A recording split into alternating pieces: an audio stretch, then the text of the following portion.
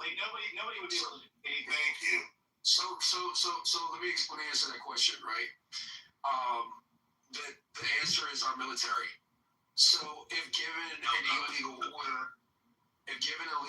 what the fuck are you talking about? Oh God, for this is literally our laws. U.S. citizens, Obama. You just look down, bro. I'm not caping for Barack Obama. Why the fuck is he bringing up Barack Obama? If Barack Obama did some fucked up shit, he should have been impeached and removed. This is not the fuck protect Barack Obama. Let me answer the question. Yeah, TC, go. Let me know how you think the military would act out on people. Go ahead. Yeah, 100%. All right. This is literally in our Constitution. All right. The international treaties that America is party to becomes the supreme law of the land. We cannot go out and and have Geneva Convention completely eviscerate the Geneva Convention and go in guns blazing, blowing up shit with no distinction between civilian and military targets. Those are war crimes, and our soldiers and military officers who give commands and follow through on those commands can be court-martialed under United States USMC. You know what I'm talking about, right? So the idea that we're going to go in under political leadership and completely carpet bomb we're not talking about carpet bombing. We're saying just kill a little bit of civilian, whatever the fuck it is. If they don't follow the rules of war, and I'm not talking about rules of engagement. Rules of engagement are different than rules of war. So define it, TC. Break it down. In terms of, I don't want to be quoted on it, but we know what the laws are. But help me on this, because like I was giving examples of taking out transportation depots and the systems of communication, and so what's acceptable to cripple a country to its knees? Like, how would you do it? I'm not an attorney. No, I'm not. I don't practice law. You answer it, but I do want to add something to this. But go ahead, just answer it and try to do what you go. Yeah, based on my layperson's understanding, right? You can target infrastructure that's being used to foment war. If it's considered a target that is used to, for example, transport military equipment or military technology, if it's used to fuel military infrastructure or technology systems that are in place, those can be considered legitimate military targets, even if they are also being used for civilian purposes as well. So, for example, a military target like a hospital, right? So you, as an enemy combatant, cannot go in to a school and say, I now commandeer this school and now I get sanctuary from being targeted militarily under Geneva Conventions because it's a school. No, you've effectively turned that school into a military target. So when you're talking about locomotives or if you're talking about transportation and that type of thing, and it's being used by enemy combatants to effectuate war, those become legitimate targets. What I'm suggesting that should not be the case, okay, is that we don't use any type of distinction when we're evaluating whether or not a target is a legitimate military target, such as what was being proffered by the previous speaker, that we just go in and blow up a whole bunch of shit. No, we have laws in this country. Like, that's what stops us from being the very tyrants that we seek to eliminate from. I never said anything that you said. So you were promulgating targeting what you were promulgating. I said carpet bomb, you fucking idiot. God damn, you're dumb. Stop fucking strong, you faggot. I looked up. Let me add my question really quick. Yeah. Sorry, what now? I looked up the rules of war if you want me to read it. She was not that long. I simply said they should have hit the IRGC harder. I never said anything about civilians. I said they're a casualty of war, and it sucks. But the same thing that is going in fucking Gaza is justified. And there's it's not fucking justified. Alistair Crowley, doesn't exist, you please faggot. timestamp this. This is a man with 140 IQ. This must be studied. 141. Yeah, 141 claim. Yeah, don't steal my 1 point. Okay, Sean, hold on. Let me ask TC if the generals and the powers that be that make our decisions, I'm assuming they go in always thinking that what they're doing is for to win, right? If something comes down the pipeline where they're told that, okay, if these X, Y, and Z decisions are made, we're automatically winners, regardless of what we're doing. There's no way they're not going to do it. That's kind of like less of a counter argument to what you're saying. Unfortunately, we're there to win. It doesn't really matter at what cost, actually, in some sense. Do you see that at all or not? I know you're gonna. I agree with you. I agree that no other international party can hold America accountable. That's correct, right? We answer only to our U.S. Constitution. However, our U.S. Constitution places certain demands that America is bound to through international treaties like the Geneva Convention and makes it the supreme law of the land in the U.S. That's in the Constitution, right? And so if the Geneva Conventions that the U.S. is party to in that treaty says that we have to engage through distinction and we cannot just say, oh, that's just the casualties of war, collateral damage. Oh well, no. If that's the case, then when those guys win, Can I ask for clarification? I disagree legally. I disagree legally. The supreme law of our land is not the Geneva Convention, and nor does it overshadow or trump, excuse the pun, our Constitution whatsoever. I agree with you on the second part. I disagree with you on the first part. No, it's not the first. The international treaties does not trump the Constitution. This is the point, John. You fucking I'm engaging with Abby for a second. Spoken long enough.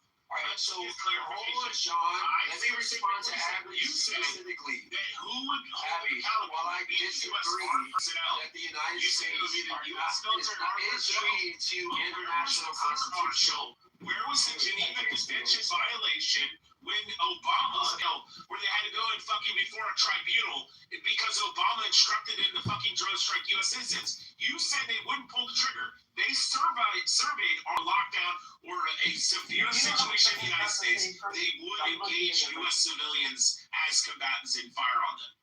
What the fuck are you talking about? Are you done, dude? You're a fucking idiot. You said Are you done? the military would stop them in the Constitution. Well, they didn't fucking stop them when Obama said, hey, drone strike that motherfucker. Did it? I want to see where the fucking court martial in the trial was. You dumb fucking faggot. Stop strawmanning. I never said carpet bomb anybody, faggot. You got your point out. Goddamn dumb cunt. Now that's easy. Regarding, right? And what this stupid midwit Rich, faggot come on, talk. man. Rich, I should have. Stop it. Go ahead.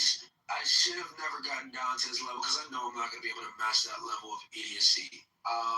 But I'll at least try and respond. So there, and I'm driving. I'm happy to grab the sources once I'm done driving.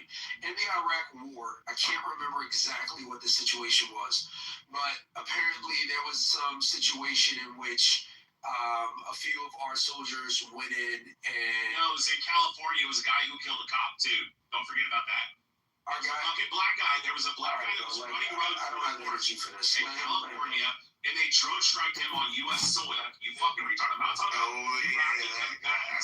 There was a black guy who went and fucking murked a fucking cop, and they drone striked his ass. Chris Norton. Yeah, the guy that was running through the forest, they drone striked his ass. Yeah, The guy in California, he's running through the forest like playing fucking. No, they burned his house down. He was in a log cabin and they torched the building and they roasted him.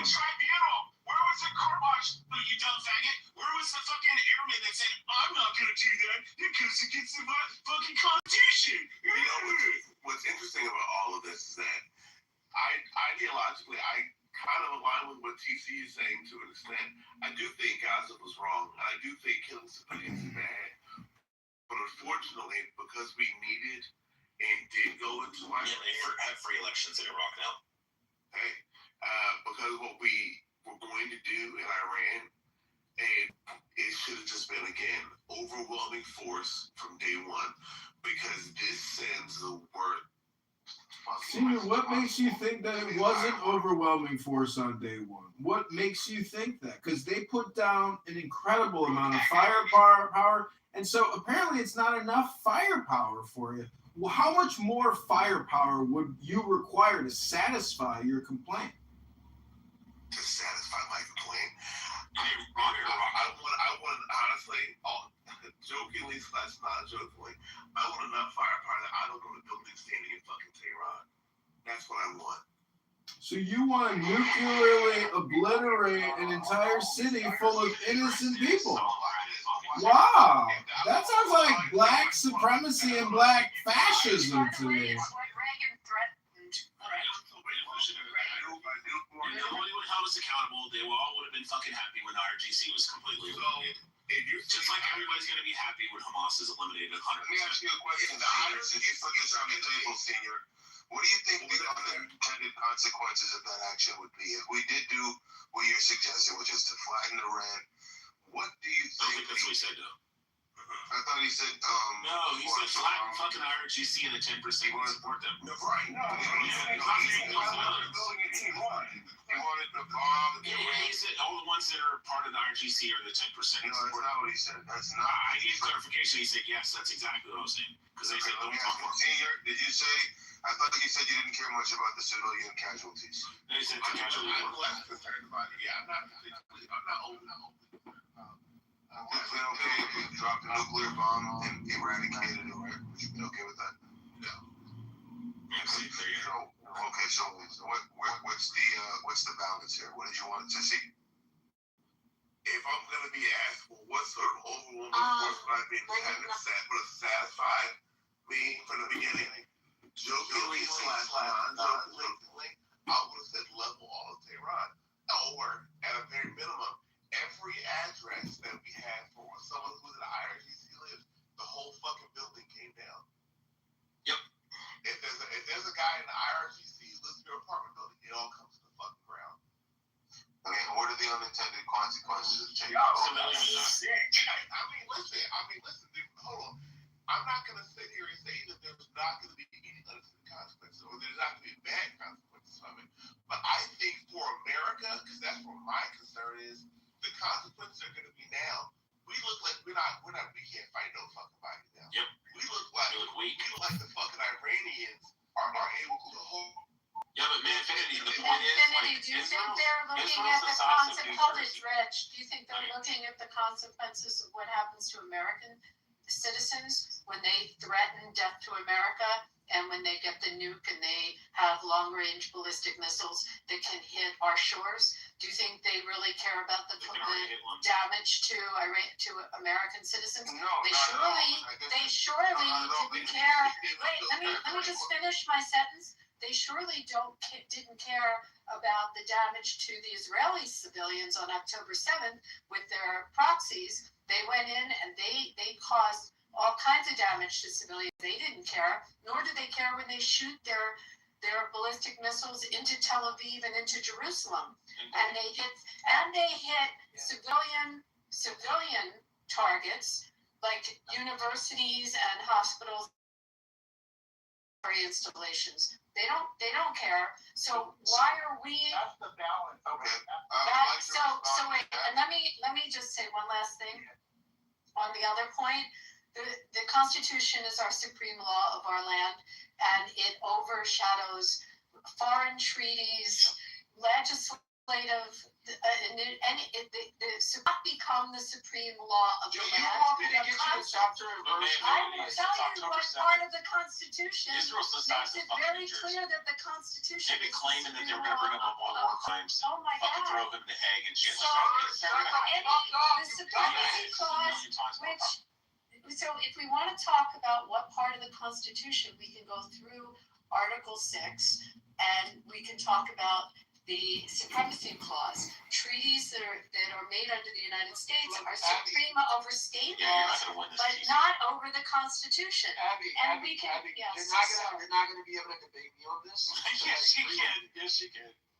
Okay, thank you. How many years have you Sorry. been This is a moot point here. We both agree. The thank you. international treaties do not trump the Constitution. Thank you. If the dimwit allowed me to speak earlier, he'd understand. TC. When you call him a dimwit, TC, that's just ad hominem projection, TC. Come on, TC. No ad hominem projection, please, TC. Why are 10 people No, ganging I'm up not on schooling TC? it. We're agreeing on it. If But you're it going has to to go debate, through like, fresh wait, why are you having a debate with 10 people and one guy? Like, he can't answer 10 of you. It does irrelevant. Just ask Well, one at a he time. said that the armed I don't care. Just have one would at a not time. fucking, they would not fucking violate the Geneva Convention, and that they wouldn't Okay, fucking I don't care. commit fucking war Why would they crimes. care? But Just then have one Obama at a time. drone strike an American citizen in California. Well, he agreed. You know what? I would have fucking shot him too. So would I. So would I. Where are you going, Mr. Brad? Conducted a drone strike on U.S. soil. You He are said a they liar, looked sir. at their superiors. Said, There has never been a lethal drone strike on U.S. soil. You are a liar, sir. What, Bree? What, Bree? There has never been an illegal drone strike in I didn't say U.S. it was. I didn't say it soil. was. I said lethal. Oh, lethal. Yeah, there has. No, there hasn't. Yeah, there has. There was the guy that was in the fucking log cabin in California who killed a cop. They drone strike you. You're a liar. Go look it up, retard. You're also drunk. What's U.S. soil to you? California? Is it U.S. base, U.S. soil? Yes, 100%. So is embassies. Is it territory? Correct. Yes, 110%. Yep. Guam. U.S. Marshall, Marianas Islands, American Okay, Samoa. great. Why don't you let TC finish what he was originally saying, then you guys can rebut. Yeah, this is hard to do because I'm And U.S. Virgin Islands. but I'm gonna put this in the chat. This is what I was saying. I don't disagree with you, Abby. It does not trump the Constitution. The Constitution is clear, and I posted it in the chat. I'm driving. Any questions on that? You can take it up with the Constitution. Alright. It clearly says all treaties made or which shall be made under the authority of the United States shall be the supreme law of the land.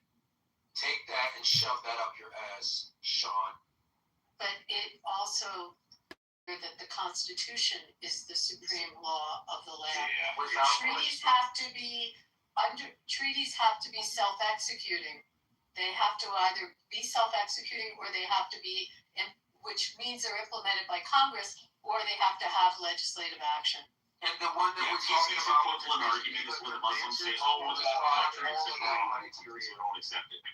Ended up in a California mountain cabin standoff, but no drone strike was used to kill him.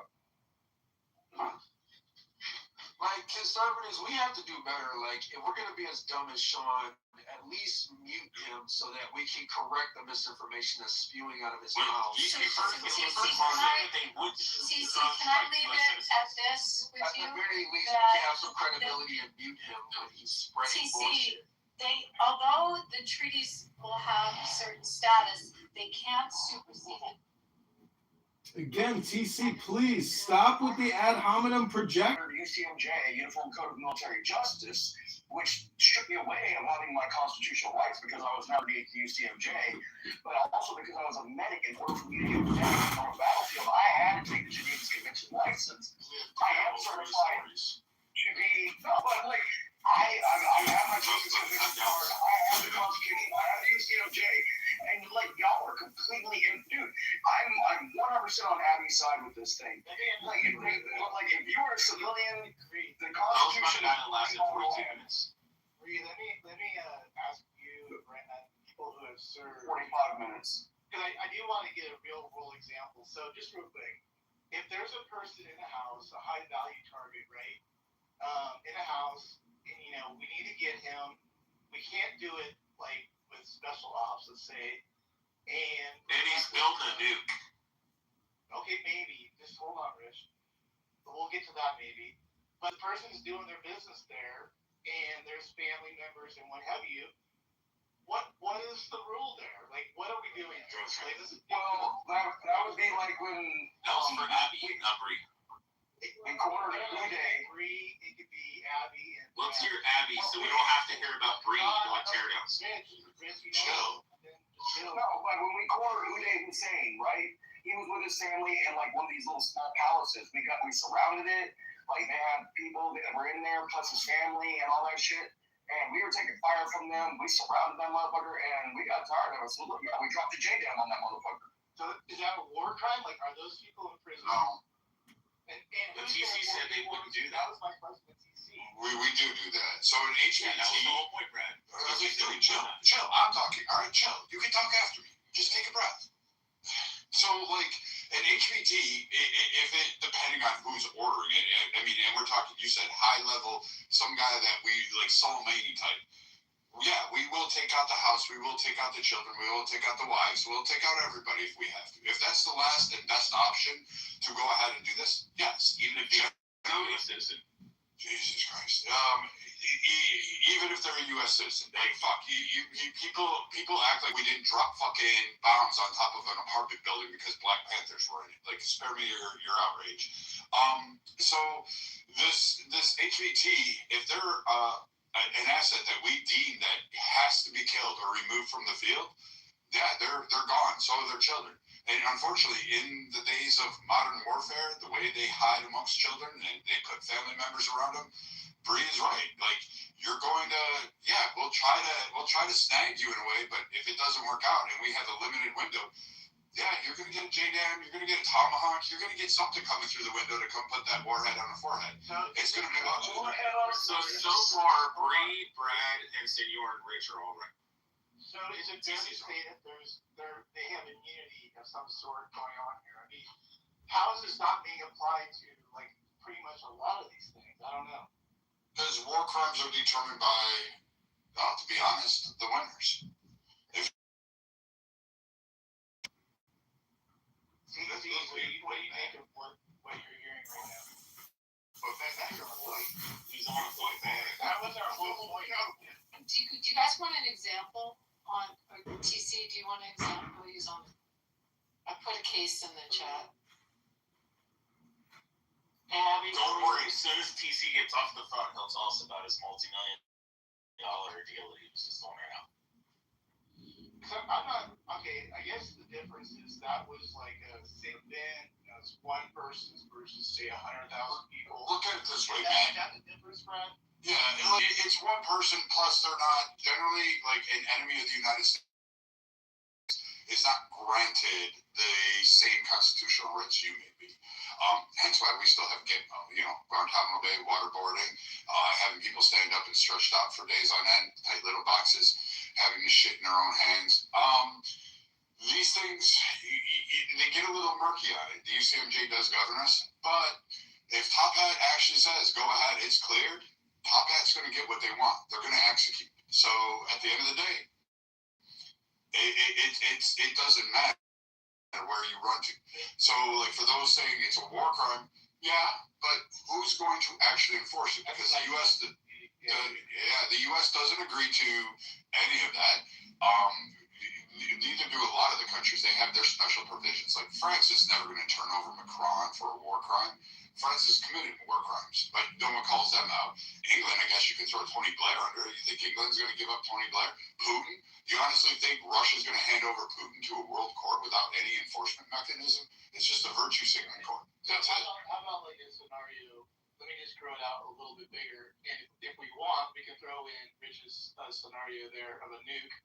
Let's say there's a gathering, say, of 500 people to, I don't know, 800, and they're all like in a factory working on various Nuclear activities. physicists. And we go in there and we just completely, bomb the fuck out of it. We're still in the clear, because the whole point, like I was mentioning to TC, is if there's a way to win the war, we're gonna do it, right, Brad? I mean, it's just the way it is. That's what we did in Japan. We targeted resources. Like, here's a simple construct of how the military operates. We'll attack you from the front. We try to dominate the skies, and we take out your threat aerially because we don't want the aerial threat to exist. And then what we do is we hit your resources. We cut off your supply lines. We cut off where you're going to manufacture your bullets. Who manufactures those bullets? Civilians. We're going to bomb them. We did that in World War II. We did it in Vietnam. We did it in Gulf War I, and we did it kind of in Gulf War II. So the U.S. has a three-tiered prong. We did it with the ballistic missile facility in Iraq. Jesus, Rich. And if it's at sea and it involves a sea element or a naval element, we will do it at sea as well. We absolutely fucking destroy civilian areas. We cut off, we do chokeholds, and we will starve, eradicate. We will blow up watersheds, infrastructure projects, water pipelines, energies. We absolutely will. Like, total war is not fucking your video games or your fucking Hollywood movies. Like, war is war. And we win at all costs. There's no, like, honestly, there's nobody going, well, because so and so is there, we can't do it. It's not, you know, like, it's. I mean, unfortunately, that's just the way it probably goes down, right? I mean, I don't know. Like, Viva's gonna come out and like, you know, I know you're there, and like, But no, it's not. Matt, it's more of those. Against this or what? Come on. No, it's the problem is that now you have these groups that embed themselves in the civilian population. So think about this. Would you, like, every American in this room, let's say Iran blows up, I don't know, LA, and Karen Bass doesn't get to rule over that. All of a sudden, you have a total war. We issue war on Iran. Fuck every Iranian there. We're coming in. We're going for blood. We're taking scalps. Now, all of a sudden, the IRGC, all the Houthis and whatever ABC alphabet group that wants to exist under them, they're going to hide amongst the civilian population. Do you think your sons and daughters deserve to die because of a war that was, you know, regardless of how you feel politically, but your sons and daughters should have to go in and fucking go through room by room? Fuck no. Matt, real quick, you mind if I... We're not gonna. The whole idea of war is to kill the other side or kill enough of the other side until they surrender. That's the end goal of war. How you do it doesn't matter. Really, the issue that we had with TC's exact statement was that they're bound by the U.S. Constitution, and our armed personnel will not do that. They will not violate the Geneva Convention. And it's like, no, we do this all the time. Like Brad said, we bombed the fucking ballistic missile facility and killed civilians in fucking north of Tehran. We had no fucking problems or qualms with doing it. But he's like, oh, that's a war crime. You know, people like Brad would never pull the trigger. Yeah, then fuck Brad would. Brad gets the fucking command, pull the trigger, he pulls the fucking trigger. You know, because that's what he's supposed to fucking... Yeah, I would probably pull the trigger. Depends on the situation. I control the ballistic missile, and they said push the button. Push the button. Oh yeah. If you're a Minuteman, you would do the same thing. But I mean, here's the other thing too. Like we abide by it, but I mean, fuck. You're talking about like the Germans wanted us to get rid of shotguns because they thought that was such a horrifying weapon. Like really? We abide by a lot of rules. Like we generally like Abu Dhabi or whatever it is. You know, the prison up there, we had, you know, that was torturous and people paid the price. We have various other black sites that now exist in other places. So you know, you just don't get to have your like feel good feelings and your virtue signaling, because I hate to tell you this, the other side is going to kill you.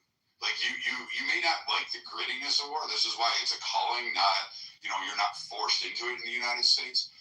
You get to call up and you get to go do it, and you better let the men and women that can do it and sleep okay at night, you better let them go ahead and do it, because quite frankly, you're not prepared for that kind of fight. This is just a side note, out of curiosity, because I'm just gonna try to. This Beam is not gonna do it, or maybe she will here in a minute.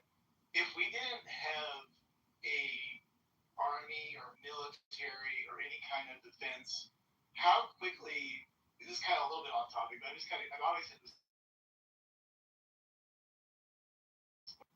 Brad, I've always had this. What you mean? If we didn't have the ponds on either side, and yeah, like anywhere, I guess. Like if we were in Europe, we would have been invaded multiple times already. If we were, the U.S. is saved by topography, it's saved by distance, and it's saved by, I mean, From shotguns and beer and pickup trucks. How quickly would we be like the mainland? Like all of a sudden, like we woke up the next day on tomorrow, and all of a sudden, for whatever reason, we don't have any military or what happened. But how quickly would China just be like, "Fuck this, we're going to the mainland"? I don't know if China really would. It's a dangerous crossing. They got to cross the pond. They have to find an entry point. And by then you'd have a civilian population that was armed. Yeah, they could probably launch some missiles, they could do some damage, but would they be able to suppress the entire territory of the U.S.? Fuck no. I mean, you have to get mechanized units, you'd have to get supply lines over the Rockies. Fuck, good luck with that one. You're going to have, if you decided to come from the West, the East, good luck with that, because you got fucking Europe sitting right there that would fucking actually go ahead and start knocking on their door, along with some of the South American and Central Americans. They would start fucking putting out, an arsenal. So kind of Well, you need the Arctic though, Brad, to be fair, right? So that's why we need Greenland. I'm being honest because Russia? Would Russia That's- do all this, or like so? Here's the thing, like it kind of goes. There's 120 guns for every 100 Americans. So Matt, I think We have more guns than people. Wait, hold on. What the hell are you talking over? I know, but Matt, I think the actual question you should ask. You asked a question, I was answering it. I'm asking a question right now. I'm actually doing a follow-up. Okay, so I'm just trying to think. Okay, so first of all, now you made me lose my fucking train of thought. They would take Taiwan, Japan, Hong Kong, Okay, my Mongolia. question is, how quickly would that happen? So are we saying it would happen, right? Or we're saying it wouldn't happen? A total invasion, Matt, or takeover. God damn it. Okay, my point is, this kind of goes to the favor of people who are like, anti-war, anti-military. If they're not going to do anything, then maybe we don't need a military. That's Exactly. right. Batteries and demons back. Go ahead, take it. Go for it. Okay, so Matt, a takeover would probably take, year and a half. If you were really talking about really invading the U.S., maybe 2.5 years, 1.5 to 2 years, to get your resources, to set up logistics. Like, people don't realize how big the U.S. really is. I know a lot of you don't, but trust me, it's fucking massive. Its terrain is so diverse. You go from desert to fucking tundra. Yeah, we'd probably lose Alaska. Hawaii would probably be taking over parts of California and probably stop at the Rockies. On the East Coast, they'd probably get to about the Adirondacks, and like the Appalachian Trail thing, and then they'd probably stop there because it's so vast. That middle prairie is not something you want to contend with. Like, fuck, it takes you 2.5 days to get through Texas. That's just fucking. And that's driving at 85 miles an hour. Try moving a mechanized unit of like 100 fucking men, supply, resources, fucking water. Like, you have to know where water supplies are. I mean, shit, these guys would be drinking from cobalt ponds in the back of fucking, electric plants, and then they'd be fucking dead. So, I mean, it's. So is our military mostly to be overseas doing our business, not mostly protecting the homeland? Oh, we have a really strong. We have a strong protection, dude. Like, it's massive. Like, our defenses. What did you say? Oh, our defenses are massive. Like, trust me, no one's invading us. Not for the next 100 years. I just play like a devil's advocate role here, because like if we're safe here in the mainland, then we don't need it. Like, if we didn't have a military, then why do we have a military? Well, That's the next question gonna be. hold on, Like, if we're okay here, like what the hell? Like, It's we're just a sitting deterrent. here, no one's gonna do anything. Go for it. Well, Matt, I had a question, maybe Brad can answer this, but the only vulnerability, and it's not really a vulnerability, but the Arctic is the area where the Chinese have tons of ships right now, or at least tons of interest in there. Same with Russia. I mean, it is an area where the U.S., Canada will get attacked first, but the fact is we're right there. So it's an important area that I think that's why Greenland is so important. And that's why other presidents, including Truman, have looked at Greenland as a strategic stronghold. And it's probably the only chance that any country would really have to try to come to the U.S. Doesn't mean You're under the impression that we would be pretty invaded by China. That's No, not quickly. I'm saying that's the only place that would stand even a 1% chance to try would be that area. Because Greenland is protected by the Danish, which in 5 minutes could be destroyed, right? So, I know we have bases there and stuff like that, but we don't have our full strength there that we would have on the West Coast or East Coast. So to hit the mainland U.S. is going to be really rough. But if you're going to come in through the Arctic, you may have a shot at least. This is a really interesting thought experiment. I know it was kind of off topic to what we were just talking about, war crimes and what have you. But I've always just been wondering about that because if we're, maybe, just maybe, I'm just playing that part out, then maybe She's not taking the bait, man. I know. Well, you try to get me off, Mike. I'm trying to find something here to support the people who believe that think that we should have less military. And if our mainland, all right, Matt, tell them that they're going to kill all the plants. They're going to kill all the plants and all the flowers. So come on. Oh shit! Yeah, why is the U.S. Army older than the United States of America? Way older? Yeah, the U.S. Army is 1775. United States of America is 1775. That's not lying on that. Okay. 1 year older. Why? I mean, well, the answer is because it took the military to make the United States. And the reason we have the United States is because we have a military that will fuck shit up. That's true. No, I don't disagree. Okay, Chaos wanted to jump in here. Go ahead, Chaos. Slumdog Millionaire. Is that Chaos and chillism? Yeah, it's a Slumdog Millionaire chillism. Chaos. Yeah, Andrew's it's been a while. Yeah, so it's a really good topic, guys. It's a lot of topic. Like talking about stuff. I do think that America can't be invaded at the moment. I feel like you guys have a really good geological advantage, which would prohibit any force that mass accumulate and attack. And a couple things. I think Matt, you asked how why would America have a huge military? I think I want to draw comparisons to Rome. I think Rome, and it became from a local regional power. The superpower, the military just expanded completely. I think we could draw similar parallels with America as well, where after World War I and World War II, I think it became from a regional power to a superpower. And I think we could draw parallels like that. So that's one thing I want. USA, USA, USA, USA. So, is there anybody here that thinks that we should have less military? Just out of curiosity.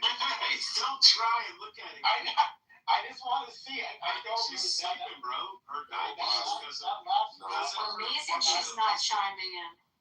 that's because I'm not chiming in because I felt guilty that last round. I wasn't trying to bait you, Bima, but I actually have a question, Bima. Do you have, and you don't have to answer if it's too personal, do you have family members that were in the military or were in the military? Yeah, the man that I'm with served almost 20 years. And so what's your impression of the military? Well, it's shit. It's shit. He think it's shit, the guy that served? Yeah, he does. And he recognized that when he was out serving in war, when he was over there, and he was told what to do. Where did he serve? He served in Iraq and Afghanistan. He went to both. He did both. At first, he was in the front lines. He did a bunch of stuff, but it was you could talk to him about it. But ultimately, he saw that there were different narratives that were being played from the recordings of what they would record news articles and news stations here, send them out there, and then they would play them over there. And when they'd be playing them, the narratives of what U.S. was being, what we were being told back home was completely different from what he was experiencing out there. Also, what would play? Would it be curated just for military, or would they CNN or Fox or Right, all of that stuff. All of what? All of CNN, Fox. So how is that curated differently for the? How is that curated differently for the military? Because it didn't match what he was experiencing. He wasn't put against a bunch of terrorists that were trying to kill. And he wasn't. He was him along with all of his members there. They were experiencing something much different. And so anecdotally, he had a different experience. Right, he had a different experience. Was he in a command position? At one point, a captain level? No, never, no. He couldn't get that far because he was causing too much trouble. he's like me. He's hard-headed, and he's a good person, and he refused to do things. But they knew that he was a good person, that he wasn't refusing to do it out of, I don't want to follow command. It was a genuine, like, I can't do this. I can't morally do this. So what happened? Was he court-martialed for it? No, never. Everybody that was always in a bigger command position than he was, they would try and do whatever they could. He tells this story of them taking him on long rides, having conversations with him, putting him in different positions where he wouldn't have to do the things that he was asked to do in other positions. He got into land nav because of it. They took him out of the front lines, and then he got into land navigation. And he wasn't in a command position, and he wasn't privy to those levels of strategic information. You would have to talk to him. Brad wanted to ask this than me. I've never heard. I'm sure Bree's going to back me up on this. I've never heard of like a captain taking me out because I wanted to refuse an order. That shit just doesn't happen. Fuck no. Well, I mean, it did. So No, it didn't. The story doesn't make sense to me. Like, there's something misaligned. Okay, well, I'm not saying. I'm not going to try to. I'm gotta ask the question so you can tell. That's fine. There's something that doesn't add up because that's not anybody's experience in the military. No, if you refuse an order, that's trouble. In an article. Well, and they don't take you out for a ride and go, here, you can have a new job. Like, you don't get these things. Like, right, just like I'm sure people in prison don't have weapons and phones and television. But your story doesn't make sense. Right? All of us that serve, would you agree? just Would you agree that people don't have cell phones in but they do. That has nothing to do with one. That has nothing to do with it. You're just making up a story. Okay, then I'm making up a story, then don't talk to me about it. It doesn't matter just because. Your experience is wrong. Like, it's flat out. I hate to tell you this. He either didn't serve, I or appreciate he didn't. But you can't just you can't say that he protested in the fucking military. You don't do that. You can't say that. You understand that? You can't just say it and believe it to be true. I mean, sure, of course you could say it, but it doesn't make it true. And you as loud as you are, or as loud as anybody else is going to be, it doesn't make. Okay, sure, that's fine. You can deny it all you want. If it's too difficult for you, to process that something like this happened, then that's fine. Listen, I have no desire to prove myself to people on Clubhouse or to try to prove something that somebody else's real life experience wasn't the truth. Like, it's just. I want you to build shit up. I'll shut up. Okay. I want you to tell me. Military, I get to drive out. When's the last time you got a cushy ride by an 06 that fucking go on and talk about your life choices? Maybe you guys are good people. Maybe you guys are just trash human beings. Tier 1 operator. Don't fucking forget it. Put some respect on this fucking name.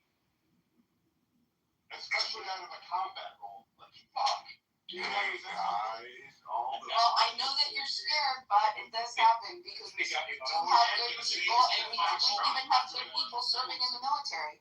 We do have people that are in command positions that are still good people. We do, and it's that's the matter. Entire military shit, so then that all buzz, and then you want to proceed to say that you're soft. No. And the concept. No. I don't think that the people. No. The system, Brad. The system. I'm gonna call a cab on it. The story doesn't add up. That's fine. You can call it whatever you want. I don't care.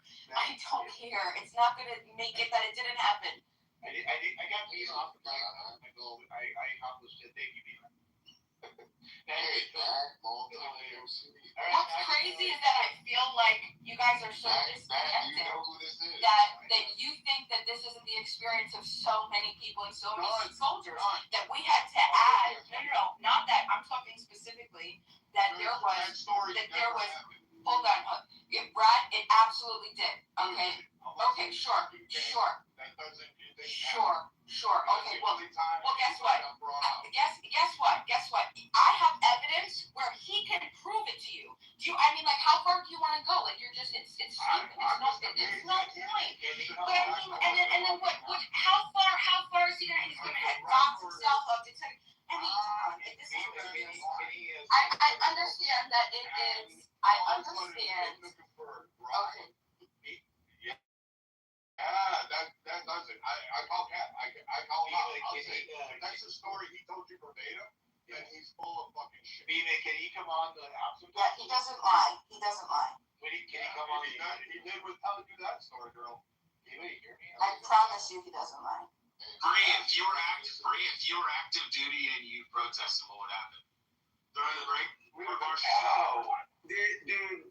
The only time that I ever we had a war crime in my unit is this one captain. He lost 3 squads in all of 2 weeks, and from this one guy that was making courtyard IEDs.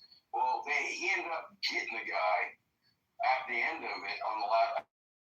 After that, they figured out where he was at with the commandant and all that crap. They found him, and they handcuffed him, and they took him out, or zip tied him and took him out to the desert, and he walked up and shot him in the back of the head, execution style. Yeah, but what's the punishment, Bree, if you he went 11 words.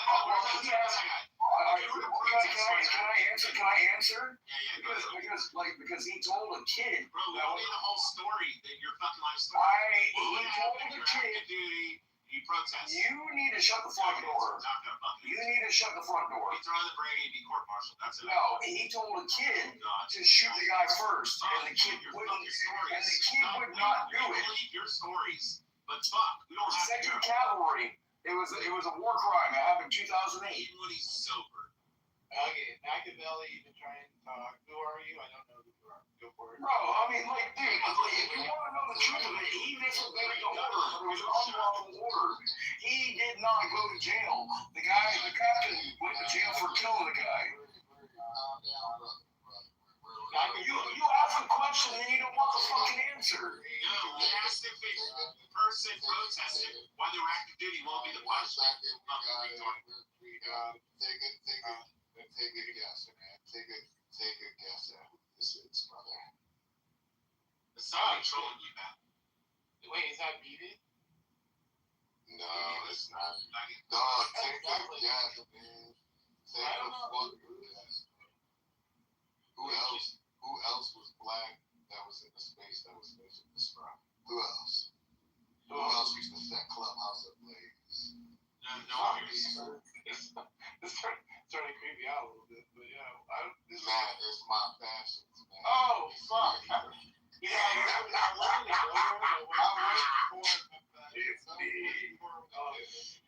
back from the dead. Crazy. I was wondering if you were still out there. That's pretty cool, man. Welcome back. Oh, man, I'm just back for a short time, not a long time. I see you guys are fighting. I like this. Continue.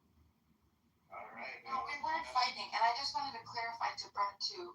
Brett, I don't want you to think that I was saying that you or the people that serve for trust. That's it. Please hold on. That's not what I was saying. What were you saying? That's not what I was saying. What I was saying was that the way that the system is, and the way that it preys on people and ruins people's lives, that's what I was referring to. You're just saying your boyfriend shouldn't lie. I feel that the people, do you know, Rich, your piece is trash. You honestly are always a piece of trash. No, you are trash. You are trash. You are the only person here that's trash, Rich, is you. Okay, all you want to do is start trouble, try to humiliate people. It's just trash. It's just trash. So, no, it's so annoying. He's so annoying. So that's what I'm saying. The way that the government ruins people's lives and targets and people that are in the military, I feel that the large majority of them are victims. That's what I was getting at. I just wanted to. So I loved every day that I went to the military. Were there shitty days? Yeah. Was it the greatest job I ever had? Absolutely. I would give anything to go back and go hang with my brothers. I miss them to this day. Yeah, there was bullshit. There was politics. There was fucking dumb shit all around. Getting issue fucking broken down equipment. Waiting on fucking. Hurry up and fucking wait. Yeah, hurry up and fucking wait. Boobar fucking fucked up beyond all recognition. Snafu situation normal, all fucked up. Like all of that in a bag of chips. But the idea that now I would never. I call Ken because in this day I have been at Clubhouse for a long time. We have found people who have said fucking they were SEAL Team Delta fucking Rambo operators from fucking Marsag and that they were snipers all in one fucking time. So many times on this app and it's so much in real life that I've like even guys who have served, I just kind of take a step back now and just like watch what they say, watch what they do. I can honestly tell you, and I'm saying this as not a mean guy, nothing harmful. Whatever it is, whatever story people want to tell, it's their story. There is no fucking way in a combat zone that you, let alone in the rear, wherever you're at, on a base, you're going to tell some officer or a gunny or a chief or what does the fucking army have? Whatever those idiots have. You are never going to tell them, no, I'm not going to do something, and you're going to get played. You're going to get kid gloves on. It just doesn't happen that way. And I'm just telling you, you may think me telling the story wrong. I'll accept that. But if that's exactly verbatim what he told you, there's a lot missing on that. Yeah, and I appreciate that, and I can accept also that I think that this is an extreme exception. I think he's an extreme exception because he's just a very different individual. He's not like most people, and he's just I don't just all together. He was different. So I don't doubt that, and I don't think that it wasn't good for me to tell this story at all because I think that hindsight it shows weakness, and it's just a bad idea overall. So yeah, I'll just put it off to I lied and the story was bullshit. I think that's fine. I don't care. But ultimately, I still will hold to everything else and say that I think that the government targets young minds, ruins lives, and is trash overall. I think I'm happy that you had a good personal experience, and I'm glad that the brotherhood, and that's good for you. But I know way too many people, way too many lives who have been completely ruined, destroyed forever, and affected generations. I can't ever. I work for the National Purple Heart Museum. So you could just imagine what that was like, right? Documenting the soldier stories over time and to talking to people up close and personal for a long time. I worked inside. Well, I'm not going to dox myself, but there's a lot of. I'm in a military area. I'm just going to say that, okay? And the exposure that I've had to people and conversations. I'm telling you, maybe it was one too many for me, but that's, and I mean, overall, I just don't think the military is a moral actor for exactly the reason we're talking about before, right? And this is what Matt wanted to get me off the mic for. I don't think all of this stuff about leveling, listen, no law is going to tell me what to do when it comes to self-defense. So no UN document, no constitution, nothing. As long as it's declared definitive, objective, objectively factual, identifiable, confirmed, clarified, verified fact that it's self-defense. Once that happens,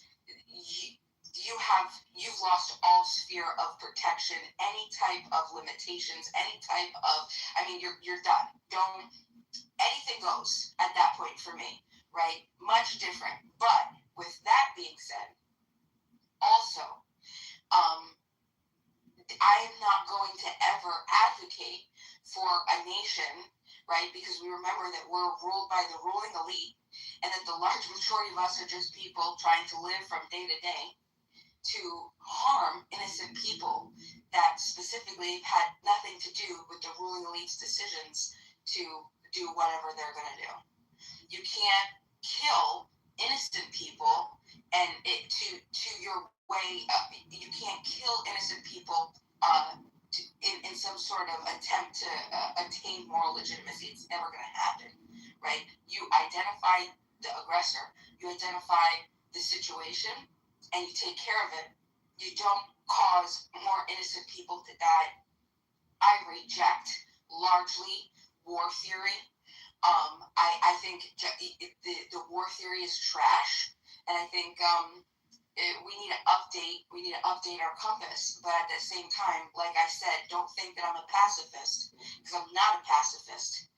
As soon as it becomes self-evident that this is self-defense, pray. Well, that's a great question. I don't know if we can keep going back and forth, but I was kind of curious. Is there anybody here who is just pro-war, just gung-ho, any? Do you really fucking ask this question, Matthew? No, I gotta ask you. Seriously, I'm on stage. You gonna ask dumbass questions? Well, I don't know. You should just address Rich and be like, Rich, okay. Okay, what are you? Okay, go ahead and answer the question. Oh, yes. I'm for wiping out every fucking combatant on fucking Earth and just decimating all the fucking combatants. So you're for any war, any war. What? Oh, somebody muted me. Sorry. Okay, so you're for any war. You want to be involved in all the wars that go on. Oh no, I'm not like a war hawk. Want to go out and just fucking strike, but I'm saying any enemy combatants, like if they pose a fucking imminent threat to the United States, we should kill them all. Okay. And I say we should invade fucking Paris and kill them. Right. Man. Yeah, go ahead. Yeah. Young men go to war, young men that don't know each other, because old men that do know each other. We need to make these old men that want to start the wars that some young men in, we need to put them on the front line and make them start this shit. Back when kings used to be on the battlefield with their men. We need to go back to that kind of shit. Because, right now, you're literally just sending the youth to go kill the youth because of old fucks that want to make money off of the war machine.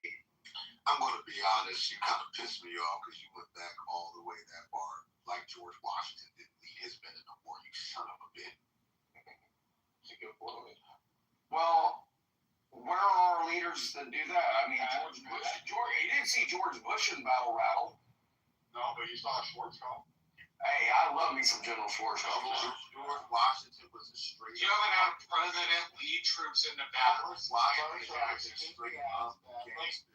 Should that be a Worst gangster president ever in life. Who's that? There will never be another president who was like, fuck that. I'm going to stand on the front of the boat while we cross this icy river. And I'm going to look gangster as shit with a cape on, showing a flag on with the red, white, and blue. Nigga, it ain't that more gangster than that. That's true. Good point. With the teeth pulled out of slaves. And he had a big old musket ready to blow. Marshall, you raise a good point. Should our presidents be on the front line? Would that change the whole dynamics of war for them? If they're out there doing the business too? I don't know. What are your thoughts, Marshall? Let's go back to the ancient world. Fuck it.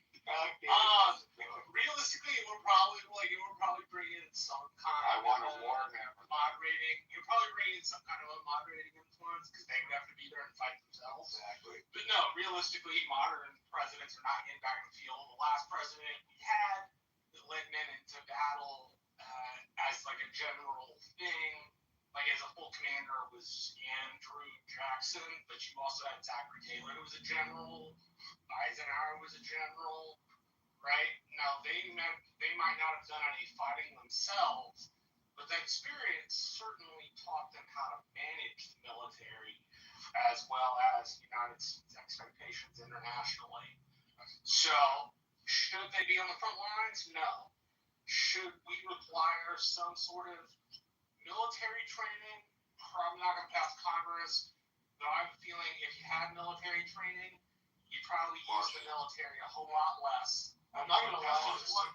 That's a surmise and a historical guess on my part. Brad, what do you think? I want Trump on the right. He's on the phone. Brad's on the phone first. What's up, Marshall? I disagree with all of you. Because George Washington called fucking bodies. Like, this nigga was dropping niggas in the field. Like, bro, this wasn't no regular. Bro, as far as I think George Washington was a fucking alien. Wait, Machiavelli. I think this nigga was an alien. George Washington was dropping niggas in the field, bro. Wait, hold on, Machiavelli. Based on what you just said, are you saying he was dropping slaves in the field? Yo, you know what I mean? It's not. Oh, no, I was just curious. No, he was pulling the teeth out of slaves to use Bro, he was fucking blicking. He was shooting motherfuckers off of horses, bro. He was playing the motherfuckers, bro. There was nobody more gangster than that. Who's president caught a body? Yeah, Like, we also has caught a body recently. we also have to keep aware at the time he was not president. He was just a regular general. Like not even Syria the third at the time led his troops to battle.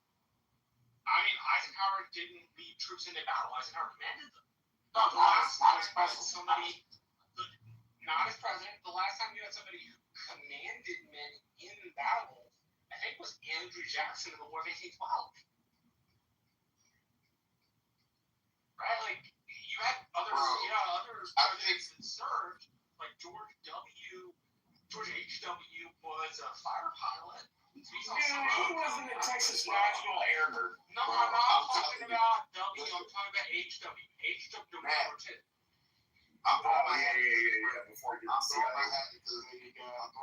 into this ring. I agree. I think that presidents should be on the front lines. Why?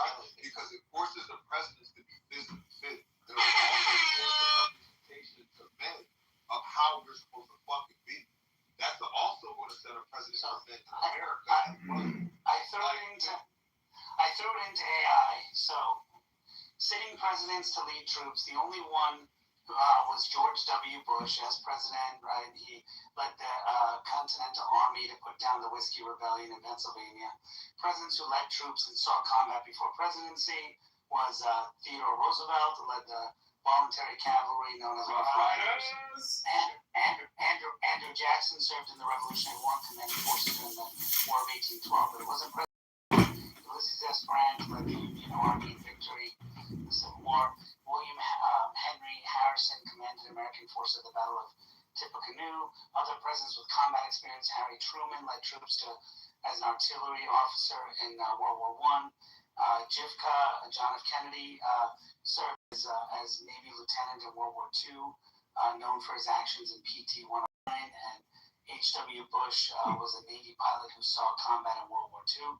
Several other presidents saw combat or were in the military. Young men are the ones that don't know the person that are fighting on the other side. Yeah. Like, like when I was fighting people, if we would have been given a chance to sit down in a coffee shop, I might have enjoyed having a conversation with these people. But no, we're shooting bullets at each other. Like, it's young people fighting young people because old people that do know each other. And, like, war is going to be a bitch. It really is. And, you worked on the military under the Purple Heart Union. You can look me up. I'm Brian Pat. I'm Chapter 1000, Military Order of the Purple Heart. I'm not talking shit when I'm talking about the military. I mean, it was the worst thing going through it, but the thing that, like Brad said, I want to go back to so bad. Like, it was shit going through it. But it's the thing that I missed kind of the freaking most. Because it's a man thing, nigga. It's a man. Bullets, gunfire. You can smell that gunpowder. I wasn't even there. I wasn't even fucking there. You understand? Did you say to Manfinity? He's here. I would use 1% of the interest. And leave Yes. 1% Every battle ever is based on infinities. Until I be a billionaire. And what happened? I would give it to the garbage. See, there you go. Why? What comes in a non-kosher way? Wait, welcome to the stage, Elsie. How are you, Al? All these women Fantastic being who Howard. does not modesties for money. Wow. Hey, I really ended up with cancer eventually. If I didn't ask, And all the what do you think of the dreams that they have will be cut. I gotta get Will be very, very miserable. you went hard. All the government will. Oh yeah, I was.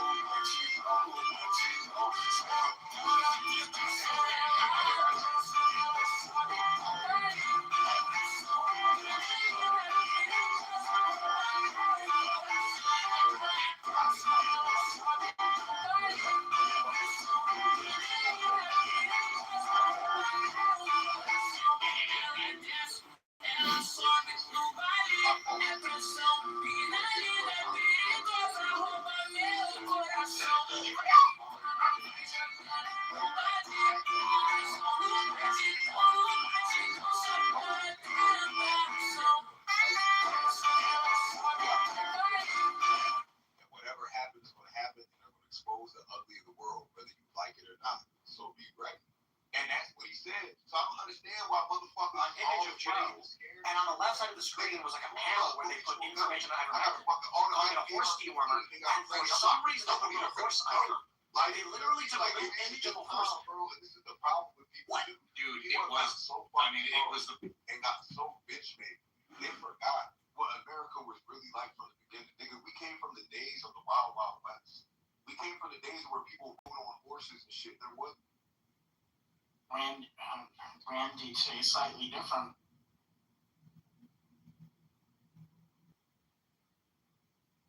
An unexpected repair could wipe out your savings fast. Protect yourself with a home warranty from Cinch Home Services. In the end, people are awake that something happened during COVID that was unholy. So that was an important victory. And this hantavirus story, if it is just people talking themselves into a frenzy, fine. But if officialdom is playing games again, they are probably playing them for a reason. And we need to know what that reason is, because hantavirus is not a natural for this role at all. Well, it's easy to strip people of their rights in an emergency. Exactly. I mean, the Moderna vaccine story from 3 days ago is crazy, dude. How can you even begin to say it's a coincidence? It's maybe it's a coincidence, Moderna. Maybe this just happened to happen within a week. Maybe it was a slow news day on accident. Maybe they didn't stifle the news for 3 days to let the hantavirus story go wild. Maybe they didn't do that. Well, I think people need to understand that whatever else it may have been, the COVID pandemic was the debut of gene therapies dressed up as vaccines. That's what Changed the definition of vaccine. I know they did. It's wild, huh? It is wild, because if they had said to people, we're going to require you to take a gene therapy, people would have said, huh? What's the value of the gene therapy? Assuming steelman in the argument, you get some badass mRNA treatment. Like, what's the good upside of it? Well, you want to know? Yeah. From the point of view of the vaccine-making industry, it is the ultimate cash cow for multiple different reasons. It streamlines the process of creating a vaccine, and it cuts right through the regulatory apparatus, because the argument that they're going to make is, we tested the platform, it's safe. So we just loaded a new gene, and the only thing we have to do is test that new gene and the antigen it produces. As long as they're safe, then the whole thing is safe. Now, the fact is, none of it's safe, and it can't be made safe. Anything you load into that mRNA platform is going to be dangerous. It's going to do the same damage to the body that the COVID shots did, and it's going to show up in the heart.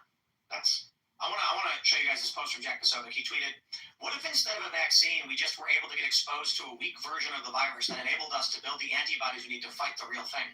Of course, Jack's point was that mRNA vaccines were totally different from the, attenuated virus, is that what it's called? Yeah, vaccinations, which were in the past, what vaccines would do. And Jack was making that point. And this guy, Dave Jorgensen, said, the anti-vaxxers went so far right, they looped around and invented vaccinations. These people, I'm wondering if the real left-right divide is sub 70 IQ versus everyone else. And I'm being intentionally mean. These individuals had no idea, and to this day have no idea what is actually going on in the world. They see this post from Jack, and they are so far removed from the context of the real conversation around this technology, they genuinely believed the COVID vaccinations were attenuated virus vaccines. Yeah, they weren't at all. No, they were mRNA vaccines. Were any of them attenuated? Were those DNA vaccines? Is that the difference? No. The DNA were also gene therapy. But there was a difference. Wasn't one of the Johnson. No. It wasn't attenuated virus, but it wasn't mRNA, right? It wasn't mRNA. It was DNA. But the question is, what language did you write the gene in? It's still gene therapy. In the Johnson & Johnson, they wrote the gene into DNA. In the Moderna, they wrote it into mRNA. But it's almost the same difference. Now, the mRNA platform has a special vulnerability, but you can't, maybe I should tell you what that vulnerability is. The mRNA is basically a RNA gene wrapped in a lipid nanoparticle. That lipid nanoparticle has no addressing mechanism on it. They inject it into you, it flows around in your blood and your lymph, and any cell that it touches may take it up because it's basically just coated in fat. Your cells are made of fat, like dissolves like, it goes in. So the problem is, by design, that shot tells your cell to make a foreign protein, in this case the spike protein. That foreign protein ends up on the surface of the cell, and your immune system, when it sees your cell making a foreign protein, it thinks virus. Why? Because that's the only place it sees that. It's a viral pattern. So what does it do? It destroys the cell that made the protein. Now, if that cell is in your muscle or your liver, not a big deal. If that cell is in your heart, it's a big deal, right? Your heart is not supposed to have a viral infection. They're rare. Your body decides, well, killing off heart cells isn't a good idea, but leaving virally infected heart cells isn't a good idea either, and it kills off those cells. That's where your myocarditis is coming from. And myocarditis itself is misleading, because what myocarditis means is just heart inflammation. This isn't just heart inflammation. And pericarditis. Right, but these are itis, inflammation. It's not inflammation. This is inflammation, which is the symptom of damage to your heart, which has an extremely low capacity for self-repair. So why is it that a soccer player is running down the field and his heart gives out? Because he's got a wound in his heart he doesn't know about. He's running under pressure, and suddenly something gives way. Real quick, though, you said the heart doesn't usually get viruses? Yeah. Can you explain more on that? Is this like your immune system just won't let it happen? Or no, it's very well protected, right? Your heart, it's really important that it not get viruses, so you would expect the protections to be turned up. It's also pretty well insulated, right? Your lungs aren't. Your lungs are exposed to the outside world. So in any case, I'm not saying it never happens. Is that true for any other internal organs, like your kidneys are less likely to get an infection? So, well, your kidneys can get infected because they're also exposed. But in your blood, it's like your heart. You know what I mean? Like sepsis.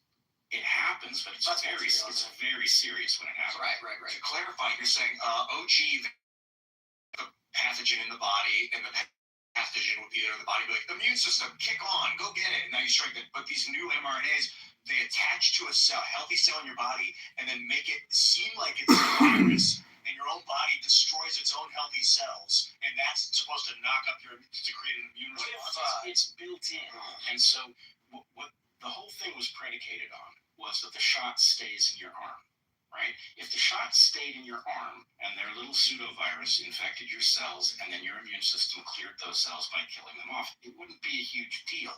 But one of the things that Steve Kirsch and Robert Malone and I talked about on that podcast in June of 21 was the fact that the biodistribution did not suggest that it stayed in the arm at all. Are they working on figuring out a way to make these lipid particles address properly now? They won't acknowledge the problem. So I don't know if they. That would cure cancer, wouldn't it? Well, cancer's a different matter. If you have a terminal disease, and we've got it, that might be high enough. So but let's just address the theoretical nature. If they were to create the addressing mechanism, as Ian was asking, targeting for destruction cancer cells, specific cells, because not all cancer is the same, they inject it into your arm or whatever, it floats through the body, but specifically only attaches to the cancer, your immune system that destroys those cells. Is that possible? The immune system already has a tremendous amount of capacity to fight cancer. Sometimes it doesn't. Sometimes it doesn't. That's when we find out about it, right? Yeah. The thing isn't properly addressed. So yeah, and I would cautiously say I don't trust these people.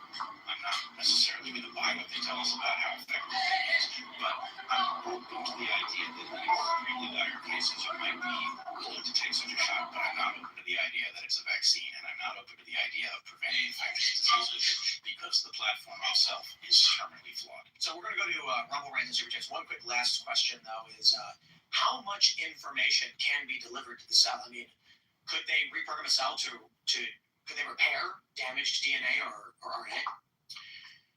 With the mRNA platform? Yeah, so imagine they took like a stem cell of yours, they had like a perfect DNA strand or whatever.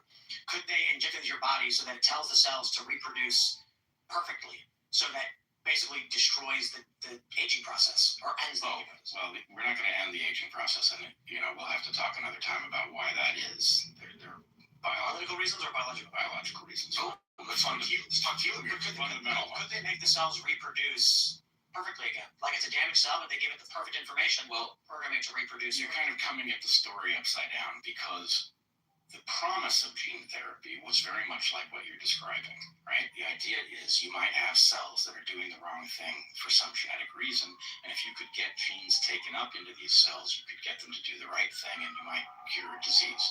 It never panned out for reasons like this addressing problem, right? The problems never worked, and so the huge investment that we biologically put into gene therapy never returned on that investment. Yeah, but if you were able to do like one clinical test on, say, like 5 billion people, you get all of that data at once to solve for this.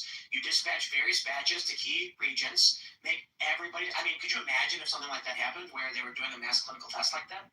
Yeah, but what I would tell you is that what can be done on paper is spectacular. What happens when you try to deploy these things in the layered complex systems that make up the human body is you end up with all sorts of unintended consequences. I understand that. I'm saying, so imagine if you could do 5 billion clinical trials all at once. With between the year of 2021. You can't do it more. And you're like, how do we get the data? And they say, well, it's going to take 20 years. You're asking whether or not COVID was an experiment. I never said that. Yeah, okay. I'm just saying that instead of doing a bunch of human trials where you can't figure, it's from the 80s, and you're like, why can't we get this addressing problem right? So only if we could test it out 5 billion times in a short period and get all the data. We're going to go to your Rumble Rants and Super Chats, so smash the like button, share the show with everyone you know. The uncensored portion of the show will be up in about 12 or so minutes at 10 p.m. Rumble.com/TimGuestIRL. In the meantime, what say you? HS Disturbed says, just found out I'm pregnant with my 4th child. I'm 42. My last pregnancy was 10 years ago. Please pray for us as I attempt to bring another God-fearing patriot into this world. Thank you so much. I love you guys. Congratulations. Absolutely. Oh, you're going to be so excited when you get another baby. I just know it. Running around. Jadred Biker says, did you? No, I had someone else do it. Correct. All right. Swiss says, feeling bad for stupid people is what got us here, Brad. This is tough. You press the red button or the blue button? What is that? You know this one? No. Oh, you mean the sweating? With a what? There's a red button, a blue button. If more than 50% press the blue button, everyone lives. If more than 50% press red, anyone who pressed blue dies. Moral dilemma. Yes, it is one. And everybody just says, like, Just press the right button. There's a big leap of human evolution some 300,000 years ago where they discovered the first human bone that was actually looked like it had been repaired. Before that, if someone broke their leg, they were just left to die. And that was very bad for us as a species. Once they started taking care of their weak and their wounded, we evolutionary leapt. So we're sort of in a situation like that. I mean, I think that's your argument. I'm trying to steel man your argument. My argument actually is that the transhumanists, and there's lots of people who fall under that banner, wouldn't label themselves that way, but the transhumanists have sold us a bill of goods, and I think many of them have lied to themselves. And the story that they tell themselves is that there are people who are so broken, there's just nothing we can do for them. And they're half right, okay? Once a person has got through development, it's very hard to help them. Before they've been damaged in development, it's very easy to protect them by delivering an environment that looks like their ancestral environment, so their body knows what to do, their mind knows how to develop, and that's what we ought to be targeting. So I just want you to separate two questions. What do we do for the broken people on planet Earth today? And the answer is that's going to be a tough one, and we're going to be less successful than we would like by a lot. What can we do for the generation that has yet to emerge? Everything. And it ought to be our obsession, right? We can start dealing, you don't need to have children who need orthodontia. We know how to solve that problem. We're just not admitting it, right? It's solvable, right? It has to do with a feedback. When you chew as a child, you put information into your body, and your body reshapes your jaw based on that information. All of this giving children baby food and formula and making sure they don't chew hard stuff is causing our jaws to collapse. There's not enough room for the teeth. They come in all crooked. And the fact is, most children now need orthodontia. That doesn't need to be. If you wanted that problem to be solved 10 years from now, we could solve it, and we wouldn't create massive numbers of new people. You need a tiny number of orthodontists just for the few people who have. What are you saying? Kids should be eating hard stuff? Yeah. Look up Mike Mew. Mike Mew. What do you mean? Like, my baby doesn't have teeth. You know, right. But your baby, and you should go to Mike Mew for the exact advice on what to feed when. But your baby naturally wants to chew on things, right? Yeah, she does. And if the instinct is, oh, they don't have teeth, it better be pureed, then what you're going to do is you're going to cause the wrong information to register. Her jaw will collapse. She'll need orthodontia. And then you know what the orthodontist will tell you? It's genetic. But which doesn't make any sense. She gets pureed sometimes, but we were told by all the doctors to give her stuff to chew on, so she chews soft things. What about did you ever do like a frozen strawberry and a little net thing? That stuff's awesome. Yeah, she's got one small tooth coming in. I loved that stuff. Mike Mew, the big bolus chewing involving chewing a large ball of 5 to 10 pieces of gum to strengthen the masseter muscles and develop the gonial angle, the jaw corner. But how old, how young do they start? Ask Mike Mew. Right. I don't want to pretend to be an authority. The problem is, I'll ask AI to analyze this work. And she was rather enjoying her beets. But I was eating cheese, and she saw me eating cheese. And she knew that she can't eat beets. And she reached over and she went, And I looked at my wife and I was like, should I give her some? Should I give her a little piece? So I gave her a little piece of cheese, and then she took the beets and threw them on the floor. Yeah, that's what happened. You gotta mix the beets with the cheese. And she's like, now I don't have to eat them. And then we're like, you're done. You're not eating. And then she started crying. He says the earlier the better. The earlier the children start, the better. That's an interesting philosophy. It makes a lot. I mean, just basic. Duh. The most important thing, though, is that we handed her a flute, and she instantly figured it out. And she's just going, burp, burp, burp, burp, burp. And we're like, yes. Oh, I gotta tell you guys this story, totally unrelated. We went to Guitar Center because we went out to eat, and there's a jazz band playing. We were in Baltimore before we went to Phil's show, and she was staring at the jazz band, obsessed. She had a raging woman. So I went to the band, she wanted to watch food.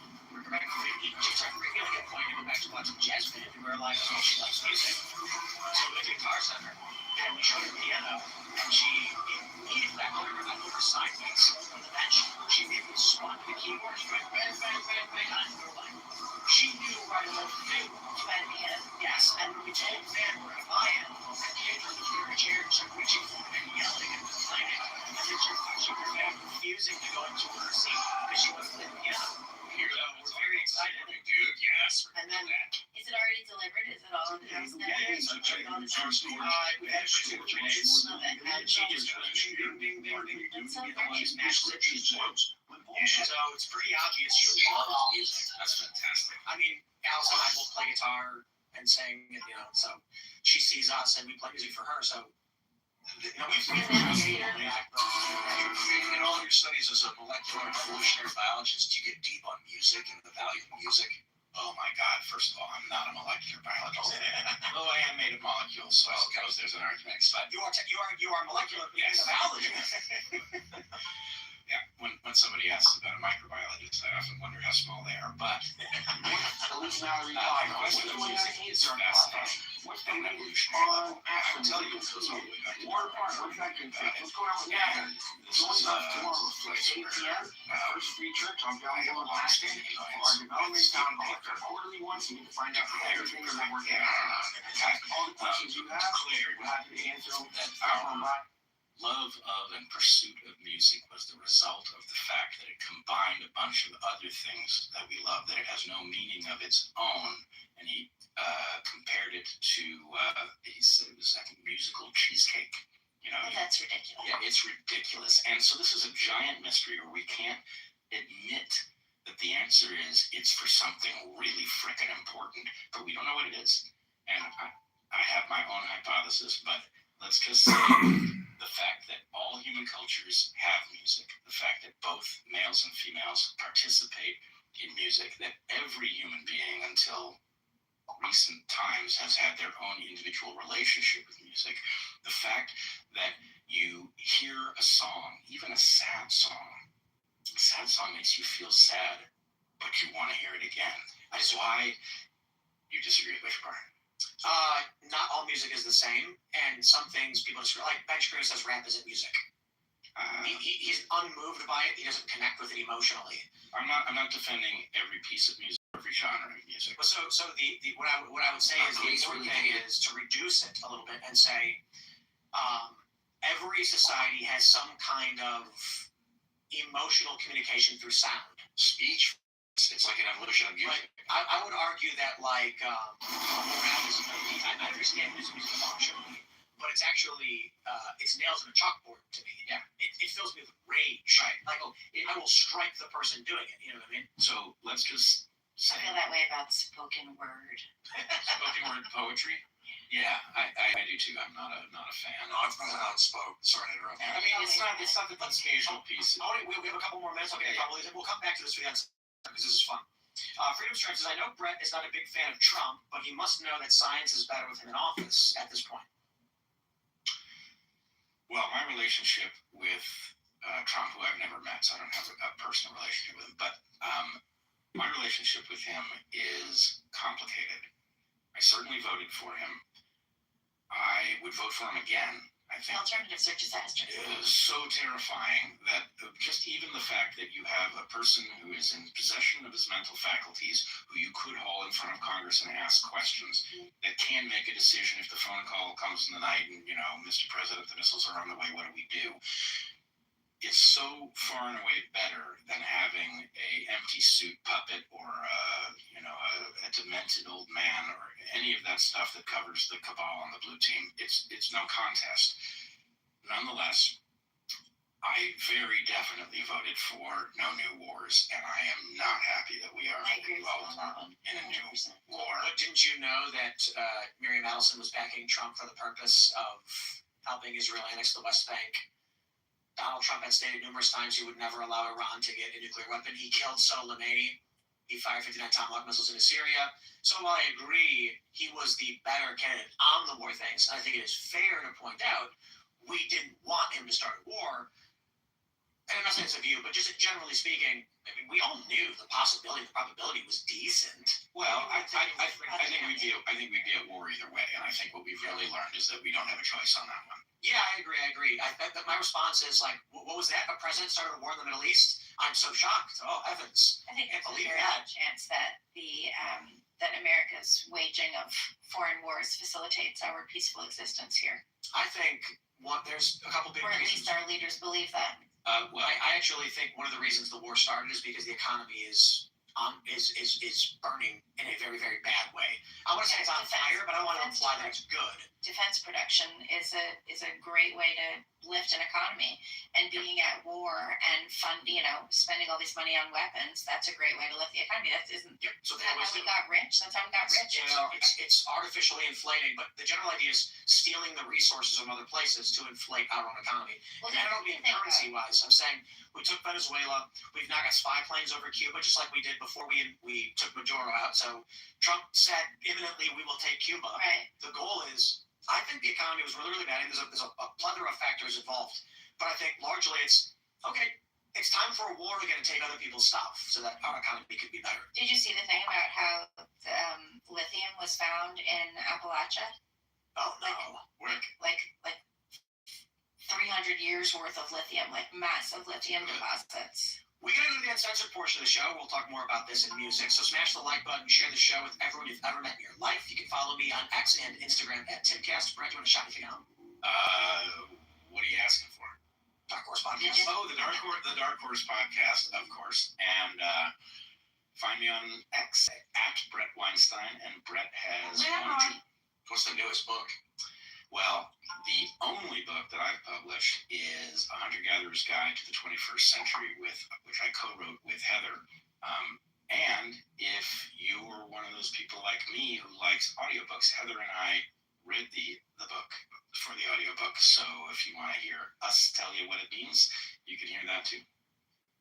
I'm Ian Crosland. Follow me on the internet, Ian Crosland. I was actually talking to Brett about graphene a little bit before we went live on the Discord show. I'm doing a documentary with Jim and the folks at Rice University about graphene and all sorts of banging nanotechnology. So go to graphene.me. Mainly was back in line to be notified. Follow me at Ian Crosland. I want to clarify. We talked about graphene. Well, technically, every time you breathe the smoke, you're breathing it in. Did you know? That's right. Let's keep.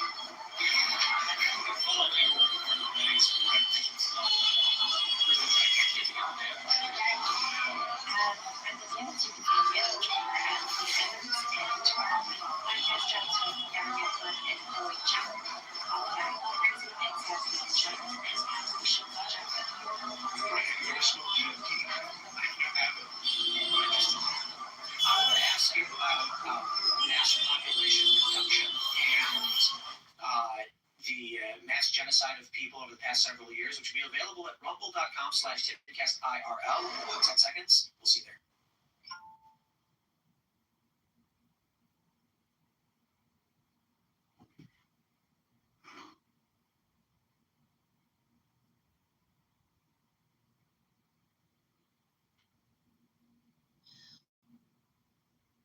Actually go plant a device.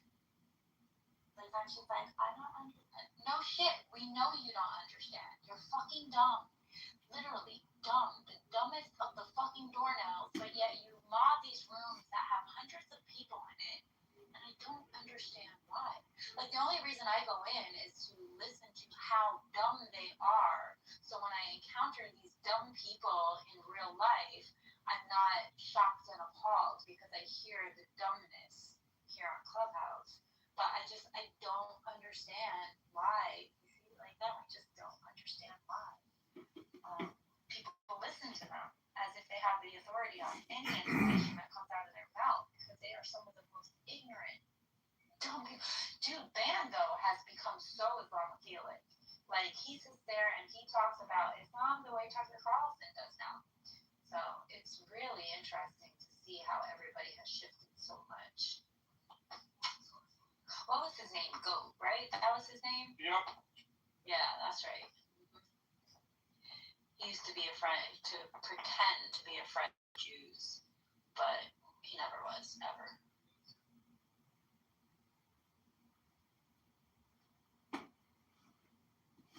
Hi, guys.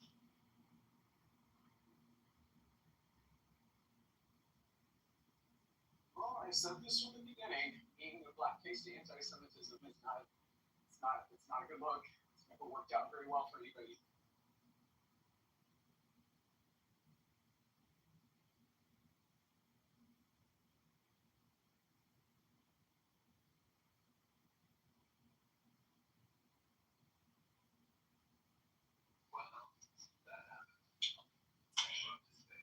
funny though, since you changed the title, like we really do have more people in the room. Do you think that a lot of those accounts that sit in that room, do you think a lot of those are real accounts? You know, I never actually thought about that. Like, how does the bot thing work on Clubhouse?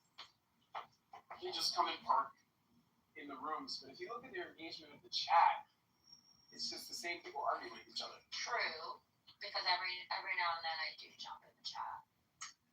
Hey, I got a general question. BB, doctor, alumni, feel free to answer it. Oh, I'm an alumni. Oh, my apologies. Didn't mean to mispronounce your name, ma'am. It's okay. You're a dumpster. Thank you. You know, me personally, I don't have no issues with Jewish folks. I don't, personally. I'm a Catholic man. They don't, you know, but I don't understand what the problem is that a lot of people have against Jewish folks. You know? Man. Well, why? They ain't doing nothing, you know? No, I got nothing to do with me being so. I just hate the Jews, man, because Nick Fuentes told me they fucking control the government and they control the media and they push the homosexuality in the goddamn schools. They want all our kids to be Chinese. So you listen to white men. Like I listen to Nick Fuentes, Tucker Carlson, Candace Owens, Dave Smith. Dave Smith is a goddamn Jew. He told me, fuck the Jews. I thought it was mainly black urban males that are spreading awareness of, you know, the transgender movement. I mean, they're the ones fucking them the most. No, man, no goddamn China boy. They're the ones fucking them the most. I don't like to go on the goddamn slide. I ain't no goddamn homosexual. Hey, calm down. The Jews, man. Let me tell you something, dumpster, right? I watched a documentary of goddamn Hitler, right? And they translated his speech. He was like, but when you hear this shit in English and they translate it, I'm like, Hitler ain't really that bad of a guy. Hey, we're gonna be here to troll, or we're gonna have a conversation, sir. I'm being for real, man. I don't think he's trolling. I was gonna say though, it kind of feels like he's making fun of how stupid all of this is.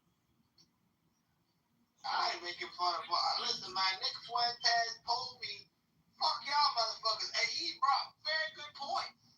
I'm like, you know what? Nick Fuentes is a goddamn virgin, but you know what? This virgin, he might be gay. Who fucking knows? But he makes some fucking sense. Fuck the Jews, man. Oh, so you. But you sound retarded, bro. Like, honestly, like, how do you, I don't even know how you chew with that fucking mouth. Like, you sound like you're missing teeth, everything. Like, and now you're gonna come and you said the fun same. of the Goya. The Goya. This guy said the exact same shit the other day. The same. I'm the smartest guy in the room. The Goya started. You shouldn't beat the This is what they do. This is what the Jews do, man. They just think everybody's beneath them. Fuck you, baby. We're not beneath you. We know what the fuck we got. Oh, shit. Yeah. Thank you, everybody. No problem. No problem. This is a goddamn honor to have. Wow. Because you're a good guy. You know what? I'm actually. Well, thank God I made a mistake there. Holy shit. Oh my God, thank God. Well, okay. My thing is, baby, I think it's quite foolish to target someone's religion and think that they're trying to take over everything. You know, I'm a Catholic man, okay? I don't have no ill judgments towards Jewish people. I don't have no judgments to atheists. I do have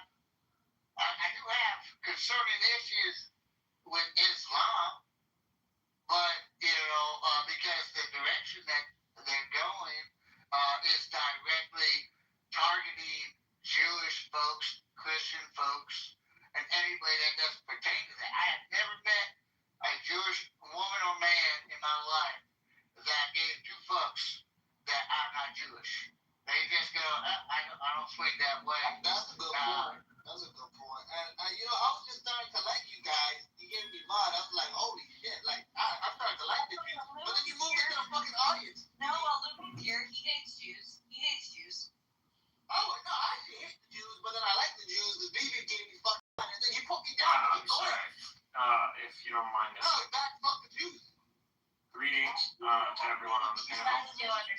I just want to correct something when it comes down to Kitty.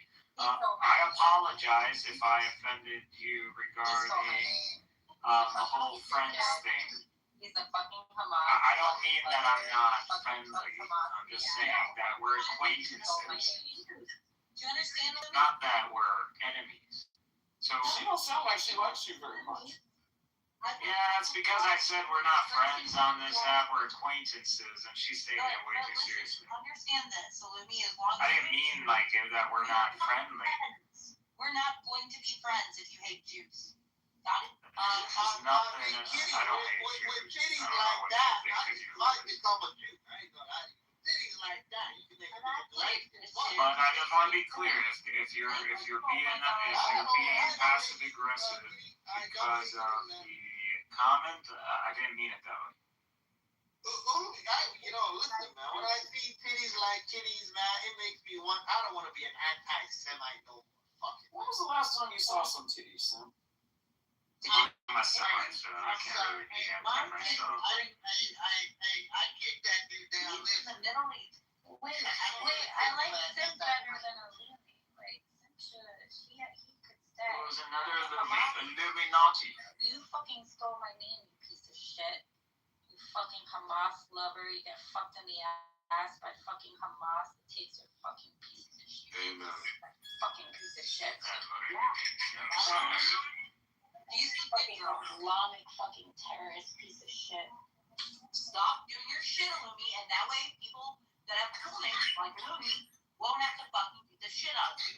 And I won't have to see slap you in the face. There's only one Illumi, and Illumi It's can't not be you.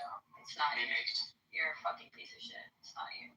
Well, Fucking I'm not here to shit talk with a woman that I don't even know. Islamic terrorist. Oh yeah. If I wanted that, there's $100 I'll go to the Vietnamese massage place and I'll get a happy ending. I don't think you know how to talk to women.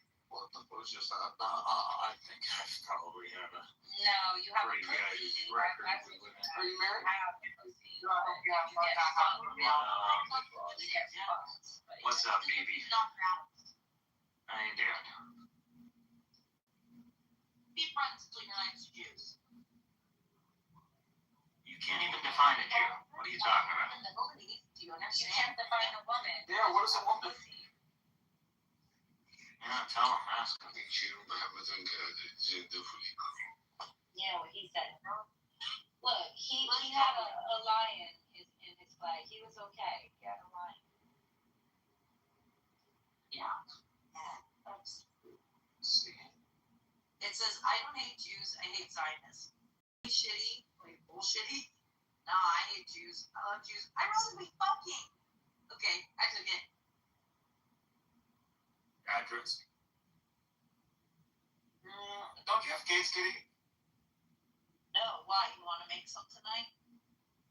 Okay, so why, BB, why am I confused that she's your cousin? There must be someone who sounds like Kitty or looks like Kitty, and I'm confusing them. Okay, he is from England, from America. Do you know where America is? Do you know where England is? They're different countries. No, you think you sound like Nikki. There we go. What's her name again? What's her name? Nikki. That's what it is, bro. It's tripping me the fuck up, man. Well, then just get off the app. Just hold down the Clubhouse app on your phone and go delete. And just delete it. It'll be fine. Rafi. Yo, I just woke up. What the fuck is going on? We changed the title of Sparkster. I need help staying awake tonight, Rafi. I have a lot of work to do. So I needed some friends to keep us entertained. That's all you. Whether we have a fucking Chinaman, a fucking Hindu man, or a Paki who came on stage with me. Yeah. You're pretty accurate. And an Islamic terror. Me, a Chinaman? I'm a Semitic man. We have a Abdul Louis and Mahmoudi. I would be going Jackie Chan on motherfuckers. Like, I'm what you wish you were, brother. I'm what you look in the mirror and pretend to be. What the fuck is Mahmoudi? You know Mahmoudi? It's like, what is it, like rubbing on my boo-hoo-hoo-tee? What? I don't know. You know, wait, let's just do that. He's good? I don't know. Probably don't have an ass to look. He's got, you get cracked in your ass by fucking Islamic terrorists, so shut the fuck up.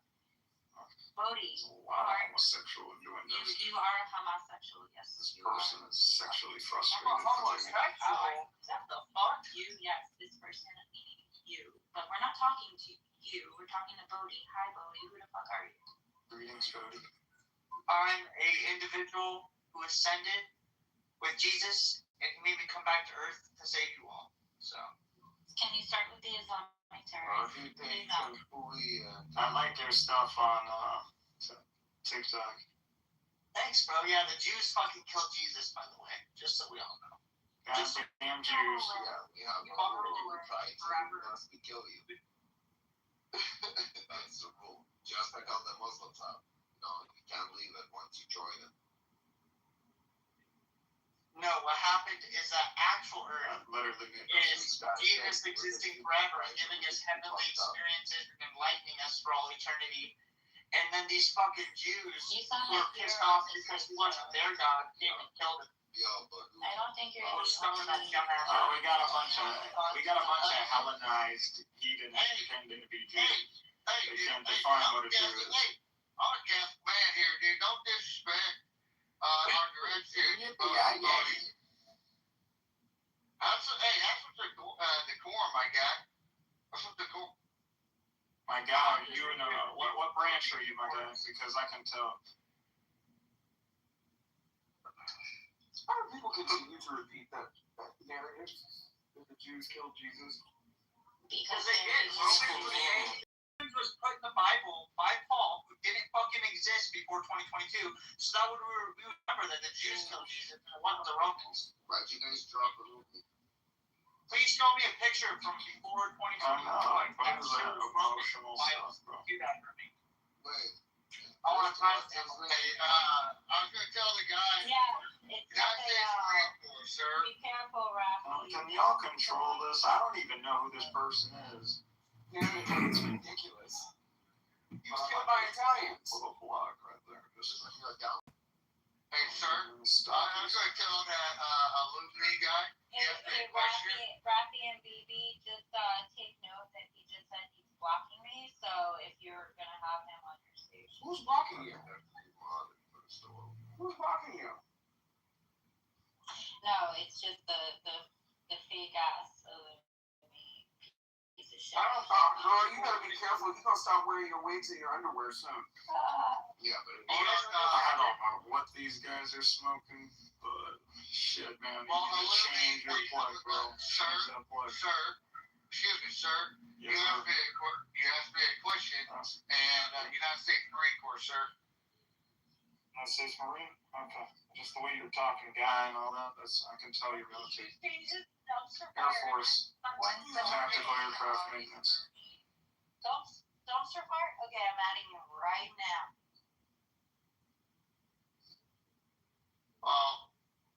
Are you maintenance or are you combat? Combat. Okay. I'm not even fully expressing myself right now. Absolutely, you understand? Hoorah, man. Yeah. What does the Air Force say? Like the equivalent of hoorah? Fly, fight, win. We're gonna get it. Air Force is still live. Yeah, we do that. But it's not like a thing. It's just no slogan. It's only flight, fight, win. That's it. What about kamikaze? Is now flight, fight, win. Kamikaze it must be. They like the planes and the pilots stick them home. Yep. That's all around supporting the air mission. Wait, Illumi, did you fight in the United States military? Fight? No, I didn't fight You anyone. weren't in my military. You were in another. Yeah, you were in. I heard him say we, Kitty. I heard him say we. He's in the U.S. Air Force. Are you sure? Yes. He just said it. Okay, fine. I like you. No, he's just infiltrating. So let him ride. He's trying to learn and take that information back. Okay? Yeah, that's a pretty anti-Semitic comment. Piece of shit. It's the only kind I'm pretty sure you like. Christians. You act like you love Jesus, but you hate Christians. Huh? Which Christians? Who's worse? First of all, I don't hate Christians because some of my best friends are Christians. But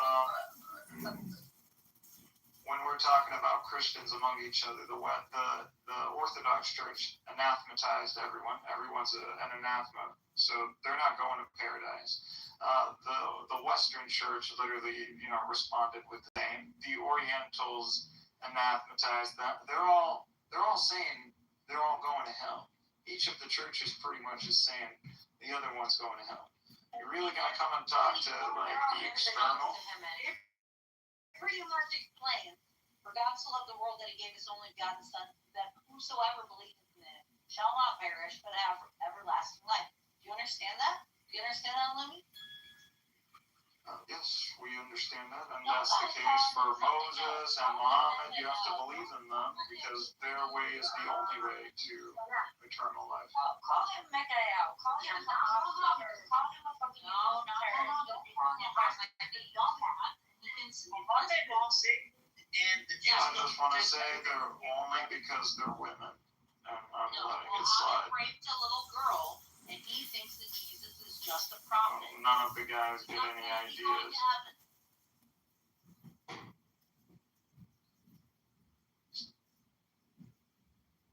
That's not real, and you need to know that. Kitty, all you need to know is how to make me a sandwich. Okay, you can kick him down now, Ralphie. It's fine. He's a dumbass. Alright, I guess he's your bitch. 100%. Go ahead, Ralphie. So is BB, and so is Dumpster Fire. That's something that you're not. That's cool. We can't behave a little. No, don't call him by my name. He's Mecca. He's a piece of shit. He's a I was hoping to have a conversation, not get chewed out by a bunch of chihuahuas. I just can't stand him. I just can't stand him. Kitty, patience. Hold on. Sir, Literally lines all us. Welcome back. Sir. E7 or E6? E7. Okay. Sir, what direction do you want to go in this conversation? You want to put fruit to the conversation on the title, sir? Sir, whatever direction you want to take this, sir. Well, what do you think of the title? What do you want to? Do you think people hate Jews? Sir, if you don't mind me asking a question, You find a Jew, sir. And Kitty, patience, honey, patience. Okay, I'm sorry. Sorry, sir. Well, whatever way it calls, a Jewish, the culture. Because there's a lot of people that have issues with the Jews, and we used it more direct. So, what do you think, sir? Sir, if you're talking about the demographic we call Jews, or commonly known as Jews, it would be up to that individual. If you're asking me to stereotype a whole community, I can only do that based on my understanding of the rabbinic Jewish tradition and their values. Sir. Those for that. Thank you for your input. Do we answer? Yes, sir. Go ahead. Okay. Anyone who believes in Yahweh other than an angel is stupid, and anyone who believes Yahweh is God is a Jew, and I fucking hate Jews because they're stupid. You're a dumb. Do you want to shut me? How about you let me experience sending first? Sir, direct your frustration with me. I'm the one asking you this question. No, bitch interrupted me and said some dumb shit about me, so I had to put her in her place. Why, thank you, asshole. I'm sorry, you guys are speaking to E7 NCO in the Marines, so I don't know why you guys are not talking to us. Sir, here I'm a civilian, my guy. I'm a civilian here, my guy, just like everybody else. It don't matter, man. Well, maybe other people who aren't you should talk to me nicely. You were talking to me nicely. What's up? Why are you so ballsy to talk to a woman like that on an app? Why am I so adamant to let idiots in my world know that they don't exist yet and that I'm trying to help them exist? I don't know. I promise you that. I'm trying to answer your question. You're interrupting me while I'm answering you. Can you give me 10 seconds? While you're talking? Sir, you're pretty quick to be aggressive towards a group of individuals or talk about a group of individuals that don't share the same vision of how we practice our religion. I'm a Catholic man, sir. I believe in Jesus Christ, just like you. But we also understand what the passage is also spoken of. And in that passage says that God himself wants individuals to find him and to believe in him and his son. And not force someone into that realm. Okay, so let me ask you a question then, sir, because where you're going, you already said something wrong, so I have to clarify how your justification works. Okay, Yahweh is a name. That's what we always grew up knowing. God does not have a name. So the fact Yahweh exists means that's a personification God took on for a short period of time that we don't associate God with because that's not who he is as a true person. That's just an angelic part of him or a piece of him that we don't need to accept. That could be evil for all we know. From water to air, I understand. Cool. Well, start understanding more. Be with me and let's fucking free ourselves. I don't want to say ourselves. Then don't direct your frustration to a group of individuals that don't seek the Jesus Christ as a godly image. You know, I see Christ Jesus. I don't care if he died on the cross. Sir, permission to interject. This isn't a board meeting. I'm listening. I prefer the chain of command, honestly. The cities never understood structure. But anyways, you are a Catholic. I'm not running a board meeting. You need to jump in where you can. Just be a little. You're an NCO. You're not running a board meeting when you're out there. But okay, you're leading.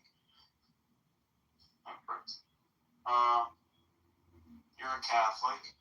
The Jews, Rabbinic Judaism, their religion or their institution or temple preaches that they executed Christ via stoning and that he is a deceiver and he manipulated the people and he's guilty of worshiping foreign idols and that as a punishment he is eternally in hellfire suffering the worst of torment. Now, in light of Jesus Christ being the way, the truth, and light, and that the Jews are going to be around until Christ comes back, you're Catholic, so I guess you believe that at that point. So in light of that, it makes sense that an enemy of Christ is an enemy of the truth. No. Why? Relative to those who believe Christ is the Messiah. Oh, yeah. Yeah, but some Christians are like live and let live. They don't care. Correct. But fundamentally, yeah. Those are going to fundamentally, if we're the king of God and they're the enemy, and they declare themselves enemies of the king, that makes them the enemies of all subjects of the kingdom of God. Generalization, making stupid generalizations. See, okay, look, there's two kinds of people in this world. There are people that are happy with making broad, sweeping generalizations about everything, and that believe the television and media, regardless of what's the only person that is more stupid than Illumi on this app. That is a fact. And then there are people who try. No, that is a fact. That question was. Well, you can say it's fine. It's okay. I understand what you're saying, and I get what the meaning is, but I'm not gonna hold another group of individuals responsible. Yeah. I'm not. The way I practice might not be the best. I might not be the best Catholic, sir, but I'm not gonna hold a grudge against the Jewish people for what happened to Jesus. Simple as that. Yeah, we're not holding the children to the iniquities of their fathers. I mean, God can do whatever He wills. However, if them Jews profess what the rabbinic or the institution professes, then that would make them self-confessed enemies of Christ. Wait, wasn't it the Romans? No. It was the Romans. This is not about persecuting someone over the guilt of killing Christ or crucifying Christ. This is about rejecting the anointed one, the Messiah. So you can go ask any rabbi, if someone were to reject the Messiah when he has come, what should be done with him, and what would his death be? And they'll give you the same answer. But Illumi, look, I know really, really, really some of the best people in the world, okay, Jews. I know really good people that are Muslims. I know really good people that are Christians or profess to be Christians. I know horrific people that are in each one of these groups as well, right? There's good people and bad people in every single one of these groups. Why would you generalize like that? It's like that is the stupidity that fucking destroys the entire world. It's that kind of thinking that's dumb. Can you tell me what I'm generalizing? Well, I guess what you're saying now, okay, correct me if I'm wrong. You're saying the Jews, if they don't believe in Christ, then they're an enemy of Christ. Okay. No, I didn't say that. I said if they follow their institution, which says Christ is a deceiving liar and that he enticed the Jews towards the worship of foreign gods or false gods, and that would make him an idolater, and he's in eternal hellfire, damnation, suffering, the worst of torment. Yeah, but that's no different from every single religion in the world. Or I don't believe any religion is espousing that they killed Christ and that he is condemned. No. And that he is in an eternal hellfire. Which religion does that? No. I disagree with you. Look. Well, you're going to have to provide the fact of the matter. Let me finish what I'm going to say. You can disagree with me. Okay.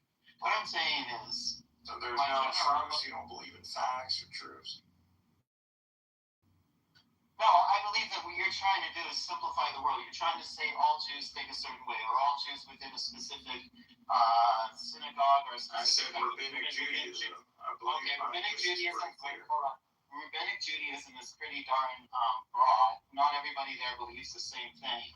And I'm sure there's like millions and millions of rabbinic Jews who probably don't give much thought to Jesus, who he was or who he wasn't or anything like that.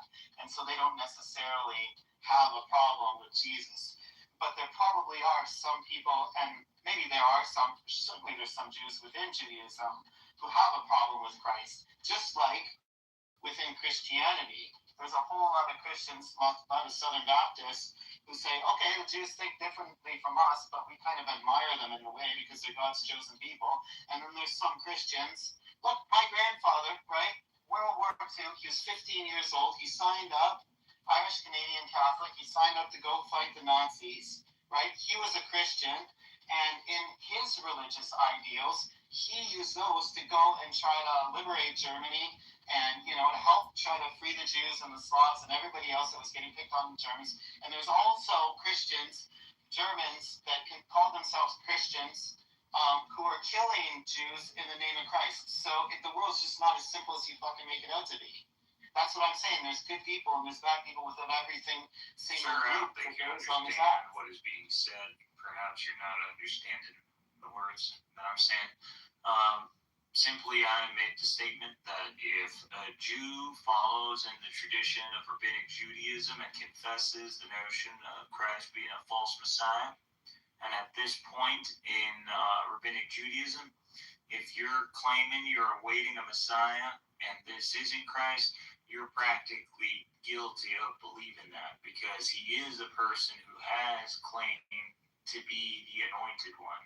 And hence, even if they don't say it out loud or they have the ill sentiment, they're still saying he's a liar. Now, that would be, that's what I'm saying. I'm saying people who believe in that notion that Christ is a liar would be an enemy to a Christian. Now, an enemy to a Christian does not mean you need to engage in hostility or you can't have some sort of contract. But nevertheless, you need to understand that these are people who are directly in animosity to Christ.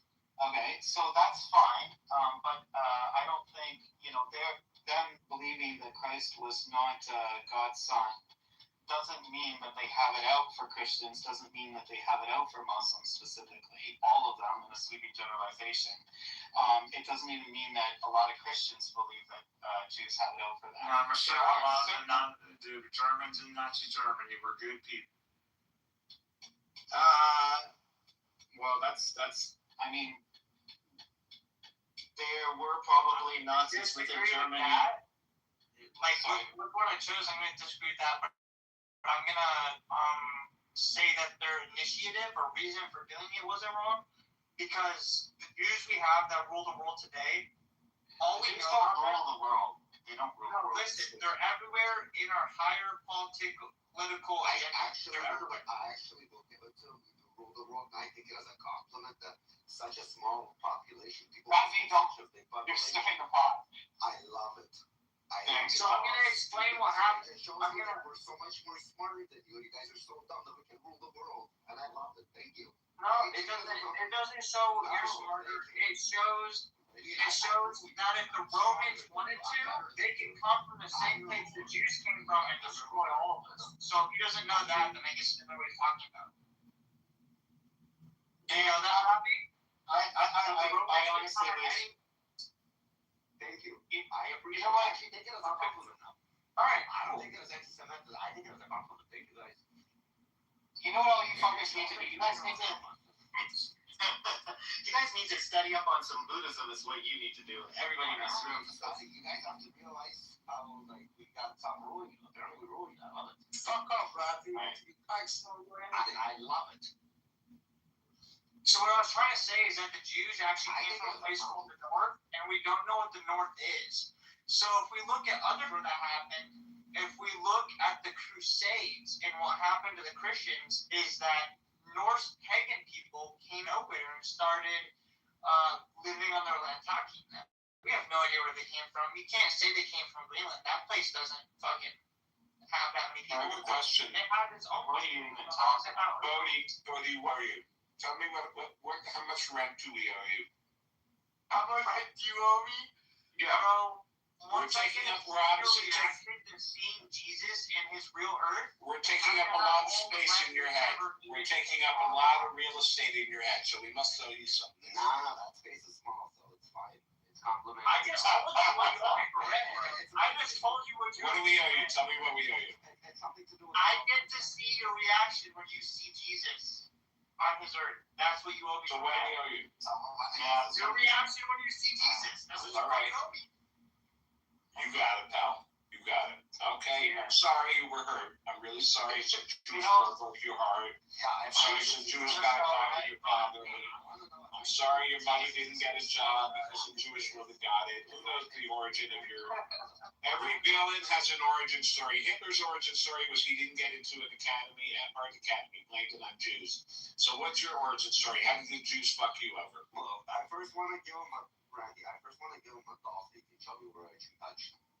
That's my name. Well, the first time the Jews fucked me over wasn't even the Jews. It was their damn God. He was like, fuck you, bro.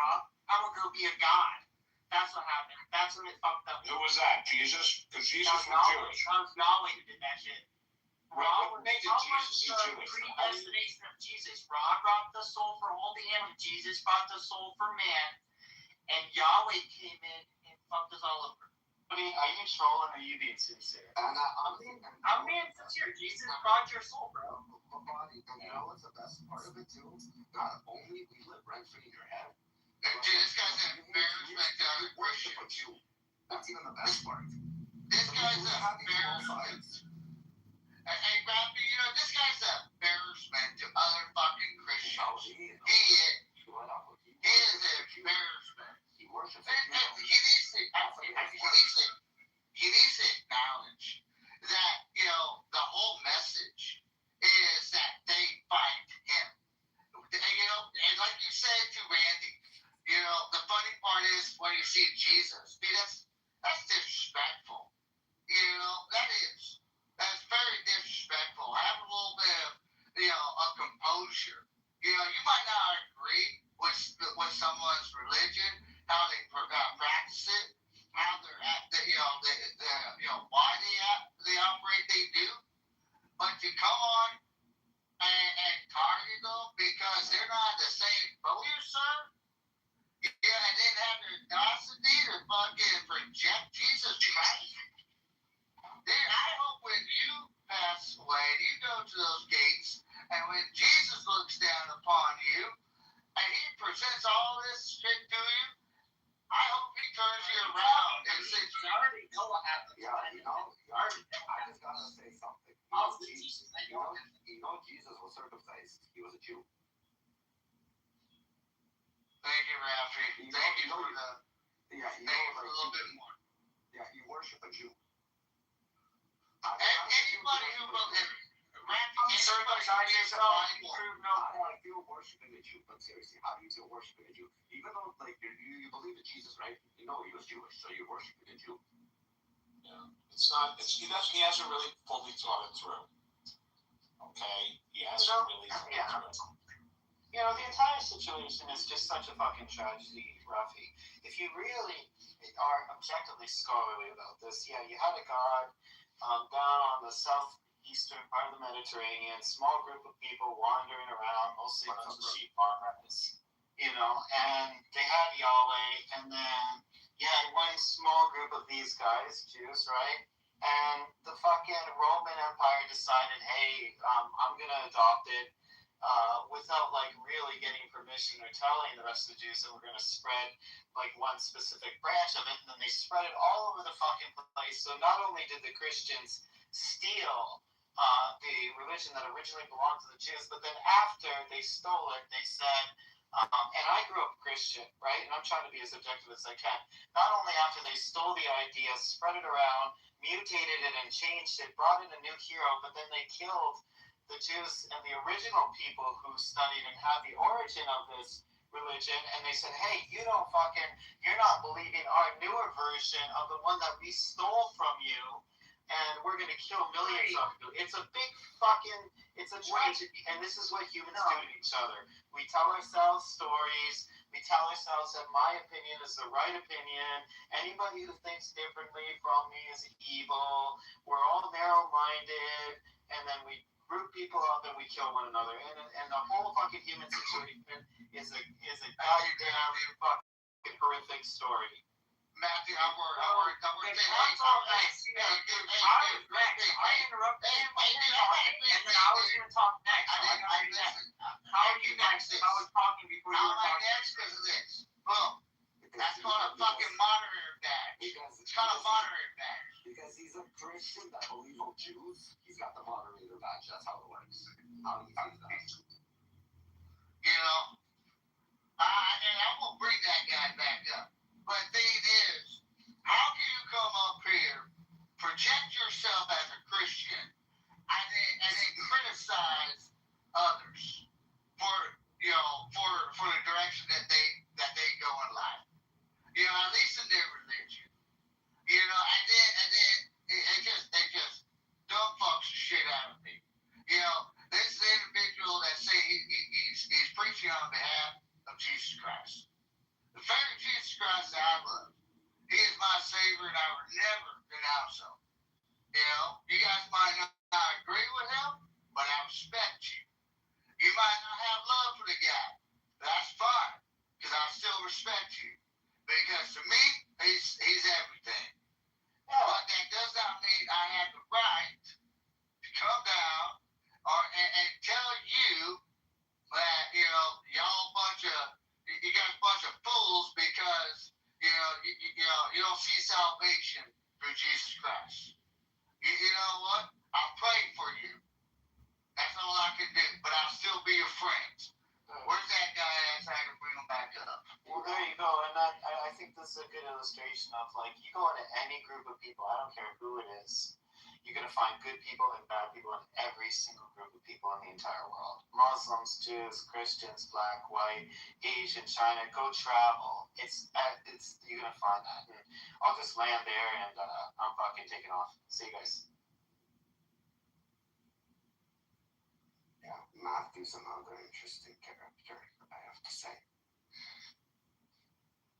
He always has something and then he runs.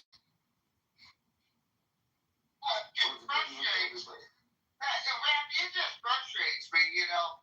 Other Christians have come up here, you know, hell, they might be more swagger in the scripture than I am. Hell, they can decipher paragraph, all the way down to the literature. But the thing is, the reality is, I'm not going to seek ill to you because you don't believe in Jesus Christ. I pray for you, you know. But that's just me being a good Christian. And you know, I respect you guys. Yes, even Tiger in his own chaotic ways. At least it might not be my way of seeing it or agreeing with it. Tiger's not allowed to believe anything. I only believe in communism. That is true. He got you there, Tiger. He got you there. He's got a king, the ruler. He's got. I think they are barbarians and they don't rule over anything. And in our world, they practically don't exist because they have people there. They didn't even have a nation states for thousands of years. So I don't understand this Rafi guy. He's talking so big about himself. So it's dumb. It's really dumb. What?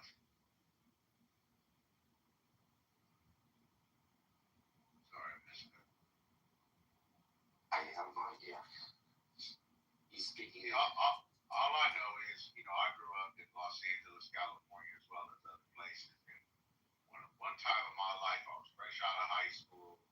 I moved out of my family home, and I was just doing real bad, man. And I almost had a situation where I was living out my car. Two people that opened their doors was an American Jewish kid with Israeli parents and two Israeli students that came. I started to go to college with. It happened twice in my life. I was like 18 and like 23. I just came on hard times. And for all the nationality, I'm Arab, Greek, you know, Christian, and for all the people I helped from all different colors, faiths, backgrounds at that age, like my Jewish friends were the only ones that opened their doors and said, I can stay with you as long as you keep me back on your feet. Like, and for that alone, anybody ever tries to harm a hair on their head, yeah, we're smoking that pack very quickly. Piss on his grave, all that. I'm not playing around. So, you know, I look at people how they treat their friends, man. I don't know if you ever had an Israeli friend. Hey, man, some of the most ride or die, they're not afraid of shit. Like if it's a bar fight, they laugh at that. Like they'll shoot them and their brothers and sisters. They help shoot their way out of situations to survive. So, you know, I just never had friends like that here in the United States. It didn't exist.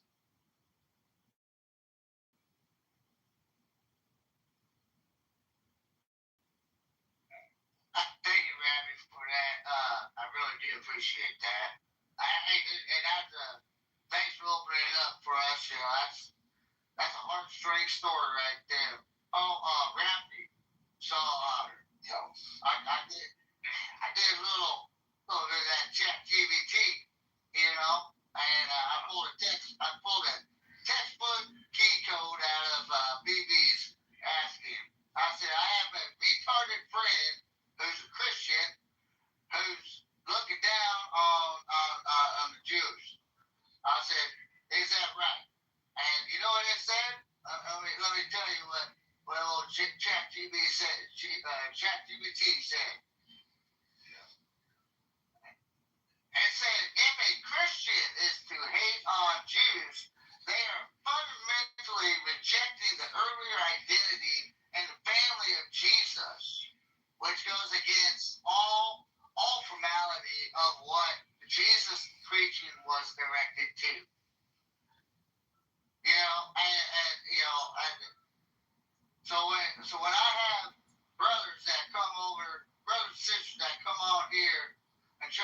trying to look down upon the Jewish culture and the religion itself. I tell you what, it can make a guy got a lot of blood pressure. It's what's cool now. You know that guitar engine of funding podcasts and these news networks, like they created an anti-Jew algorithm, like they created a Nazi. They created a very sick trend. Like they yes. did they like you go into a room and it's like 100 or like 200-300 phones on, all being worked by AI to repost things and have fake accounts so they can manipulate the algorithms. They spend a lot of money on this, and that shit. That shit really had a big difference. I mean, like right, it was just the minute October 7th happened, like it was already like it was ready. It was like built already, ready to go. And then afterwards, that's when all the disinformation campaigns came. And then you had like all the neo-Nazi shit in America kind of coming up, like making these little cornball ass, little white trash white boys kind of pop their head up, where years ago they were afraid to because too much of the general public didn't recognize what they're called. I mean, Randy, technically the way I sound, I could be one of those white trash boys. Rubber. You have to understand. Well, I mean white trash is like a, you know what I'm saying, like a Nazi, like, I'm messing with you, my guy. I'm messing with you, my guy. That's how I don't like Nazis because of me just growing up in the jail system and shit, like out here. Like I got a lot of, like I always had to make an example out of them because when I was younger, they used to like look at me weird and try to like smile and do little bitch shit because I was with the blacks. So did you make them your gum? Did you make them your gum? I'm just saying that I got active and I got off on them. You know what I mean? So yes, sir. I shut the yard down a few times behind that. So that's why I don't like them. You know what I mean? But that's just. And see, Robbie, I'm gonna tell you my opinion real quick. I think what's happening right now is when something happens, society wants to find a reason to blame. Yeah. When something like the situation at Iran that needed to basically happen, and then, I mean, we've been on for months talking about, and we know the literature, the history, the culture, the chaos, and everything that's happening. And finally, we're now at that stage where this is what happened. And now we're chugging through the action, trying to get to the climax. And now everybody that is scared, I call it scared because, now they're seeing what's happening. Now they can see the change to be taking effect. And so they need to start finding a blame. Obviously now they're blaming Israel, and now because their statements and claims are getting debunked, now they're blaming that it's the Jews. And what's next? Someone has to have a blame. And right now I'm calling the Jewish people the flavor of the day. It's not that. First off, the first hour, do you remember on Trump, there was another attempt on Trump's life? Yeah. Correspondence. They put a hit on his head. Correct, but do you want to hear, like, the first thing that the Arabs, the Muslims came in, like the Jew haters, everybody, they were running rooms? It was the Jews, because Trump was about to sign a deal with Iran. The Jews are trying to stop them. So they blamed that hit on the Jews right away. Well, that's really low IQ. But this is how quick they were to respond to that. That's how fucked up it is. Iran is a terrorist. Iran is just a terrorist proxy that has fucked up the Middle East, and it goes against the asset and power of the United States. Military force, political engine, and petrodollar. And they are a mechanism for China to play their little war games to destabilize revitalize everything that the U.S. has in the Middle East. That's what that is.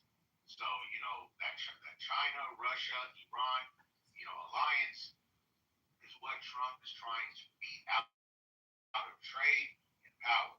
And that's why he took Venezuela. That's why everything's going to be better. And, once we start revitalizing the infrastructure there, all that oil is going to go to Galveston.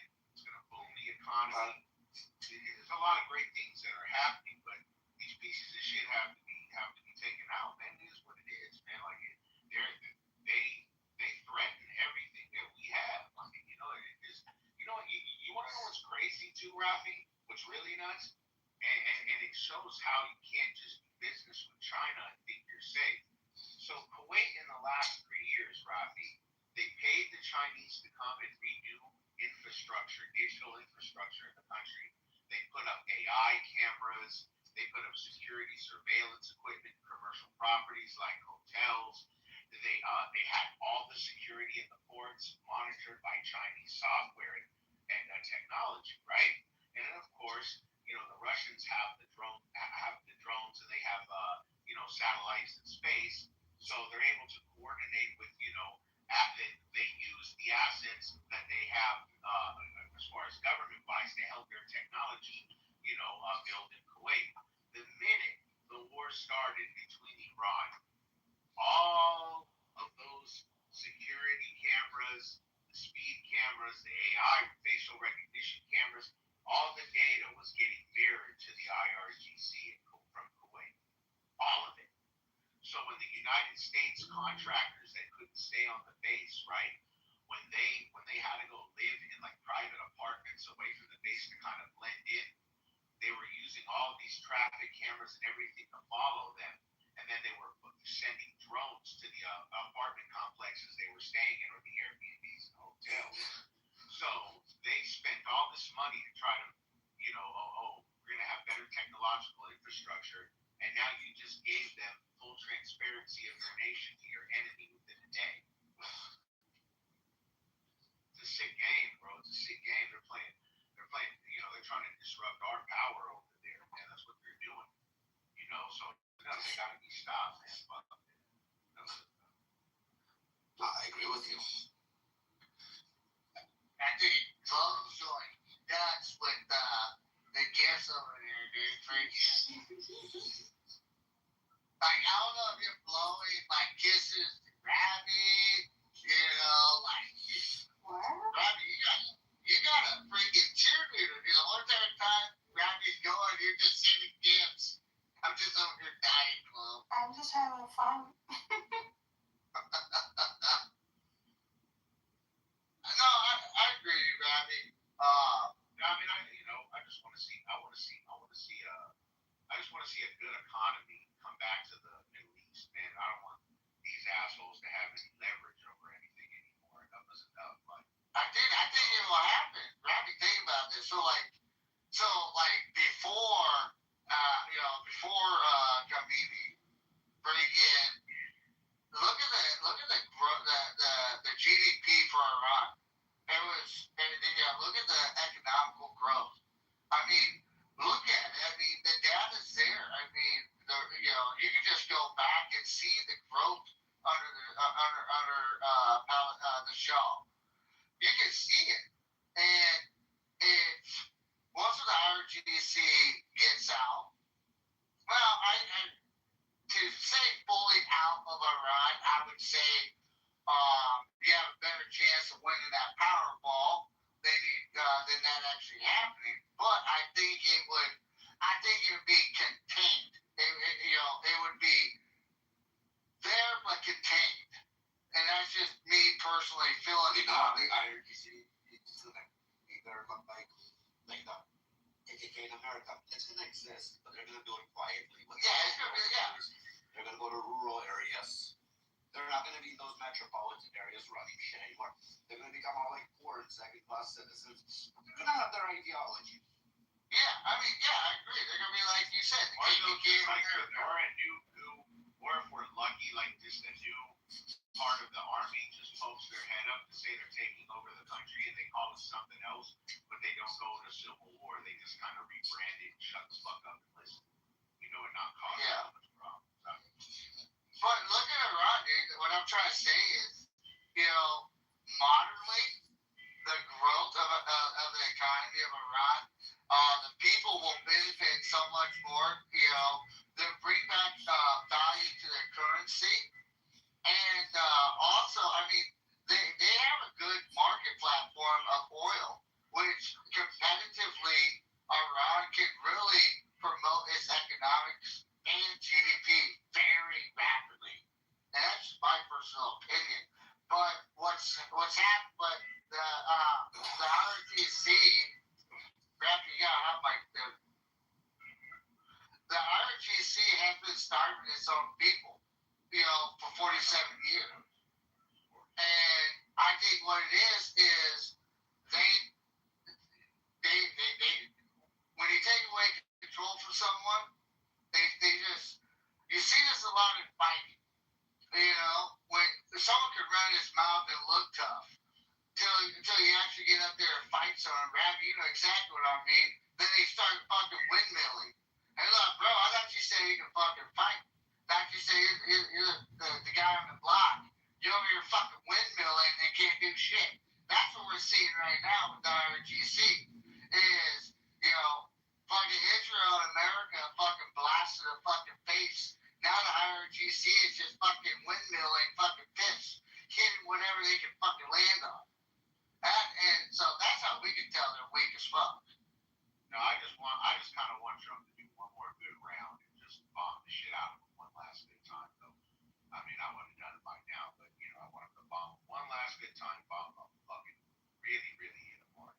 And then you watch how things change. They only understand one thing. You know, I mean, the economical crunch that we're doing to them, it's big, but the only way that works is if China comes in and says, look, we've lost enough money in this situation, shut the fuck up and go meet with Trump, and it is what it is right now. We could always re-strategize under a different administration next something. Like there's tactics that China can do to just tell Iran, hey, it's time to shut up. So give them your nuclear waste, and it is what it is. So you know, China will come in because China is their banker, and China's losing the most money by this strait being closed in any nation in the world. So that's the way the blockade can work. But I think he needs to bomb the shit out of them a little bit more, honestly. I say Trump. Yeah, I thought he was supposed to go to China. He was. Yeah. Go meet with Xi Jinping.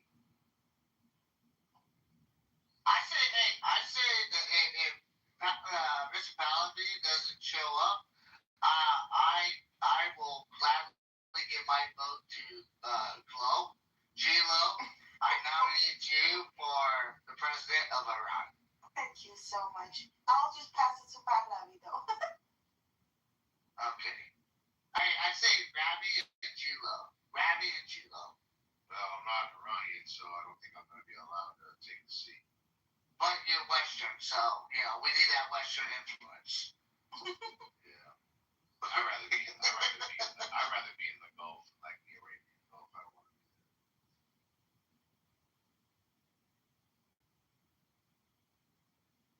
I always said, for there to be complete change in Iran, especially after having the Islamic State, if a woman comes to rule, that just shows that there's already a 180-degree flip. Just for a woman to be a president or somebody to rule. Because to them, that's going to be a shock for all the men that were Islamic. Oh, that's going to be so fun to see. This is like, you know, that's 100% flip. Oh my There God. wasn't a woman president yet in America. Imagine a person right away in Iran on that flip.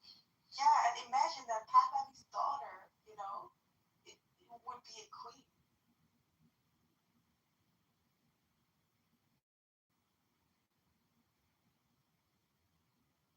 Well, if they went to the length of reestablishing a monarchy, yeah. If that's not listen, he's a transitional leader, so it could very well also be a republic. If people, if the majority votes for republic, that could be. People could vote for monarchy. People could also vote for constitutional monarchy. We don't know. We don't know. Yeah. Constitutional monarchy, exactly. Have like a parliament system too, and everything, and all that. So. Exactly. Yeah. I mean, they have rights. I mean, it's not like Iran doesn't have a royal family. They do, but it all depends on who you talk to about it, I guess. Yeah. Everyone has his own opinions. But I mean, I know there's Shia here that are sick and tired of the IRGC. They don't like them, and both Persian Jews here in LA. Like we have a supermarket called Sabzi here, and there's always both the Jews there and the Muslims. And I swear to God, I left my wallet inside of the cart like a dumbass, and I was getting ready to get on a plane to Kuwait. If that shit happened in any other store in LA, my identity would be halfway to DJ or something. Two older women saw the wallet and grabbed it at the same time and gave it to the cash register. So, they're a really good population out here, man. So I want to see that their country can get improved. But, man, these people who are in power over there, man, they're death go worshippers. Thank you, Ravi. No, I mean, I always had my lawyer's Persian, man. Shit. Aren't we all either paralegals, lawyers, dentists, or something? I kid you not. And he came from he himself is not religious, but his background was Shia parents, and I asked him about Shia. Yeah, how do you know? And I'm just like, I know Armand, I know. And I tell you, best fucking lawyer I spent to get out of trouble, man. Because I truly was innocent of the charges they wanted to throw at me. When I got him, everything changed. Best fucking lawyer, best, smooth, knows how to dress too. My DA liked him, because my DA was a woman, one going against me. So when she saw him, she was like, "Oh, you got him now? Yeah, bitch, shut up. You don't want to go to trial, bitch. Figure it out." And that guy was the best lawyer. And Arvon and Derry, man, you ever get in trouble in LA? Holler at Arvon. Best lawyer in the city.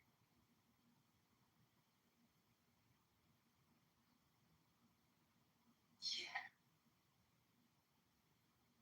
And the food too. I mean, fuck, man. Iranian food's very good.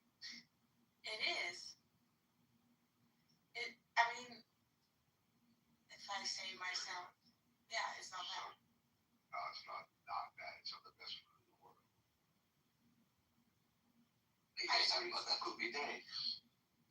Cool. Yeah, all that stuff. The way that they bake the fucking bread, all the bread they bake. Oh my God, the way they make bread. And then I like the rice that they make with the pomegranate and the saffron. Oh my God, I could eat that shit for days, like war rations. I could just eat it.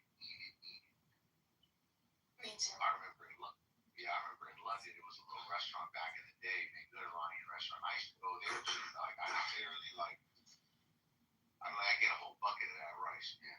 It's no joke. It's a very serious addiction. And then the raisin cookies too. Oh my God. The raisin cookies, right? Yeah, those smaller ones. Yeah, exactly. I don't know how to say it. Yeah. Okay. Very nice. Oh my gosh. Sabzi in LA is one of the best supermarkets, and it's an Iranian supermarket. One of the best. Have you ever had the green plums with a little bit of salt? Yes. Years ago. It's funny you say that. They're so good. Yeah, they are very good. They're like sour. Yeah. Very good for the belly. There's like a dish with like lamb that you guys made with eggplant, but I forget the name of it. spoiled ass Saudi friend from a very, very predominant family called Al Alayan. And then whenever he comes, he's like, you know, Eric, go to the Iranian, just go. Just take the card and go. Take the car in the car, go. Every day.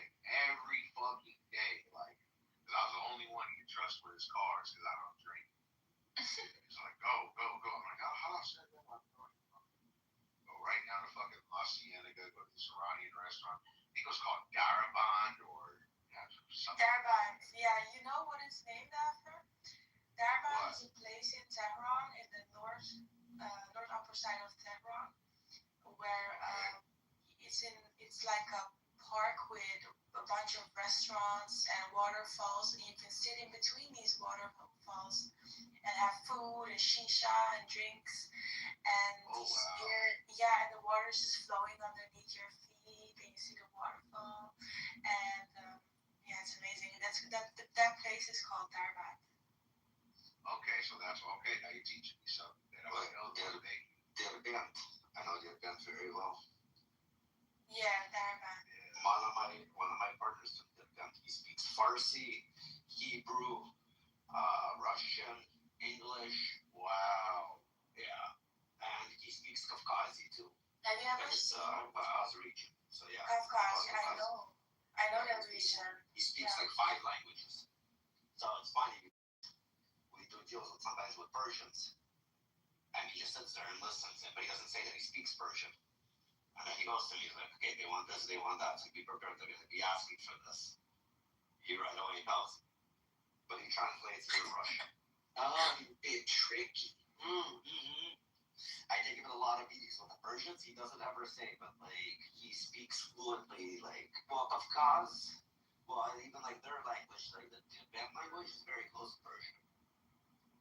Very close. So we gotta be sneaky.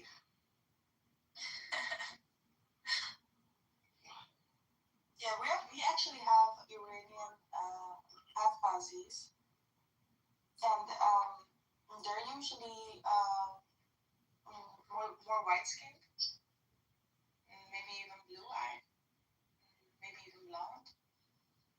You also have from a region called Kuba, close there. Kuba, they say. Cuba? Yeah, Cuba. Yeah. Could be. It's close to Derbent. Oh, cool. I've been one in Kuwait.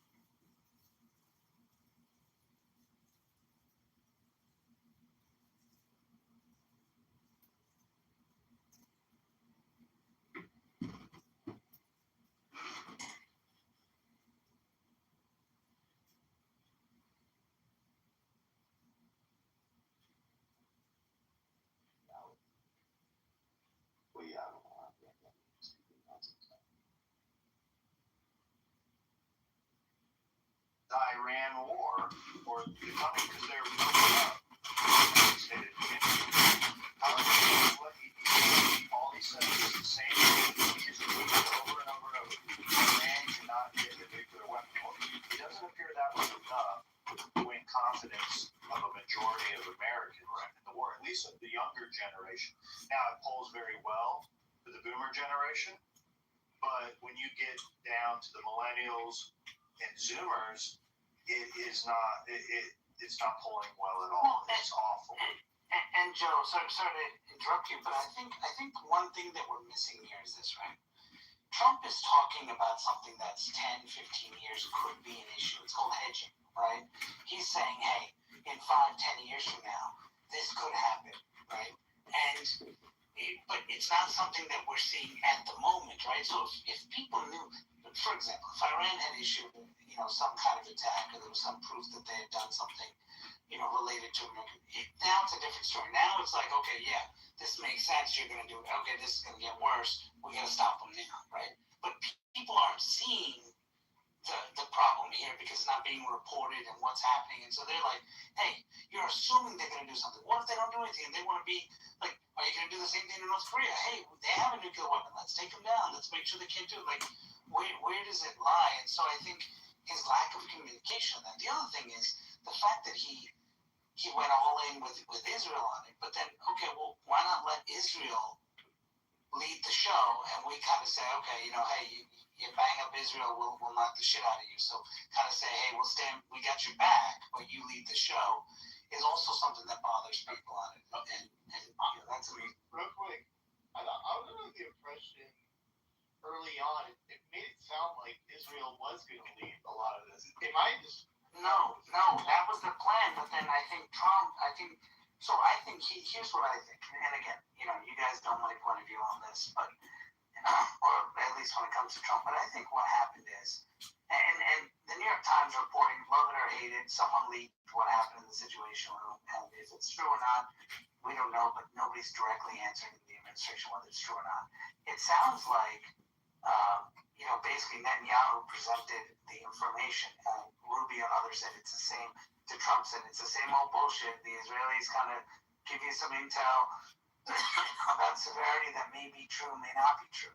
At the same time, Trump has been talking about since 2001, or even before that, in the 90s and 80s, about destroy Iran. Like Iran is the biggest threat. He's been talking about that forever. So for people to say like, oh, he never talked about this, he has consistently talked about that, even in his first term when he assassinated Soleimani and things like that. So I mean, it's important to understand that I think when Trump saw that and Israel's going in, and he thought after what happened in Venezuela, we can go and go out, and I will get, like, America will get the glory on this. I will get the glory on this for doing it. He probably told me, hey, step aside, let us run the show here and do it. And then when it didn't give the results that he wanted, now he's like, oh shit, well, okay, let's do it. Because I really do think if it was thought out, the first thing you should have done was close the Strait of Hormuz and then go in there and be like, oh yeah, now you want to get oil out? You and do it. So it really doesn't make sense. I will say this though, if you read the New York Times thing, Raising Cane talks about, hey, this same plan was presented to other presidents who were ready to go. The only issue they had on this was will the American people be able? Every president wanted to do it, but it was, can we get the American people on board with it? And Trump just said, you know what, I'll do it. I'm probably going to be the only one who can, so let's go ahead and do it. You read the New York Times article. So I know there's a lot of discussion about how Trump is whipped by Benjamin Netanyahu, that this is really just Israel's war. However, optics-wise of it, when Trump went on the Middle East tour last year, and now that you see the Sunni countries and Israel and the United States of America appear to have all allied in this war on Iran. That Iran has been this thorn in the side of the Middle East there for many years. How come we don't, have the same animosity towards Saudi Arabia or the UAE or any of these other countries that are participating not only in the war but also giving us where we have have some of our bases to launch some of the attacks from. How come we don't hold them with the same animosity that people hold Israel?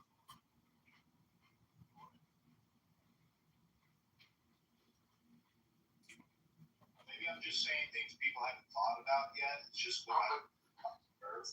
But Joe, one thing to realize is before all this happened, did you notice how, when Biden was president, Saudi Arabia wouldn't even call or talk to him, and that's the reason why somebody earlier was saying, oh, look at the gas prices and all that. It's like, well, okay, but Saudi Arabia wouldn't even talk to him to help lower, to increase production or do whatever, right?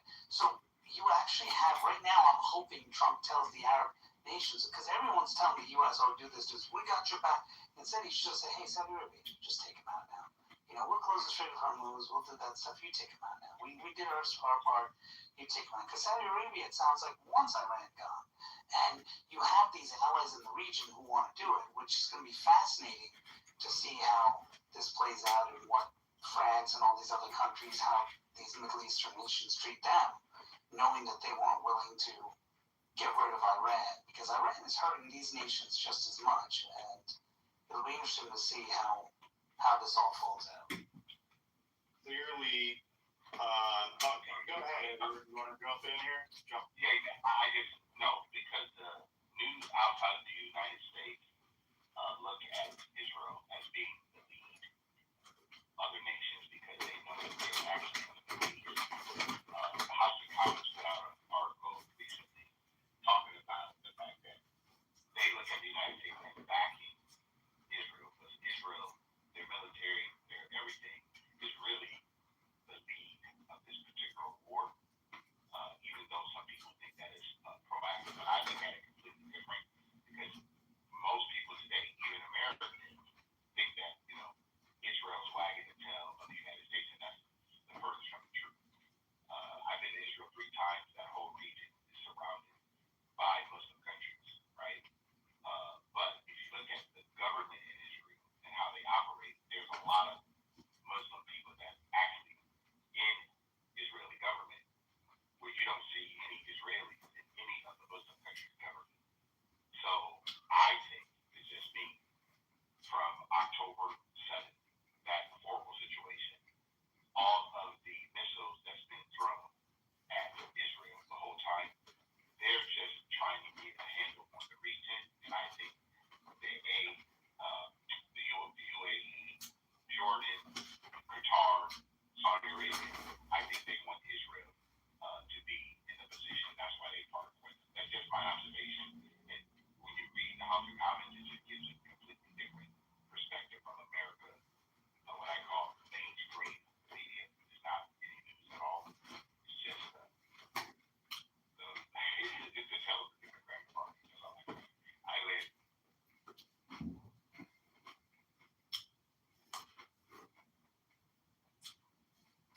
It appears that this conflict with Iran has been a long time coming. I have also heard, Matt, about presidents. I think Trump mentioned this, that, after they leave office, they're like, man, I wish I did something about Iran. I wish I did something about Iran. And clearly, when we took over Afghanistan and Iraq, that was only staging for the inevitable taking on Iran.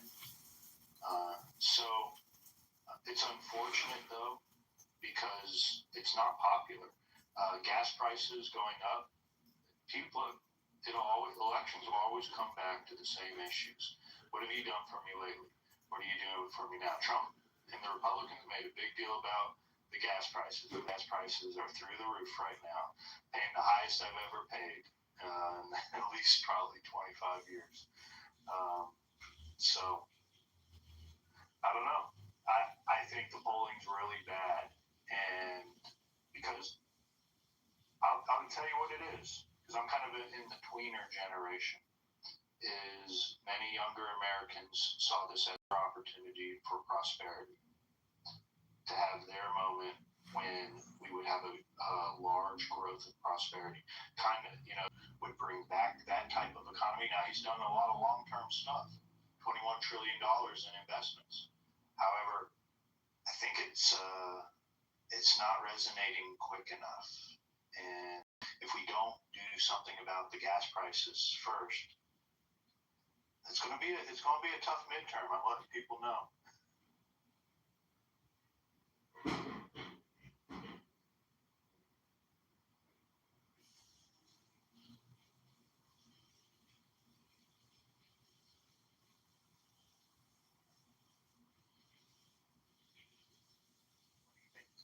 What's our chances in the midterm? Well, did you hear me earlier talk about the gas prices where I was saying, what he's, in some ways you could call a genius doing is did you hear this thing where he's saying he's going to he's going to eliminate the federal tax on gas, right? So, right, so that's going to take off 30 cents on it, right? And then you're going to go and say, well, okay, 30 cents reduction, but look at the gas price, it's still high. And then the question, okay, Governor, I'm asking states to do the same thing. Reduce the tax you're creating on it. And now it's like, when the states say they won't do it, it's like, why won't the Democrats reduce the Democrat governors of the largest states in our nation? Why won't they reduce the costs? Why won't they do that to help the cost of living? It's, in some ways, Joe, it's a genius move. It's a checkmate move, if that's what he does. Because it's like, okay, well, if you want to reduce the cost, are you saying all this time, California could have charged only 20 cents when federal was charging 30, but instead you guys chose to charge more and then try to blame Republicans for it? Like, come on, right? So, I mean, that could be a move that changes things. Just being out. I don't know if it's enough. I think we need to see significant change in the direction of the economy. We will, and I think that there's going to be some major impacts. I think in the next couple of months, you're going to see economically from the job market and things like that. I mean, actually, jobs are picking up in certain areas. I don't know if you read that last jobs report based on what was expected and what actually happened. So, do you think the war will be concluded by the midterms? I think the war will be concluded by early June. And the reason I think that is, I think the war will be concluded in terms of the way we're doing it. I mean, technically the war's over, but we're dealing with this conflict and this continued, kind of blockage and all that stuff right now. Because I think this whole conflict should be closed up by early June. I think Trump going to China also has something to do with this. And I think you're going to end up with a solution to all of this sooner than later. Man, I like your optimism, but let me tell you, it appears to me like a war of attrition. It reminds me of an internet war. Nothing ever really gets solved. It just drags on for days, weeks, months, and years. And it's until someone's willing to actually stop. I think Trump had the idea that they would cry uncle right away. And it appears like they have no interest in actually ending this because they know they can wait it out. I think one of the flaws. That's the question. I don't think they can, Joe. I think that I was saying this earlier. I don't know if you were in the room, but if they have to cap their oil, and I mean their GDP's been destroyed for a year, but if they have to via trains to China and other places, like how do you get it to your customers? How do you get it out? So now you have this surplus you can't get rid of, because if you try to send the ship out, it's going to be destroyed. This is actually the economic warfare of the budget should be on things that are unrelated. It was called 70-20-10. 70% of our time on core business, 20% on adjacent business, and 10% on other. And he proved mathematically, of course he's a brilliant mathematician, that you needed that 10% to make the sum of the group. And it turns out now's the time to rise up against your government. Well, who's the leader now in Iran right now? I think that's kind of the part that is misunderstood. Who would the people even rise up against? Like cardboard cup. It's not. Well, Joe, I mean, I think we made a mistake because we had an opportunity when the sun was there to offer Lindsey Graham and others, but just Trump didn't want to partner.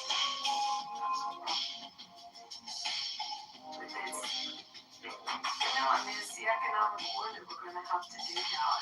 Did you hear me in the room earlier?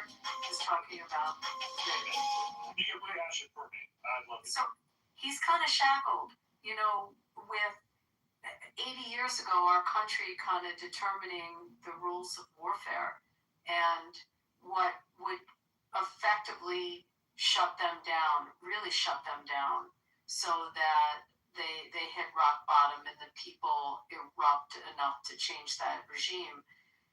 We can't do. We can't take out those kinds of facilities within that nation that we would have done and have done before warfare. And, you know, we inherited this new way that we approach warfare that's you know, allegedly it's more civilized. So we don't take out their training depots and their infrastructures and, you know, their communications and their electronic grids. And I mean, we're not going after them like we could or have done in order to win a war. And I don't think it's about how much we have in munitions or not. I don't think that's the issue. I just think he's shackled that way with our rules of engagement now. So it has to, by default, be an economic war. And you have to hope that they're at a point where they can't sell any of that oil. The other weird thing is, you know, not weird, but I mean, they attempted at these attacks on their neighbors, as they were saying were happening because of their American bases. And I believe it's not about that. They were going after their competitors to stop the oil production coming extent from in that region. I mean, it's another factor. But for us, I just think we're going to have to go full court press on the economics, different than just, you know, the stranglehold, the sanctions. It's just, you know, that didn't do enough, obviously. But you just have to hope that they have no ability to fund that nation. And that may be where that uprising comes from. At the beginning of the war, it was all about regime change. And that was the loud message that was, you know, going out. And everybody was behind it and thinking we had great success with it. We were on the, you know, the heels of achieving it. Just And now it's really not here. Here in Austin, Texas, I got to say it is extraordinary, the innovation they're doing, the technology that they're developing. To take people who are paralyzed, who have ALS, or not able to do, and give them the ability to goofy. Lasts quite a while. So, like, what does victory look like? I guess it's a peace deal or some sort of agreement with that. And according to what he said today, was, you know, it's a non-starter. They're not even offering to resolve it. They're never going to surrender. I mean, this is not imperial Japan. They're not surrendering. I mean, that's not going to happen, right? Yeah, well, I was just not to but add something, you know, I think that I was wondering, see how you think, you know, out there, that's martyrs in a sense, you know, is that where we're at? I mean, I don't know. If I can help you do that, I will. You want a faith base where kingdom building entrepreneur. The great state where you want to make an impact in the world. That's what it is. It is what's going on. I mean, I have a video I'll put in the chat of all these mothers that it came What out happens when you hire me as your social media manager? It's all Step these number one, the mothers onboarding. over You're there gonna fill out this onboarding. are, you know, celebrating the death of their kids because they're martyrs. I mean, it's like a sick culture that feels that way. But yeah, this is not a culture that will surrender. They'd rather, you know, starve their population and, you know, I mean, I just don't see a surrender. And the only way you're going to win is by, you know, the only way you end this is by winning. An agreement's not going to end it. You're never going to get an agreement. I just put the euro excuse for cute, but you really could have put this towards your first property in Dubai. For the people? Yeah, of course. Come, let me show you. This is Greens, the first for the community by venue, where prices start at just 3.5 million dirhams. First, you pay 10% down, and then seems like how many times have we been to the negotiation table with these guys? I mean, what are we on? 15, 20? Uncover the truth. Hire Phoenix Investigations. We have a team of over 300 investigators nationwide that have the experience. Take care of it. What are we doing? Can you seize their oil? I mean, you force them to cap it. Can we seize it? Because that's lifeblood. But even then, like we're saying, they'll just, I guess, they'll just die. I mean, I don't know. That's kind of fine. We're still there. Yeah, how that goes. Over here. We have 125 people watching your news. How many people read the newspaper every day? No. Yes, no. Gucci with his car better off. Going to every watch blog and buying the beer. Because not only are the prices and the ROI, It may take a long time to process before. whatever the value they get on the back end is so much higher. And here's a better one. Maybe it's distracting. You don't have to guess. I don't see companies going with online marketing. And when they start to social media marketing, it's becoming an experience. I don't know, that's a decade from now, but this may continue on and on. So, if it does, and it looks like it probably will, my fear is, though, this is such an easy election talking point. Say, look, elect me. I will end the war. Well, we saw Obama do that, and he didn't end the wars. So we know very well people will just run to get elected on this. However, this is an easy win to bring over all the dove voters that don't want war. And by the way, it's a good point. How does Marco Rubio and Vance juggle this if it's still going, Joe? I mean, there's no way that this can still be going as we approach 2028. There's no way the Republicans will win if we're still in this mess. I mean, in the mess, when I say mess, I meant mess at that point. You know what I mean? We're not in a mess now. We'll get out of this. But yeah, go ahead. Well, yeah, but right now you have an enthusiasm deficit. Like, voters aren't. The only thing going for voting Republican is that the Democrats are crazy and have lost their minds. I mean, if all they do is sit quiet and not try that hard, they'll get back into power. Totally. By the way, that strategy would have worked in 2016, 17, 18, and then of course, all these other years, they should have sat on their hands and they would have won. But go ahead, Joe. No, that's exactly what it is. Largely because the Republican Senate does not deliver wins for the American people. How can you ask? Did you know that you have USC sitting Trump to run the Republican Party over the last 10 years during the era of Trump? Or their senator, their Republican senator, or their Republican Congressman? The Republican legislature has to deliver wins for us. So that's why I'm not happy with it. They're frustrated with the Republicans. No, I'm frustrated with the Republican Party. I have been. It's clearly on a record.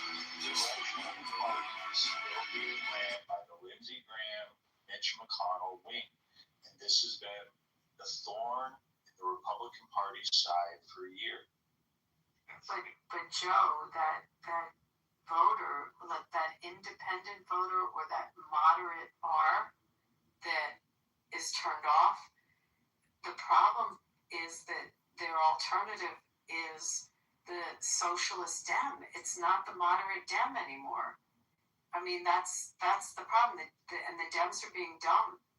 Maybe they could scoop this up if they presented themselves, in the middle or something with the independents. But their Stevens is like a moderate Dem. Not an offensive Dem. And she's running against a whack job that may win.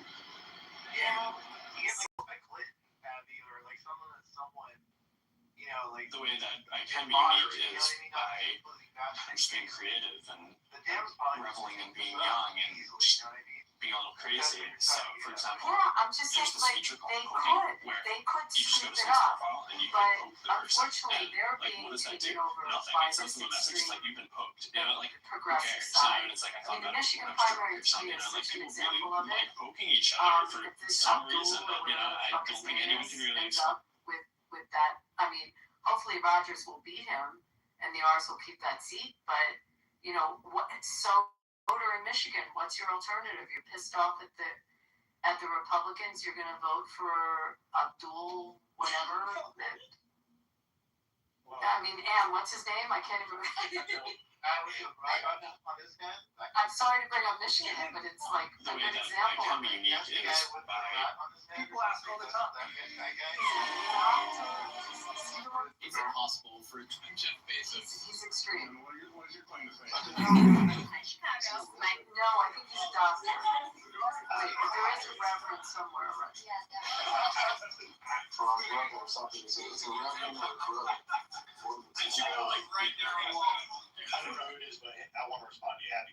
Look, I definitely agree with you that the alternative vote, and that's the only thing the Republicans got going for me, is that the I'm Troy Aikman. As an investor, I look for assets in Last month, after more than 21 years working as a sexuality educator at the inner school, I was fired. You may hear that I was fired for a retweet. Well, Chicago business owner, to expect that we're going to have that type of turnout, we will not. And I think the Republican Party was largely right off. I lived to see the Republican Party become low propensity, about 25 years ago, the opposite Republican voters would come out regardless for the primary or the general. But now it's the other way around, where you have such a fervent Democrat base that I just feel like you'll have people that say, well, voting doesn't change anything. Y'all heard this, right? You hear the black pillars on here all the time, right? I vote and nothing ever changes. Or what is my vote worth? Or, Oh, yeah. Yeah, and look, I don't agree with any of those comments. But what I'm saying is that spreads, and you get more people when Republicans don't deliver domestic wins. All they need to do is get us some wins. The SAVE Act, which clearly the establishment Republican Party is not going to break up. There are certain things that need to be taken care of. And then when there has been popular legislation, we fumbled the communication side of it. The Epstein law, the most popular law to pass in the last 10 or 15 years. You had all these legislators sign on it, and Trump's White House completely fumbled the rollout of the communication side of the Epstein files, the low information voter. Do you get where I'm coming from? I am ready to get my victim face out. What we use is an insulin or a transplant. You have bandages on that for quite a while. There's no recovery time. You can go right to work. You're not getting scarring or time off work. It's just some microneedles in your scalp and you're on your way with it. It's really not any days off. You just feel a slight pinch. Every person that comes into the steps, We sent them to the conference where each ticket is worth $70,000. This is the Milken Conference in Beverly Hills, where people like Elon Musk, George Bush, and some of the biggest investors in the world show up every year. We got invited to private free events nearby, so we knew we had to go. We drove over UCLA, pulled up, we saw how they did. Then we started talking to different founders and investors and told them about our event, a platform that most people found patents. It made their response was crazy. Some of them wanted to use it, others wanted to invest. And one guy liked it so much that he invited us to another private event that's happening to the Australian conference. So we're going to go and follow see what happens. We're relying on, we have social media anons like us here talking, trying to, when election season comes up, to pluck one or two to our side. But it's clearly not the establishment. Okay, so we talked about Woodie Inn, which is a great option for you. Now, help you out. Now, why did you work with me? Well, my name is Alex Weiner. I'm one of the first persons in this city in September 1996. I know the city like the back of my hand. And I know all about the archaeological sites, the tourist sites, and the history of this place. I moved here with my family and my siblings years ago, and I watched my father on his traveler to get what was promised to him. Now, also, you come from from a country, right? We all know a deal, a contract with Israelis. It's different ballgame, Israelis, and sometimes they don't easy to understand for Israelis. And I'm there, I've had endless years of experience dealing. The Republican Party itself is still the country club Republican Party of the old generation, of the boomer generation. Look what Trump delivered. Trump delivered Trump RX. And look, don't get me wrong. I think it needed to happen. However, how does that significantly influence the millennial and the Zoomer generation? We had it captured that we could have ran with the younger vote, with crossover voters. However, what has rolled out over the last year and a half, and I don't just blame Trump, I blame the Republican Party, the Mitch McConnell, the Lindsey Graham wing. I mean, I can go down a list. I'll tell you, when John Thune was put back in, because we had the opportunity then to change the course of the direction of the Republican Party. I knew it would be Washington as usual when John Thune was placed as the Senate leader, that nothing was going to change. This was our opportunity. So don't be surprised when we have to go through another round of beating off these damn communists because we dropped the ball this time. I like Johnson. I really like Mike Johnson. And Thune I'm not overwhelmed with, in terms of like a dynamic leader. But Johnson, I think, is dynamic. I mean, he's from your world. I mean, you can disagree with me. I've always got a good vibe from. Yeah, no, he's good as a neutral. He's not a firebrand, clearly. No. But this reminds me of the John Boehner house. No different. John Boehner's house would deliver votes and deliver wins and send them to the Senate, and they would die in Mitch McConnell's Senate. You remember how many times that happened? The same thing. Yeah, I mean, the Republicans in the House are voting on bills and delivering them to the Senate, but the Senate's not taking up anything. The Senate's not moving on anything. This is, and they want to chalk it up and say, well, we don't have 60 senators and stuff like that. Well, maybe if we weren't so focused on things outside of Washington, maybe, and these are where voters start to tend to say, well, why isn't Trump's administration doing more to get or to divide and conquer senators? Do we have no way to peel off Democrat senators? Is that how bad it is right now? That we're so gridlocked that we can't get anything through? I mean, I guess clearly, right? I mean, it's interesting. I guess you could go state by state and see whether we can knock a few of them out. I mean, I think what's going to be interesting is what happens in Maine and whether Susan Collins can hold on. I was saying this in the room yesterday, that all of New England, there's one Republican in all the states in New England, and that's Susan Collins. Everyone else is a Democrat. Every House member, every senator. I mean, but that's all you got in all of New England. Every one of those states. And a lot of this has to do with the Republican Party. I mean, I think, what was the one guy that was sort of an enigma? Sununu. Right? That they had a Republican governor. Yeah, Sununu. I think we have a deep bench that has presidential aspirations, but we have the grand old party in the Senate, and nothing changes. And I don't know how we ever get over that hump.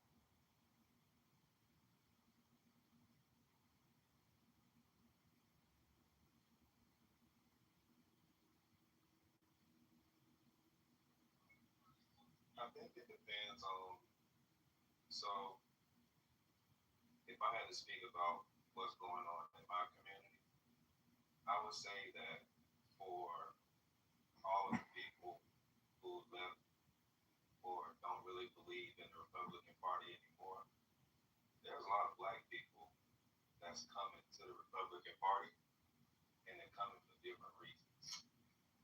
And based upon optically what Trump has done already, he's done enough.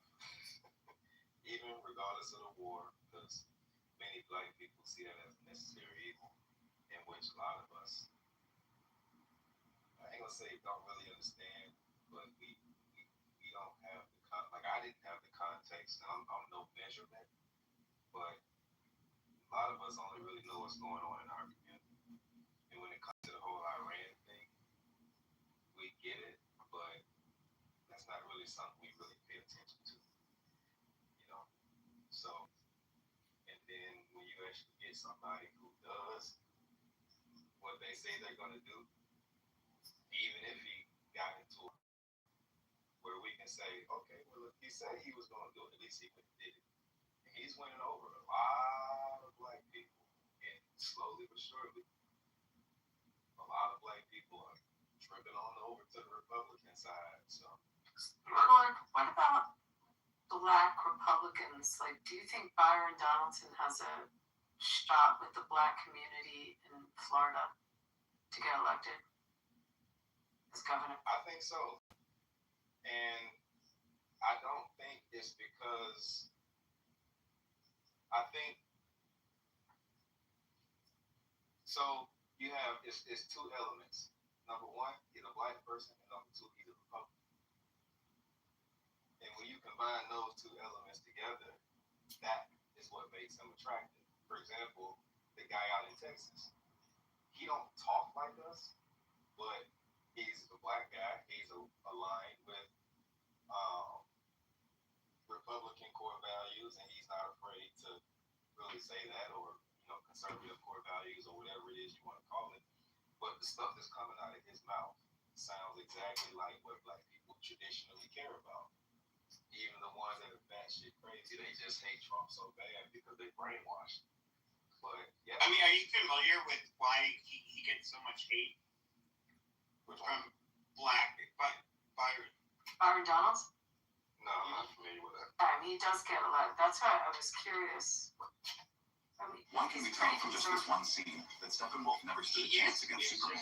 The Superman's operation for good, a boom tube, suddenly opens behind them. Wonder Woman and Aquaman immediately shift into combat stance. And stepping through the portal is Darkseid fully grown. Darkseid is the ruler of Apocalypse, and in theory, his power far surpasses Superman's. But on Earth, he has suffered defeat before. At this moment, the hornless Steppenwolf staggers back to his feet, burning with rage as he glares at the Justice League. Completely unaware of the danger behind him, Aquaman strikes without hesitation. His trident pierces straight through Steppenwolf's chest.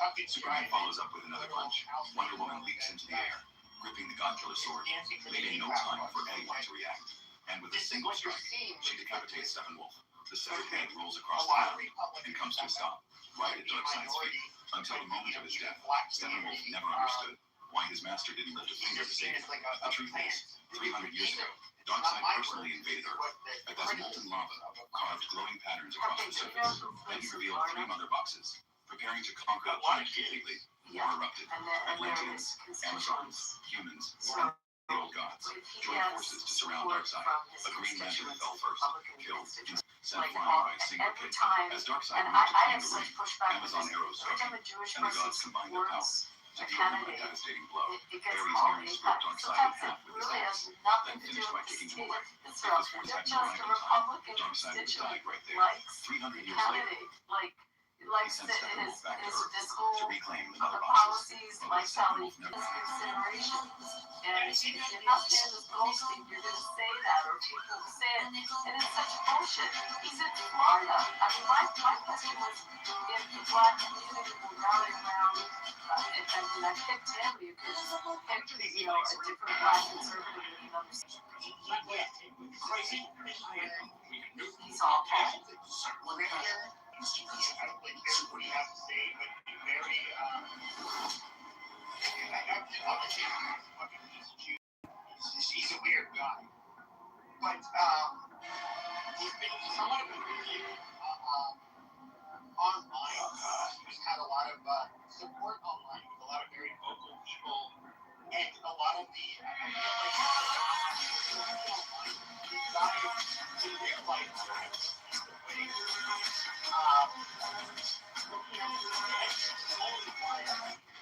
I literally know nothing about the guy. I don't know how good it is. So I won't comment. Byron Donalds from Southwest Florida. Lee County's demographics is 60% white, 24.5%. Black. That was Byron Donalds. I don't know.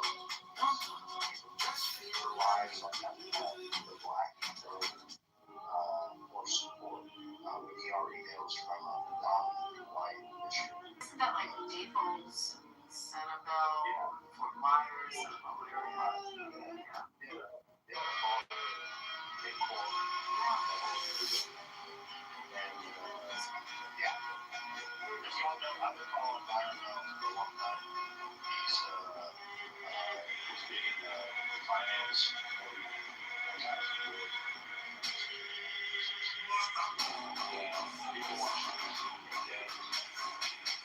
Yes, he's fantastic. I've heard him speak a lot. I've met him a few times. I like him a lot.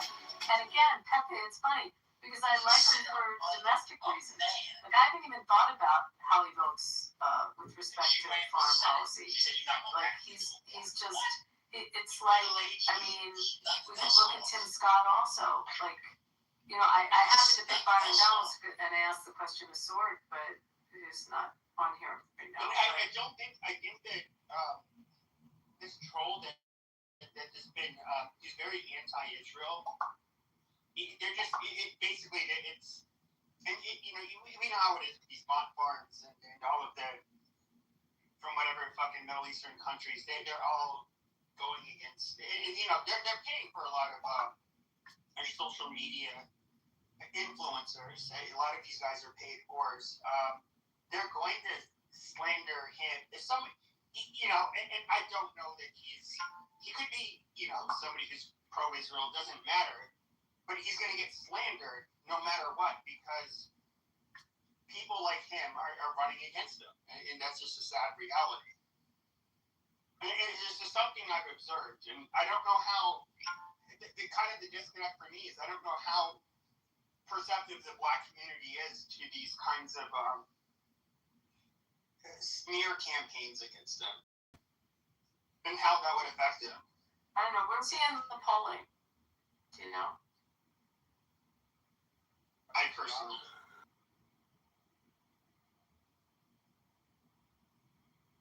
I think he's got it. I think it's in the bag. I think it's, you might as well, it's a good question. I'll pull up the names. There is a guy that has made some news. Let me.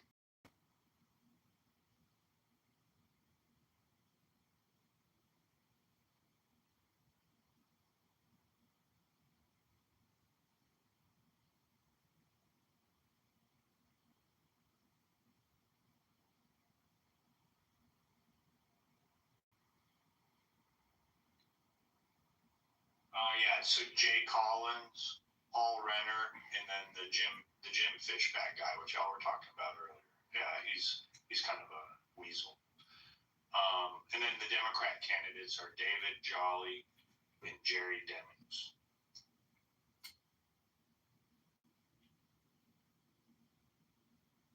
What is Jerry Demings? I'm familiar. Was he the mayor? Or no, I'm thinking of someone else.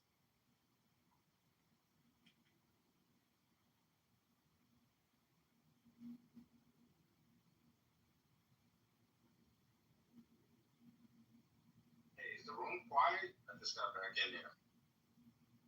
No, we've been talking. Okay, hey, how's it going, Joe? I hope all is well. All well, buddy. We were just talking about the Florida governor race. Okay. Interesting. What do you guys think is going to happen with DeSantis afterwards? I don't know. He's I mean, the fact that he went against Trump kind of, I feel like, hurts him. I don't know. I don't. He's not my governor, so I don't really pay attention to him. But I don't know with him. I'm just gonna be fair and say, like, I would have to. Why are Floridians voting for him? I don't know. They obviously like him. I don't see what it is that they like. I like DeSantis. I think he's done well. I mean, I don't know if you remember the debate between him and Gavin Newsom. Did you see that debate or no? Or anybody? I've never seen highlights of it. I mean, he did pretty good. I mean, that's against Gavin Newsom. So I mean, I don't know. I actually think that DeSantis would be a little bit more harsher than Trump, if you want to put it that way. Because the guy actually knows what he's doing. He's actually like such an immature of I don't know how to put it. Like my impression of him is that he's You sat on the floor. He's too much of a politician. City Hall. Which in a way, I just wow. It rubs me the wrong way. Such an impressive resume. Hey, baby, I wanted to comment on you got a hotline. You all right, brother? You in the studio? Yeah, baby, I wanted to comment on what you said. My phone. For the people that said that he seems like an Uncle Tom or whatever the case may be, did they say why? Or did y'all ever get a chance to go deeper into it's highly dependent on it's not the traditional American Uncle Tom stuff. It has more to do with you have this guy who's a conspiracy theorist. He's just like hate Jews in Israel, and he ended up coming up with a lot of these nicknames for him, and then of course I think this guy is he doesn't hate Israel, so he has money. But he basically online he gets a lot of hate from at least that I would see from the black community, the quote unquote America First community, like whatever group of fucking people, and they call him all kinds of names because he's getting APAC bucks basically, and it's and I do think it's unfair. You have this grifting piece of shit, Fishburne, who I really he says that he's America First, and he's when he got rid of Israel, America would be perfect. Like he's just fucking retarded. He's just total fucking grifter. But I think one more thing, just again to clarify, so it's very clear. AIPAC is a bundler. They do not write checks. Checks are written by American, Jewish, and Christian citizens that support a particular policy. However, in someone like Byron Donalds, he's running for a state office that has AIPAC, by the way, when they bundle, it's only for federal congressional, not any state elected office and not the executive branch. So money that he's getting right now to run for governor are coming from constituents, or it's coming from people that happen to be Jewish by religion. So all of a sudden, should he not take checks from Italians or not from Jews? It's just such bullshit. They're his constituents. We are constituents. Should I not give my governor money in his election? My governor happens to be Italian, by the way. I'm going to support him. No, what the fuck does this have to do with the state of Israel? It's retarded. Yeah, but it's a state election. Yes, but Fishburne would accuse you of being a Zionist. I am, but what's that have to do with me supporting my governor being against crime in my I state. know. This is why I'm saying it's super disingenuous. And Like, it makes no sense. It makes no fucking sense. yeah, no, it and makes only no stupid sense. people would follow that. But even if you want to make the argument that someone's running for Congress, that it is a bundler. It doesn't write checks.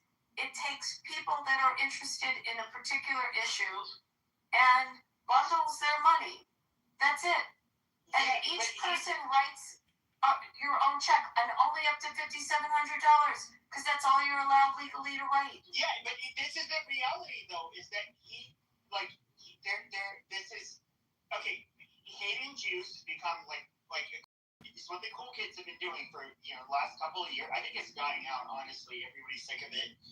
And it's boring to listen to. But they don't care about, everyday Americans. That's his whole spiel. Now, I don't think that the average person is going to buy into his bullshit. But, I mean, that is the tactic that they're going to go with. And in a way, it does have real-world consequences when they do these attacks. But if we look at the Florida, who's voting in Florida, it's going to be a lot of fucking old people, depending on which part of Florida. But, of course, older people have a much higher turnout. This Bishop guy, he's not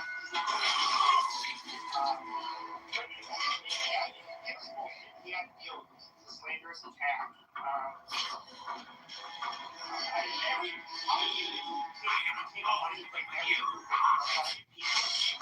This is where I find it really disingenuous. So you can be like, The moment the girl stole the Iron Man arm from the lab, it instantly attached itself to her arm. Then she stepped onto one of the Iron Man boots, and the other automatically locked on and tracked itself onto her foot. By the time the security guards at the door realized what was happening, they were stunned to see the girl already wearing the entire suit. This was a university lab's attempt to recreate an Iron Man-style armored suit. Unexpectedly, it fit the girl perfectly the moment she put it on. At her command, the boots blasted out intense flames before the guards could move in to stop her. She shot hundreds of yards into the air, disappearing so fast that even the exhaust train was gone in an instant. The girl was thrilled by her first experience flying. She activated the built-in voice assistant, only to discover the system was far from complete. It was just a beginner-level trained AI. Amy told it to navigate her to Chicago, but the little thing started introducing Chicago's famous landmarks instead. It was clearly a very primitive artificial intelligence. After smacking itself on the head twice, it finally managed to set a flight route to Chicago. Then the suit drifted across the water, successfully turning itself around and heading toward Amy's hometown. A trip that normally took 5 hours only took the girl 30 minutes. As the suit carved a stylish arc through the sky, the people in the small town were left speechless. Amy, meanwhile, calmly skimmed over the water, clearly having gotten used to the suit already. She was only 2 more intersections away from home when the AI assistant suddenly announced that the armor had not been charged before takeoff and was about to lose power. Amy immediately panicked. She had learned how to take off, but no one had taught her how to land. As the air pressure inside the suit became unstable, the helmet flew off. Amy quickly ordered the assistant to switch to manual mode, but the power was already critically low. Before the switch could happen, her left arm piece detached on the spot, causing her to completely lose balance and crash onto the road. A genius with an exceptionally high IQ, Amy had developed this suit using scholarship money and school grants, but it was obviously still in the early stages and far from fully advanced. She could only carry the pile of broken scrap metal home and figure out how to repair and improve it later. What Amy didn't know was that the moment she walked through her front door, a mysterious person had already set their sights on her. Coming from a poor family, Amy tried to ask the owner of a parts shop to let her buy some components on credit, but he flatly refused within seconds. Even her elite MIT credentials didn't change his mind. Just then, the mysterious person from the day before appeared and pulled out cash to pay for Amy's purchase. The moment the girl stole the Iron Man, 100% on board with that, and I do think that that's where there's this, like, one of the things that made me not the far right was being around the far right. Like, I just thought they were just like such despicable pieces of shit. Like, some of the worst people I've ever fucking met, really. Like, So what do you consider yourself now? I mean, I would consider myself like I would say rather moderate I'm somebody who's not very conformist, so like I'll hear a narrative where we're told we have to believe a certain thing. That maybe one of the most controversial things would be like all groups of people are the same and they have the same potential, and it's just like no, we don't. So you can tell me that, like, for example, we import the smartest people from Nigeria and India, which genetically, for example, they're it might be cultural too, but they're going to we're importing people where we selected for it to be the most intelligent. That somehow we, for example, people of European stock in the United States are going to be able to compete with them. No, we're not. Ashkenazi Jews tend to do better than us, East Asians, whatever. African Americans tend to fare a lot worse. I don't. This whole like equality narrative that like evidence of. How does that form your vote, Pepe? Like in your state, in your statewide elections, in your congressional elections, what are your issues? You have water issues. You have big water issues. What do you care about that fiscally is going to happen in your state? Is going to happen? Do you care if your tax dollar pays for a new stadium or not? I mean, like, what do you care about? I look well past that, and like my brain has been stuck on the whole thing about the inequity equals inequality, and there was a study that came out the other day, for example, that showed that African Americans, for example, fare a lot worse on average than white Americans. But if you control for IQ, they do as well as us. What a fucking shocker. And this whole equality, what's really bothered me is that when you try to like deconstruct everything, there's not much of a difference between different groups of people that have different, they've evolved from each other for tens of thousands of fucking years. There's no difference between men and women. All of this bullshit. But it's just like, but there obviously fucking is. But you want me to just nod my head in silence and pretend like there's no difference in groups as a whole. Like, yes, there are women that can beat the shit out of the average male. There are black people that are much smarter than 3 of my brains combined. That's fine. But there's this thing where people always want to place people as the fucking oppressor. And one of the problems I have with the far right, for example, if I was going to look at like the national, somehow, once you get rid of the fucking Jew, everything is fine. Everything is dandy. We will be these strong, tall Aryan kings who will conquer the fucking world. But no, that's never been the fucking case. Like, you guys have always, we can look at the British, you had a bunch of fucking Normans that came in and conquered them and dominated them and treated the English as second-class citizens. There's never been this fucking Aryan unity or groups of people that were ever fucking equal. It's never fucking happened. Up in there.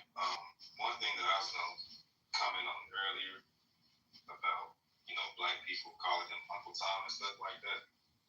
So you're typically going to have 2 types of people that are going to look at him in that type of light. One of them is a Democrat for life, and that type of black person, they can't even explain to you why they're a Democrat. But the answer to that question is that because they were programmed that way. And they're programmed that way so much so to where, and when I say program, I'm talking about their parents, the grandparents, the culture, things of that nature.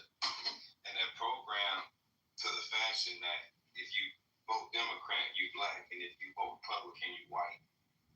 And it's the most idiotic way of thinking. And thousands of black people, probably hundreds of thousands of black people are waking up to this. And you got to look at some of the things that black people care about. And so, for example, Trump brought on Kennedy. Kennedy is uncovering a lot of shit in the medical field. A lot of black people have kids with attention deficit disorder, attention deficit hyper disorder, and all of them goddamn disorders. And these are the things that are being uncovered that black people didn't even know they cared about because they didn't know they it kind of became so much a part of their life that they didn't even realize it was a problem. And now that these things are getting unearthed and they're getting answers to their question, other than what Democrats usually say, which is what you just mentioned, Pepe, racism. Like racism is the answer for everything. And it's like, it can't be the answer for every single thing because now it puts me in a position where I'm defeated and I can't do nothing to change my own situation. So there's a major shift where people who would look at a ballot and they wouldn't even see Byron. Now they're like, well, wait a second, let me just look at everybody. Okay, Trump, he's attached to the he's attached to the Republican Party. From the optics perspective, this is what it looks like, how Republicans behave. Okay, I can agree with that. Let's look at their values. Okay, they believe that something as simple as you're either born a man or a woman. Okay, I agree with that. And it starts to build up a mental momentum where the colors are going now. Now I'm looking at just the words, Republican or Democrat. Then when you step outside of the national perspective and you look at it from a state perspective, you start to see how people like Mamdani is behaving. So that starts to paint a picture of what the Democrats look like. You see how Virginia just got all these damn tax laws. You see how Minnesota looks. And this is what the more educated black, we'll call them black buyer, if you will, where they're buying into who they're going to vote for. This is what they have to look forward to when it comes to voting Democrat. So it's kind of a combination of, I don't want to deal with that shit, meaning Democrats, but also, well, it's another thing is, damn, I can't believe my parents had me thinking this way. So it becomes more like a disgust type of thing, like, how the fuck could I be so blind and not view these people just because they were Republican? Okay, well, let's start at the top. Trump is the head Republican. Shit, he laid the tariffs out. Yeah, he might have lost the court case. I may not even understand it, but goddamn, the shit worked. And he said that prices were not going to increase because of the tariffs. Damn, that shit worked. He's actually doing what he said he was going to do. You know, before the Iran war, he stopped all of these wars. Okay, we actually got somebody in here who's doing what they said they're going to do. Then you spin the plate. Oh, Kennedy. Kennedy is over here finding out vaccines are hurting people. Oh, shit, my kid got ADHD. Maybe that's the reason. Like, it's coming home into black people's living rooms as to one possible reason why they might be in the situation that they're in. So now when you start going around and you start hearing people like Jasmine Crockett who say things like, nobody want to go out here and be a farmer. You don't want to be a slave. So you're associating farmers to slaves when there's a huge shift in the black community where thousands of people are now becoming farmers. So now Jasmine Crockett is literally offending her own base. It's just some of the most idiotic ways of communicating that they're pushing black people away. And the Republicans are like, well, this is what we believe in, you know, in the unified approach. So it's a combination of both as to why I say black people are transitioning from the Democratic Party and they're taking not only just their vote, but they're taking their loyalty to Republicans. And 9 times out of 10, they're not going to get it back for at least another 5, 6, or 7 generations. Because the same approach that our parents took with us, we're going to take the same approach with our kids. We're going to say, don't vote for them. You see how crazy they is? Look at how their kids,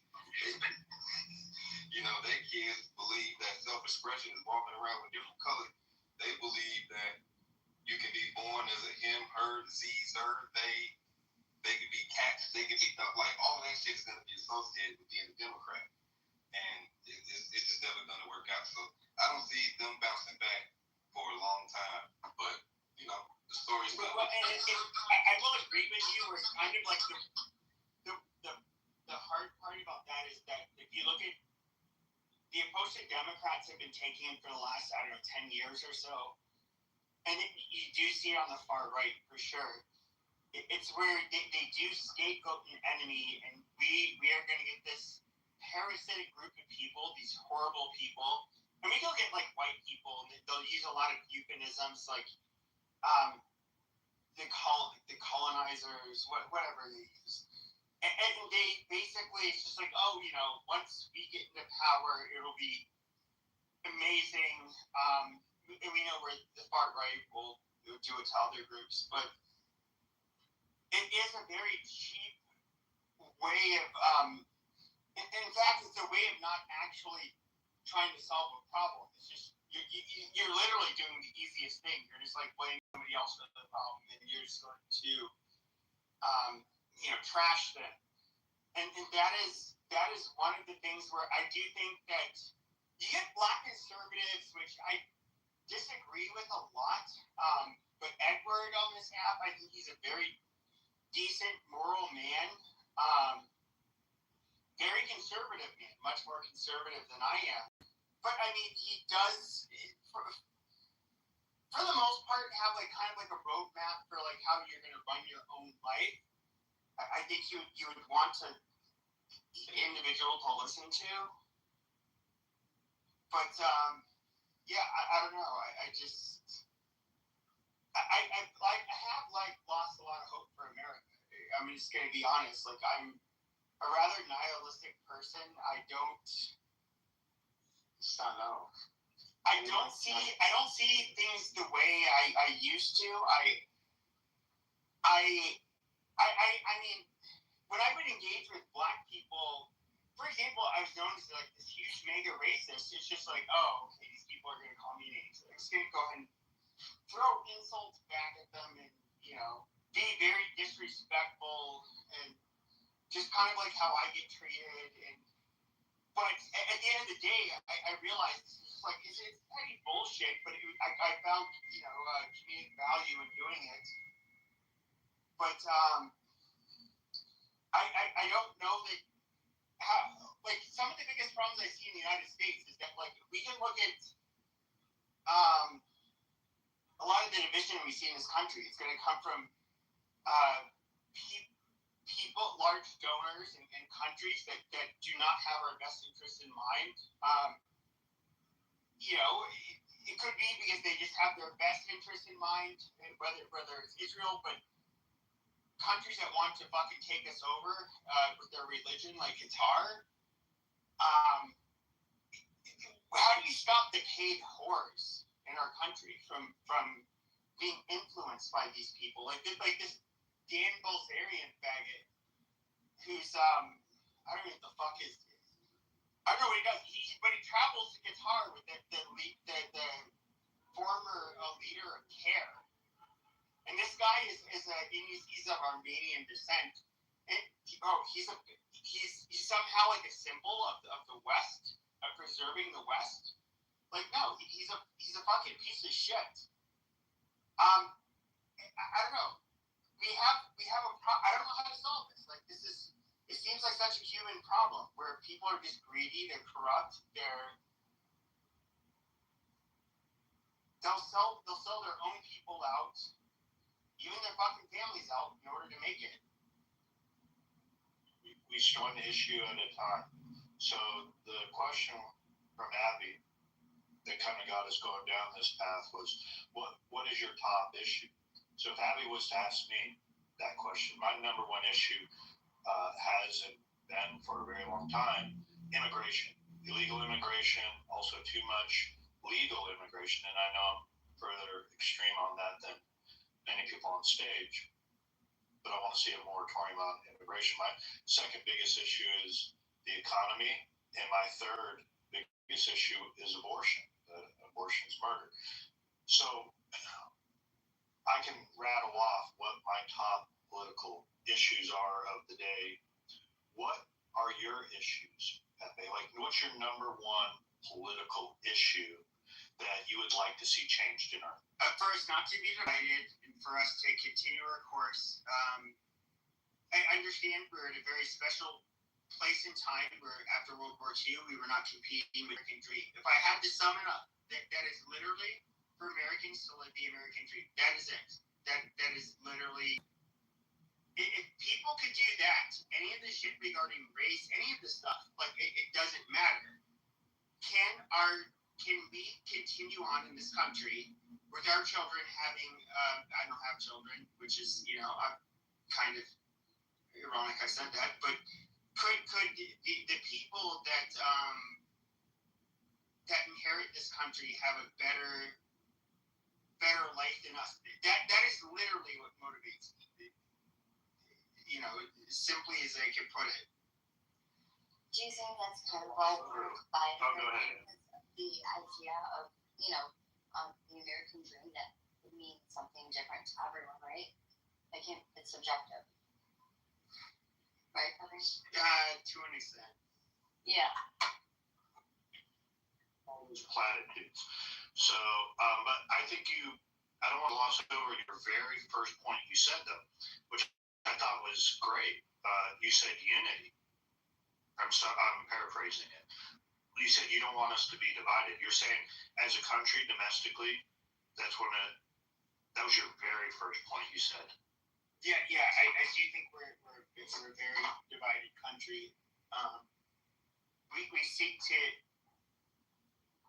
whether it's politically, by race, by whatever, we do seek to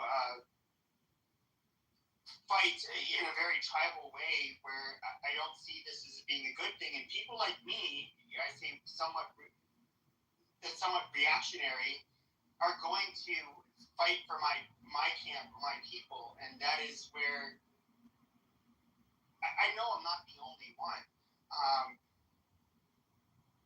But how I personally don't know if this can be solved, and that is one of the things that I've cared most about. Literally, this is what I've cared the most about for years. Aside from personal stuff, at least. In my position. Go ahead. No, go ahead. My position on that is I do not want unity with the left. I often have seen over years that the Republicans and the right wing will relate to the left wing agenda, that will compromise our values and our interests to get along with the Democrats and the people on the left. And that's partly why where we're at today. I think these people want to kill us. I don't even think they want a country with us. Seeing what the Democrats in Virginia are doing, where they're going to lower the age, or they're floating the idea of lowering the age to get rid of the Supreme Court justices, the Virginia State Supreme Court justices, just because they ruled against them. These people are awful. And you're absolutely correct. Unity. Yeah, I don't think we can have unity. Go ahead. Yeah, I'm not willing to capitulate whatsoever with these individuals on the left. The people on the left I see as wanting to destroy us. Give me my arms. I have a couple just mean us as our fucking country. And I don't really. That is where it's the biggest.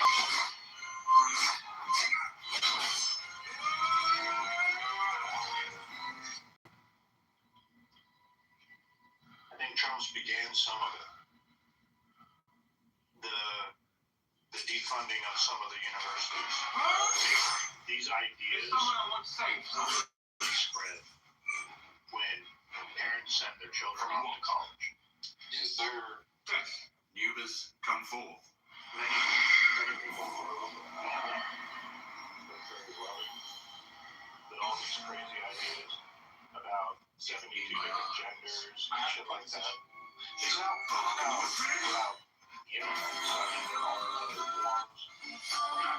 People who will never be released from prison. Number one, but I think that's really what we're not adjusting to is I'm an older millennial, and I think many others that have grew up in a centralized culture where we largely had may there be differences regionally or also racially, things like that. We largely watch a lot of the same country. Nobody. Look to your right. Who's there? Nobody. Guess who's coming in? You are. And you don't get the fucking world. You don't get anybody. You know what I'm saying? Like, what the fuck is you doing? Yeah, it's $13.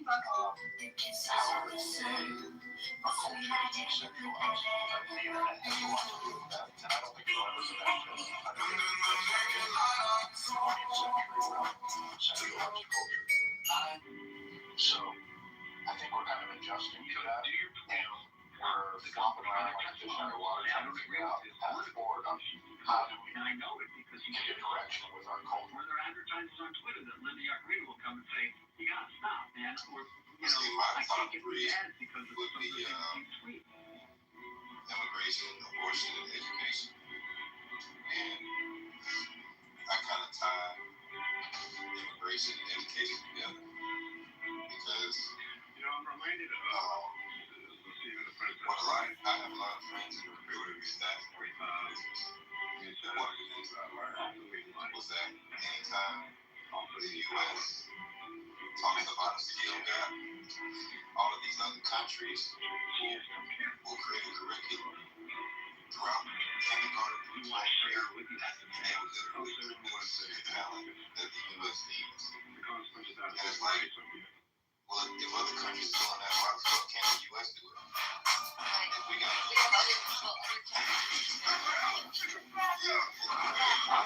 I'm not saying they can't, but in one sense, to the benefit of the American empire. The fact that they feel such a gravitation towards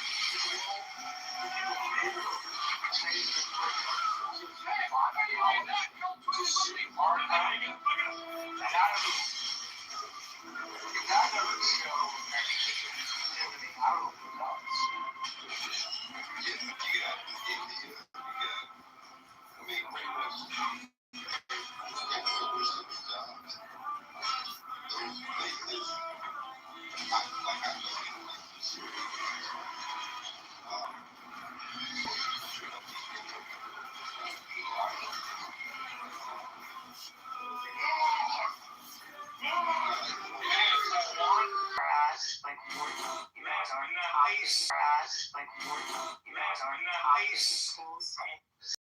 Eastern European, they're not U.S. born and educated. If you take a look at the professional staff at our best business schools that are producing our ultimately our business leaders in the country, and our corporate giants coming out of those schools, they're not taught by Americans. So we essentially outsource our education as well, not only our jobs, but our education. And the thing is, we could produce those people here with people knowing this country. The problem is that if we try to use the same teaching methods that they use overseas, or go back to the methods that we used to use, that might be too harsh, and it would be if the left would claim it wasn't inclusive, or that it was racially motivated, or that it was somehow based in racism. And Alan, part of that responsibility is born to the right for exiting itself from academia in the 80s. Marshall, they can't survive in a university right now. I didn't say the teacher. I'm saying professors who have chosen to leave. That's not my point. Is that having William Buckley 2.0? You have nothing. Let me respond, please. What the right did or did not do has nothing to do with what is being taught in urban areas, and specifically go back to something called New English and New Math. about the right. I'm talking the way they decided to teach in this country fucked it up. My aunt is a... You blame parents for that. Yeah. That's a parenting problem. No, that's not a parenting problem. Yeah, it is. If you don't bother to show up at your school meeting and protest your curriculum, that's absolutely a fucking parenting problem.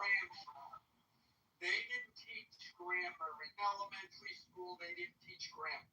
They didn't teach parts of the sentence. That's not my point. If parents were more active instead of making excuses for their kids and telling teachers that their children didn't need to learn, it would be a lot different. Okay. Marshall.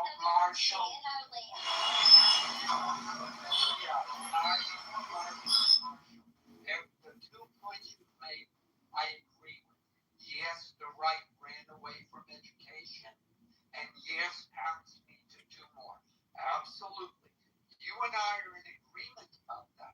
But that is tangential to the argument. The argument is, my point was that if you try and impose standards that actually make a difference, you get so much complaints from the left that you can never make those a reality.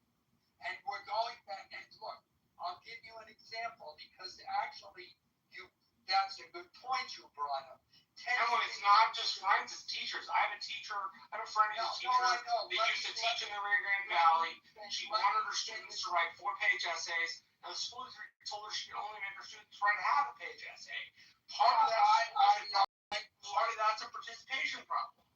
Yes, but what the students are participating in is crap. That's the emotional learning. Now, I don't disagree. I'm saying it's partially crap because the parents aren't paying attention. My point, God damn it! Tennessee was 49th in the station, in the country. They threw out all of the bullshit from all of the latest teaching methods and inclusion and everything else, and they went back to, remember, hooked on phonics. They went back to that, and they're now in the top 25. From 49 Can I get some heads up? to top 25. If you're believing You might be thinking we left one place off the list. but on this very spot, No, I'm not disagreeing. I'm saying the key decision makers aren't paying attention. I want to interject after Alan. yeah, thank you. I know, but I'm making a point. A specific point. And you're going off in left field. Okay, then please connect it. What am I missing? Hold on. I wanted to interject. We got Joe B on stage. She knows more about education than I ever will. However, look, Marshall, blaming the parents is overlooking that largely about 15 to 20 years ago, there was an agenda in many school districts to change over the administrators into these gay, liberal, lesbian, butch dyke principles, and they ushered in an entire agenda that we've watched play out. The stuff about the different sexualities and genders started in schools. It wasn't like parents had an option to vote on it. They forced it on the kids, bro. This is an agenda we're dealing with. It's also school boards. School boards get elected. Wait, hold on, Marshall. School boards get elected. Boards of regents get elected. Marshall, school boards get elected. Boards of regents get elected. School superintendents get appointed. Governors appoint heads of education departments in states. It becomes political. And then you try to survive as a Republican teaching in these jurisdictions and in these places that politically have a school board. Look at some of the videos coming out of North Jersey where they passed these policies, and take a look at who's on those school boards. Okay, so but where I was born. However, they're political. They're political, and if you're a Republican trying to teach, you then also get you get outed by students that don't like your political opinion on something, and next thing you know, you're in the middle of a scandalous situation because your politics are different, conservative. I mean, there's just story after story of this. I'm not denying that happened. I'm simply saying the check on that is parents at school board meetings and people throwing out the bombs in elections. If they don't throw out the bombs, then what do they get back curriculum? You also then have to look at the state. Boards of regents are elected in states. There's statewide elections. The boards of regents, correct? So you can get saddled. Okay, you can get saddled with some pretty bad regents that then make these decisions. I mean, like, even if you have impassioned parents, I mean, you also have school boards it becomes super political. I mean, to look at the bigger cities in our country. Look at New York City, what they're going through in their schools. Look at California with the ethics studies that they call. Marshall, I am very That's not the point I was making. I had a friend who was a teacher for 15 years. And I couldn't hear you. I'm sorry. I wanted to comment on what you said, Marshall. So, I was honest with you. So, like, the school board meetings now are via Zoom because they don't let the parents go in the schools anymore, even to volunteer for our kids' events. I mean, like Halloween parties or this or that. Like, the parents are not allowed in the school. Okay, talent shows are not allowed in the school. So Zoom, and I'll be honest, via Zoom, there's only 5 of us that are in these once a month Zoom meetings for the school board.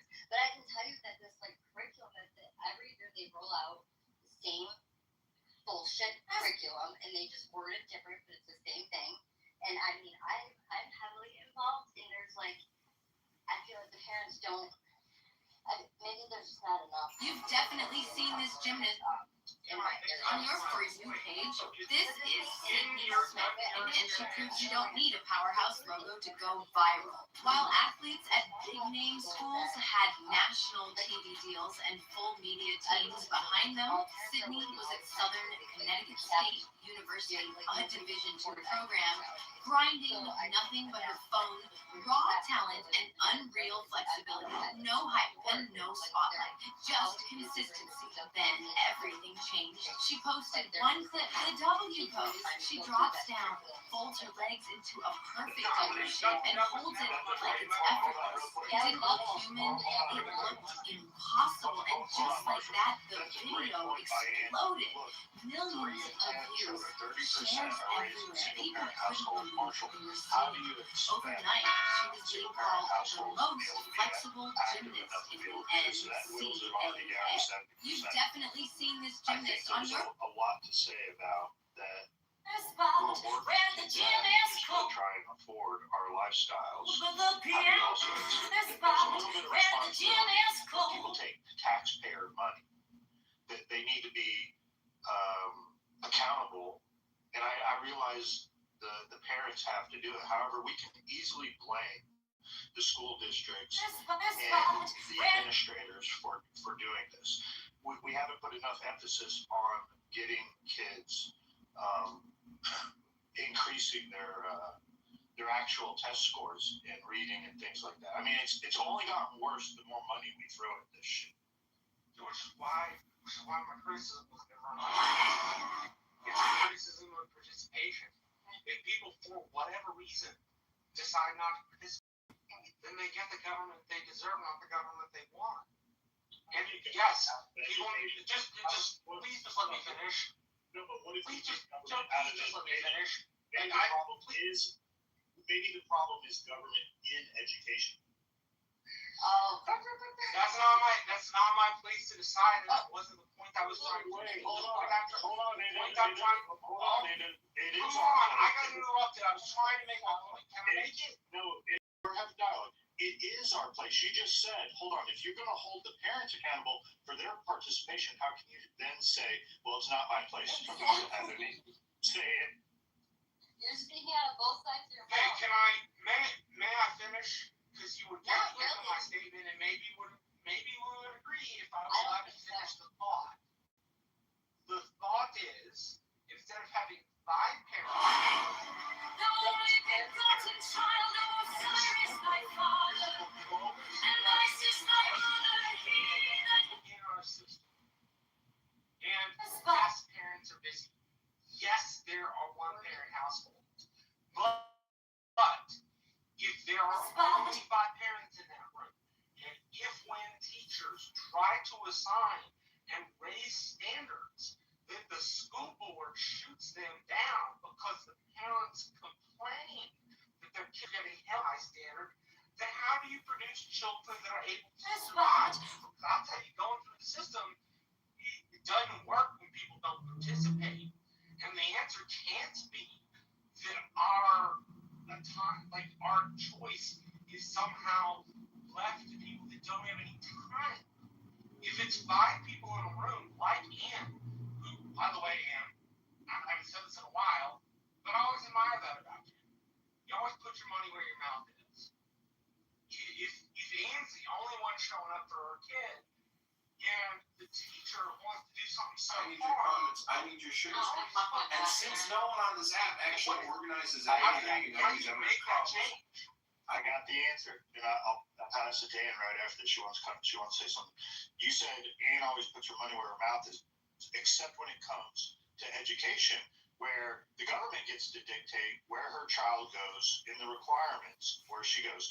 What they should do is, rather than the money being attached to the school, wherever that head count is, it should be given to Ann, where she can send her child to where she wants to send her child to be educated.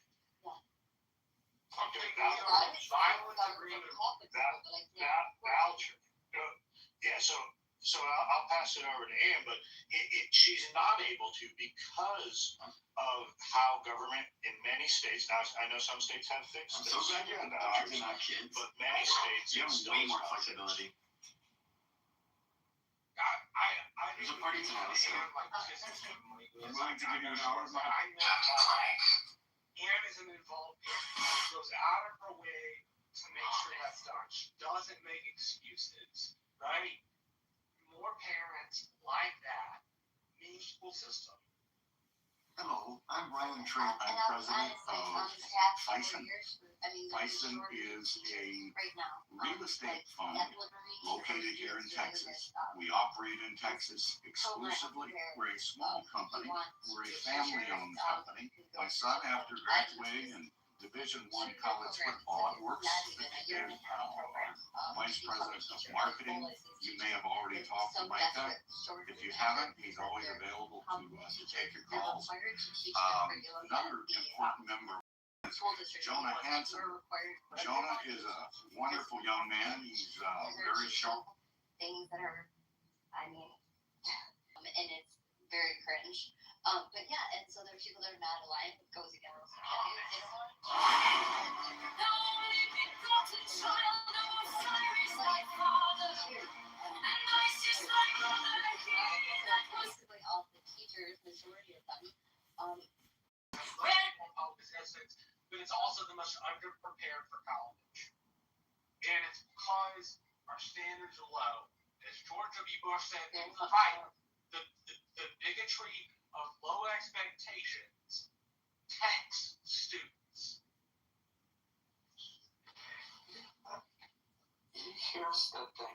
All of that is true. But if you look at Eric Weinstein, and what happened at Evergreen College, it was a great college. The students loved it. Everybody was getting along. And they got a new dean, and it poisoned the college. All of a sudden, you had all of these protests. And they ended up getting kicked out. They were one of the him and his wife were one of the highest rated teachers at the college. Yeah, this is what we're talking about. It doesn't matter if you're an involved parent. It doesn't matter if you're at the hours your kid No, is at the school spending district level, yeah. 2 hours a week doing homework or 50 hours a week.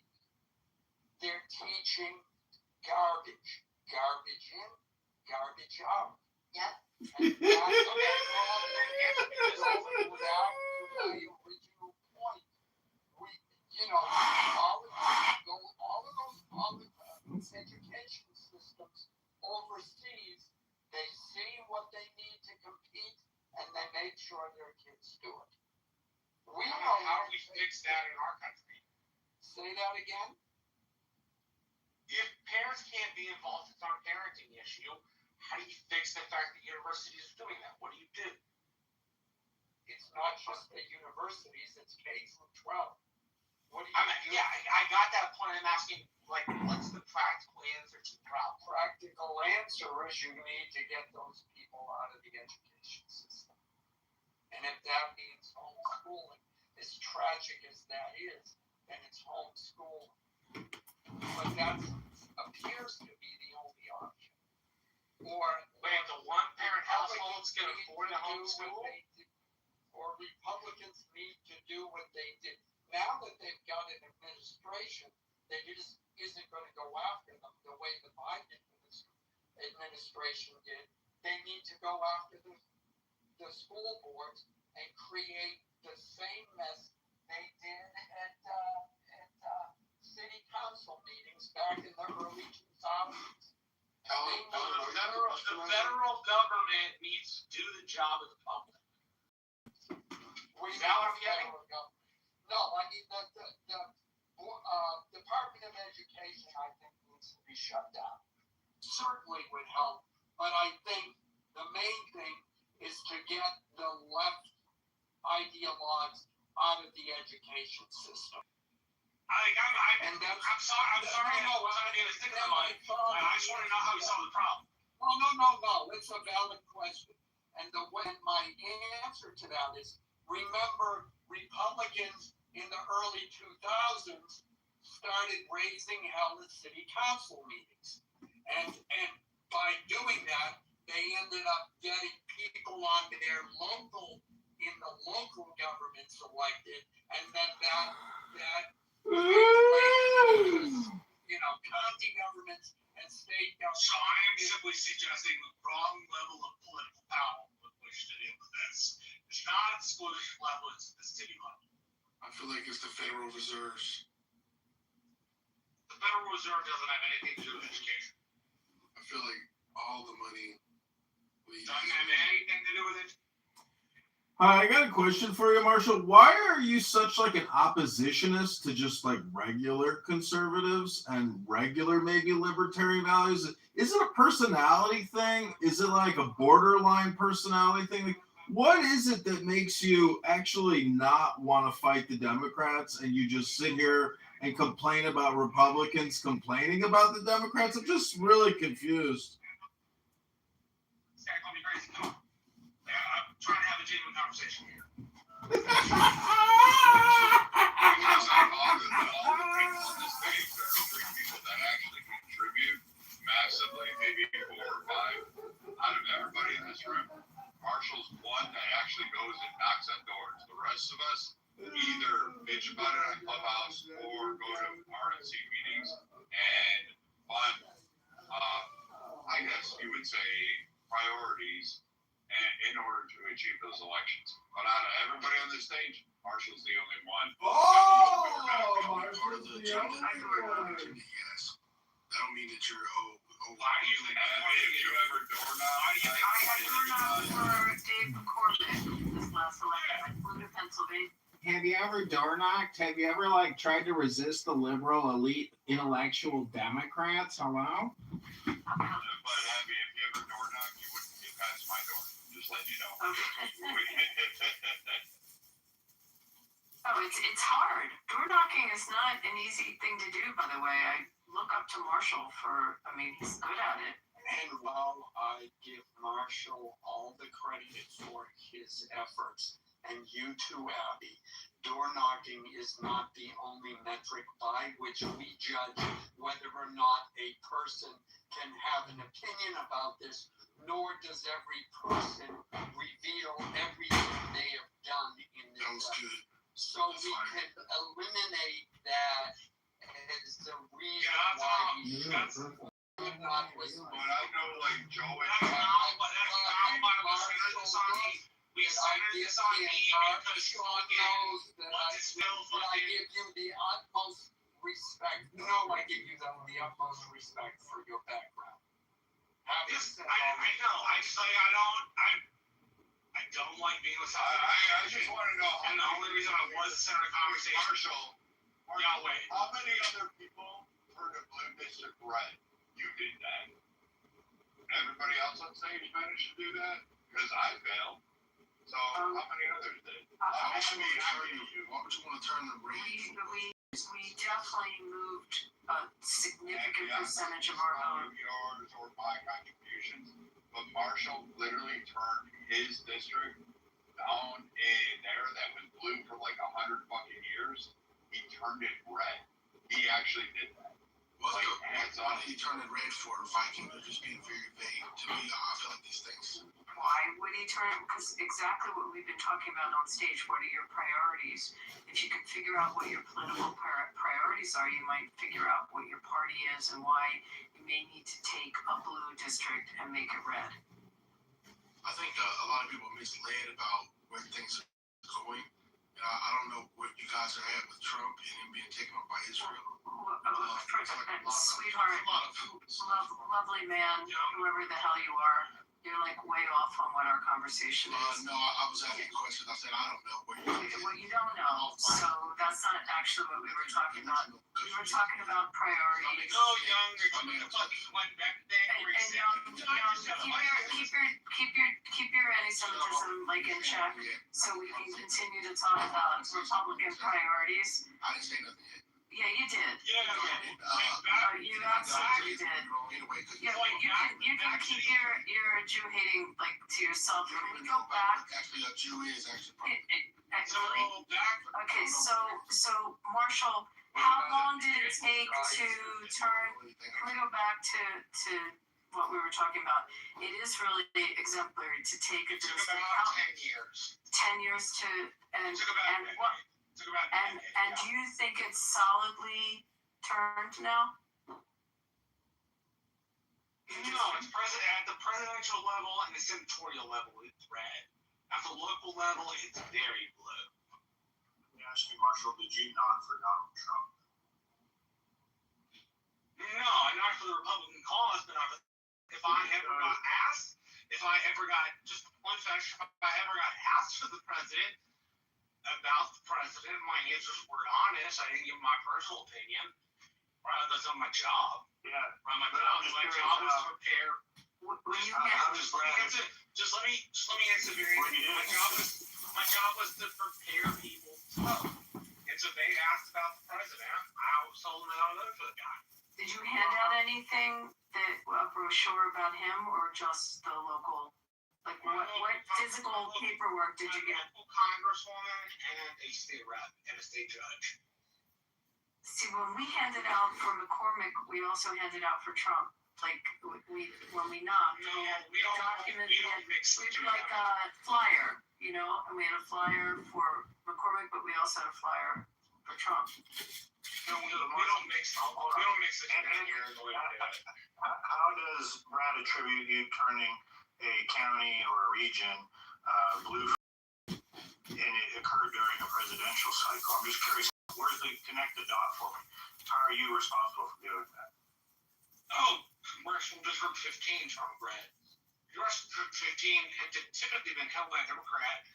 My Congresswoman Michael Cruz managed to turn it red for the first time in the district's history and had a vote for this for the first time since Richard Nixon. You wrote on which wave? What cycle was that? Which year? Oh Lord, I think it was 2018. She wrote in on popularity. She got reelected in 24 on the wave of Trump. So she votes with Trump, but her at least local appeal is that she's managed to pass 4 bills, a couple for veterans, one for water and drainage farmers and one for like medication. And it's been the first time somebody in the Rio Grande Valley has passed a bill for the public in 40 years.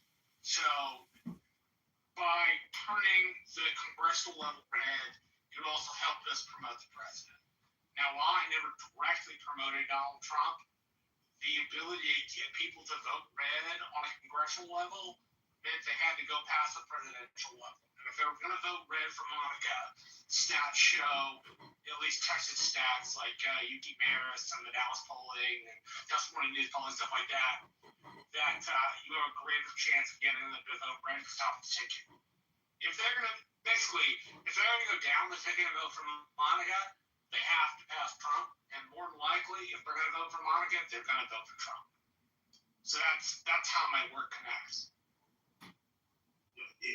Brad, thank you very much. I really appreciate it. From my understanding, so typically voting is downtown, not uptown. I haven't really heard too much. No, I'm not saying that it's not. I'm saying by getting somebody to go down ballot and think Republican, stats and political behaviors show in voters that they're more likely to vote at the top of the ticket for that party if they're going down the ticket to vote for the same party. You're more likely to vote for Trump if you're going to vote for Monica, basically. I mean, let's get cheap later. Like, what was general? What was 20,000? You got 20,000 votes on her. So her first win was by like 5 points, her second win was by like 8 points, and her third win was by like 12.5 points. Something like that.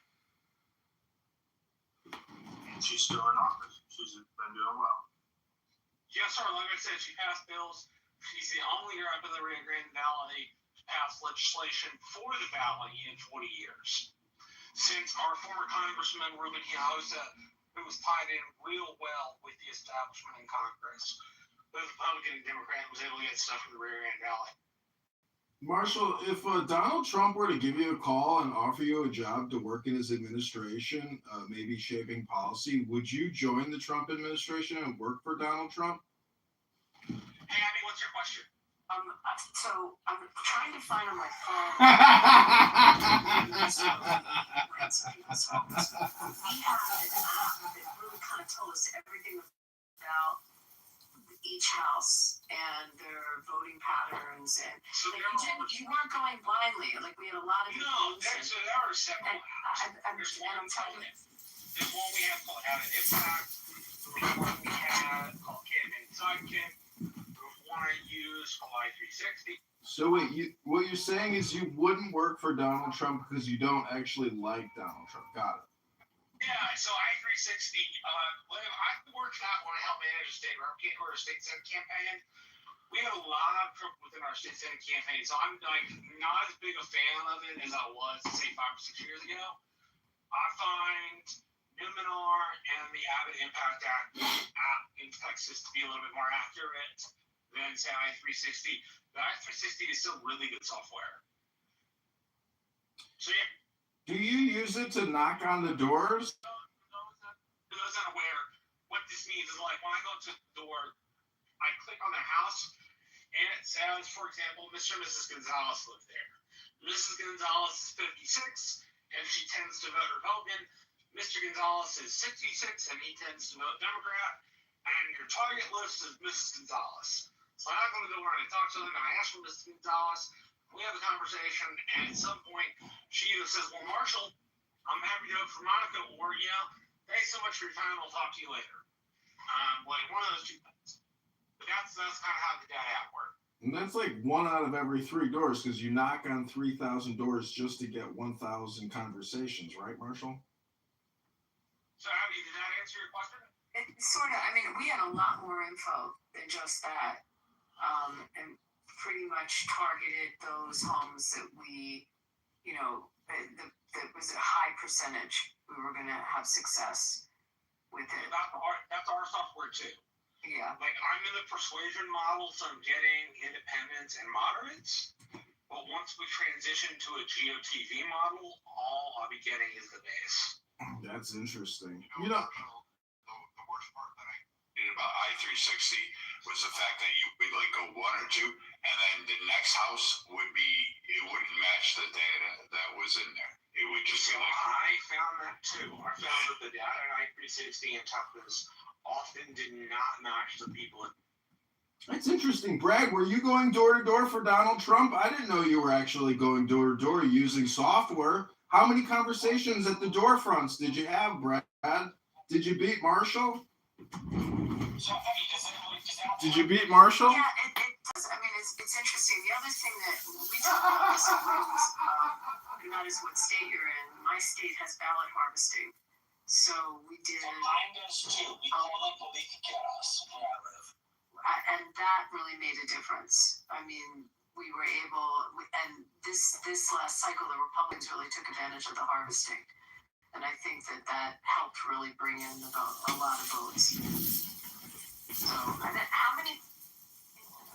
Wait, Abby, before you go to that next question, can we just jump back to education real quick? I didn't get to say what I wanted to say about education. Because through property taxes, we collect $1.2 trillion a year, and Department of Education has a budget of over $200 billion a year. And so when we're trying to figure out what's wrong with education, it could be all that property tax money that the liberal elite Democrats little point there. Right. Can't avoid it though, right? Of course we can avoid it. We can make state law, and we can do what I was doing in the state. You know where I Get rid of property taxes? in my state, no.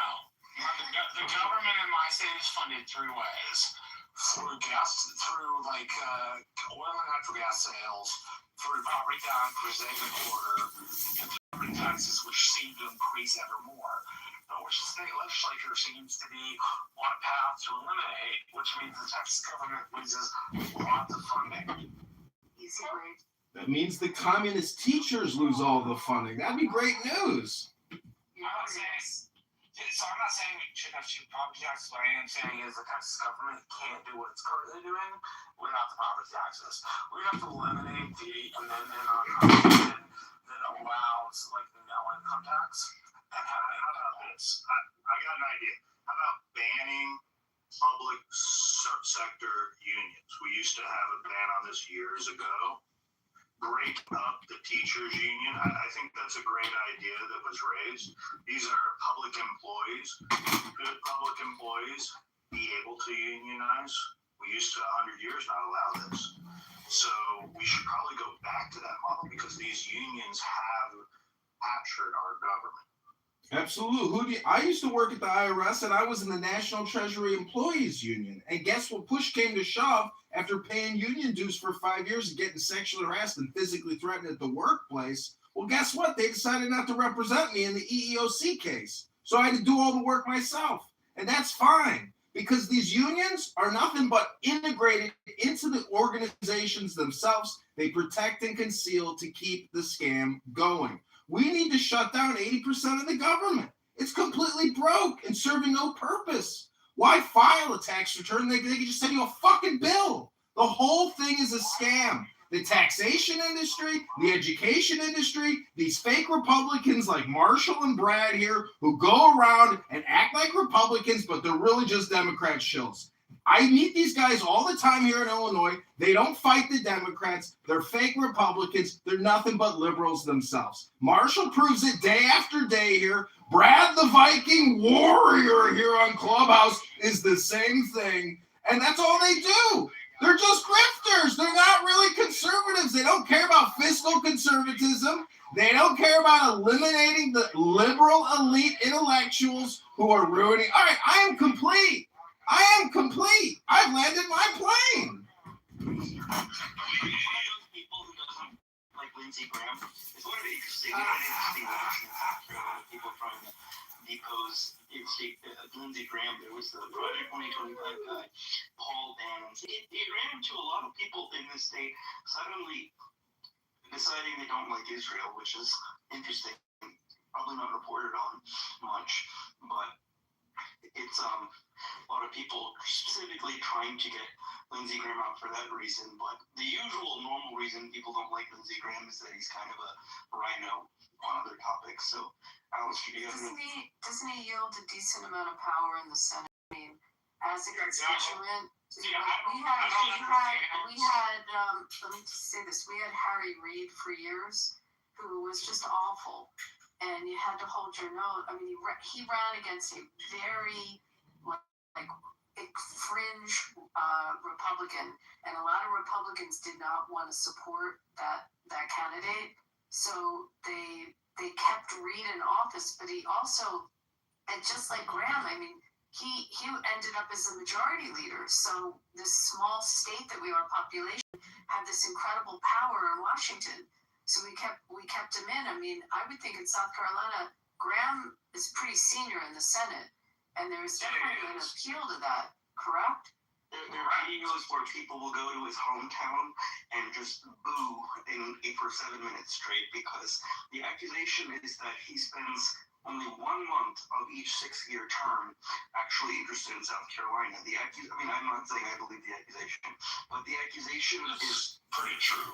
The accusation is that he will lecture the people of South Carolina when there's a hurricane about how people have it worse in Israel.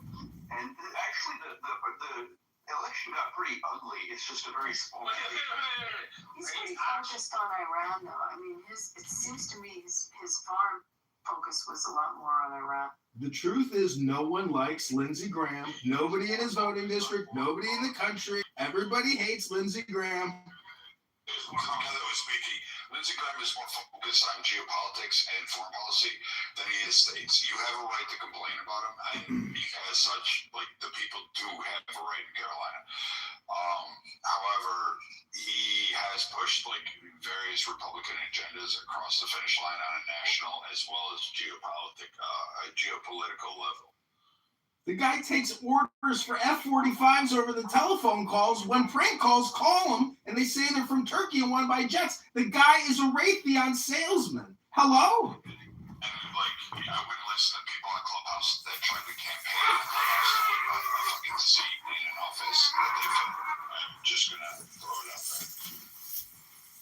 That's the great thing about ad hominem projection. That's a you problem, Brad. That's not ad hominem.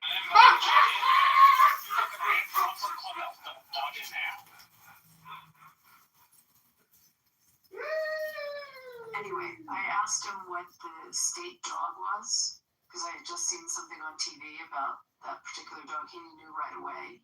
And then he just started telling me stuff about South Carolina. Like, he's not so far into his state. I mean, I guess I agree with you. His focus he was on foreign affairs for so long. But has he produced for the state of South Carolina? I mean, just... Yes, he has. He's extremely parochial. So extremely parochial? The guy's indebted the country $40 trillion.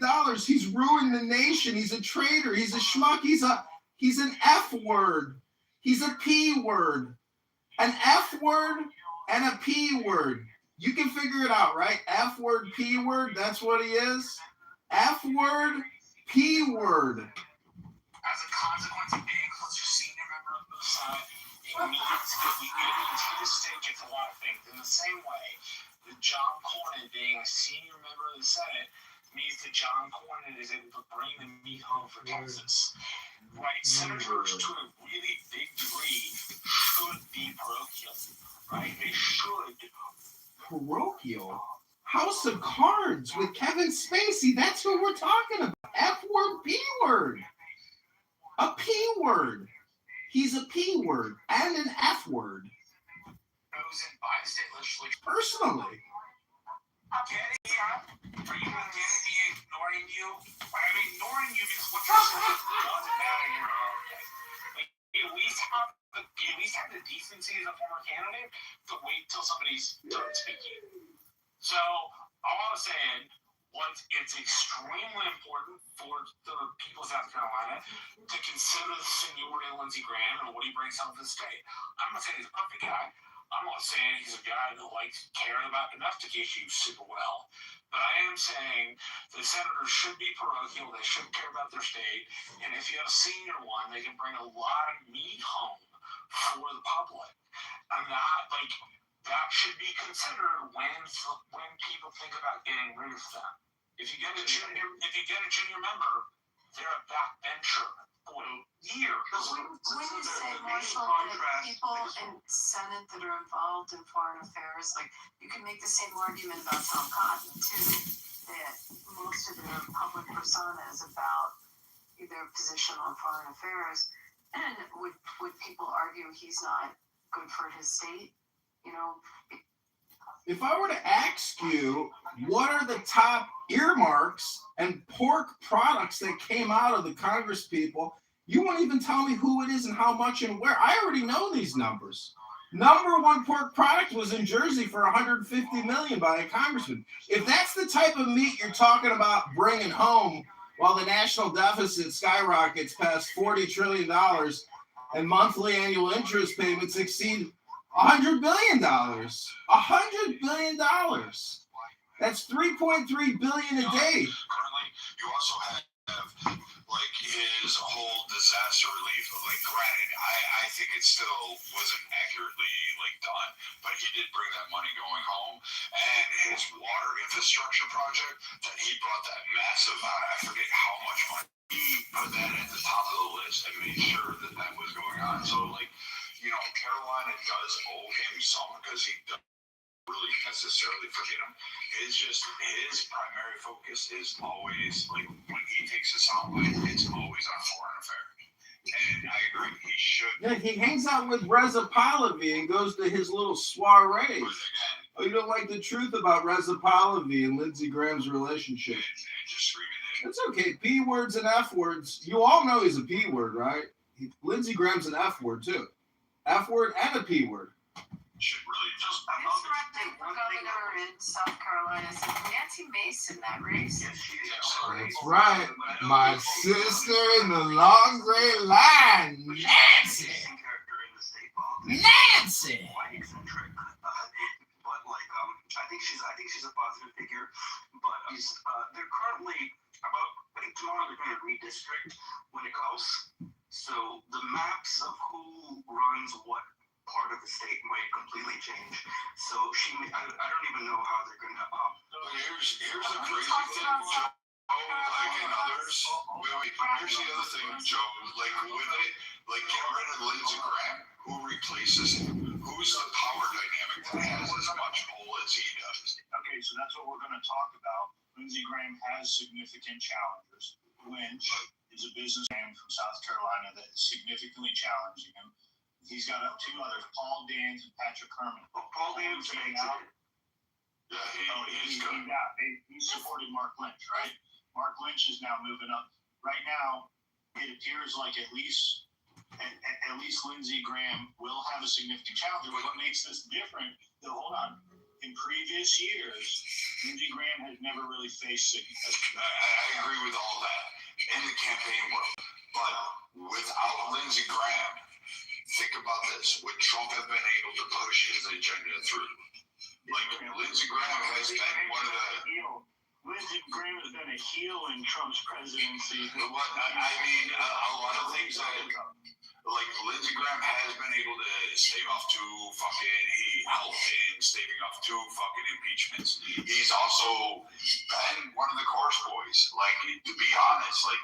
But you put a junior senator in there, Lindsey Graham, you take him out, okay, right now, you're looking at power. Like, who has it? Okay, Lindsey Graham tanked the midterms in 2018. He put up a bill that had no chance to pass of getting rid of abortion. Do you remember this? And there was such outrage that the Democrats used that to campaign off of, to push the 2018 election into where the Democrats got support from it. Lindsey Graham's responsible for doing that. See, I push back on that one.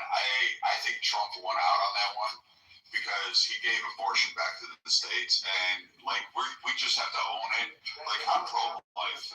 Wait. That's after the fact. Hold on. The ruling of the overturning of Roe versus Wade occurs after that. Correct. But Trump was never on board with that. Like, that wasn't part of his agenda. He never really was. So why did Lindsey Graham put it up? Because it was to tank the Republican support. No, it wasn't, because that's actually what he believes in. Like, that's hold Trump down. No, that was literally what the Republican Party had lined, a significant number of that at that time. Remember, there was a lot of support for that on the Republican. The timing of it. He knew exactly what he was doing. It was just. I think that's a bigger. I think that's a conspiracy theory. I think he really thought he could get it through.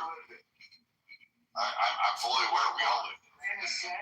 In the Senate. I mean, come on. I mean, he advocated for that for the longest time. So did a shit ton of Republicans advocated since Reagan's there. I don't disagree. They hold the position. I don't think they actually support it.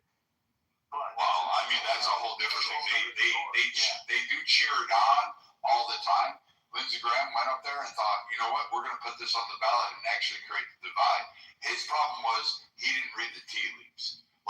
At that time, I think he was looking back towards there was going to be more people that were anti-abortion. The abortion bill, the Democrats got their one and done, and it benefited Trump. In reality, they blew their entire wad in that midterms, and then they had to push Joe Biden across the finish line, which you got 4 years of Democrats, which now gave us 12 years of Republican rule possible. So now you have 12 years of Republicanism versus, having a fucking, I don't know, who would have been up on the neck? Gavin Newsom after Trump's second term. Now you have a chance for 12 years. So, yeah, maybe he mistimed it. Maybe he was going with, hey, we have power, we can push this through, and he really wanted to do it. And a lot of Republicans were backing that. A lot of evangelicals were backing that. A lot of coalitions were backing it.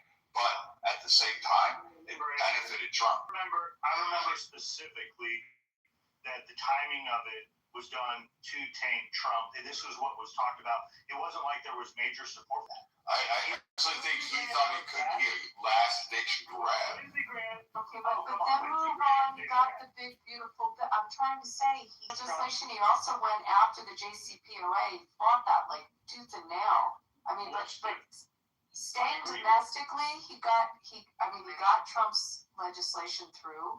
And that's a question I was asking. How do you vote out of office your senator that runs the budget committee? I mean, that's powerful. Trump bent the knee to the establishment Senate Republicans this term compared to him bucking them in the first term. The Senate Republicans showed them that they run the show in Washington. And to get anything done, Trump had to come tuck his tail in between his legs and side with them and continue going with some of what they wanted to do. Here we are with the Iran war and stuff like that. So, look, I just see it differently in the sense that but Trump wanted to go after Iran. That was from his first term. It was clearly also Lindsey Graham has wanted to go to war. But Lindsey Graham never advocated for a Newland or a Bolton policy. He's advocated for more of stronger fucking sanctions. That's what he's pretty much. Lindsey Graham is famous for saying bomb Iran. He goes on Fox News all the time talking about how we should just bomb Iran. He's been doing that for over a decade. Yeah, but I mean, you gotta look at his actions. Iran when he's not on television. Yeah, you gotta look beyond Fox News. You gotta watch him on C-SPAN. His public position on Iran has been to go to war with Iran. When no one else was for the publicly it, Lindsey Graham was. This is literally Graham's war he's been wanting to do for a decade. I think back in the day he used to be friends with McCain. Is that right? He used to be friends with McCain, and he and McCain shared that view. McCain used to come around South Carolina. There's a video of him in Myrtle's Inlet, which is near Myrtle Beach, and he campaigned in 2007 when he was against Obama. He was caught singing "Bomb, Bomb, Bomb Iran," and the Democrats didn't like this. Obama, I think, made a point, but in hindsight, he was quite wise. But I think Lindsey Graham I would say Lindsey Graham seemed to have bridged the McCain world with the Trump world. But Democrats wanted to bomb Iran. The Democrat policy was always to be tougher on Iran. In fact, that was their campaign slogan: is we're much more tougher on Iran than the Republicans. That was literally their I don't know,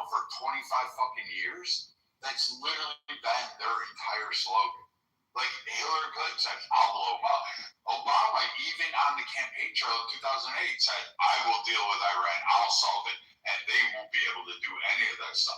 He was like, I'll draw a red line in the sand. That didn't go over well.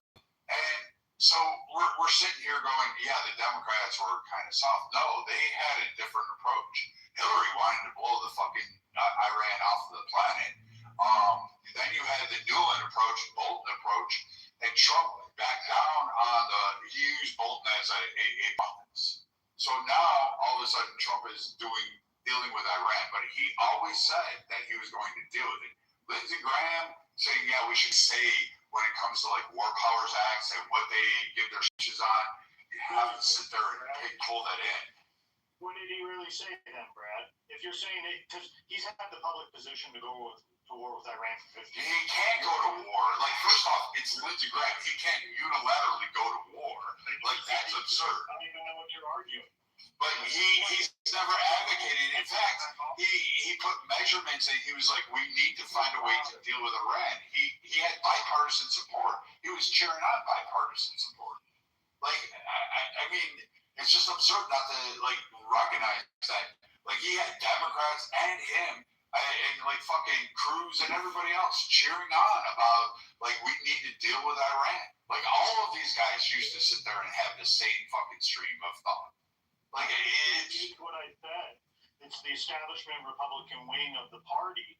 Trump had to play ball with them rather than buck them in the first term. Because let's remember, when Trump badmouthed McCain, Lindsey Graham became a thorn in Trump's ass. So look, this all goes that I pushed back on the position that Lindsey Graham has been great with Trump. No, I think it's the opposite. I think Trump had to play ball with Lindsey Graham and the establishment Republicans, the Thunes, the McConnells. And I mean, that's how I see it. Of course he had to play ball with them. I mean, that's part of our system. The president is not a king, so he can't just do things. I realized the mummy was still alive. The 1,000-year-old mummy. No, it's not. He brought them to heel. Literally, you're watching it right now. Like, Indiana just flipped completely. Everybody that was, quote, established Republican or incumbent, everybody that Trump endorsed, what is it, 9 out of 10, fucking came up and won. Like, overwhelmingly. So, like, all of the tea is written on the walls right now. Like, it's all, the signs are glowing. Like, hey, Trump has actually officially took over the Republican Party. It is what it is. Whether you like it or not, whether you hate him, it doesn't really fucking matter.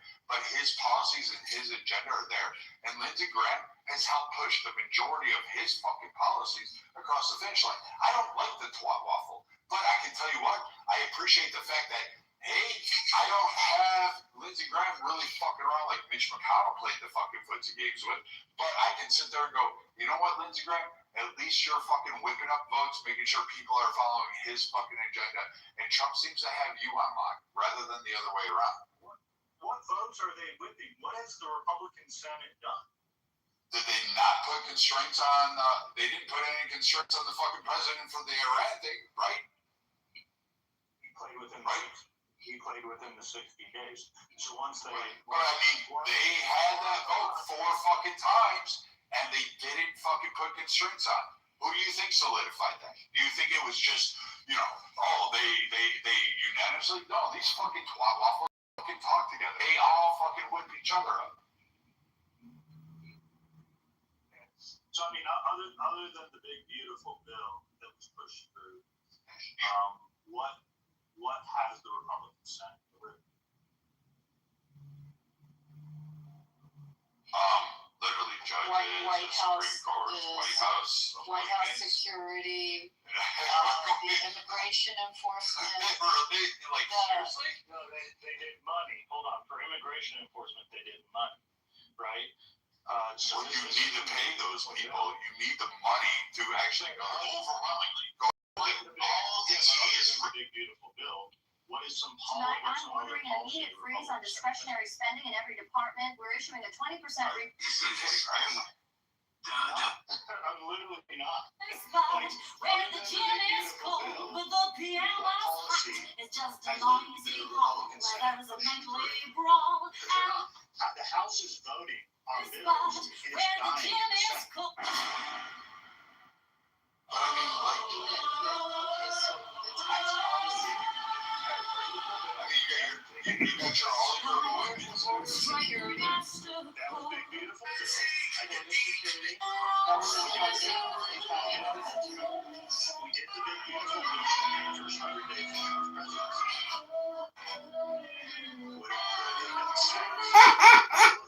Look, I'm a Republican. I'm just calling into question that the Republican establishment in the Senate hasn't let a lot of stuff go. They're not focused on any unionistic policy outside of the big, beautiful bill. I get the big, beautiful bill was very comprehensive, did a lot, funded ICE for 4 years. All that stuff was very clever. But they really haven't done anything else. Where the gym is Significance, you know.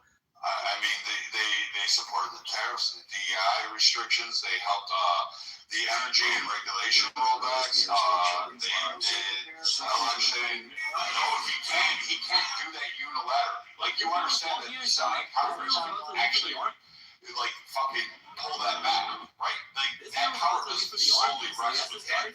So he does need senatorial support. The same thing with his energy and regulatory rollbacks and the reconstruction of those. He also did, the Senate also did the workforce changes.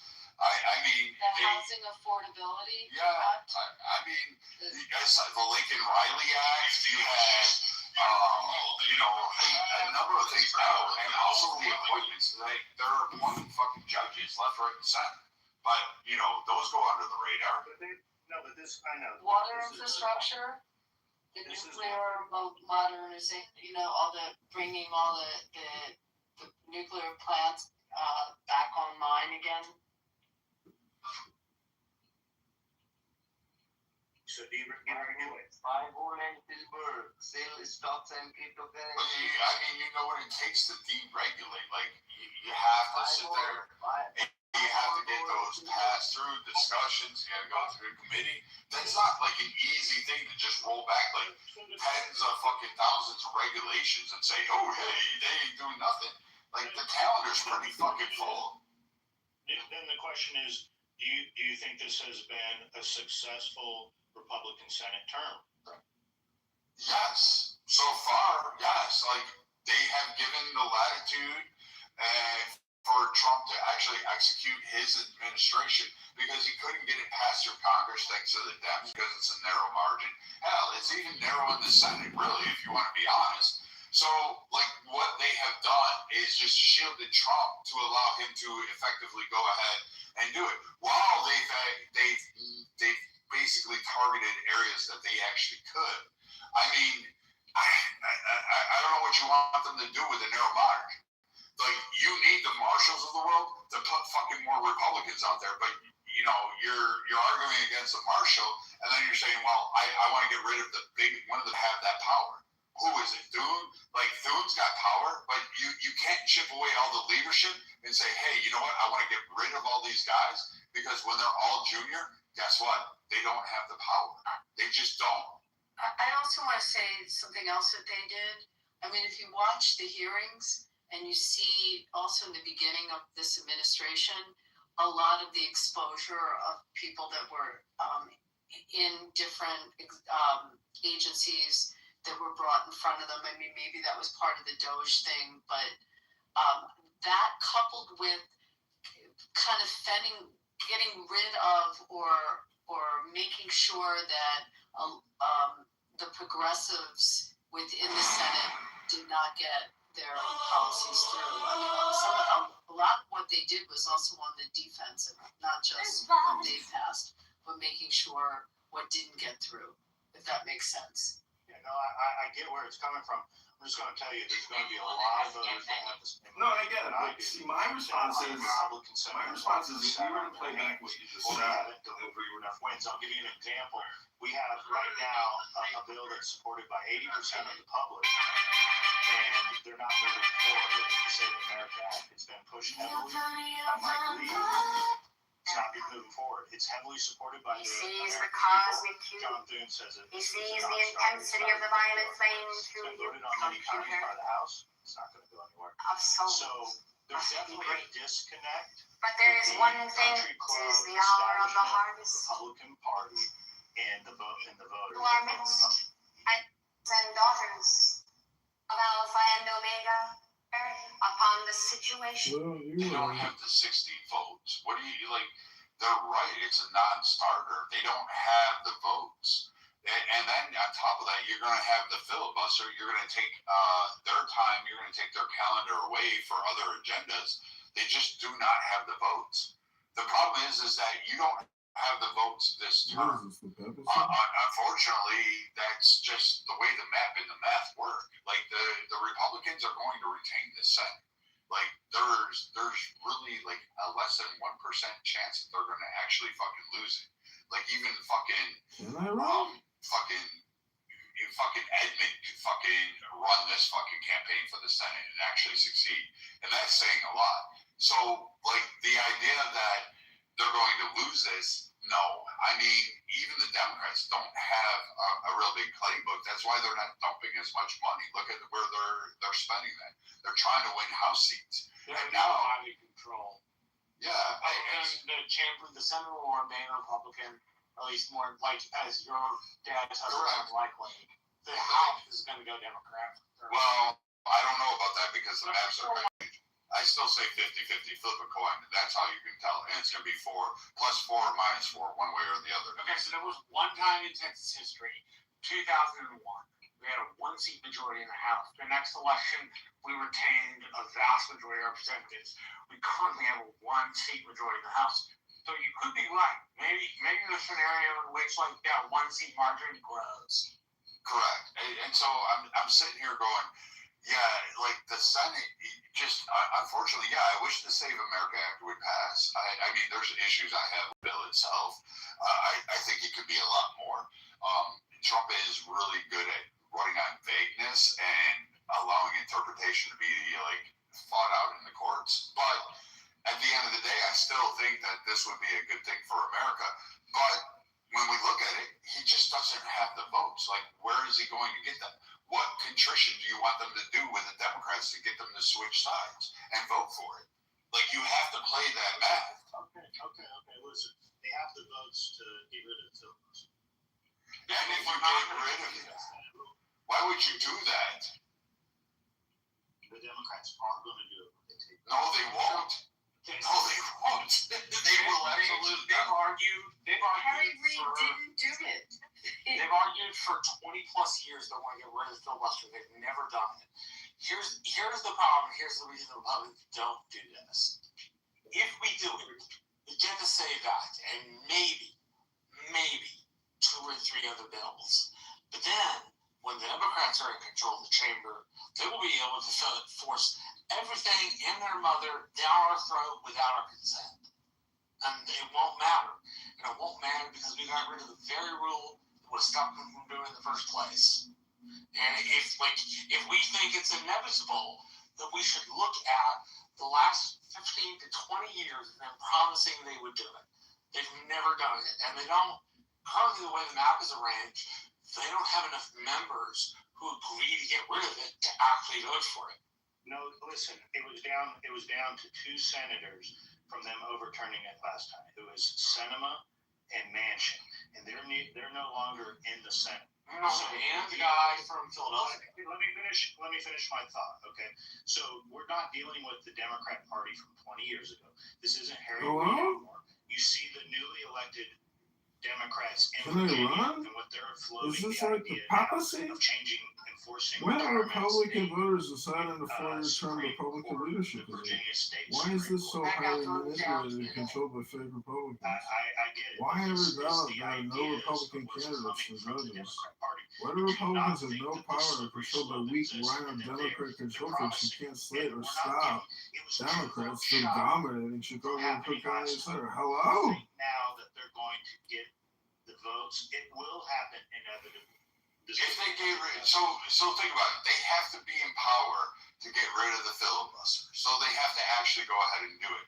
The Republicans are not going to give up a weapon that they will be able to use and force the Democrats to actually give up and force them to take time off the clock to end the fucking filibuster. Like what little time on the calendar there is, remove the filibuster, have these arguments. Let's go on for fucking, like, what would it be, Marshall? Like, at least 3 months? Yeah, and so take all that time and say, hey, you know what, we're going to dedicate it to the filibuster, and then say, hey, we're going to get rid of it. No, let the Democrats burn through that. Like, why would we even conceive of doing that? Because I don't want them to spend voters deciding before your term I think it would be 3 or 4. But there's no power to control the elite rhino Democrat control force who can't slit or stop Democrats from dominating Chicago. Some of the funding Hello? the D-rates are kind of fucking important to us to help stabilize energy production and things those lines. You're thinking like just ending the filibuster. But again, I'm telling you, they would be stupid of us to waste our fucking time doing that. Let the Democrats waste their time doing that.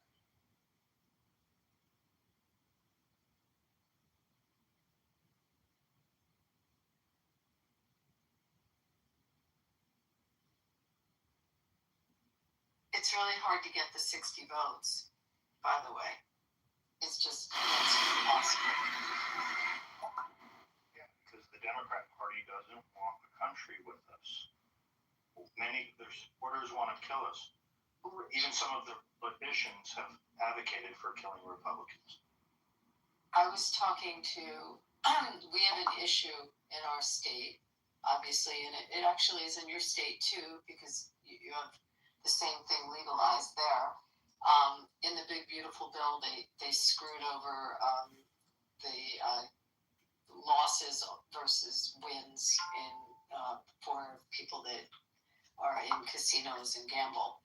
And there are casinos all over the country. It's not just Nevada. It's New Jersey. It's Louisiana. It's many states. They one of the senators from Nevada, who's a Democrat, brought it up and could not get the 60 votes, even though this is an issue, bipartisan, that affects many states and many industries and constituents in those states. I think she got like 57 or 58 votes and could not get over the 60 threshold. I mean, it's just really hard, and that was a bipartisan issue. And it's just, and it's also hard, as what they say, to get something onto the floor of the Senate in general. It's hard to get this on within our agenda. The favorite point about the filibuster is it is the protection of minority rights in the Senate.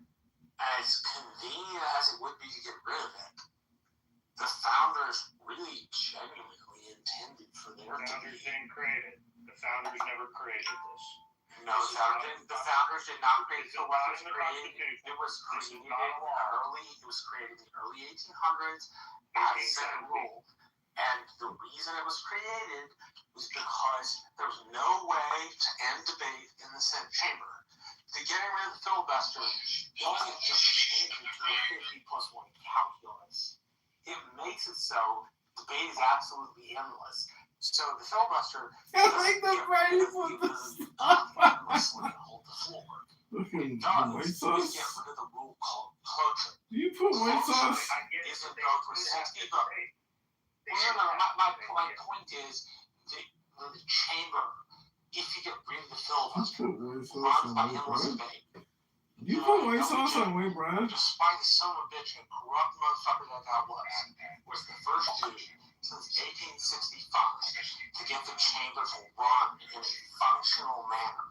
And part of that problem was continuous debate without end. No cloture. Stop the functioning well. And it is a time, if the Senate decides to go to a place where cloture is done. Israel and Iran. Very quickly, if the Senate of the United States was not able to end debate on a matter that they disagreed with, because they got rid of the filibuster. This is Alan. Like, our fucking funding. So you'd be able to have a filibuster on a mandatory funding bill, right? So you want to fund the military? Well, guess what? They can endlessly filibuster that bill. And as long as I can talk, that bill gets held up. There's no ability for cloture. There's no ability to end debate. There's no ability to stop the passage. Okay, you made your point. You don't have to keep repeating. Listen, what we deal with today is if one senator objects for the unanimous consent request to move forward, then they don't even have to debate. Okay, so what we're dealing with. What we're dealing. Oh, come on now. What we're dealing with. Rand Paul does that all the time. Let me make the point. Okay, what we had previously was endless debate where they actually had to go on the floor and debate this. However, now what we're dealing with is where they don't have filibuster because so it's not like all of a sudden everything's better because of this rule. They should have to go on the floor. We need to get rid of at least the zombie filibuster where they can just avoid even debating the topic. But I agree that you should get rid of the part of the filibuster where you're allowed to email a parliamentarian in the Senate and put hold. Rand Paul does that all the time. It was Rand Paul that actually started that bullshit. Like you do realize that waffle actually isn't really have that format today. He objects to literally anything with a list on it. Anytime the government puts a list together. If it's people that select places, if it's a list of anything, Rand Paul objects. It makes them the ability, and then he objects to the ability, he objects to unanimous consent, and they can't pass it. Right? You want the Senate to function. Stop people like Rand Paul for the zombie filibuster. Which I agree with Joe. Get rid of the parliamentarian. Make people hold the full. Marshall, he's only filibustering because he's questioning the spending. Spending to be ignored and kick it out the door. What is wrong with you? Hello? It's a function of the U.S. Senate. If the Senate can't function, which it can't. We're talking about why he filibusters in the same way why you filibuster. And Viking filibusters here on Clubhouse. You guys are the fake Republican filibuster hypnosis guys on Clubhouse. Texas Republican. This is what filibustering means. Let them project their filibustering. Please proceed to filibuster. Hello? Like the real thing that this comes down to is just the Republicans can't pass the SAVE Act because you have to have 60. You can't because you have to have 60 votes. Yeah, Joe, you have every right to be mad and upset. Wait, you have a right to. No, you don't have to talk for me. I can talk. Look, the zombie filibuster was not invented by Rand Paul. It's been around and it's been used heavily. So, but Rand Paul is the greatest user of it. Hey, can I talk, bro? I let y'all sit here and make your points. It's been since the 1970s and 80s. It's been heavily used. So this is a cop out to blame Paul. This has existed for over 50 years, pretty regularly. And look, voters are frustrated with the Republican Senate. I'm sorry, we shouldn't. By the way, there's a 1962 movie. +1 chamber never, because it's not meant to function that way. Marshall, you're going to have to eventually figure out where you're going to get your hearing aids and find out how much it's going to cost for your hearing aids, Marshall. Kmart, I hear, has good deals. The zombie filibuster came in and it dominated in the procedural reforms of 1972 to 1975. Are you pushing back on the dates that I've listed? No, sir, I'm not. In fact, you and I agree that getting rid of the zombie filibuster would be a good idea. I think the filibuster should still exist, but I think the ability to email the parliamentarian and put a hold on legislation should absolutely be eliminated.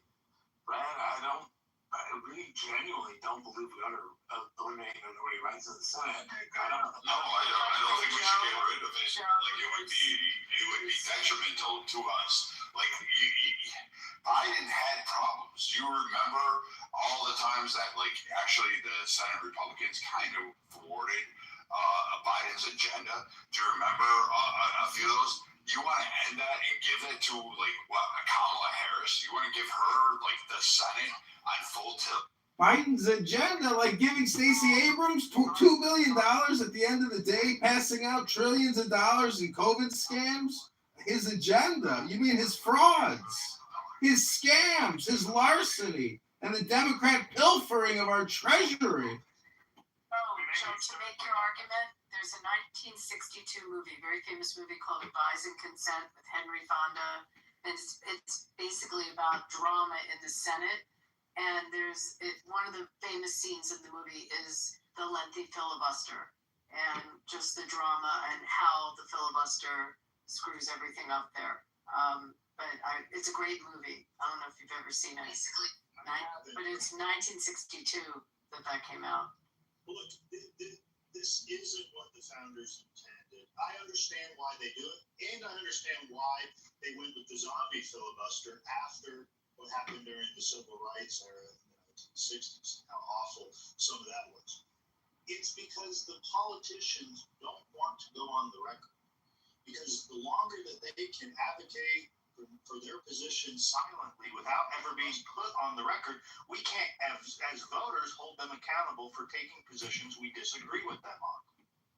Fully agreed. I think you hit the nail on the head. Look, Abraham Lincoln was one of the greatest filibusters this country's ever had, next to Marshall Rankin and Viking here, who apparently need to get their hearing aids checked because they pretend that people don't exist and they just talk as if they know everything.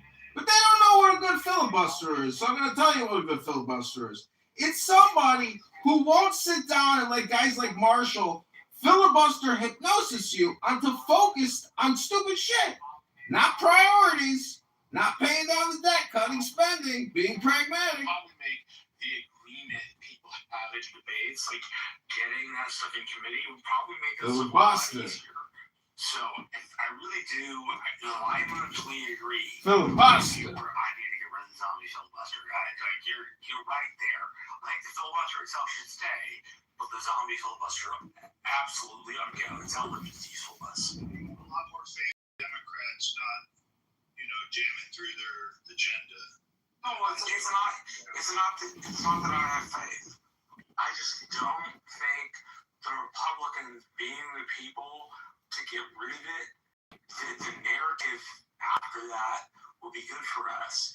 If we then insist later on, guys, having your shit go down our throat, the answer will be, don't look at us, you fucking did this shit, not me, I'm just operating by your rules. Right? If we maintain that the filibuster should be there and the minority rights should exist, then we maintain. Let's just do the same thing every day. It's so stupid. Be the people that want to be authoritarian, not us. Well, we've hashed this out largely. My animosity is still with the Senate Republicans, and it has been for decades. It's been one of my biggest gripes is the Mitch McConnell wing of the party. Sure, a blind hog stumbles upon an acorn every once in a while.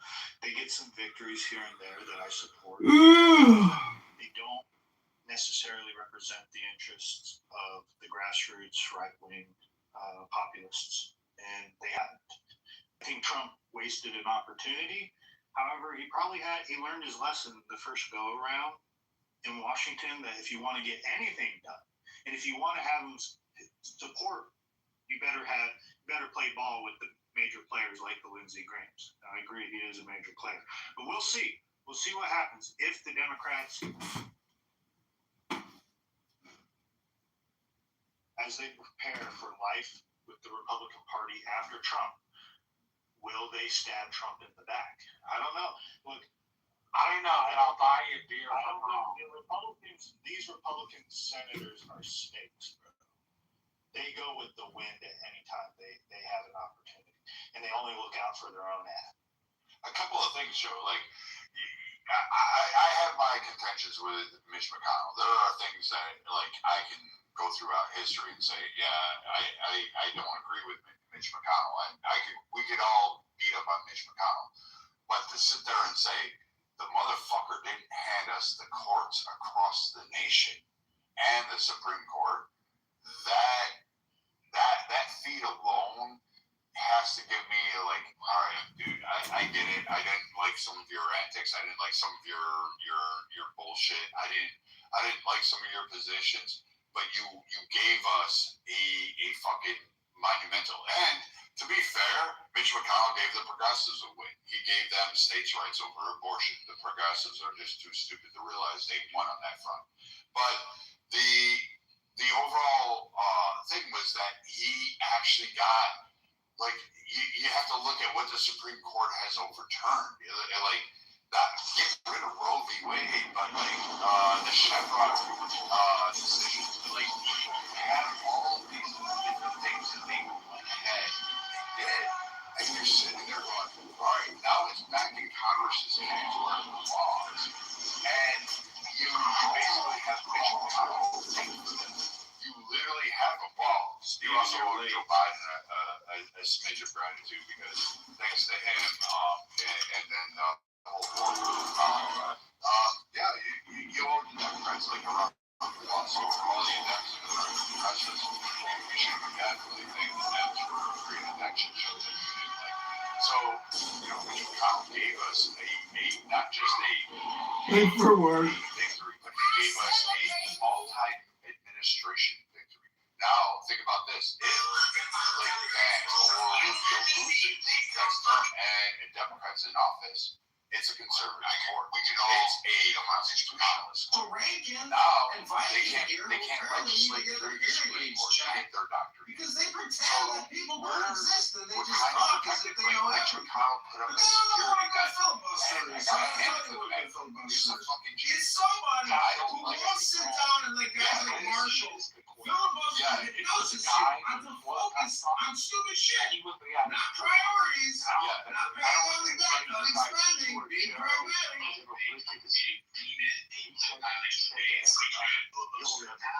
Yep, and he got it all the way. And we won that side. Like, it took us literally decades to get there.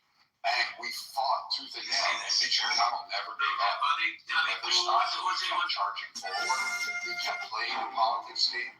And unfortunately, it is a circus. You have to recognize what it is. You have to figure out how to politically outmaneuver your opponent to get your agenda. You're thinking, like, a lot of people Republicans can rule forever.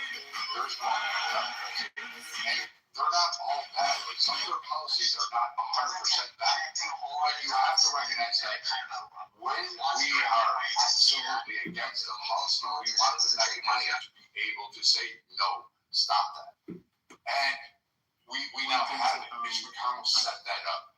He gave it to us. Now, we can do that for at least, I don't know, maybe a decade more. And now, we're pretty good. You now have Trump, who shifted a lot of the Republicans over. Hats off to him. He's got, a little bit. But the time frames that you're asking about, you also have to remember there were moderates. And unfortunately, MAGA at that time wasn't going to win elections. You needed the moderates. You needed conservatives. You needed every other entity outside of MAGA. So if you, as MAGA, couldn't win on your own and you needed help, then you have to realize you have to give something to that side. Trump recognized it. Everybody else recognized it. And even Vance recognized it. And he's not even MAGA, to be honest with you. His policies are definitely, they cross over, but they're not necessarily in alignment with MAGA if you actually listen to where his stances are on things.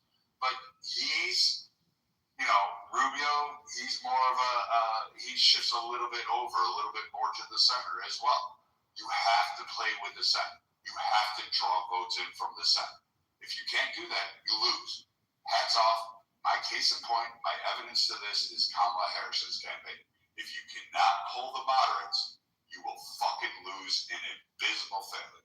Yeah, Trump created the largest coalition for the Republican Party since the early 1900s. He created the largest. If you can't read your phone up close and watch TV from across the room with the same pair of glasses, ladies and gentlemen, let's hear it. How do you feel? Ladies and gentlemen, the network news hour with Sybil the Soothsayer.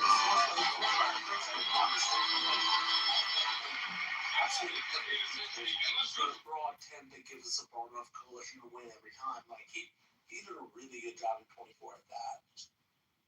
Yeah, so the coalition's cracking. But look, I want to move this just a little bit. Wednesday, there's going to be a major announcement about the 2020 election. Kash Patel's been on the record talking about this, that they're going to be releasing information about that the 2020 election was stolen and that Trump actually did win it. Now, how would it make people feel if it comes to find out that it wasn't only Democrats but also Republicans that had their hand in it? I might have to eat a whole lot of crow, because I've said for at least 5. Well, you've been going hard on it wasn't stolen. You got a lot of crow to eat. Something goes up. It's going to be released by Kash Patel. I think it's Wednesday, but maybe let me look at that. I'll look again at it. Do you remember? Did you hear about this, Matt?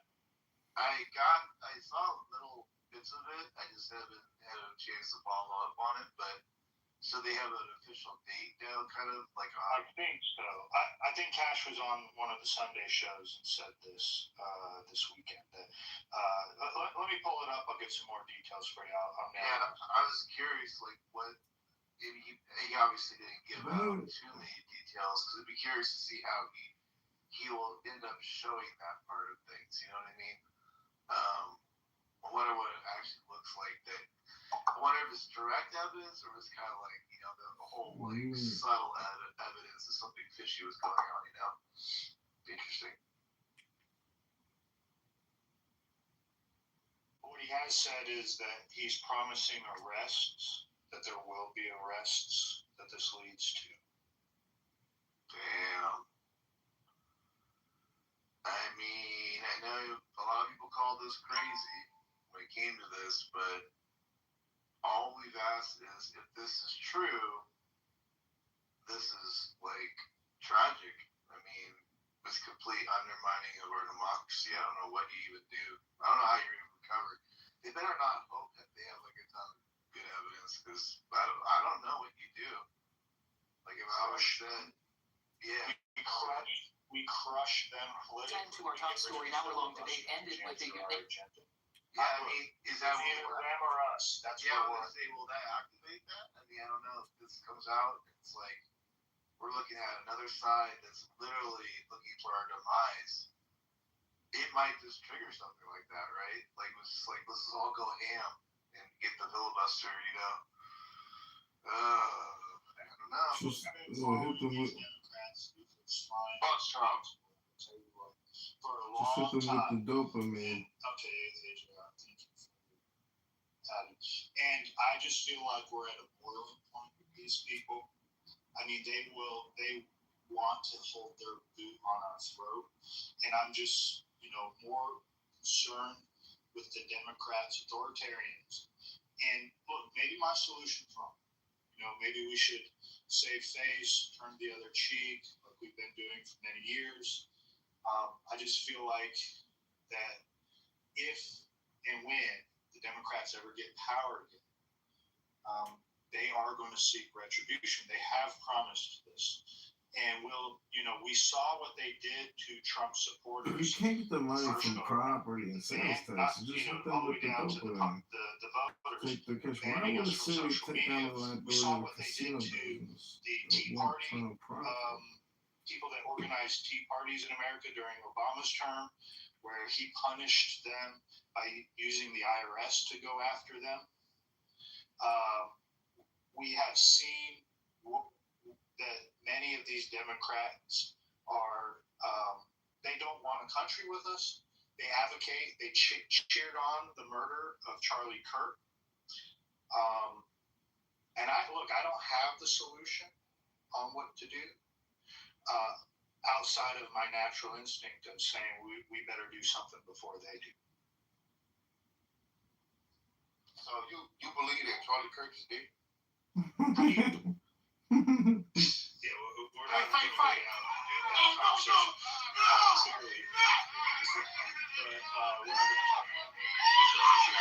What we are talking about, though, is the allegation that the 2020 election was stolen and that arrests are going to come out. Kash Patel talked about that. Do you believe that Epstein is dead? What happens to the electors that were arrested in Nevada? There's a bunch of them. They haven't released, like they haven't dropped the charges. It was appealed. You know which ones they called fake electors? An alternate slip. I remember when that happened. Yeah, it's an alternate. They still have charges against.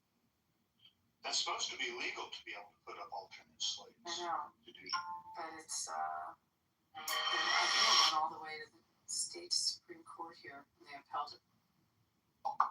Yeah, they did that to people in Michigan too. The Biden administration was going after them. I don't know. I think things are real bad in our country, and that I'm not sure we really we're clearly in a cold civil war with these people. Do people agree or disagree? Oh, I feel like it is. It started on a lower level of just people arguing. Now it's really splitting families, and people are not hiring other people. It's gone up to the next level. Is there anything more than undermining our democratic process of electing our a duly elected president by the people, to undermine him with Crossfire Hurricane? We already know they did that. Exactly. We already know that a coup was attempted. We already know that they spied on Trump's campaign. Now, if it comes out and arrests occur about the election in 2020 was actually stolen, I mean, where do we go forward from here? There are some of us that have been pretty convinced that this is how it's been, and now it's only getting worse. If we allow these people to have power again, what are they going to do to us next time? Well, that's what I was trying to get at, is I don't know what you do going forward, right, Joe? I mean, it's like, I don't know. But who wants to live with people that completely take away everything you believe? Like, I don't even know, I don't know what you do. I think, unfortunately, we go down the road we all don't want to go down. I mean, I don't know. If you don't want to live with people a certain way, I guess either you separate from them or you in a different way. I don't know. I mean, I don't know. That's why I say the 2020 election and the allegations and everything that was leveled against the other side really needed to be resolved in a lot of ways. It can't just be simmering around like this. And it looks like, I don't know, we'll see what Cash Patel has, but I mean, I guess the only good news, if it seems like it's not totally direct evidence, like we have people saying that what they're doing certain things, that would be really bad, But if we have there was a suggestion of this and that, and maybe we can avoid a lot of a huge mess of things. But man, if they come out and they're just like, we have this particular individual who is working with this individual, and they literally were changing things, and I don't even know, just wow. And then you get Trump. You have Trump. Go ahead. No, I was just gonna say we have Trump, who's been completely maligned and completely removed from having a voice on this matter. And who knows what he'll do? I mean, I don't even know what he will do. I think this is real personal to him, this whole 2020 stuff. I don't think he's ever going to let that go. But go ahead, Joe. It should be personal. It should be personal to voters as well. I mean, this completely undermines our system. We don't have a country if we don't, or we don't have a republic if we don't have this system. Look, do you remember? It was about 3 or 4 or 5 months ago that I guess it was at the end of last year, so maybe about 6 months ago, that the feds went in and confiscated the ballots from Georgia. Recently, Georgia tried to get the ballots back, and they're not releasing them, and the court has come out and said that the feds don't have to release them back to Georgia. I was wondering where that was right now. So I have a feeling it's all part of it. This might be we have something. And since no one on this app And here it is, here's the evidence, and he says, it's probably all tied together, right? That's kind of what you're thinking. Well, look, if they can't name who or what organization is behind when they stopped the county across the board, or it was like 6 or 7 states, all at the same time, they stopped the county in the middle of the night. Never seen that in my life. Staying up all night watching the elections from the beginning to the very end in the morning all my life. They stopped the county. Someone made the call. Who organized that? Who was behind that? Those are traitors. That's the actual term of traitors right there. Sure. And by the way, he mentioned Republicans. If it turns out, I think that really kind of woke up some of the guys that we know as Republicans in this room. Because it was Kemp, right? Who was the man behind the curtain, so to speak, right? In Georgia, right? You got it all right? Georgia, yeah. Kemp, I don't know if he was behind anything. However, he failed to act on stuff. Exactly. But he could have looked the other way. That's considered action. Well, this is what led to the boil up after the 2020 election is Trump called Raffensperger, which was the Georgia Secretary of State. And Raffensperger was the one that came out and said the phone call that he was intimidated by Trump, that Trump said something along the lines of, well, find the votes, and he felt like Trump was trying to buy him off or whatever. And that news story took off, and it made it look, and that was the beginning of the framing. This was prior to January 6th. But this was the beginning of the framing that Trump was trying to, he wasn't going to leave the White House. He was going to undermine our system by, he's an authoritarian dictator. That was the beginning narrative, all from that Raffensperger phone. Some of us don't forget this shit. And since I agree, I'll never forget it. That's mostly why I support Trump.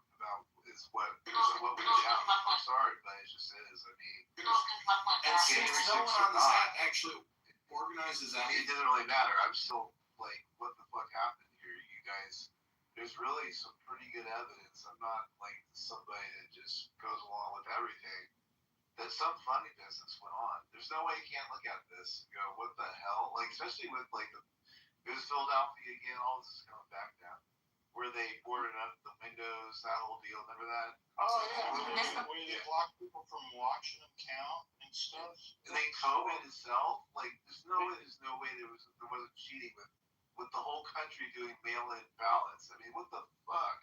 Well, they completely changed the system. What they did was usually the ballots get counted in the voting district that you're in, and then it all gets reported from that. What they did was they took these major city centers and they said, well, we're going to, rather than have these individual polling places where they do the vote counts, we're going to bring everybody into this one big arena, and then we're going to vote for this entire region right here. Well, this is what they did in Atlanta, in Detroit, in Maricopa County, just to name a few. See, George Santos was from Clubhouse. He just got pardoned by Trump. I haven't engaged. And I think that oftentimes gets overlooked. If the theft no, we would have never had a January. That's correct. Correct.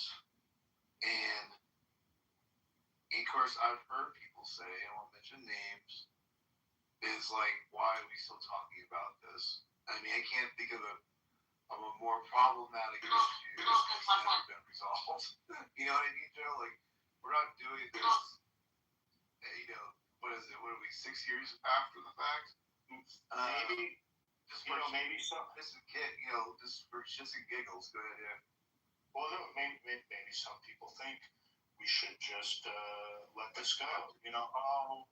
We'll let the Democrats have a pass on this. We'll let this go. We don't need to worry about it. They'll never do it again. Let's have, I sure as hell don't believe that. I think if we don't punish the people behind this, and I don't know if it's a Democrat or a Republican or both. But if we don't punish it, then they will do it again to us, and they'll do it even more. And our system will never. It'll always just be a bunch of bullshit. Well, it will always be doubt. You can't have doubt in a democracy. You know what I mean? You can't have this suspicion that that's the only thing that keeps this shit going is trust. I mean, like literally looking in and saying, okay, that was fair. We got what we wanted. The other side played a fair fight. Hello? And, like, there's winners and losers. But when you're completely rigging the actual winner, there's like no faith like in the system at that point. Like I don't even know how you. And since no one on this app actually organizes anything and nobody's ever accomplished anything from this app, and if I get into George Santos, I don't want to even bother voting anymore if it turns out that someone just completely fudged out. Like literally, it's like at the voting machine level, like somehow. And I saw something about that. I don't know if you read that. Again, that's popping back up. There was, like conspiracy theories around it. The energy's got to stop at some point. I mean, America, we're going into the summertime period. A lot of funny shit. Manufacturing. And Senseless. I don't know. Robert, and so we're walking by the Washington. I don't know how you like actually like the next time. I don't even know what that looks like. I do fear that people just check out of the system. And if they check out, Signature things are always free. They have their own camera crews. we don't have a All you strong gotta do enough base is play the way the kiosks. to I'm sharing with my brothers. I can show you Content. If I want to getting learn, I just open local it. voters involved. And that's just the reality of it. We could I just don't get, like, it's gotta be, rules the House. I mean, I know where she's at ideologically. someone who's pretty close to like how the whole run went there in Washington. It was pretty far. Was military as well. So, We're constantly have ownership of the House presidency. Archer Avenue. I'm midway on the south side. Tonight, I'm ordering an immediate freeze on. They're going to set it up to weaken the system in their favor by putting together going to give the power to the Republicans and how we majorities in the House. Ladies and gentlemen, welcome to the.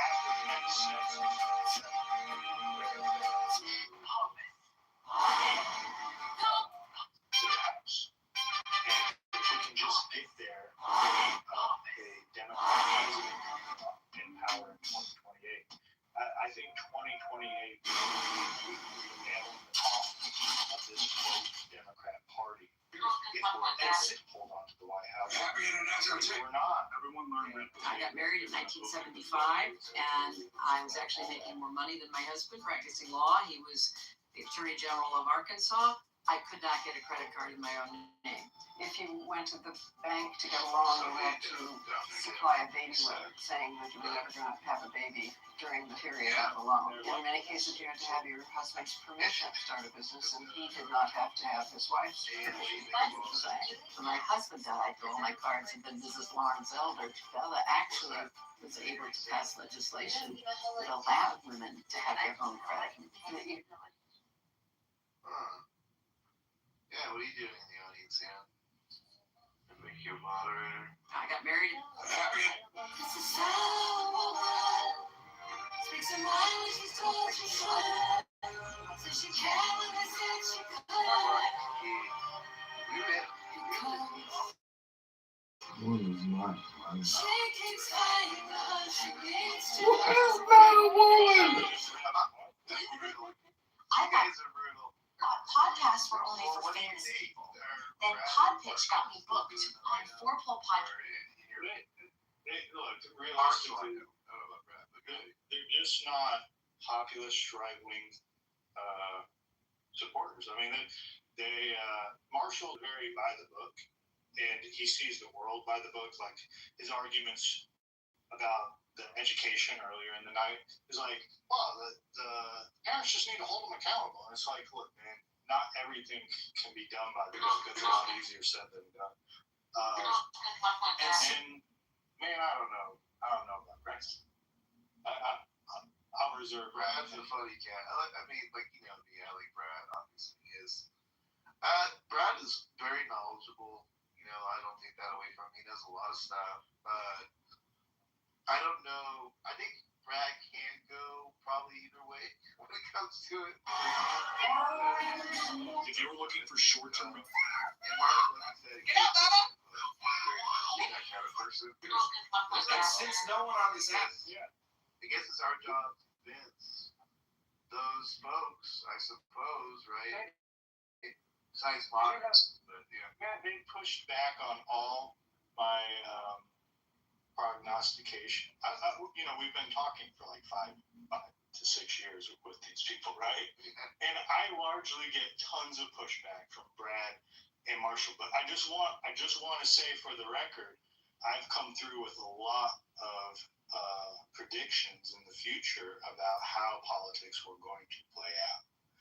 And look, I wouldn't count. I don't believe in this.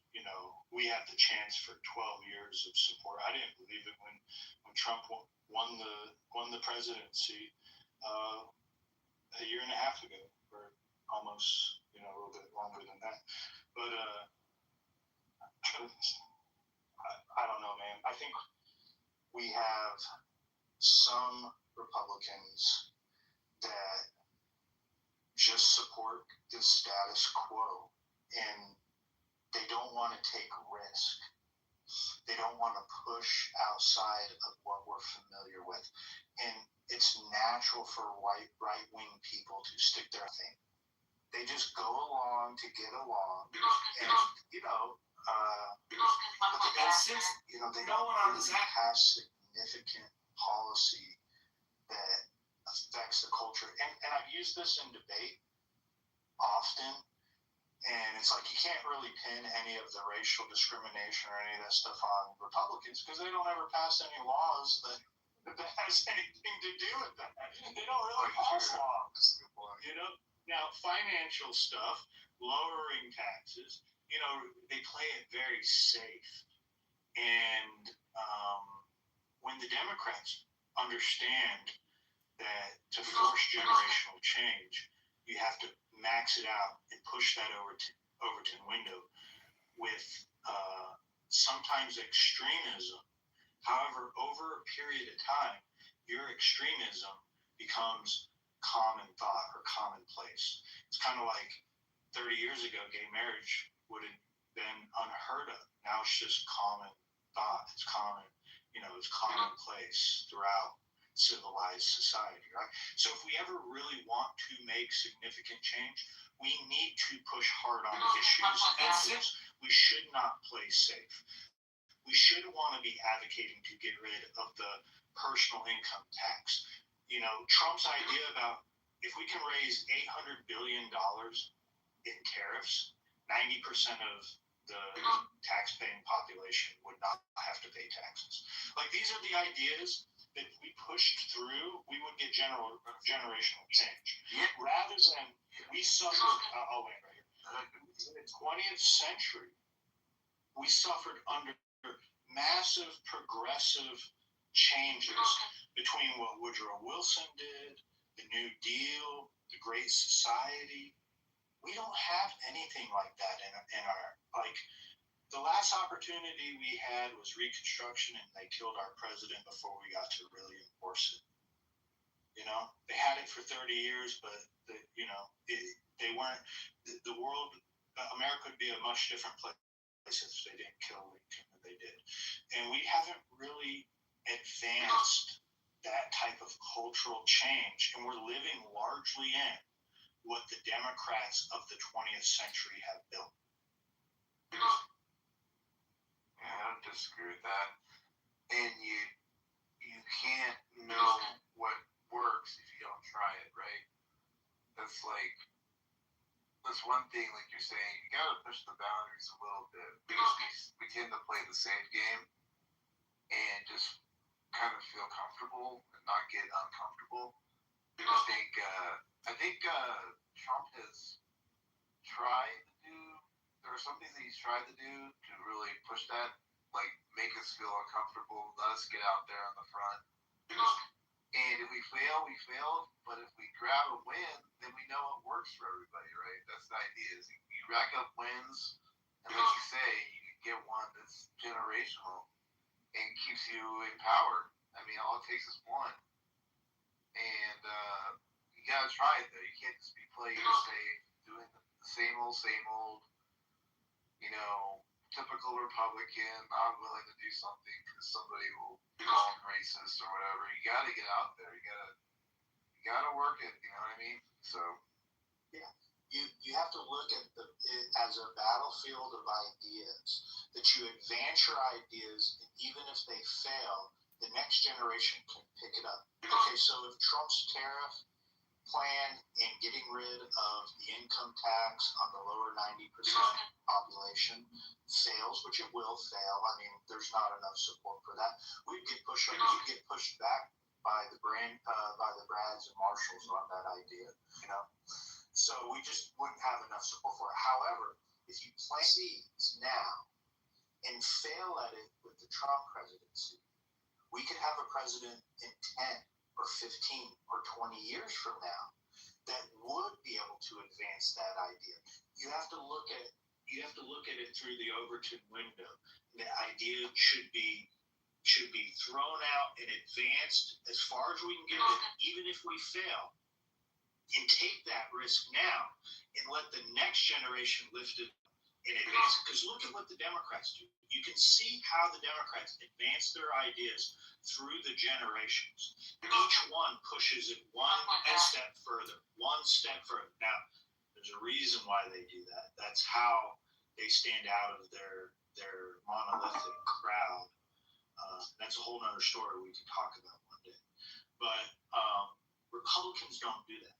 Republicans tend to want to play safe, hope we win the election by the skin of our teeth, and we need to advance cultural change. But by the way, I would rather lose doing the right thing. I think that's like one thing that,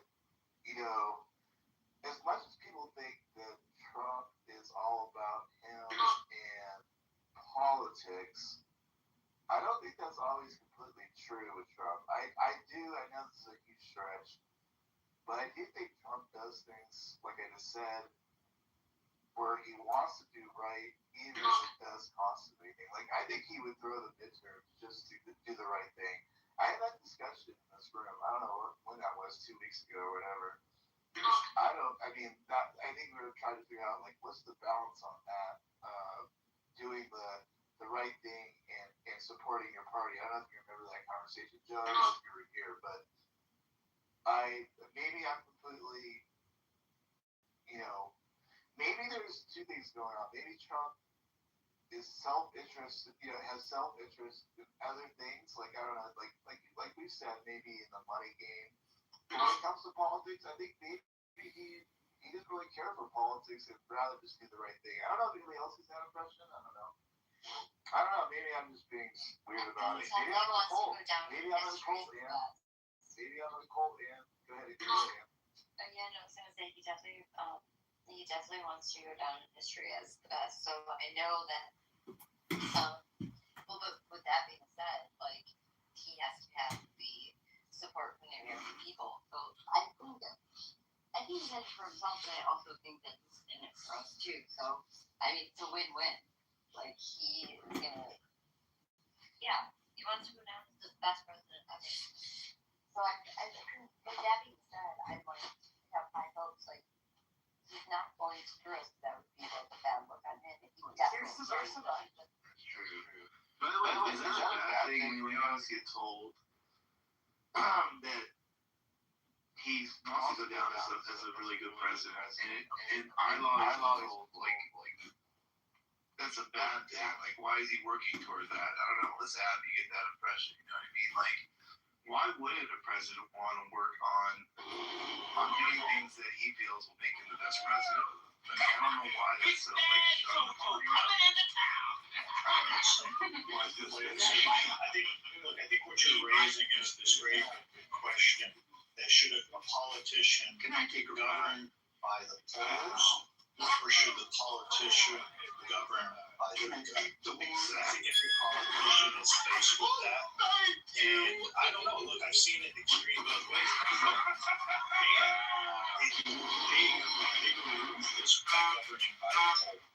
Because the poll said, and you would think, well, politicians work for us, and they should go with what the people want, and things like that. And I don't know, there's this fine line between that. And I do think Trump uses his power over the polls.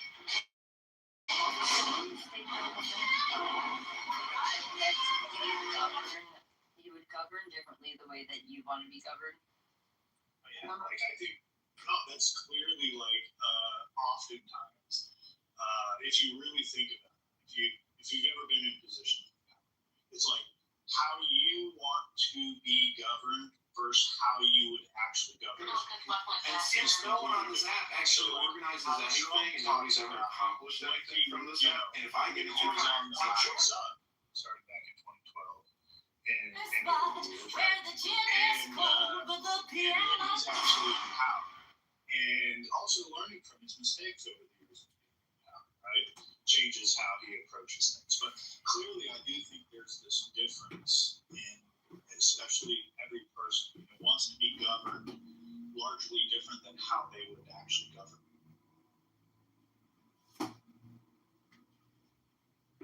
Thought about that, Matt? Have you ever thought about if you had power, how would you actually govern? Like, you advocate for these positions of how I want to be governed, but how would you actually execute? Or would you just fall into being a tyrannical leader? I might turn into a tyrannical leader the way things are going. I don't know, Joe. You have to try to read books, gentlemen. There are books on governance. I mean, you could read Machiavelli, you could read Lao Tzu's Tao Te Ching. The truth is, less is more, and Trump overturned and regime changed the government with just a feather.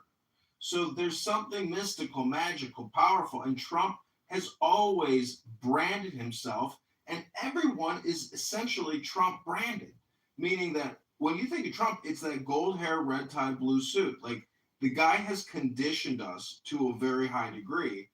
But as America, the big thing really is the culture issue and the debt and the military-industrial complex, but also the medical-industrial complex.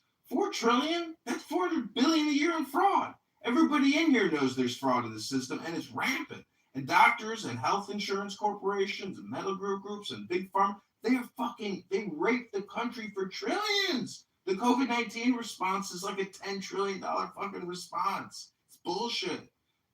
They've looted the treasury tenfold over. So, they have essentially wasted generations of labor. Generations. That's pretty unholy. It's pretty fucking disastrous. Hello?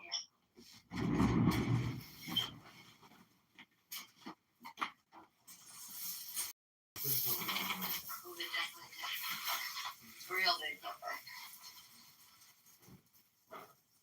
Yeah, you're spot on. It's the boomer generation, why they've really passed the buck on to the next generation. And I love boomers, but man, I tell you, they went through the greatest moment of prosperity ever for the peasant class in the history of mankind. And I don't know if we'll live to see that. And what's it worth all this money that they have spent?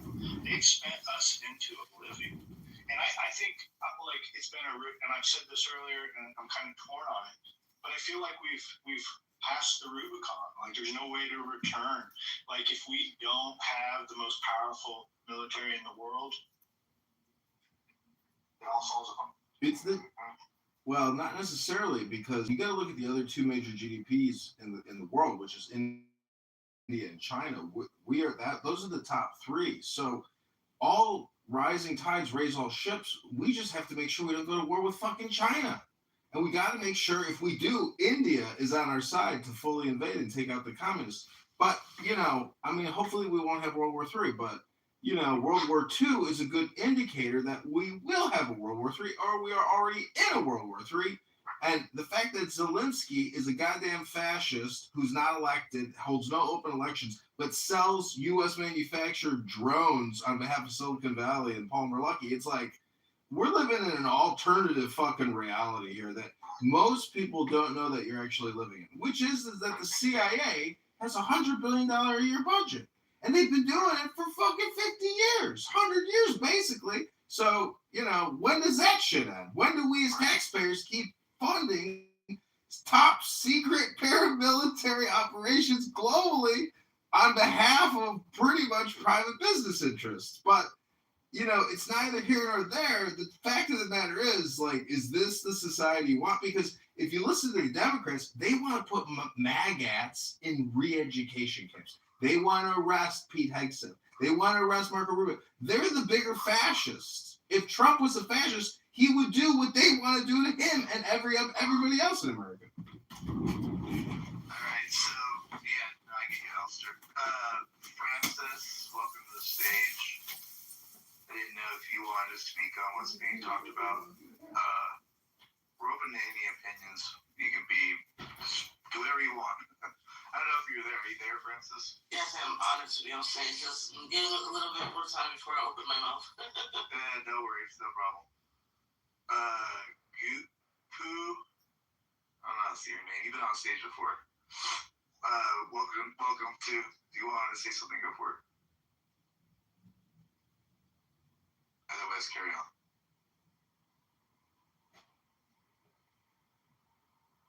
Actually, AB, I don't know if that guy was snoring. What was he doing? Joe, do you know? Yeah, making noises or something. I went into a room last week and I got invited up and I just hit the yes and I didn't know the microphone was still on and I had background noise. Damn, they kicked me out of that room freaking hard. I was like, I see how this is. It's like, I'm just going to rule with an iron fist, man. When these people start fucking around, bro, I don't remove them. I just kick them down to the audience because I know, but damn, bro. Like, let me tell you how bad it is, Matt, when you don't run rooms like this happened. Bro, it's awful. No, it's really, I told you not that. It's dude. really bad, man. And like, there's no place to even have a little bit of content. And I get it. Look, I understand some of the characters. I've been around here as long as you have. So I understand the political dynamics with some of it.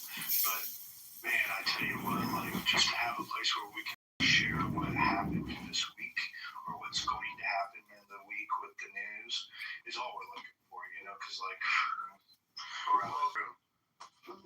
Yeah, you can't just have like serious conversations for 24 hours. Like nobody is up for that. You know what I mean? You gotta have a little bit of both. It means are like, okay, why the hell where's Beaver? What are they doing? Why are they? Don't do that, guys. No, I try. And Joe saved it last time. Joe, remember we literally I know the moment. Remember, you're like, I'm coming up. I'm modding the room, and ever since we got that gun shot, that was pretty funny for the most part. Yeah.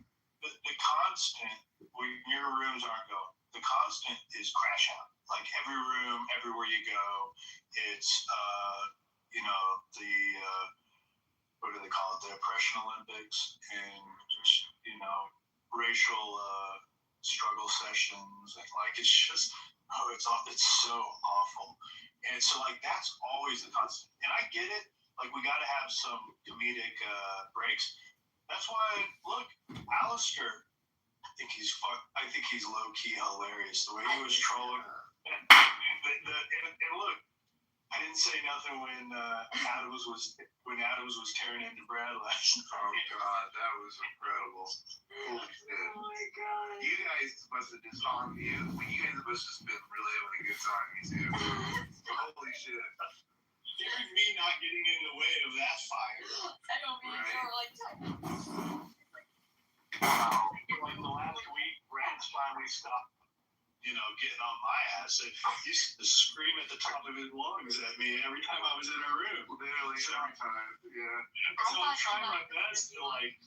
I don't know. I thought tonight was gonna, because you guys were like getting along. I thought it would spill over to Joe at some point, but somehow. Yeah. Adam sucked that all up. You know what I mean? I know. I gotta thank Adam once in a while. Fuck you went to the States. Freaking fucking God, these people. I would have thought he was good. Yes, Peter. Yes, Peter. Oh my God, Peter, no one can understand you. By the way, John, mostly me, I'll confess. What I do is, you know me, the number one rule is everybody gets like this guy. Oh, this guy's back. I didn't tell you it was fucking idiot.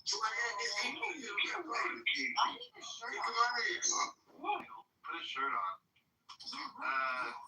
Whatever, this guy gone again? I can't look. Oh yeah, he is gone. Okay.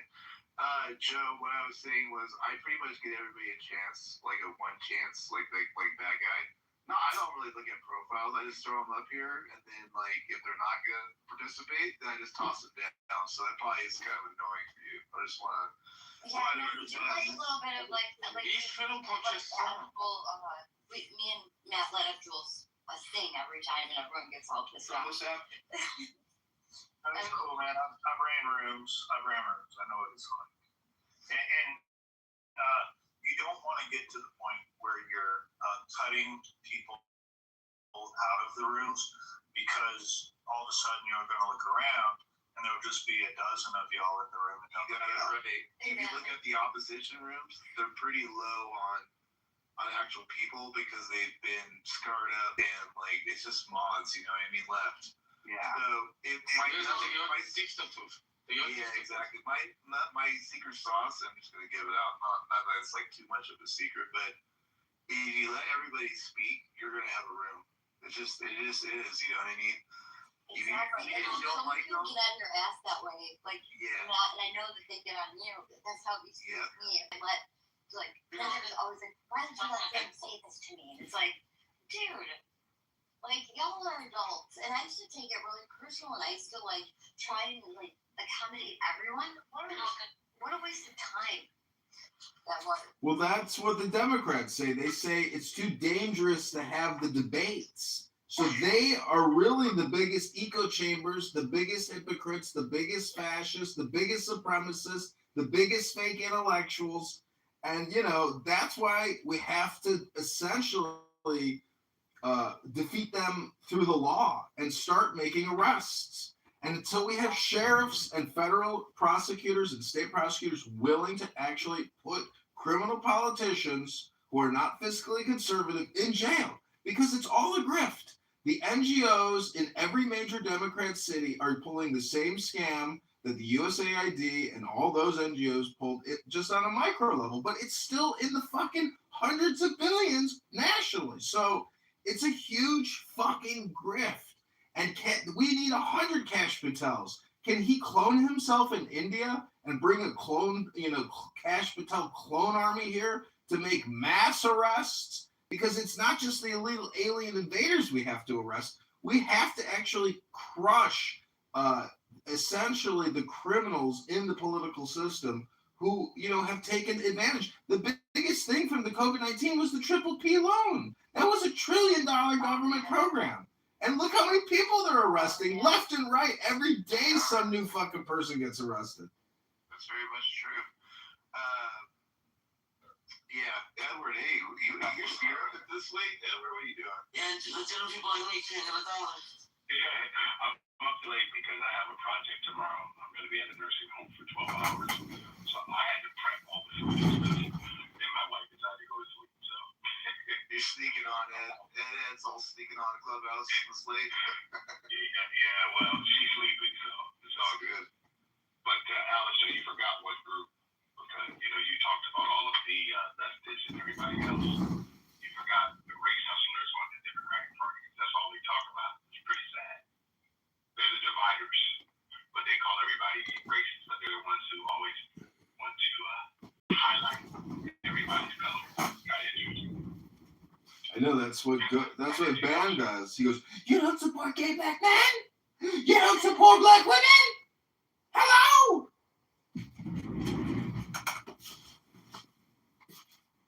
I think Edmund is the most misunderstood character on Clubhouse, because if you listen carefully, he's not wrong in what he says.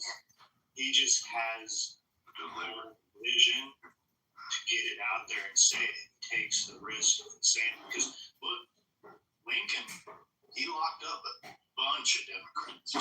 He locked his opposition up.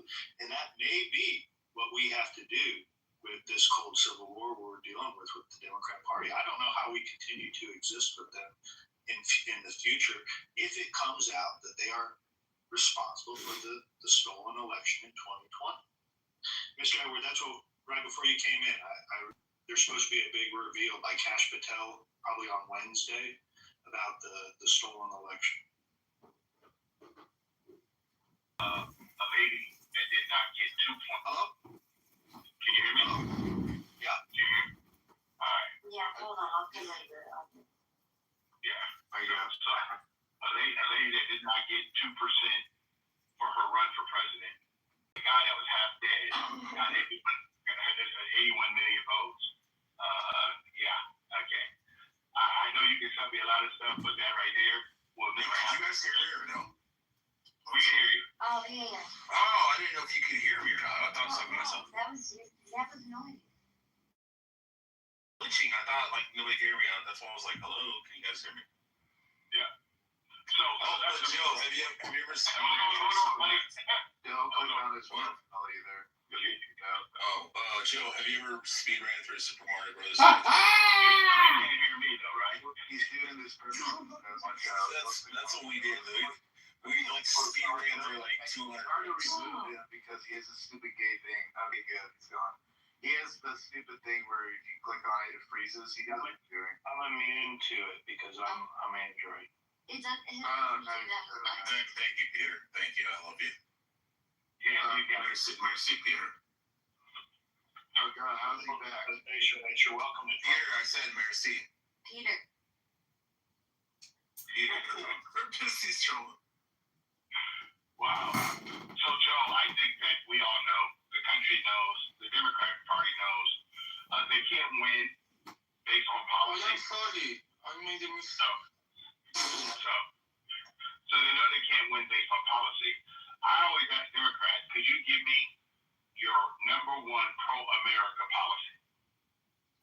Tell me what your pro-America policy is. You make people depend on government. You tell people to kill their babies.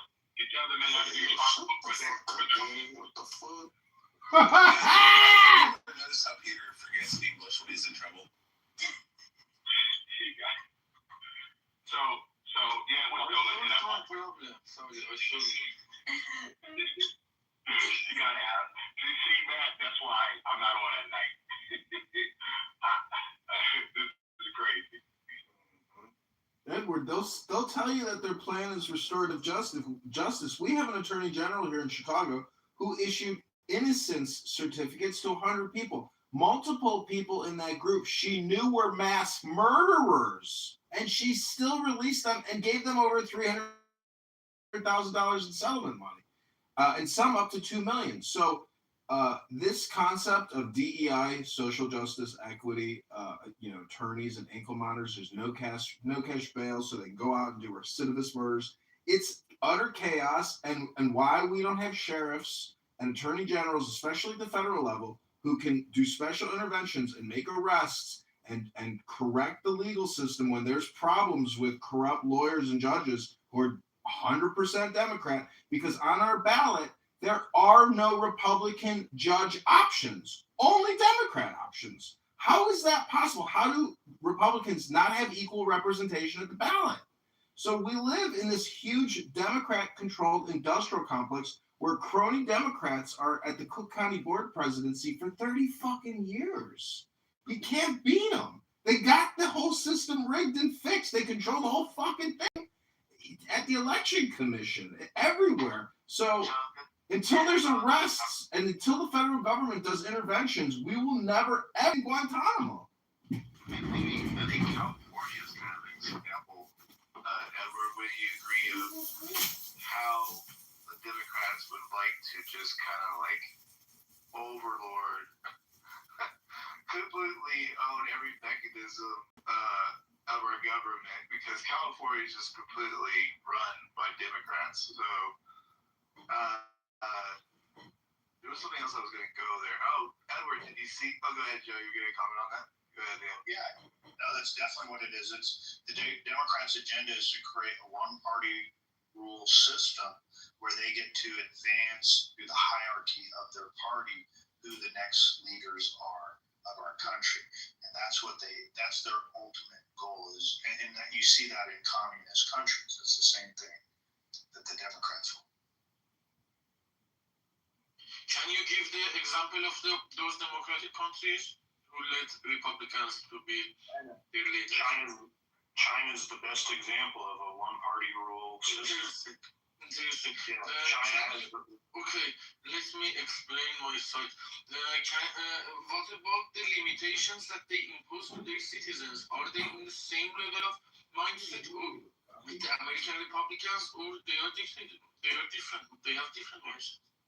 Inside the one party of China, they do have different sides within it. However, it's still just one party rule. What about the methodology? So the methodology, the finding of a side to govern the country, that's the dispute. Yeah, the methodology is the same methodology that the Democrat Party in America would like to ultimately execute on America. That is their ultimate agenda. That's the goal.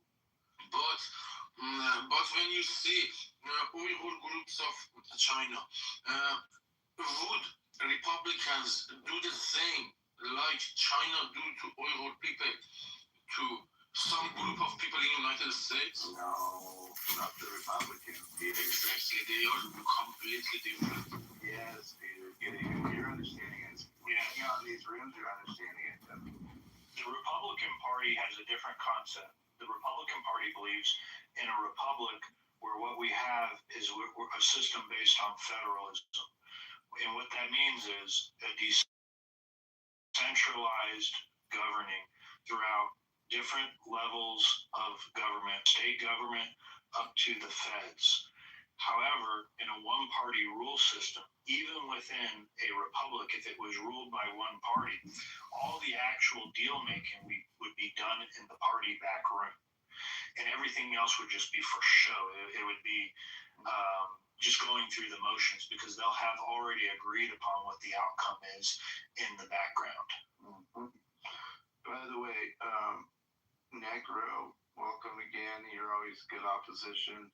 I don't know if everybody's ready for some opposition, but you're saying in the chat about the no kings. Do you believe we are under some kind of kingdom or king rather?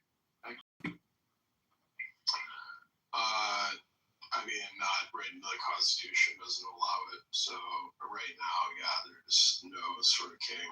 But why do you guys say it then? Why do you guys say no kings? Why not just do like? I mean, actually, like no tyrant maybe might be better because like obviously we have no kings, but maybe someday America can have a tyrant. I don't know.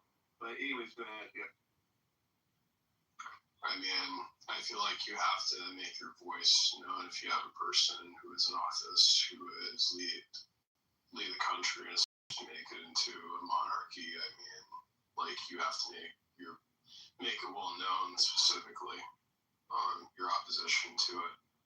That's not why they do it. Wait, do you think Trump wants to make the country into a monarchy? They don't say no fascism. They're careful with their linguistics. They choose a ridiculous term like no kings, which obviously is redundant. It means nothing. Honestly, I think that, so when I thought of the no kings, my mind went right to like Christ King. And so, like, they are saying no kings. That's an interesting approach, yeah. So they say get rid of Christ, essentially. Yeah. I didn't even think about that. Yeah. Necro would be doing that. Let me reframe Marshall's question towards Necro. Necro, can you link for us the policy that Trump is advancing to turn the United States of America into a monarchy? So one in which essentially where he has power, make sure we have right terms of what we mean by monarchy, if that's fair. Monarchy means ruled by a king with hereditary primogeniture. So Donald Trump would be the king, his son would be the next king, his son after that would be the king, his son after that would be the king. Yeah, the easy way to answer that, we'll take the common definition of what a monarchy is. Go ahead. Yeah, so specifically though, I mean that's a pretty this is what Necro does. I just want to point this out. When I actually asked Necro to define it, he philanders and filibusters and wallows around like a plant. So the common definition of a monarchy, we're going to accept that. Can you link the policy? I'll say it again. Can you link the policy that Trump is advancing to create a monarchy in America? Okay, so we're not going to be unified in definitions. No, he just agreed to a definition, which is the king passes his rule from himself to his son. That's the definition. Okay. So specifically, we're going to I could give a policy specifically about, what I mean by, and what most people I think. Oh, I need voice inflection, Necro. Come on. I'm sorry, and I'm working on that. But anyways, if you want specific examples and ways Trump tries to, aspire to be authoritarian, not necessarily I wouldn't say he's Hitler or anything like that. That's not what Trump is. He has a kingdom, like an actual monarch. Okay, well, if you think that specifically that anybody thinks that, that he wants to become like King Henry or anything like that, in that the same sense, it's the exact same literal monarch. It's really about the propaganda that they distribute and who's funding it. Surprisingly, Warren Buffett is a primary funder. Basta! Basta! No ice, basta! I'm not gonna talk. Somebody else is gonna be talking. So yeah, I'm saying you. Feels good at filibustering because he wants to maintain. He wants to maintain the filibuster because Marshall is a clubhouse fake Republican Democrat filibuster. Hello? What is this thing about the monarch? I would give a quick. Well, I'm willing to give you. Nick, can you hear me? Sure. Real quick, I'll get to your question, Marshall. Because I'm assuming a king will be able to automatically, quote unquote, knight the next person, the next king, right? That's why I said hereditary primogeniture. Yeah, that's why. Okay, keep going. Necro, can you answer that? His question. Yeah, so the answer specifically is that, ways that Trump aspires to be an authoritarian, I would say that there's specific policies on, for example, the fact that he wanted to punish people who burn the American flag. Okay, George W. Bush wanted to punish people who burn the American flag. Check next. Okay, well, it's still authoritarian, right? No, it's not that big a deal, so please check. Go to the next thing. Necro's been on me all year about the burning of the flag. They've been going back and forth for years. Go ahead, Necro. So, you said that it's not authoritarian, so it's not designed to punish speech. No, what I said is other presidents have done that. So let's not pretend the dollar is something unique. Marshall, hold on. Let me reframe here. That doesn't actually putting through that law.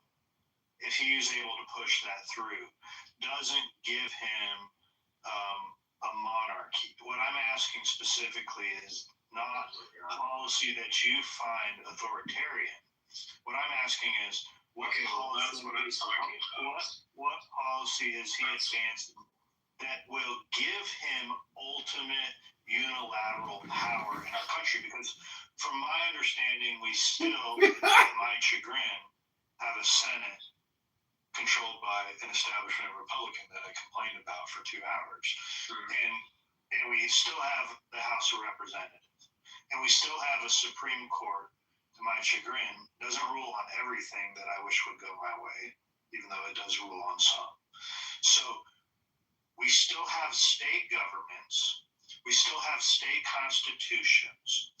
And tell me the policy that Trump is advancing that wipes all that away.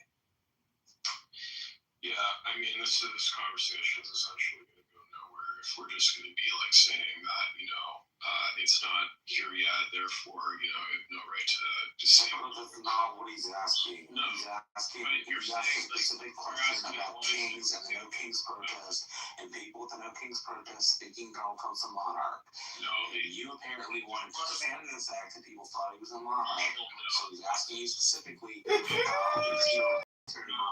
I had no idea that Marshall does a loud mic like Adams. That's impressive, Marshall. Let's let Necro answer. Words in climate science because it makes them science because it makes them look bad. Wait, he did. Still is. Struck down. If it was struck down, that would mean that he's not a king. Oh my God! So you're suggesting basically that you're essentially going to say it doesn't matter because it's not a law. It's still authoritarian whether or not it is actually a law, right? No. How is that authoritarian? Obama wrote plenty of executive orders that got struck down by the court. How's that authoritarian? No, but executive orders, regardless of whether they hold up, are still authoritarian functionality. That's not my point. If he had unilateral power to install that would be one thing. But the court struck him down and said he couldn't. Marshall, can you answer this question? So, if Hitler's policies that were authoritarian, were they authoritarian regardless of how he was a military commander, different from President Trump. No, that's not the question. Were the policies which he planned, were they authoritarian before they became laws? Was there 2 other bodies of government that were able to challenge Hitler's wasn't the question.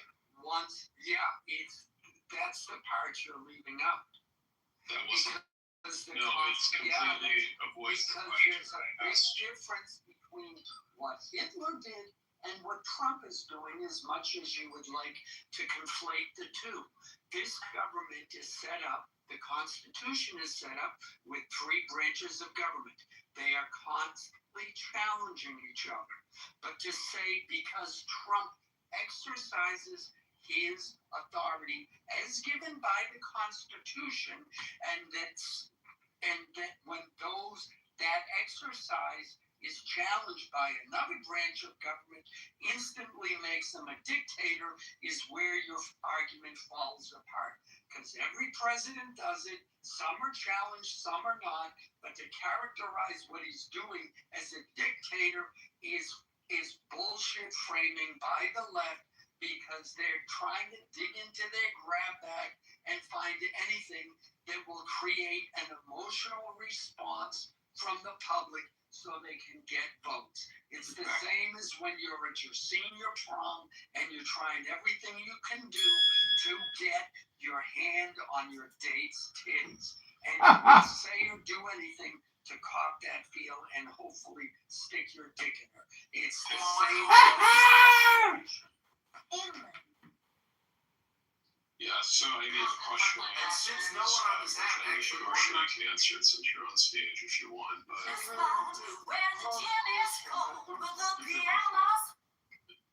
overall, to me, essentially what it is that it's not authoritarian as long as it actually never becomes law.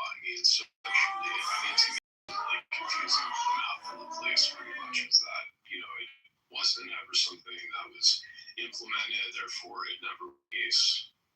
It means is that the president decided something that the other branch didn't agree with. That's not authoritarian. That's a president overreaching. The two are different definitions and in kind. So, Marshall, if I asked you this, if I was to try to come up with a policy which excluded all Republicans from talking, is that authoritarian, even if it doesn't become law? I would say it's shitty, unequal, and unjust, but I wouldn't call it authoritarian, though? If you were listening, I said it's shitty, equal, and unjust, but not authoritarian. If it were authoritarian, you would be able to say it and do it unilaterally without anything to stop you. The fact that the president gets stopped by the court and gets stopped by the Congress means what he's doing is not authoritarian by definition. Okay, so me censoring Republicans as long as it never becomes law. You can't censor it. That's not my point. My point is when you do it and you get sued about it, and the court says, "Hey, by the way, you can't do that." That's not a definition of authoritarianism. That's a definition of a president overreaching, which presidents in the United States have overreached for 250 fucking years. It's an interesting case you bring up because that very thing happened, but not by a president necessarily, but by the bureaucracy of the government. Conveniently, I was just watching a now 2-day-old interview of Matt Taibbi discussing how the FBI and the Department of Homeland Security, and I forget who else, issued thousands of emails to tribal organizations telling them to squash certain stories. And conversely, when the left freaked out about it, there was one letter from, I forget who it was from, the FBI, to Death Row Records, cop killer. They sent one letter saying, "Gee whiz, could you not release that because it might cause more cops to be shot?" And the left lost their shit over that. Yeah, so that was a very good example you brought forth, Necro, because that was not the three branches of government. That was the bureaucracy carrying out the wishes of one of the branches of government. Yeah, so essentially fascism as an idea was not authoritarian as far as I understand. From what you're saying, it's just essentially is that because of the fact that it became a actual implementation of law, that's really what made it authoritarian. That ideas in and themselves cannot be authoritarian until they are actually implemented, is essentially the argument that's being made. Well, I think the argument that you're making, and let me try and think of a way I can get it equally wrong as you've gotten my arguments equally wrong. I think the argument you're making is that you keep, excusing the actions of the left because you support trans rights, and because you support trans rights, you're just hoping 50 fucking years that they get back in power because you just. And the fact that you would accuse me of insulting you, well, that really hurts. And now let's refrain from all ad hominem, gentlemen.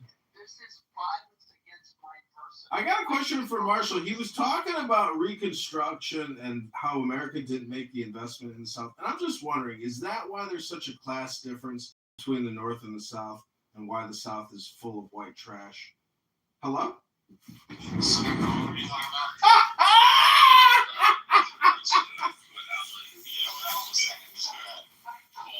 He made the suggestion that the reason I support the left is because I support I have secret fantasy with trans people specifically, and I want them to be able to do this, and so it was all into personal attacks, but no sort of anything substantive. So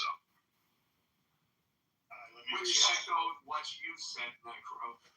Let me reset the room. So I asked Necro a very specific question, which he's failed to answer: how to link Trump into what policy he was advancing to establish a monarchy in the United States of America. So he's failed on that one.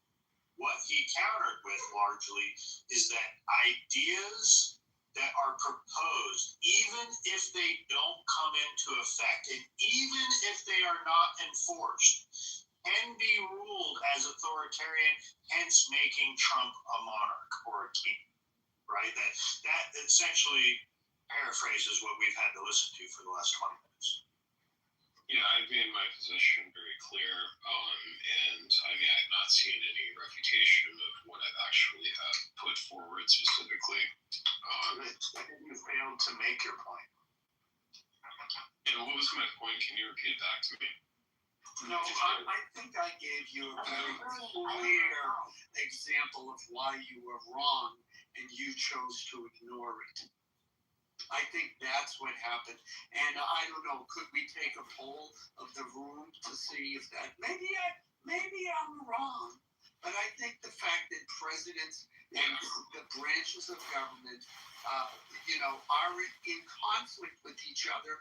And if you knew anything about the Constitution, you'd understand that that's why the founders made it that way. So a president proposing laws and other branches of government saying, no, you can't do that, and having a fight over it, and Trump is doing that too, yet somehow you've decided Trump is a authoritarian or dictator or king or whatever other disparaging mark you want to make is absolutely false.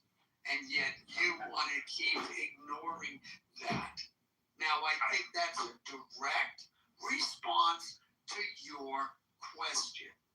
Now, would you like to counter that, or are you going to try and gloss over it? Yeah, I mean, specifically what I is like particularly complete. I brought up points, for example, of Trump's policies that I agreed were authoritarian, and I haven't seen a refutation of these. So I'll give you an example. I'll refute it. So an authoritarian dictator would enforce some sort of policy that would render the legislative branch completely powerless, where the president could then advance into law anything he wanted, or he would render the Supreme Court completely useless and cut out any of their power in the rulings, or even if they did rule, he would completely ignore them, which he has not ignored the rulings of the United States Supreme Court. So, look, that was what I was looking for, is like some sort of policy that he's advanced that would actually block another branch of government. Right, so the violations of trying to take away free speech rights of people, that is not authoritarian, or freedom of the press, that's not authoritarian. I said it really clearly. You're not addressing any of my points. What you're doing is you're bringing up. Hold on. You're bringing up red herrings to try and divert the points I just made. That you failed to be able to link one policy where Trump actually hinders or neuters, for lack of better terms, another branch of government that would ultimately lead him to have unilateral power. Yeah, so, I mean, trying to revoke people's free speech rights and trying to take away You would just say he's trying. He's trying, but he has not completed. You're still failing to link something where he has hindered another branch of the government. So now what you have highlighted is where Trump has executed the power that he does have. Okay, so what you're saying now is that because he hasn't worked outside of the parameters of the executive branch. Can we agree on that? He has violated mean, I think there are plenty of grounds for impeachment. But He's tried. He has not. No, that's not what I asked. I asked, has Trump done anything outside of the powers granted to him in the executive, being the head of the executive branch? He's the head of he's a single man that's the head of an entire branch of government. Has he done anything outside of the parameters that has already been afforded? And I'm going to repeat my answer, which is that I think there are reasonable grounds that he has violated his. Name one. When he declared the missile strike on Iran. Well, that's actually within his power as the president. No, he doesn't have the right to declare war without the approval of Congress. The War Powers Act gives him 60 days. Hold on.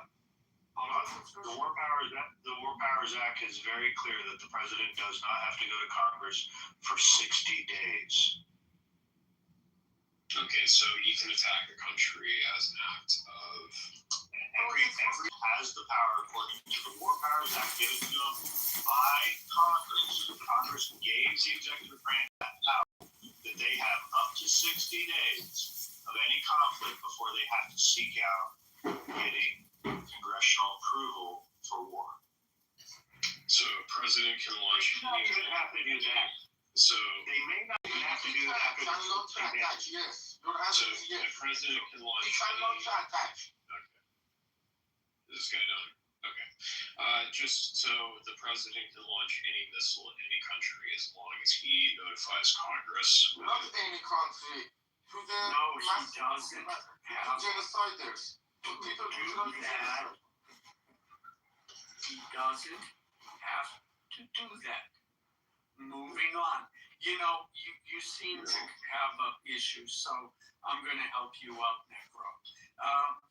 How has Trump tried to take away free speech rights? Suppression of protest and dissent. Detention of pro-Palestine student protesters. Ideological test. I just gave an example earlier, which is asylum seeker.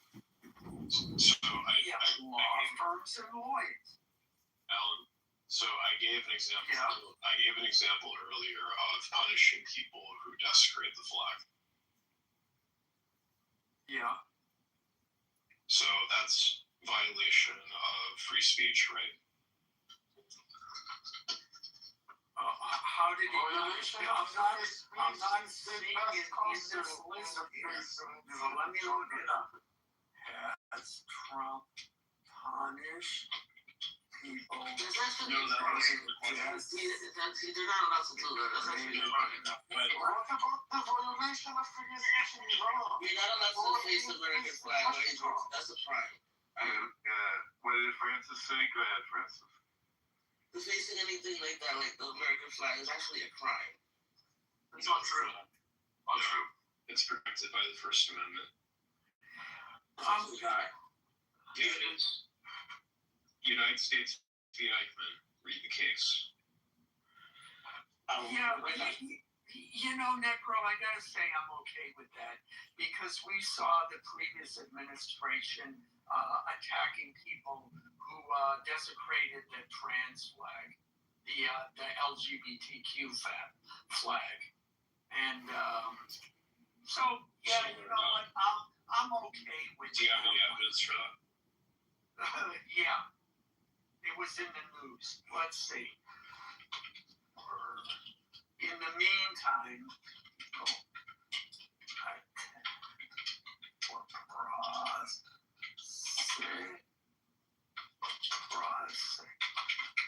for desecrating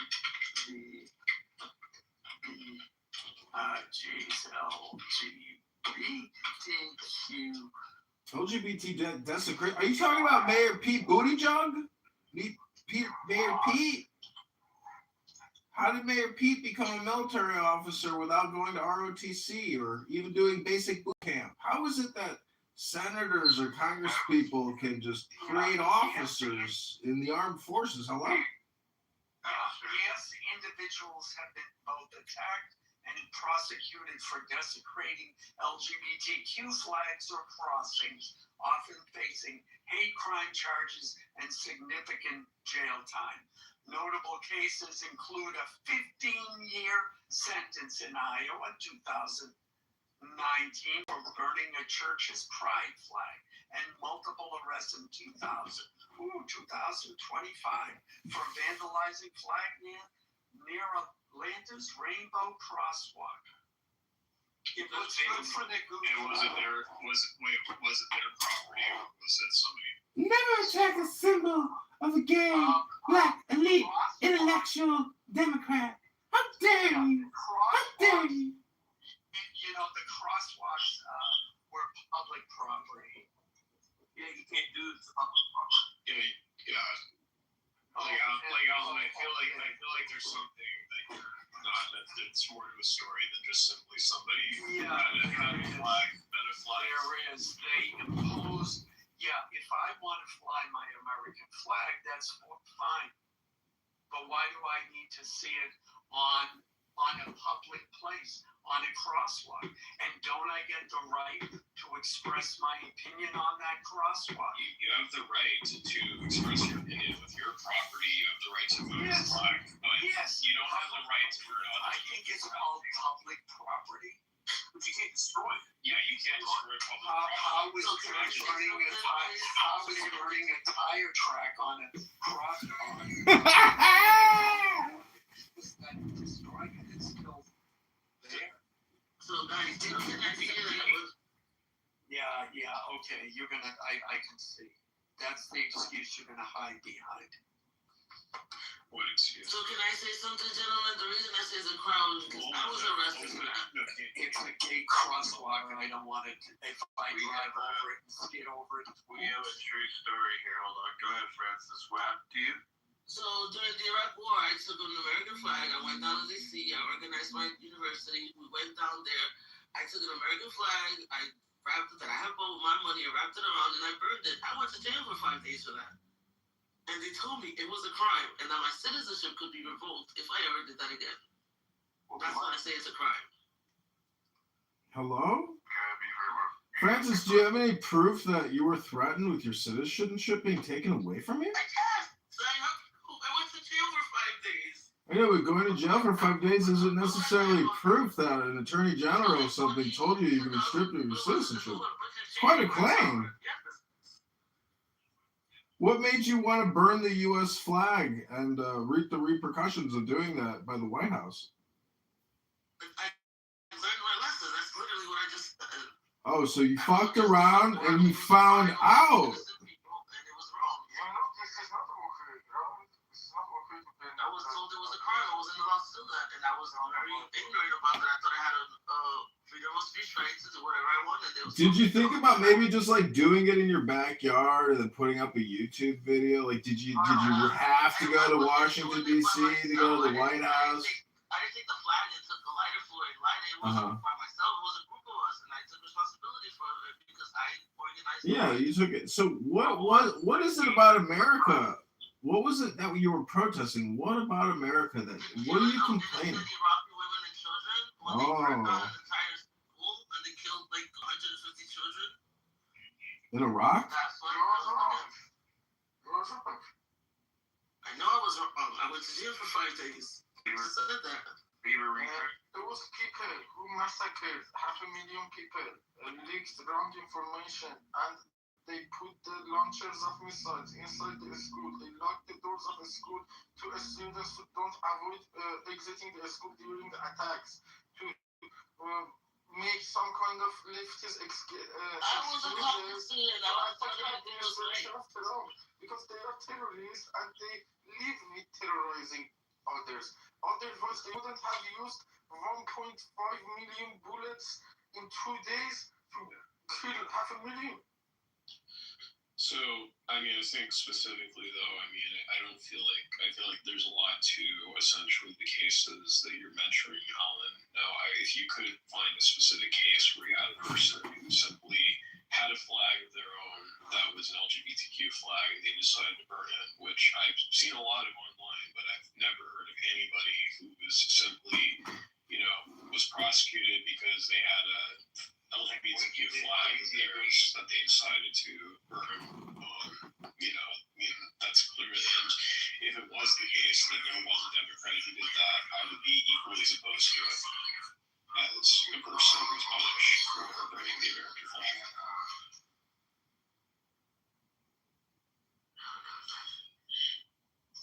Even if it violated burning laws at the time? And,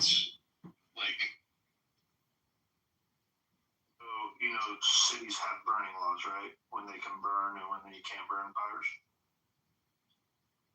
Yeah, you can't, burn something if it's a threat to public safety. Yeah, so what's the difference between burning a building and burning a flag? It is free to...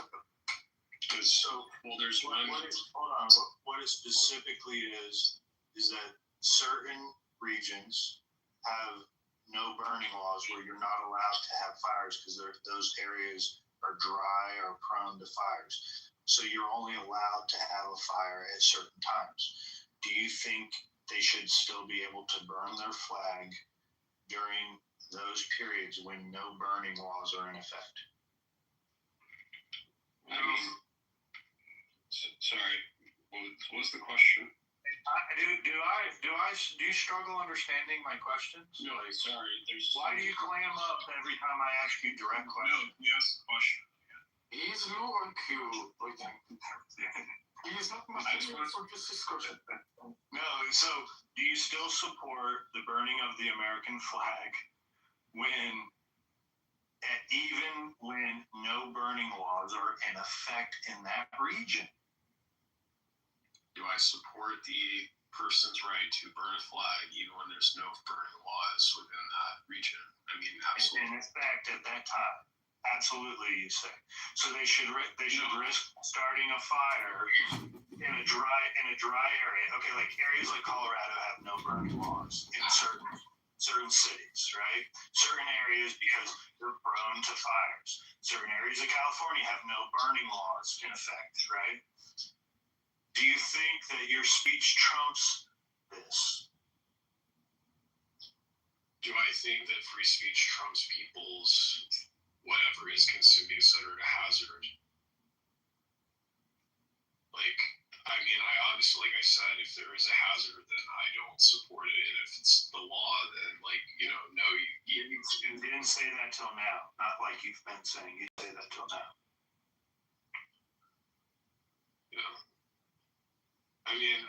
It's simple. No, you don't. You don't support the burn. And because you can't endanger people through in an area. We've established that people don't have the right to burn the American flag 100% of the time, right? There's a fire. You do have the right. You do have the right to out there's a fire if there is a fire. Yeah. But you can't do it just in a public theater, right? And if there's a fire. Yeah. So, essentially, you can, you can come up with, all these different things, but to me, I like to illustrate freedom of speech in the same way as, with, your hands. You have the right to your hands. You are not. Hold on. I just want to finish the point. Okay. So, yes, you're always going to have, specifically certain boundaries that, you have the right to move your hands, but you don't have the right to move your hands in people's faces. What's the message that's being sent when you burn the flag? It depends on the context.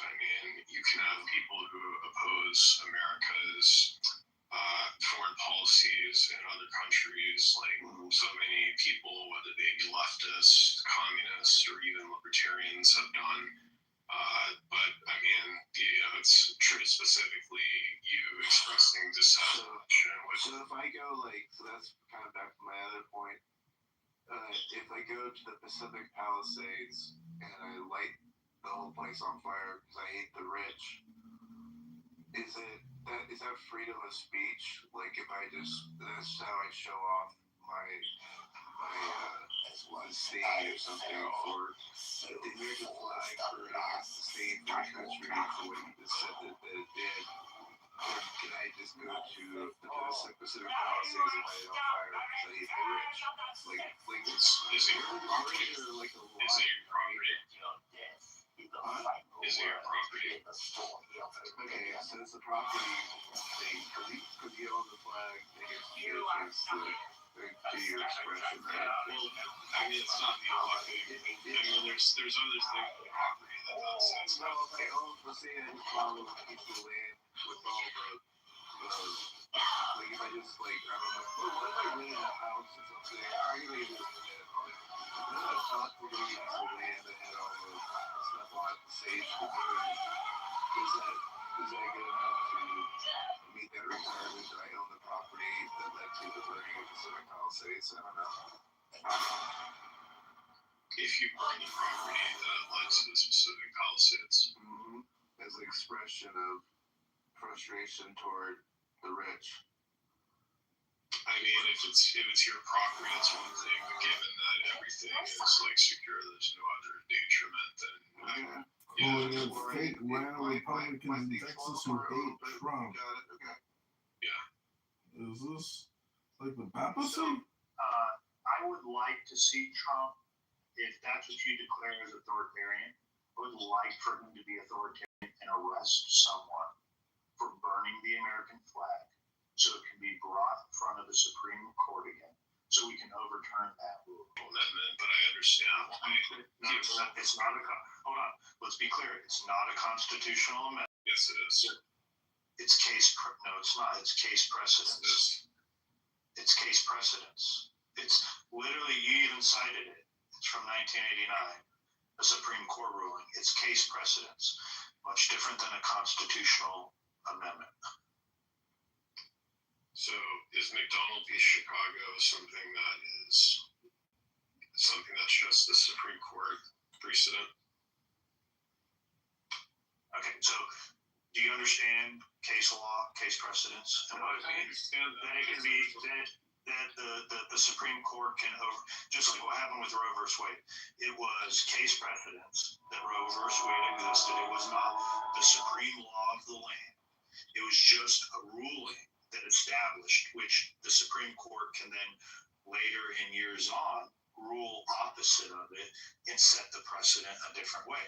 So I believe, in my opinion, the Supreme Court should change their ruling from what they found in 1989 and allow us to have laws against the burning of the American flag. Okay. Well, I mean, you have the right to feel that way about, but the thing is, though, it doesn't surprise me that people who want to, because the people who oppose Donald Trump, essentially are people who are very likely to. American flag. Yeah. Well, yeah.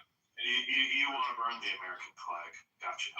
No, I don't. But to me, it's like I understand why Trump wants to punish people who burn the American flag, because a lot of people who don't agree with his policies are people who are most likely to express their opposition to it that way. Isn't it largely only people on the left that burn the American flag when they're upset that it's not only people on the left, but yeah, a lot of people on the left.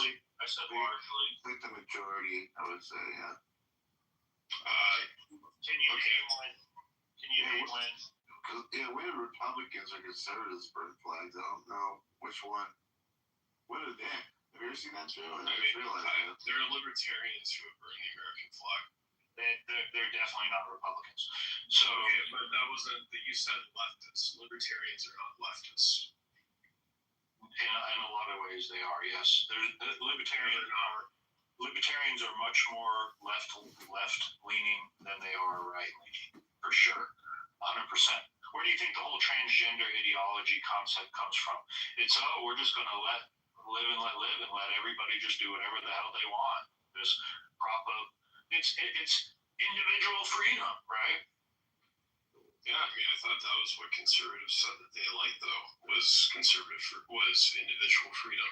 Yeah, no small government is what conservatives advocate for, and family. So for family rights. So true conservatism is about the nuclear family. It's not about the individual. okay.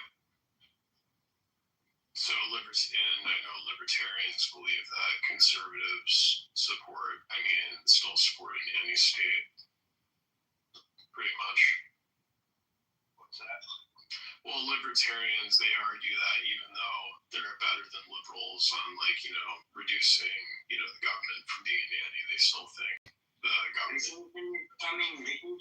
Recession is coming. Buy gold and silver. Sell stocks and. But either way, to me, it's I would if you think the libertarians that they're a bunch of leftists, or I would recommend you. Libertarian Party is largely just a party of disgruntled right-wing and left-wing people. Sexual degeneracy. You brought up immigration and abortion. Do you not think there have been any leftist governments who have supported closed borders or have been against abortion? Because I know plenty of leftists. Not in recent. I'm talking about today and the positions today. I'm not talking about positions 100 years ago. 100 years ago, Democrats didn't even think black people should be afforded rights. Yeah. Parties did change. I would agree with that. Not really. They still don't think, that all Americans should have equal rights. Okay, well, I would agree that the Democrats have been a failure to Americans, but I still think the same thing about Republicans. So, I think both of them are essentially, if you removed a lot of the cultural issues, I think they're pretty difficult to distinguish, in my opinion. Joe, I got a question for you. If I had an American flag that was old and dirty and I had a permit to burn trash in my private property, and I lumped it in with all this other garbage I was burning, you would consider, if you had your way, you would make that illegal? Yeah, I think communities should. If it was my way, I think communities should have the right to set that as their law. Now, it should be up to the communities, though, to be able to do that, yes. Yeah, and I believe that the Constitution should protect people from tyranny of the majority on human rights, so. I think, I like Beaver's scenario.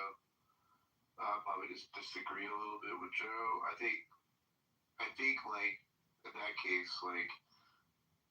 I think we know the intention of someone trying to get rid of an old flag, perhaps, you know what I mean, versus somebody, out on the street at a protest doing it. Maybe, I don't know.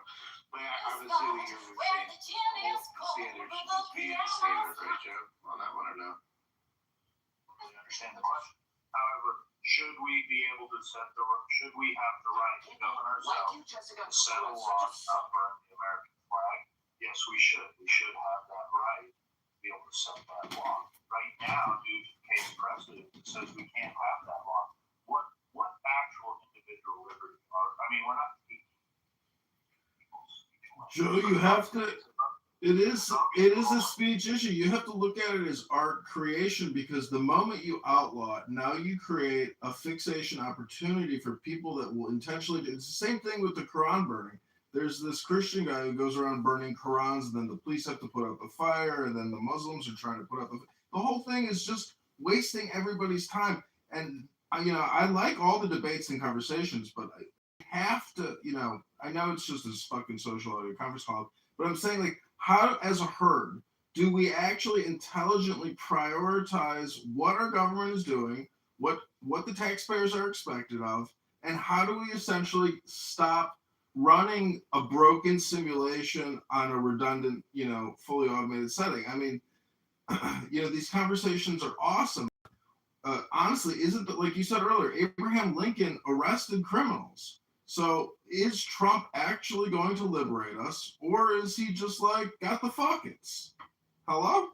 Fuckets, buckets, 2 tears in a bucket, Is anything ever going to change? I doubt it. I think the status quo is good as gold. But miracles and breakthroughs do happen. Trump is that miracle and breakthrough. But, how do we get the all-seeing eye to focus on liberating America? Because how has technology not essentially created efficiency? The internet is supposed to modify everything. And the biggest thing that isn't modified is the goddamn teachers unions and our national education system, which is bupkis. And look at Clownhouse. Like, this could be the future of education. Dr. Peepee here could be teaching a class and maybe making a salary, And we can eliminate the $1.3 trillion annual budget for education in this country. It's just a joke, but not really, because something's got to give, and something's got to give in Medicare, Medicaid.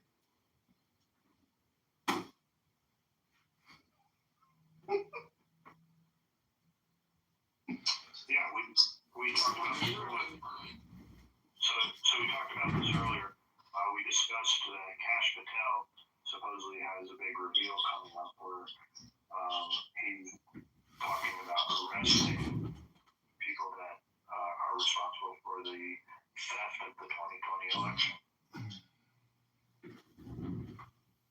Well, there's also a lot coming out with Rand Paul and Dr. Fauci, and Tulsi Gabbard is also releasing information on biolabs, 40 of them in Ukraine. So, the Pentagon and Fauci and all these bioweapon research programs, they're being exposed. And Dr. Bill Gates has been exposed.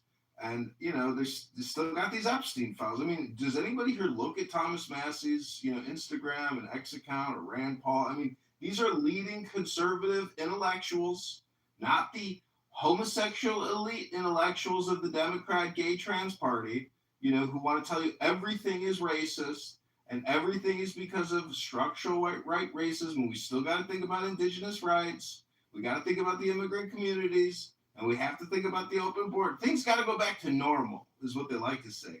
When things go back to normal. Well, Pandora's box is open, and nothing goes back to normal when things start getting weird. And things are going to get weird, in my opinion, or the status quo will just persist and the Democrats will actually return to power and wipe away these years of work. So, hello?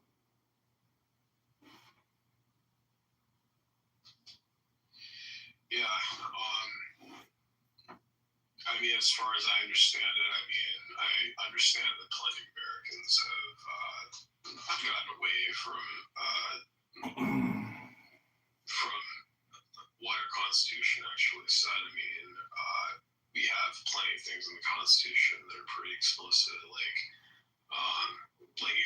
explicitly says, forbids being subject to cruel and unusual punishment, but surprisingly, the majority of Americans find it acceptable. And so, I mean, it's one of the things I do find disgusting about Americans overall for my country is that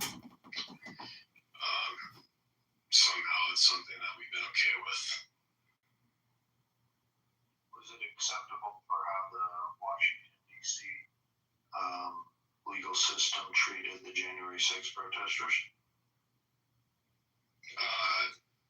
If you're talking about specific cases, I mean, some that I do believe were given sentences that I felt were a little bit lengthy. Like, I feel like, you had some of them, I think, guys like, I think it was Joe Biggs. I mean, I don't think he should have got off scot-free, but I do think that I don't think he should have been sentenced to, I think it was like 17 years or whatever it was.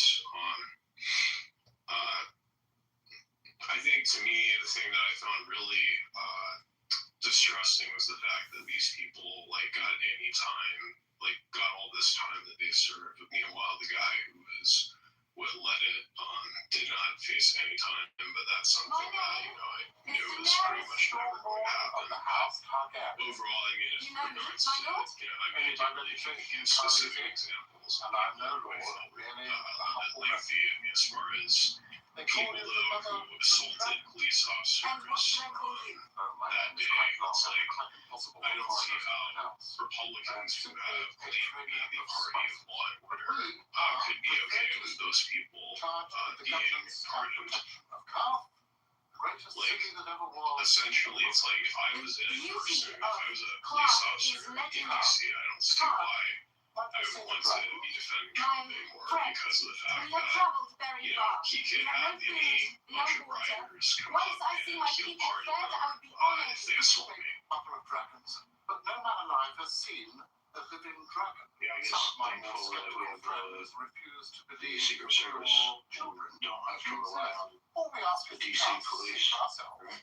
I am not a liar. Oh, I don't think you are, because I've never Well, mentioned before I mean, my opinion on the matter is of But doesn't that mean Where that, I like, come socially, from, that guests you are do not treated with value respect, law not enforcement, though? insulted at the gates. you got that you should be done.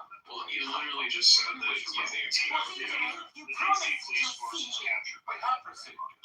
Here we are. Okay, but they still work to You do not let protect us in. everybody All who of us is, you will know, die. Which we the shall police deeply force regret. Protects The everyone Calf in did not DC. become We've the greatest city seen that ever was the or murder will be rates by letting prior to Dothraki Trump's savages involvement with through enforcing the gates. law. Please be careful. 13. I When mean, my it's dragons DC are crime grown, rates have we will always been take high. back what was stolen from Of you course. and destroy those Until who wronged Trump me. We put the will National lay Guard into waste DC, to our armies and the burn DC police cities to force the isn't ground. really something to Tear go us around away, champion with, like and we will this burn beacon you of first. True. policing example, like this great policing example. Would you agree on that? My name is Daenerys. Remember what Amici said? I mean, as far as the failures of DC Police Department, I don't know so much about everything about the police department, but I mean, you could be right, but to me is that what I see, like what happened on January 6th was that you had police officers who were who were assaulted by protesters that day. I mean, they were. Didn't steal the election in 2020. Would January 6th have happened?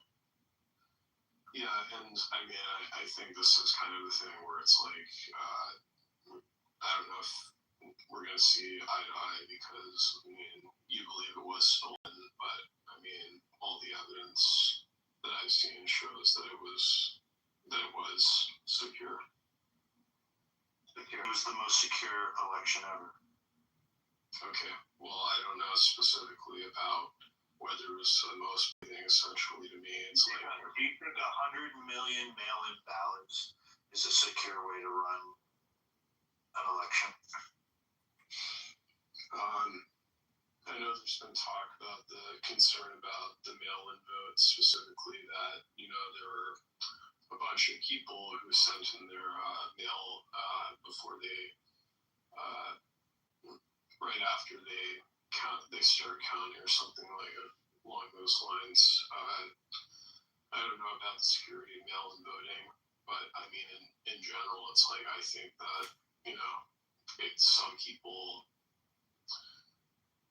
There are people. So if you're asking me about what are the best methods for people to be able to vote, I haven't looked at all of them.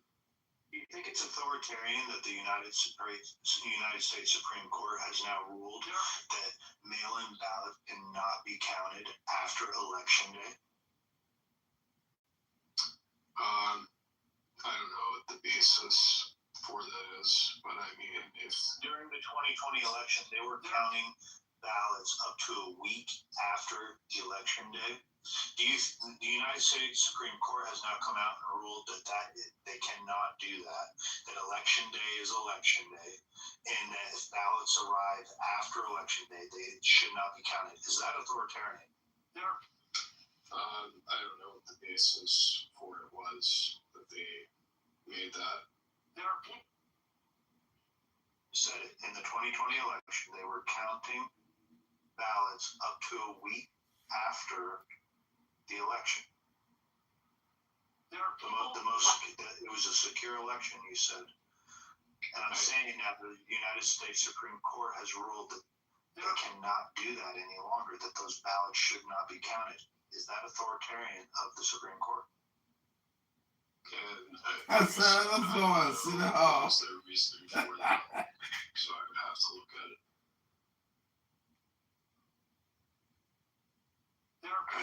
Would would you be for counting ballots? I'm a social parasite and time to listen to you shook. Everything is racist, including me. Black supremacist fraud. Done as fast as possible. And so, if there's limits on people, being required to do that, but I also believe that, there's plenty of other concerns, like just forcing stop counting and voting, like what happened in Florida back in 2002.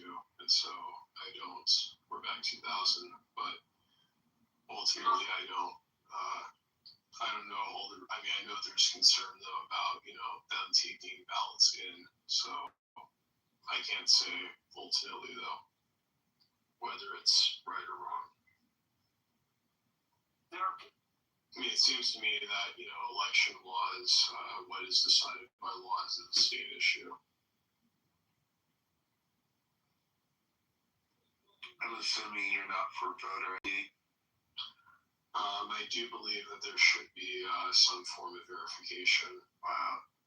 I'm surprised. Okay. Although I do believe there are concerns about, I believe we've touched on this, me and Joe, and you said that you watched it. I just wanted to know specifically if, like you said, the movie, I believe you said the movie was actually inaccurate or something like that. So what I want to talk about is what you what you just referenced. So you talked about that you are okay with limits on counting ballots, right? So the Supreme Court now, we have already established ruled that they can't count after the election day. So the Brooks Brothers protest is what you referenced, that you do think that people should not be able to protest the counting, because that was roughly 2 weeks after the election that Miami-Dade County wanted to continue to count votes and count ballots after the election was already done. So why are you okay with having limitations, but you're against the Brooks Brother protest that occurred in the 2000 election? So specifically, like I said, it's like I don't know necessarily what was the ruling the Supreme Court made. I'm not so weasel. Like you go one way or the other. Like I'm a person who is mostly, sees a lot of laws as simply not just purely black and white. Sit on the floor. Like the issues that are being decided, it's like. Is the Constitution a living document? I don't know what you mean by living document, does it? If baby Hitler was alive and you had the chance to kill him before he became adult Hitler, would you do it? Fuck yeah. So you're asking whether I would kill a person when they're innocent. He's being blown up before he can even walk. Okay. Damn, Pockets. No shit. People are having abortions every day, B. What's the difference? That's a good question. Joe, what do you think? That you should abort baby Hitler before he becomes adult Hitler? Yeah. Oh, man. Joe's not going to lie here a little bit. Hold on, folks. We got to just get good. No, I don't think you can declare a baby a king or a fascist. And I largely don't think these people that are on the No Kings protest can declare a president a fascist or a king, or it's largely just, a attempt to try and rally support for the next election cycle. That's really all. It's organizing. And look who funds it. George Soros and Warren Buffett. Did you see the list of the funders? Oh my god, I was late, my bad. I think it's interesting. I think this is a question I would like to know is that, there's always the saying of the enemy of my enemy is my friend. It's like whether that's true. Yeah. this room would do that. I'm not sure any of us know what we would do at that point, but I don't think it has any relevance to any topic regarding President Trump. Yeah, the baby Hitler thing was pointless too. Yeah. It's just a thought. But I like it. Yeah, I was just saying I like it. I like thought experiments. Yeah, I'm for it. I love the thought experiments, Alan. We're just picking Necro's brain on how, what do you think, a young Gen Zer and what they think about the world around them. I'm not, Necro, how old are you? 27. I'm fucking 29. Does that make Yeah. 30? Yeah, I know, he's old. I'm basically a Gen Z. I'm 96. Yeah, 29, so. I'm a Gen Z, right? I don't know when the cutoff is for Gen Z. I was before AOL. Yeah. But were you after, like, Resident Evil? 2000 is Gen Z cutoff. 2000 Gen Z, so 4 years. Okay. Yeah. I'm a millennial, thank God. Well, actually, millennial, I think it's either like 96 or like 95, something like that. Thank God I made it. But I know for sure I'm Gen Z, because... Yeah, 99? Yeah. Damn. Anyone born after 2000, I just don't think they exist. That is crazy. Yeah. Well, I'm really glad I'm a 90s kid, technically. So, you guys love politics. I mean, Necro, do you think you'll ever try to run for, like, state representative? Pockets, do you ever think you'll try to run for state representative? Will you guys ever do anything other than coming on Clubhouse, like, for years and years more? I'm glad you asked that, Alistair. Yeah, I've always considered it. I've thought about, one of the positions, policy that I want to push for, at least in my state, is raising the age of consent to 18, abolishing mandatory minimums on simple drug possession, and I would also want to extend the punishments for people who rape children.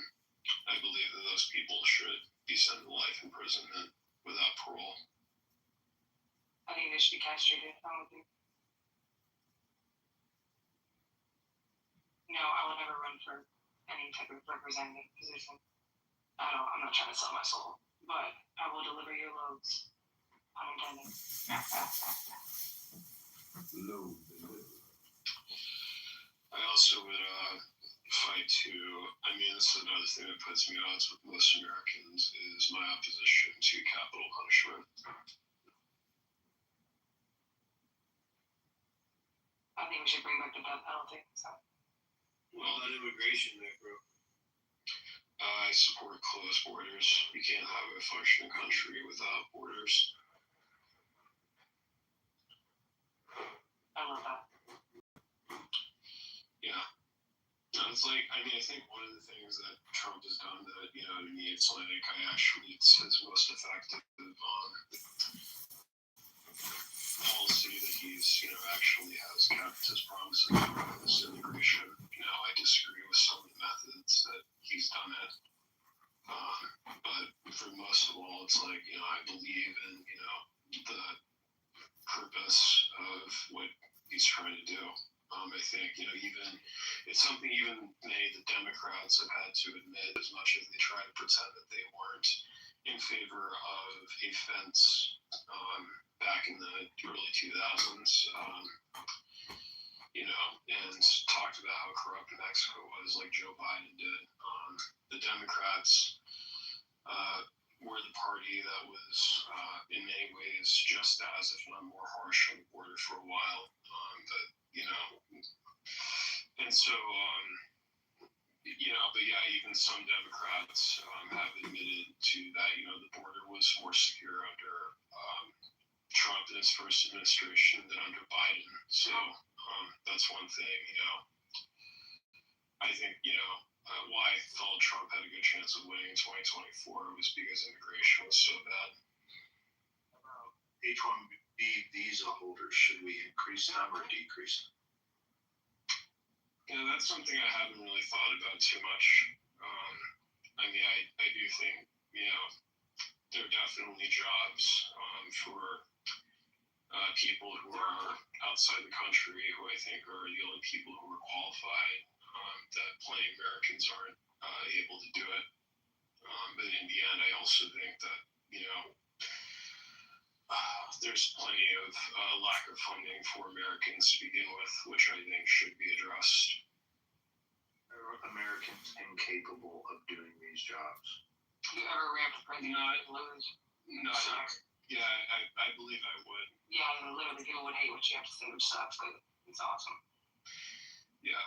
Well, and that's kind of the thing, though. It's like, I do like the idea of putting, America first. And like my greatest issue with Trump is the fact that he's, not been putting America first. He's spending so much money on this war. It's been shown, $72 billion that has potentially been spent on this war. It could have given every American community college completely. It's over $1 trillion. We're spending annually 1.3 trillion. So if we're engaged in war for 1 year, technically we spent $1 fucking trillion on war. It's crazy. No. Yeah. Yeah, we don't agree on a lot. Hello? It's ridiculous. It's ridiculous how much money we spend on war. But it actually makes us money, which is sad as well. We lose profit off it. It doesn't make you money when you only make 5 million but spend 7 million. Are you guys all broke? Hello? No, that's not what we're. What? Well, you gave me money pockets, so obviously, you're at a negative. We'll never finish what we're doing. It'll keep going. Unfortunately. You have to understand how to run a business. You got to turn a profit. The government's no different. You can't keep running an insolvent organization. It's lunacy. Hello? People running it are making bank. Hello? People that are not running it like us are the ones paying the dues. Hello? Yeah. They're doing just fine. They're doing exactly what they want to do. Well, the medical industrial complex is doing great because that's the biggest budget, 4.2 trillion a year. And you're a recipient of that pockets. You work in medicine. Without the government, you wouldn't make salary. Hello? I'm not in the government. That's why you said I'm not. Yeah, but you work in the healthcare industry. Who do you think funds the whole healthcare industry? The government. 4.2 trillion a year, Medicare, Medicaid. You quit it? No. Absolutely. I've quit being there. No. On the board of directors because there's a lot of little health groups billing Medicaid $100 million, and the doctors are making 1.2 million. You try to run and they fucking turn you down, bro. Who's running that's really changing shit right now? Nobody. Rand Paul, he just got an indictment on Fauci. They're going to arrest Fauci and Bill Gates. Hello? And finally, after the HIV, after the fucking COVID, you think they'll ever fucking get arrested? No. Bill Gates is not getting fucking arrested. Are we serious? Yeah, it's really sad. Bill Gates is not going to jail. What are we talking about here? Yeah, it's really sad because Bill Gates is going to pay them. Bill Gates is the bane of my existence now. I hate that man. Steve Jobs as well. Fucking hate Fauci as well. Been calling Fauci since HIV. Yeah, I'm actually working on that since there's been like a trend of making all these art pieces for the Epstein administration. I've thought, it's a shame that I don't have a DSLR because I thought about doing a Bob Ross parody video where like I was doing this painting of parody of Mount Rushmore where it's basically Epstein and his bestest friends. Trump. Yeah, Trump, Bill Clinton, and Bill Gates with Epstein. And I thought about having Elon Musk at the site, crying. Can you get a white wig, Negro, and just pretend to be Andy Warhol? Can you do a gay voice? I could try to do like a Carl Sagan, kind of high voice. I believe in you. Sorry, what? I said I believe in you. Do it. Yes. No, my name is Carl forsaken. I'm picturing my hand. That looks beautiful. That sounded so gay. Yes. My name is Carl Sagan. In the future, hundreds of people will gather on a conference call app to figure out unique ways to how to waste their time through multivariable expressions of political propaganda. That's actually on point. I still hate you. That's a little fun. I did a video where I did how marijuana will ruin your life, and I talked about how you might have to become president of the United States if you smoke marijuana. The past 3 presidents, Obama was president at the time that I did it, and so I said the past 3 presidents have all admitted to smoking pot at least once, and they look like they've aged 20 years in just the few years that they've been in office. And I think politics did that to the man. Obama came in looking 20. That dude left looking 80. Like that dude looked stressed. Did they even drug test the presidents? I don't even know. They should. They fucking. Probably they probably have a piece of their poop in a bag somewhere. Fucking he's like saved. Yeah, they don't. Drug test. Hey, Necro, what do you think about Trump lowering the classification of marijuana? Is that a big thing? Do you consider? I heard about him and Elizabeth Warren putting forward a bill, and so to try to decriminalize or to repeal the old law that on the federal level where marijuana is criminalized, and so if that's passed, I would appreciate. I do appreciate. No, there's not a law. It's a classification. So they lowered power unilaterally. Do you think that they're going to backdate all the people that were arrested and free them, or do you think they're going to keep them in jail and do that arrested? That would be cool. That's a really good question. You might be able to submit for a reconsideration. You think? I don't know, but if I was in that position, I would. Right. Okay. There's plenty of things that I would say that I do agree with Trump on. One of them is him trying to go after big pharma for the cost of prescription drugs, because that's one thing. I do support. The other thing would be his position on. The political landscape. You mentioned marijuana. The other one would be abortion. One thing that was noted about 2024 was that 3 red states voted for Trump, also voted for abortion rights on their measures as well. Interesting about the big pharma, because he does attack on the drug prices, and he has pushed most favored nation pricing deals to lower the prescription costs. His administration said it has deals for 17 major drug companies, but he's also making deals with pharma, not trying to destroy or take on, but they include benefits for companies like tariff exemptions. So I see, and he has to, obviously, because if he's going to give one for them, he has to give one for all. So I see how people make it. Someone from the chat, he's not doing anything against big pharma. Yeah, he is. He's just giving them tax exemptions like he is with any other corporations. But he is literally lowering the pricing, and Medicare is dealing with that as we speak. So come, I believe, 2027, drugs like, medications for diabetes and insulin, and even I think treatment for your diabetes is be lowered for people who are lower income, so that they can afford their treatment. So I do praise him for that, because that's very much needed. It should be just for the sake that it's already been admitted that it's not very expensive to do so. Yeah. What's not expensive? To provide that medication. Oh yes, it is very expensive. No, it is very expensive. No, it's really not. You said insulin? Yes. Yeah, it's not that. It's not. It's the manufacturing. They've already admitted that so many times. It's we gotta be done with that. Yeah. It is really just to put money in many pockets. Yeah. No, it's manufacturing a drug might be cheap, but how much is the R&D for that drug? How long did it have to go through testing? How expensive was the testing? Oh, well, Alan, are you talking about the COVID-19 vaccine? Because I don't think they did much testing on that. I think they had the patents for 10 years, 15 years beforehand. Oh, it's not the same when it comes to COVID-19. I understand. Okay. Special rules, special circumstances, not a standard. I understand. Okay. It's been good standing for a long time, and that's what came forward in the conversations. Much for that medication.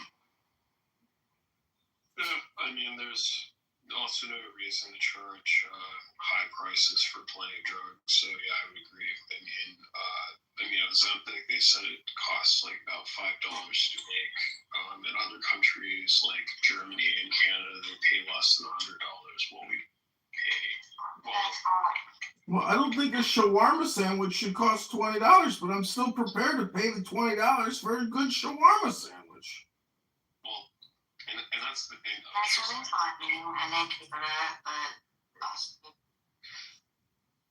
I think Novo Nordisk has stated it spent over $10 billion on. Yeah, tell us that you don't need that medication without telling us that you don't depend on that medication. You don't have to pay for it. Okay. Whether you need it or not, they spent over $10 billion. That's really But good. Alan, Medicaid spent $60 billion on peptides, so it all balances out, doesn't it? Well, I got to pay this and I got to pay that, so everybody else should pay something. That's not right. The chemo industry is a $60 billion a year with an absolute 100% failure rate. Should we keep funding $60 billion worth of chemotherapy every year? Or how about $50 billion to Catholic churches? Maybe the Catholic Church medical industrial complex should come to an end. $50 billion a year to Catholic churches every year in this country? That's a lot of money. The Pope has his own medical industrial complex. Can you hear me? Hello? Just take turns. It's okay. I want you to be able to speak because you're trying to speak right now. So You're quiet about it. So I just looked up on Yale School of Medicine the cost for one vial of insulin. It costs $2. Yeah, it's $2, and it costs $35 a month. You don't have coverage; it's about $200. Yeah, it's a fucking lot of money. Yeah, and it's really because we have PBMs. Yeah, and they were charging like for a while. It was well over 1,000 people were paying over. So long. Yeah, and we can blame our PBM for that. We can blame our with the benefit managers. We can blame the FTC for that. We can literally blame the fact that there's only a few, 3 companies that are the major competitors with insulin. I forgot the fucking company. So sorry, but I believe it's Novo. Yeah. Pfizer, Moderna, J&J. Kitover, but it's crazy that when my mom didn't have health insurance coverage because she was doing everything under the book. She didn't retire either. And one round of her chemo was $130-something thousand. Oh my God. Stage 4 cancer. One round of her chemo. That's uninsured. Well, she passed away because there was nothing they could do. I still got the bill, and her bill was over almost $2 million for a week in the hospital. I believe 2 appointments at the oncology center, and I believe 3 rounds of chemo, which I did at my house, by the way, the last round. They sent her home with me, where she passed away, and I still got a bill. And I'm not paying it, obviously, because I don't have to, but it was $2 million fucking dollars. See, if we had smart contracts, instead of paying the medical industrial complex $2 million, you could have taken a settlement check for $100,000. Would you have taken it? Would your mom have taken it? I mean, she only 3 weeks after diagnosis, so probably she would have rather had that. A settlement check. J.G. Wentworth, it's your money. Spend it when you. I worked in the claims department. I worked in finding seniors primary care right after COVID, and it was just the seniors right now. They paid 65 years in new taxes, and their Social Security is being wrecked, completely taken. They're broke. They're literally, these seniors are fucking broke. Don't even get me started on our veterans. Veterans are homeless, broke, no coverage. The VA doesn't do shit. And the VA doesn't even let them know that they're entitled to a civilian doctor along with the VA doctor. They have no idea. Like, I'm only scheduling seniors No. I have no idea still, but they're entitled to a Well, you can go. Anybody can go into that emergency room, but if you're a veteran, you can't just wander around and say, "I'm a veteran. I demand to be seen by a doctor." We get that in funny. We get it. You're so smart. Well, you're making all or nothing claims, Pockets. They're not accurate. It's okay. Don't entertain that one. It's okay. I think what's worse, essentially, is like to me, like the cost of gasoline. Is like the oil companies made record-breaking profits during when the Russian pipeline was cut off. So it's not. Is that a bad thing? Well, essentially, the thing is that my point is oil companies are not desperate to make profits. It's not that they're desperate to make profits as to why the cost of gasoline is going up. It's still not a good argument because whether a company is desperate or not has nothing to do with anything. Whether they're desperate to make it or whether they're not desperate to make it, fundamentally, companies get to make money. I really like your vocabulary, but also you're not really contributing to this conversation. An oil company is just trying to maintain their quarterly earnings revenue growth by 5%, 10%, 20%. Or maybe they're going to have a big gusher.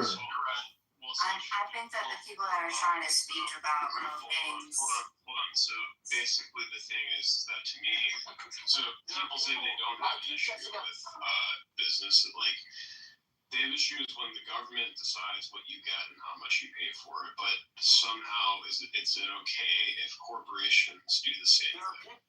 Because the government corporations have competitors.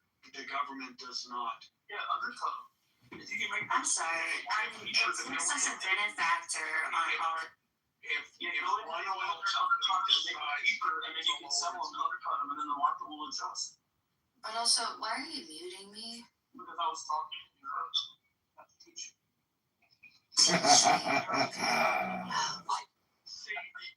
Beaver, I'm glad you're there because I just want to say this.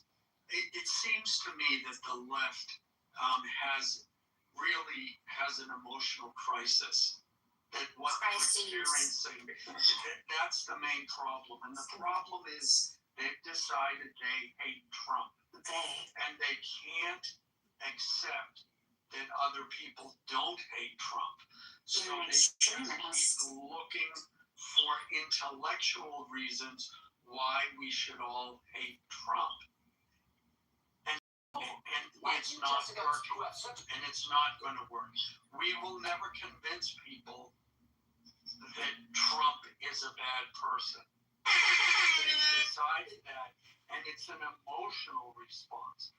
Everything we're hearing, and I don't know if Necro is on the left or the right, he'll probably deny being on the left, though he's certainly parroting a lot of those talking points. But before I pulled away, I went through those lists of how he's limiting free speech. And first of all, he's not limiting free speech. The government can and will decide where it gives its money. And we've seen this. Certain presidents will direct the government funds towards one set of corporations. Another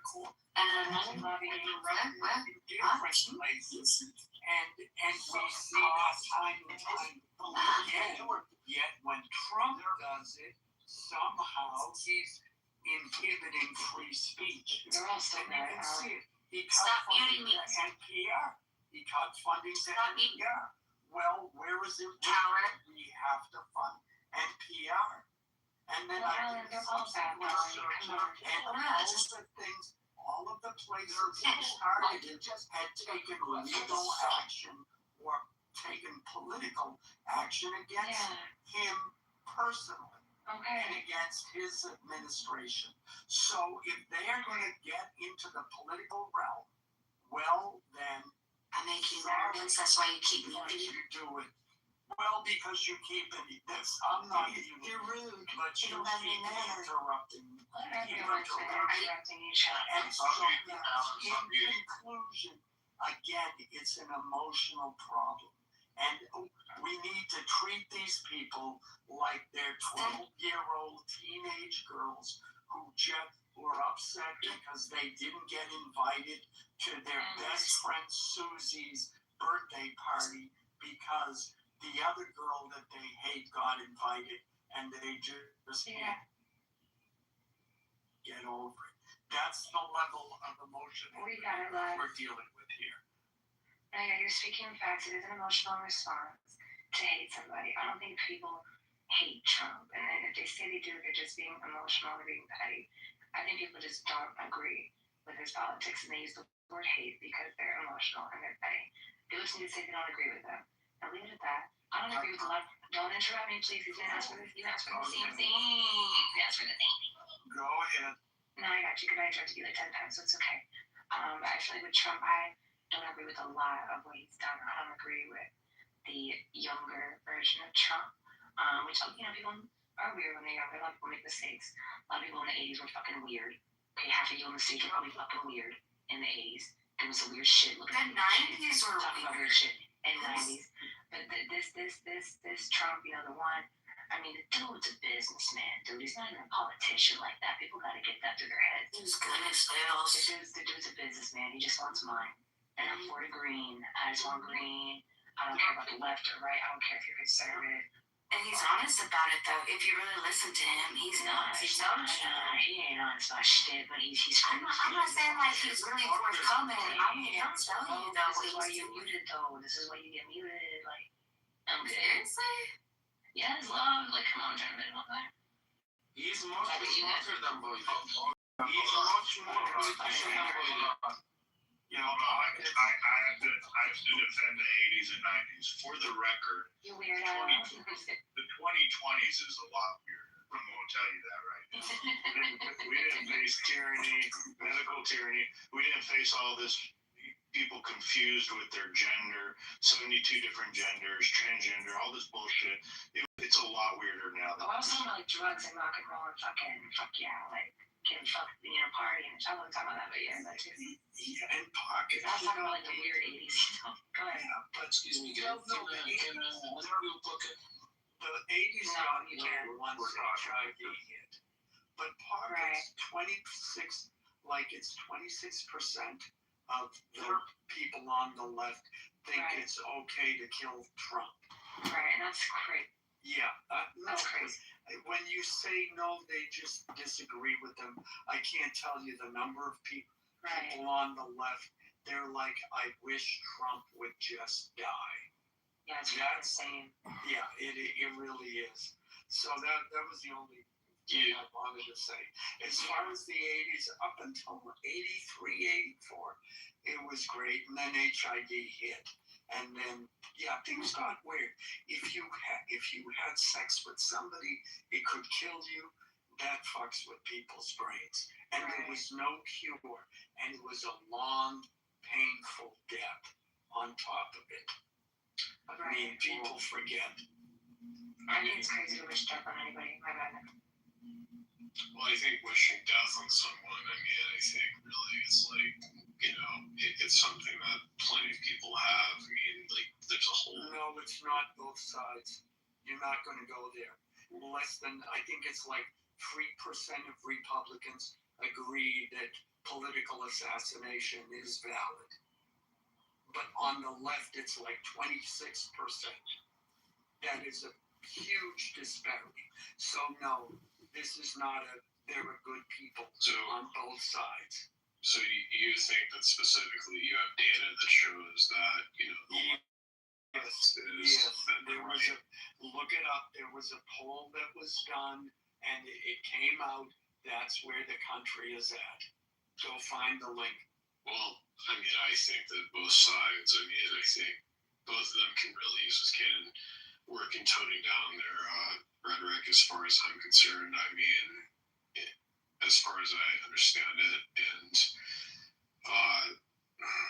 I think specifically that points, like I think I would agree on.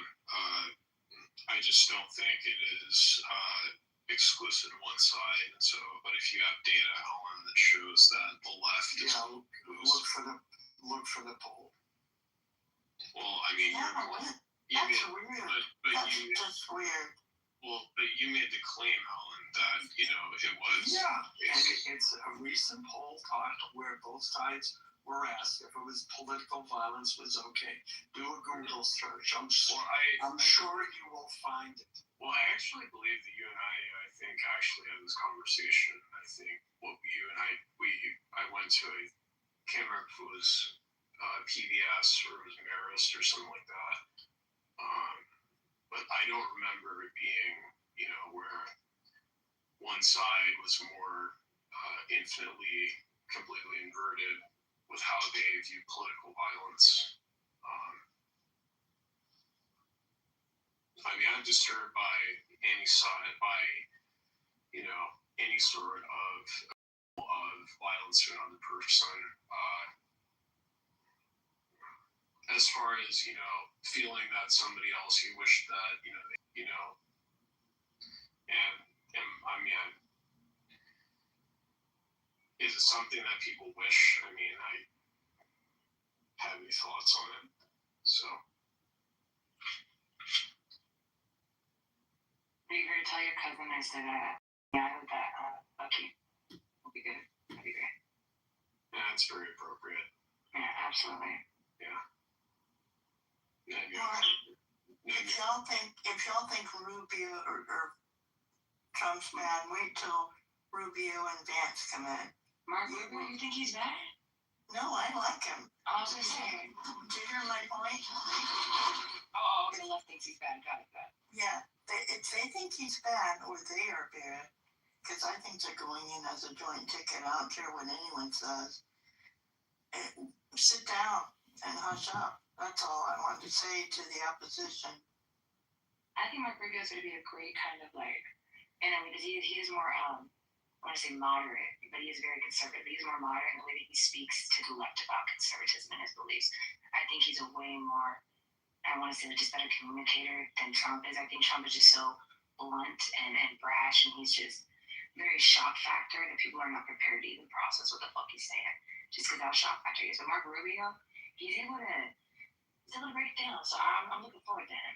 I haven't seen JD Vance forever. I don't know what the fuck he's doing, but definitely looking forward to Rubio. I think your persona of these guys. Hold on, Necro. I think your persona of JD Vance and Marco Rubio are largely crafted by the media. I just said I haven't seen JD Vance in forever. Well, yeah. I follow them even in limited. Can I finish my thought real quick here? Even in limited fashion, the right wing and the younger generation of the right wing will be more extreme than what people have seen with Donald Trump. I didn't even speak on JD Vance's facility, so I don't know. They're looking for answers. Yeah, and they'll find them there. I think that's what Joe B's trying to say. Joe, am I echoing it correctly that the next generation of Republicans are likely to be even tougher than Trump was? 100%. Hear us talk, right? You hear the ones that are in the next generation, and we demand more solutions than what Trump has delivered. Yeah. I see Ron DeSantis, Joe. I think you're not. I don't know if you're a fan of him or not, or you are. We'll talk about it. You want? Up in Indiana. We had a battle. Up in the Midwest. DeSantis would be a beast. Up in the Midwest. I think Ron DeSantis would be a worse nightmare than Trump for the left, in my opinion. I think I said that before. He literally sent immigrants to what's-her-face Nancy Pelosi's house. I think Ron DeSantis, he's pretty much the 2024 Sanders. I think inside of. My wife. What's up? If you're listening. Damn, what did you say? All hail Sean, bro. It was just look with Ron DeSantis. I think he's been a great governor. in many aspects. However, he lacks the personality to become the president. He's not likable. He doesn't like people. Yeah, that makes him more vicious and like than Trump, right? At least Trump is like likable. But we'll never see it because we'll never see a president talk the same. That's right. We also said we never see a President Trump either, but here we are, 2 terms. We get President Trump. Like, like the worst economic fallback during COVID, we got Trump. Do you like August? I like DeSantis. Yeah, I think DeSantis is so funny. I really think he's likable. I really think what he did with the immigrants coming trying to come to Florida, that was hilarious. I think that certain shit that he does, he's very low key. To be honest, he's kind of very much like Trump, but just low key about it. So I like DeSantis. I think he's an asshole, but a good asshole. And that record's squeaky clean. You can't find anything, nothing. Yeah.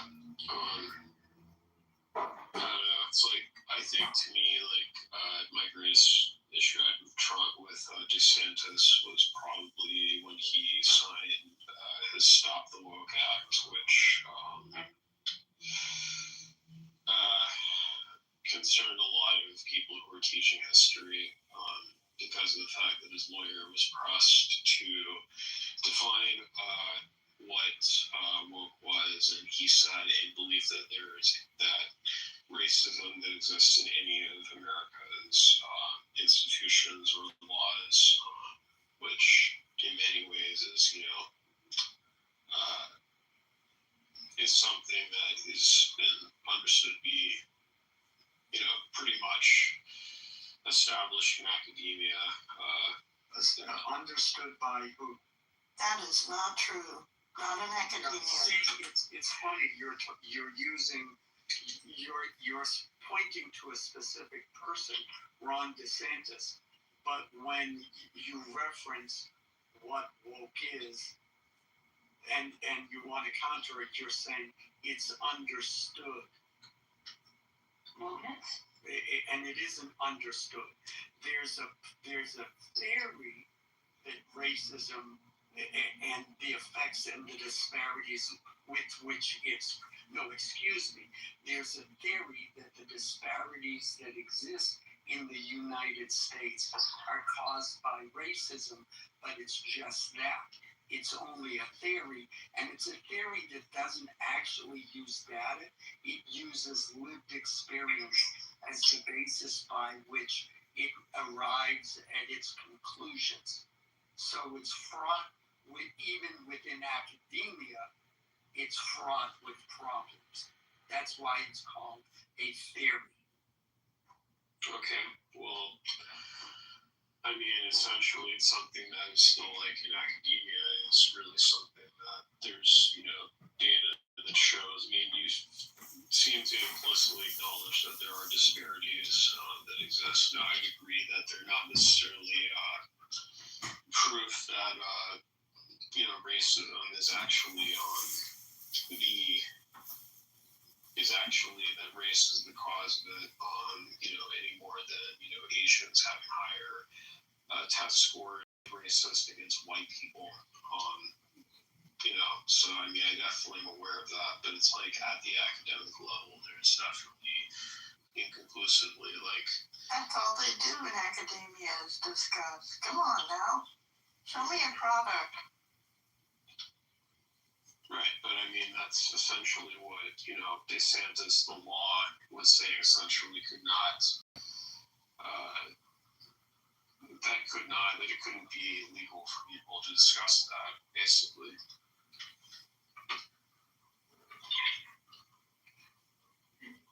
Yeah, I kind of don't see a problem with that. Well, I mean, I think it's important for us to know our history, know of what laws are actually effective. Well, can you say the specific law? Give me a law that says a black man can't do something that a white man can do.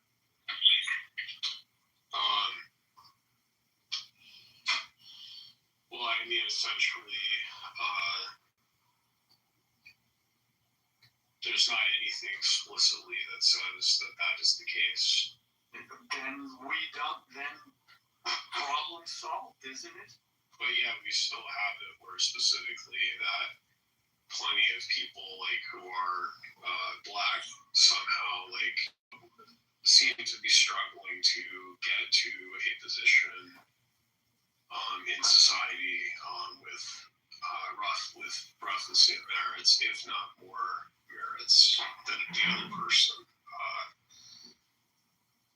Yeah, we do, but is that caused by racism? Well, or is it caused like by I said, individuals' behavior? Well, and like I said, it doesn't mean it's not necessarily racism, but I mean, it can be, it's like, do we also have to believe that essentially that black people just suck at everything? And I don't agree. I just don't agree with that. Oh, we have common ground. No, black people don't suck at everything. I think we can acknowledge that. That's not a problem. But, when we look at the different disparities of outcomes, we can look, and remember, laws are designed to protect individuals, not groups of people. And we can look to individual behavior. And then when we look at individual behavior, then we can start to see, well, did racism occur?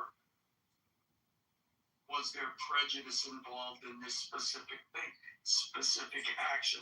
For example, that, people always bring up, well, Wells Fargo was discriminating against black people, et cetera, and guess what? Glory be, they were penalized for that. And that's the way it works. Well, if you're going to discriminate, well, then, yeah, you will be penalized. That doesn't mean the country is racist. It means the country isn't racist. A country that's racist would not penalize a bank for that. So, no, you're not going to find any law. And that's the problem, because once they achieve that parity in the legal system, it then had to become this, amorphous, well, it's underground. Which, Alan, that's just not true. The country is and was racist to a very high degree and still is very much now. DEI woke, social justice activism, community representation, all these terms are still out there. Hiring practices, discriminating against white men, it's all racist, and a lot of wealth redistribution that's already taking place is racist and discriminatory and preferential towards melatonin density. Democrats do it all day. It's part of their platform, and it's racist. Hello? So I will just say, so the drug wars itself, historically was motivated by racism. That the whole crack cocaine epidemic, who is providing the drugs to the African American communities? Do you know? I presume you're probably going to say it's the Democrats, or no, it was the Bloods. Okay, can CIA has nothing to do with it. Alan, can I ask you a question? Yeah, sure. Okay, so what similarities do you see between... I don't need to go back and read the history. No, I know. I'm just asking a simple question. Okay, well, there you go. Let me ask you again. What similarities do you see between George Wallace and Donald Trump? Okay, George Wallace was a racist. Donald Trump is not. What similarities do you see, Dan Adams? Dan Adams, what similarities do you link between George Wallace and Donald Trump? Racism. Okay. All right, that's easy to say. Wait, no. Let me be very specific. Yeah, give us specific. Yeah. Let me be specific. Before Donald Trump was president, the racism that he's shown as a business owner towards blacks in his business practices. If you want me to go into detail, I can. But I think you all know. Well, I shouldn't think, but I'm assuming you know his business practices before he became president. We asked for specifics. Could you give us a specific? Yeah, I think you can. Do we want to go? The Central Park 5 event. We can start. Well, hold on. No. We can. We can talk about that. Dan Adams referenced business practices, and that's not the Central Park. That's not the Central Park story. All the redlining and discrimination in real estate, him and his father did for years. It is. Can you give us a specific, Dan Adams? Specific. He took money out of his own business practices to pull a front page ad in the New York Times to say the Central Park 5 was guilty. Have you actually read that statement? Yeah, that's a different story. Yeah. At the time, hold on. So before you all just jump on, right? So a lot of people haven't read that in real time. But back in 88 and 89, to the black community, I read it in real time. They confessed. Yeah, but everyone thought they were guilty. Dan. Wait. Everybody's reaction would be the same. Hold on. They're guilty. Hold on a minute. So you're saying that the Central Park 5, everybody was guilty of the crime that they were accused of? No, that's not what I'm saying. That was the public self. Oh my goodness. Great. They were kids and they were cars. We know it. Hold on. We can't get this confused. Come on, we're people that have brains. Did they admit that they were guilty or not, Adams? Come on, dude. Are you fucking serious? You're gonna sit there and say that they didn't say that they were guilty or not? They weren't guilty. I know they weren't. That's not the point. Did they say it though? My God, I give up. As far as Trump knew, they confessed. It was all right. So if you're a 16-year-old kid, it doesn't matter the get age. out of here. What they did. The case is what they did. Doesn't matter their age. No, and you're not this dumb, are you? You're not using common sense. Use common sense. It's not common sense. It's what they said. That's the whole point, you guys. Hello, anybody home? Were they guilty? No. Thank you. Did Trump know they were not guilty? No. They were guilty. Good God. When he published it, first of all, it's horrible. A published act. Did he know they were guilty when he published it? Or had they admitted guilt? Okay, so let's move to business practices. You lost that one. Hold on. I got a follow-up question. Hold on, Dan.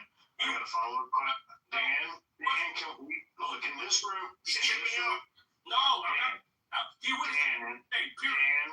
Dan, in this room we have dialogue. We go back and forth and take turns talking. Look, I have a question for you. Yes. But how was Trump racist with this Central Park 5, though? You never linked actual racism to it. Their race.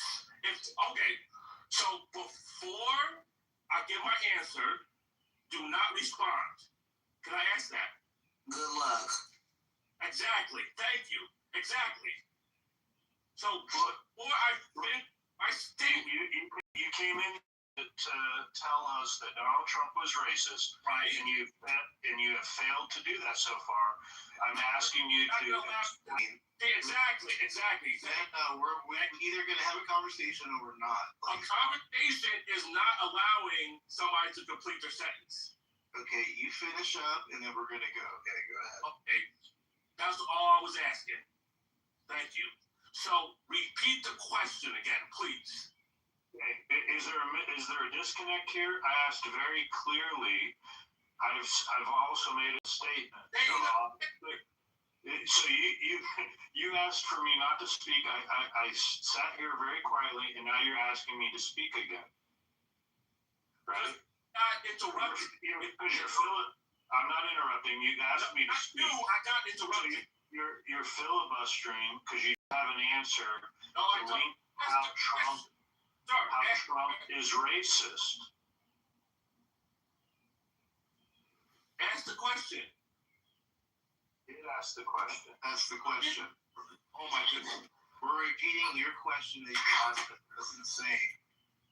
One person, please. One person. This is black excellence, guys. You guys need to be nice.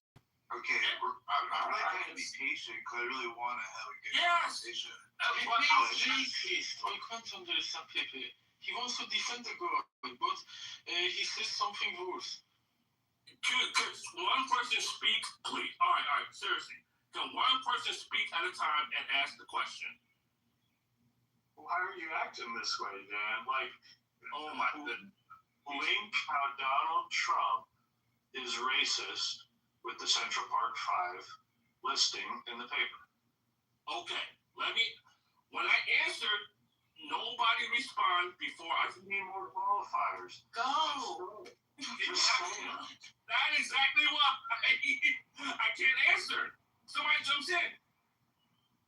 You have your own flaws.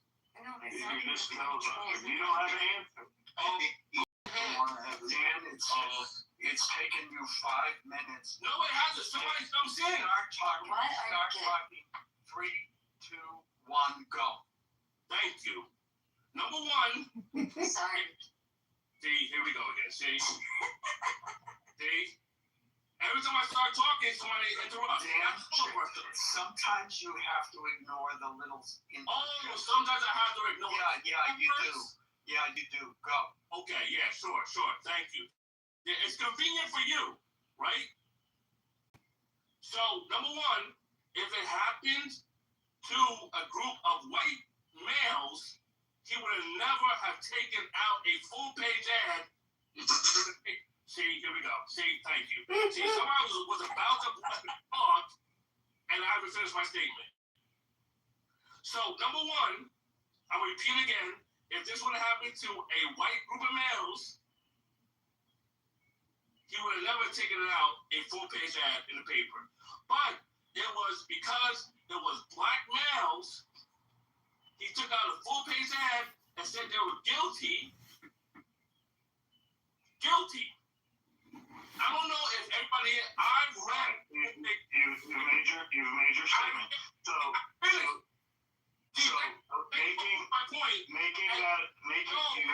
Finished.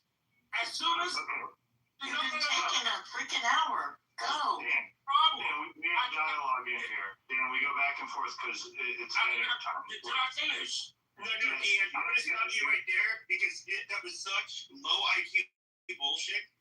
Number one, you don't know what would happen if it didn't happen because there was not white men who did it. Number two, Jesus Christ, this is so fucking retarded. Like, this is brain dead. Just shut the fuck up. Don't even talk to this guy. He's dumb. It was incredibly insane. I don't even know where to begin. I don't know if I could just state the obvious. He never mentions their race. He never mentions them directly.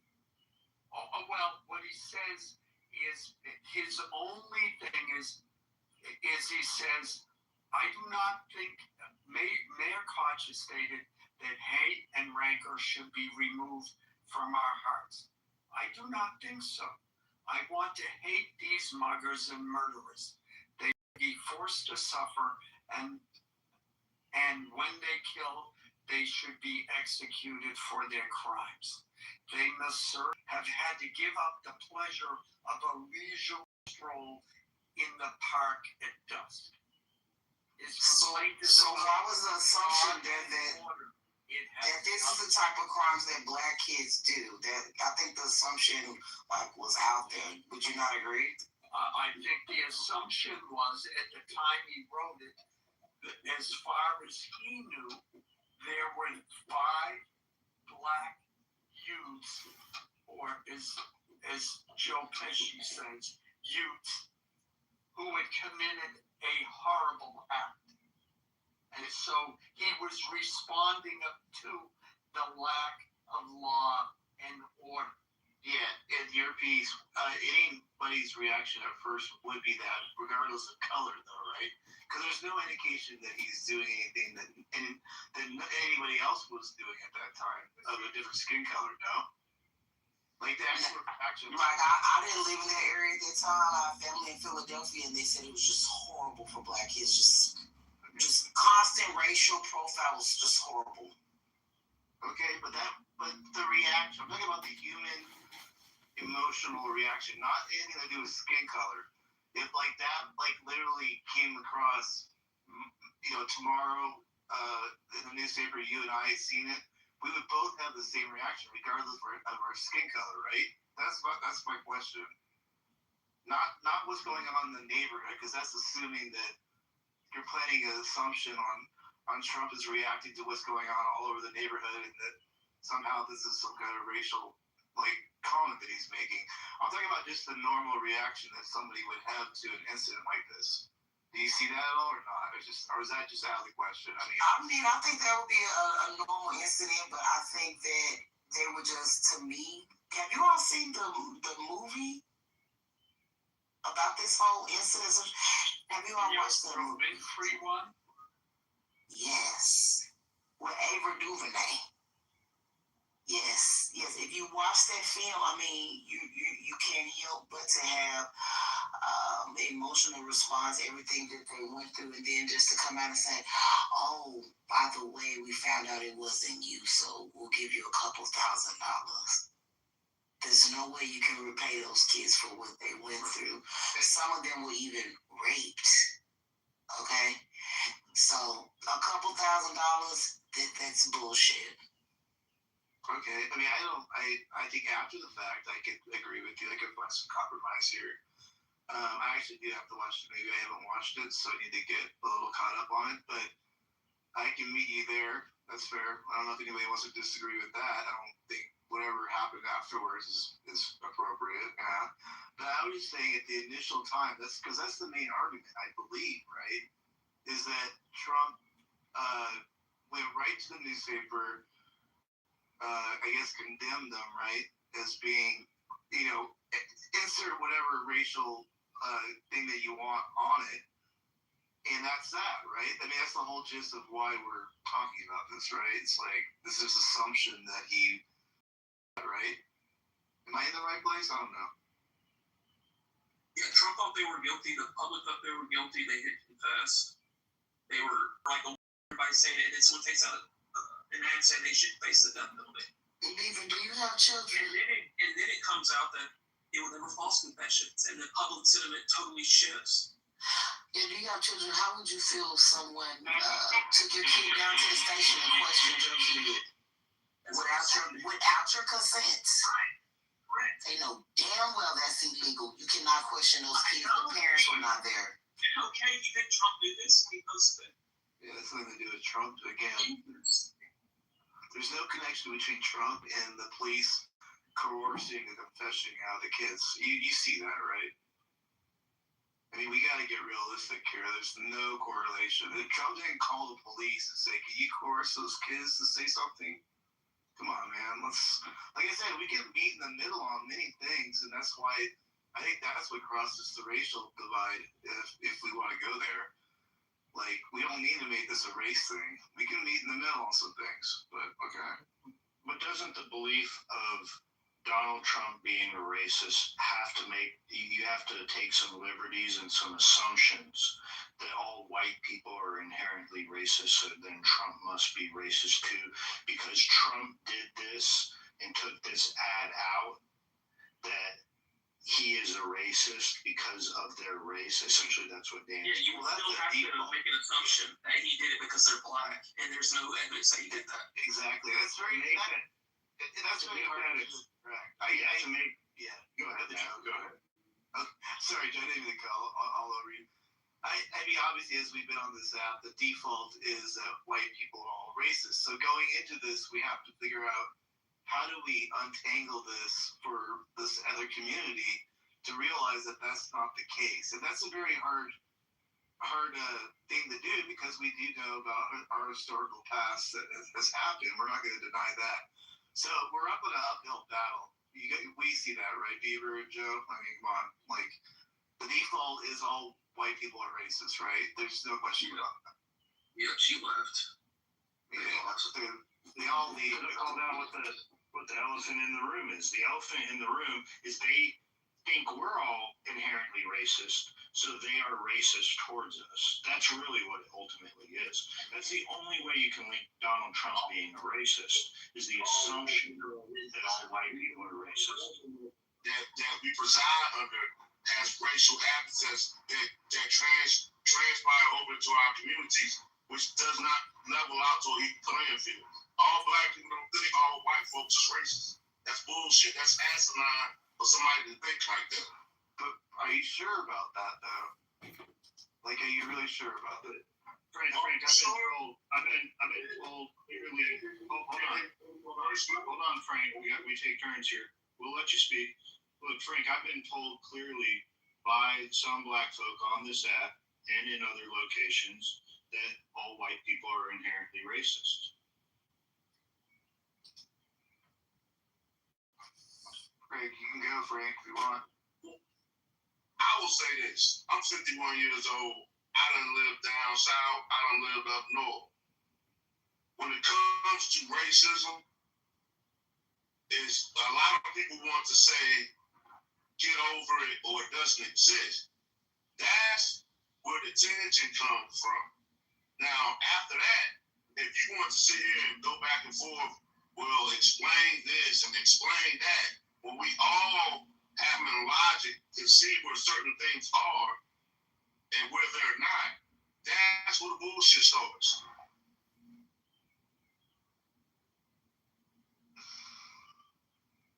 In fairness, the app is not a fair sample of the real world, right, Joe? We've always said that too. But, we do have to go by what we've, I guess experienced a little bit on this app. So, I don't know. I'm just saying, it's hard to, if someone comes in here like we see, I think with these two individuals, if we got to the real heart of it, they would say white people probably are on default are racist. So it would be very hard to have this conversation if that's the default, right? Does anybody disagree on that? I mean, clearly if the default wasn't that, then we could have a conversation. That's why it's really hard to have this. Like I said, I can meet people somewhere on some points, but we got to be really just careful and logical. I mean, Trump is not calling down at the police station to help out with making sure these boys are trapped in a way to confess things they didn't do. I mean, it's just like, unless there's something in the movie I don't know about. Sorry, you guys. With Trump's, how do you call it? How do you say it? His persona, his celebrity, push the narrative. Now,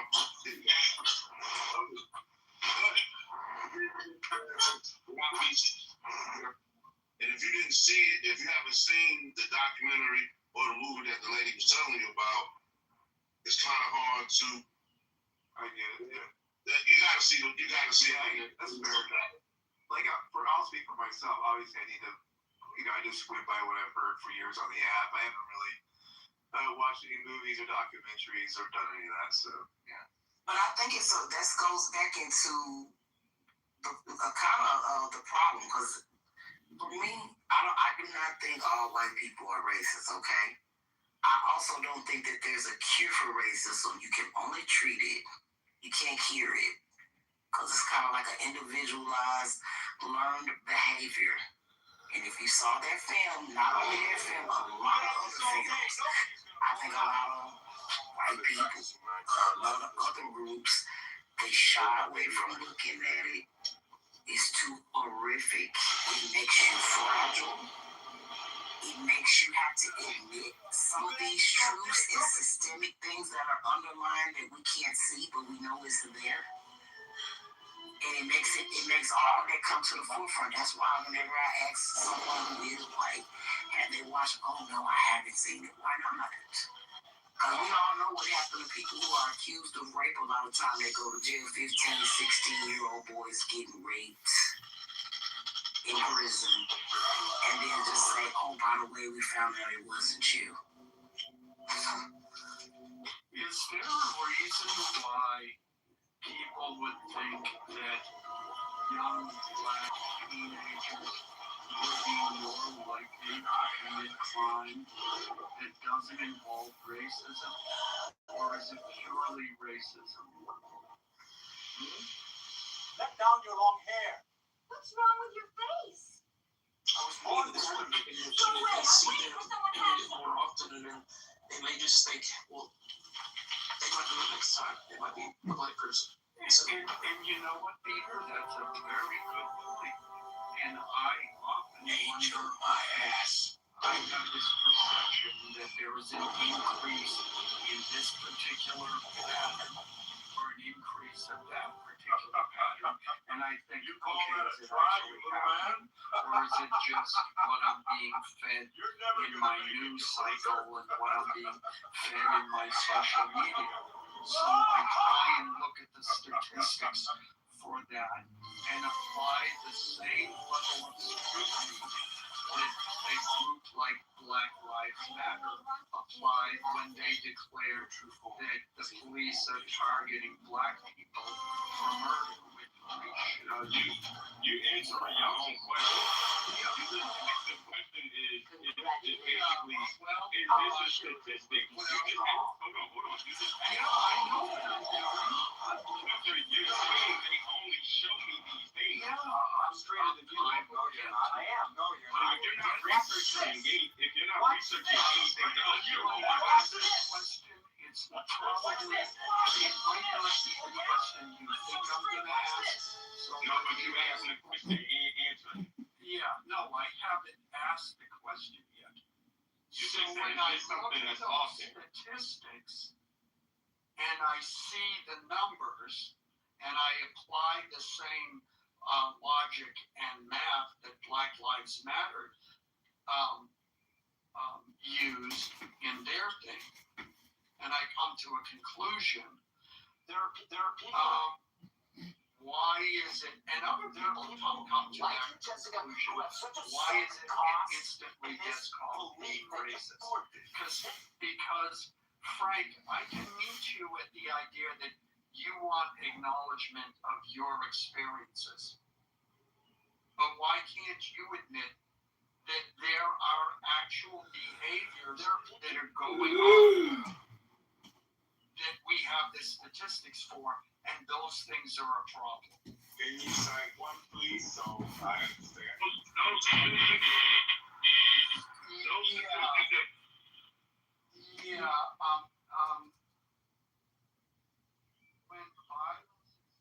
you look at violence, different ethnic and racial groups, I have to look, I don't want to misquote the numbers. So let me find it. Hopefully I've got it here. Okay. So when you look at violence, that includes everything. Perpetrators, like victims.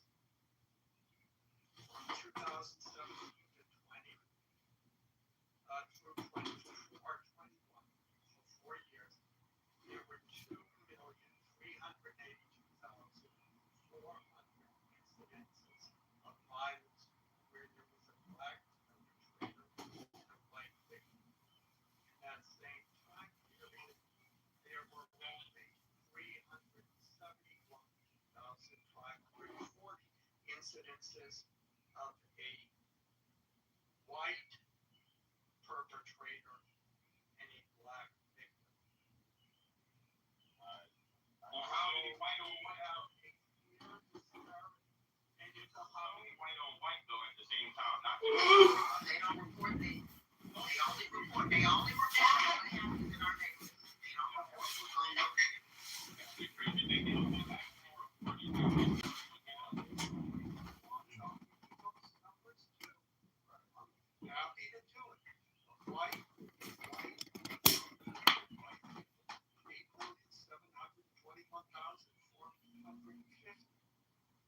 white on, well, I think that white on Hispanic is 1,006,400.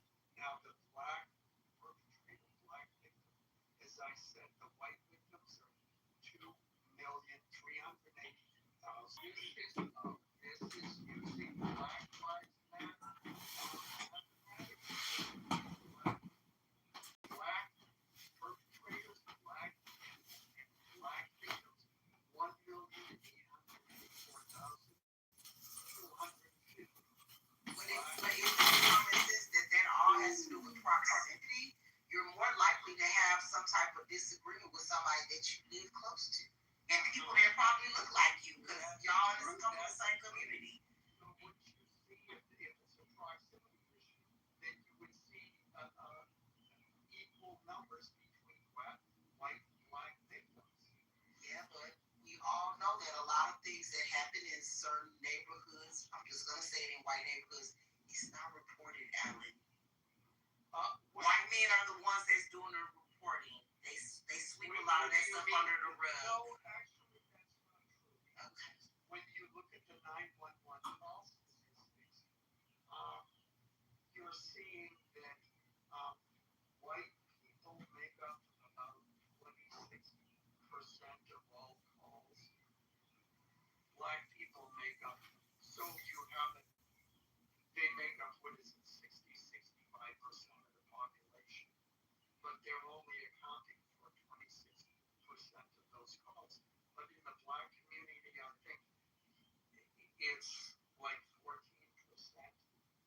See, but look at The black people are all of the police. I want you to tell me these statistics. When you read off black versus white, and then you read off white versus black. Yeah, I'm going to show statistics. And this comes from the Bureau. The more than likely there will be robberies, in-house invasion, home invasions, carjacking. It's all. I mean, it's still bad, right? But I guarantee you get there. If you really want to put your nose in those statistics that you want to read out so much with those disproportionately lopsided numbers, when you go to the white side versus black, I guarantee you more than 70% of those crimes were based on racism, skinhead shit, Klan shit. Run those statistics. And when you look at me talking about, I'm the one person in this room that because he was really based on racism. No. This is. I think he's talking about the type of crime. No, if we really right. Okay, this makes sense. So you have 13% of the fucking population that commits over 50% of the fucking murders in the United States. Even though we dwarf you in size, you guys numerically commit more fucking murders. Per capita or what was per capita in total. In other words, could you put your supporting argument, the link in the chat so I can look at that? Thanks. You can look at it, but you can't understand it. It's also in raw numbers that Jerry says she's not going to understand it. She'll understand any numbers you put up. Can you hold on now? Look, I'm going to follow up on this. This is a bunch of gaslighting. I lived in New Orleans for 50 years. The murder is awful. Blacks killing blacks goes on. You cannot try and gaslight us. Threats black males to another black. Don't gaslight us. It's not just statistics, it's lived experience. And it would appear these numbers, the biggest threat to white males is black males too. I think the amount of violent acts that white it's not violence though. Total black people make up 3% of all of their My house ties up there. By the way, how did we get off this?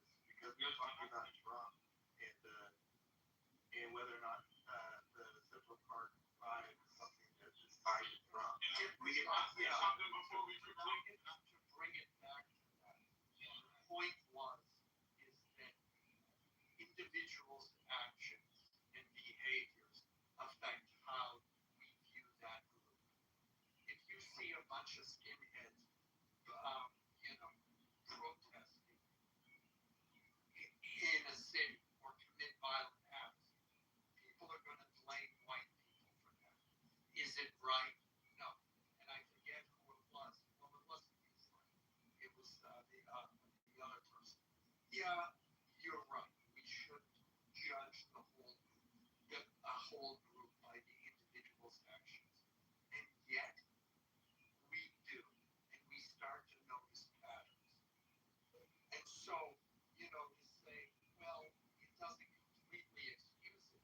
But I think when it came to the Central Park 5, then again, when you look at, and before I say this last thing, when you look at the police's action in that particular case, there was no defense. I believe that. We answer now? Yeah. I'm saying a lot of unanswered things. But the fact is when you see that much crime being committed by the same group of people, you start to notice that. All right, so who else wants to speak? Who is that? Rick? No, it's Christian. So I want to say a few things because the guy that was just talking, I've been listening for hours. It's been like 4 hours. The guy that was just speaking, you made a lot of racist references tonight. Just like even terms that black people call under black people. You're trying to jump in and dig with those shots against black people. That's very disingenuous with any conversation you're really trying to have that's going on. Who are you speaking about real quick? So we know. The older gentleman that was just talking. Alan, okay, keep going. Yeah. So he's been making racist remarks the whole night. But saying, how is Trump racist and all this? It's a lot of things that you and all that. You made a lot of racist stances that other people have made. As well as you just spoken about Central Park 5. A lot of y'all haven't seen it because y'all don't want to face the truth of how racism played a part in that. That's another group of y'all. But in other words, Rizky, I just want to correct you. You said you were here when we talked about that, right? I was in here for a good amount of time. Right. And we were talking about Trump in Central Park 5. Not that we deny that there wasn't racist stuff to it with the police and all that. You know that, right? You heard that part or no? Yeah. Okay, I just want to clarify. You made it sound like we are just talking that we don't think that part was. You mean y'all only know? So like a few people said, y'all only know what the media put out there. Y'all don't know really like black culture because y'all not black. Y'all don't know what black people are going through. So y'all sitting here trying to explain what black men are fearing. Y'all just said black men's biggest fear is fucking another black man. No, it's not. That's not a fear. The number one cause. Okay, first of all, if you look at the number one cause of death, statistically, the number one cause of death for black men, black boys under 18 is literally murder. No one cut you off when you said that. Okay? So can I get the same respect? I appreciate it. So y'all said the biggest threat to another black man. Except word that you said was another black man. And then y'all said the biggest threat to a white man is another black man. And the biggest threat to a white man is not a black man because of violence. It's because of the work ethic in the strength in the position that we hold that we're like studies.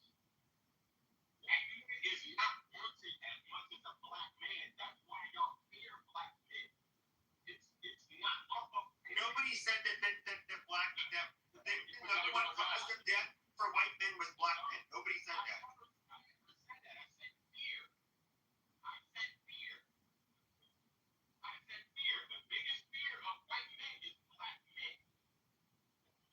No, that is bullshit. Because black men are fucking retarded in comparison to white men. No offense. We rule everywhere. And, hold on, you guys can't even.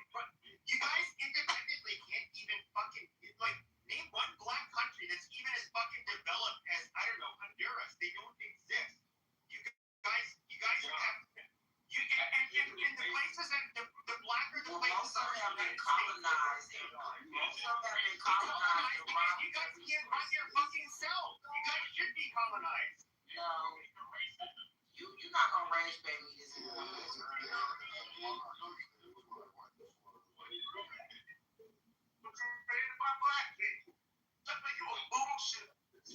And it's a false equivalence as well. Just gonna put that out there. Well, trying to make a comparison between African nations and the experiences of Black Americans is a false equivalence. So, really, you are just making in the United States. You're just trying to make an emotional argument. Making an actual argument. Yeah. So for this, for the intent of this conversation, I think you should probably leave your determinations within the United States. Okay, you reviewed my point. Where Nigeria. The cities. Let's look at the cities with the highest murder rates in the United States. What do they all have in common? They're all black. What do you mean? The cities with the highest murder rates in the United States are all have large black population. Do they have anything else in common? They're black. Would it be density, maybe? They're black. So the places that experience the highest rates of murder, right, homicide, as you're describing, right, are the densely populated cities. No, there's actually places in Mississippi, for example, that are rural that have very high murder rates. They commit, even despite being poor, and you compare the poverty levels to the for example, Native Americans, which also have high rates of poverty, or white rural areas, they don't even match the level of homicide you get with the rural poor, especially in places like Mississippi. Black people, there's strong positive correlation between high murder rates and being a thug with black people. Okay, so I just have one more question before I hop off the mic for you, Pepe. When you're making these comparisons, I heard you say something about, on average, black people kill more people than any other. Not just on average, they do kill the majority of murderers every given year in the United States, despite their small size, are black. That is right. Okay, and so if we take that statistic as true, okay, I'm not looking at it. That's fine. I'm not trying to attack you. I'm just, kind of testing the logic of how you think about these things. And you said, following that statement, that something should be done about that, right? And when it comes to murder, I did not say that when it comes to murder. Oh, so it's just a thing that you say. You don't think anything should be done about that?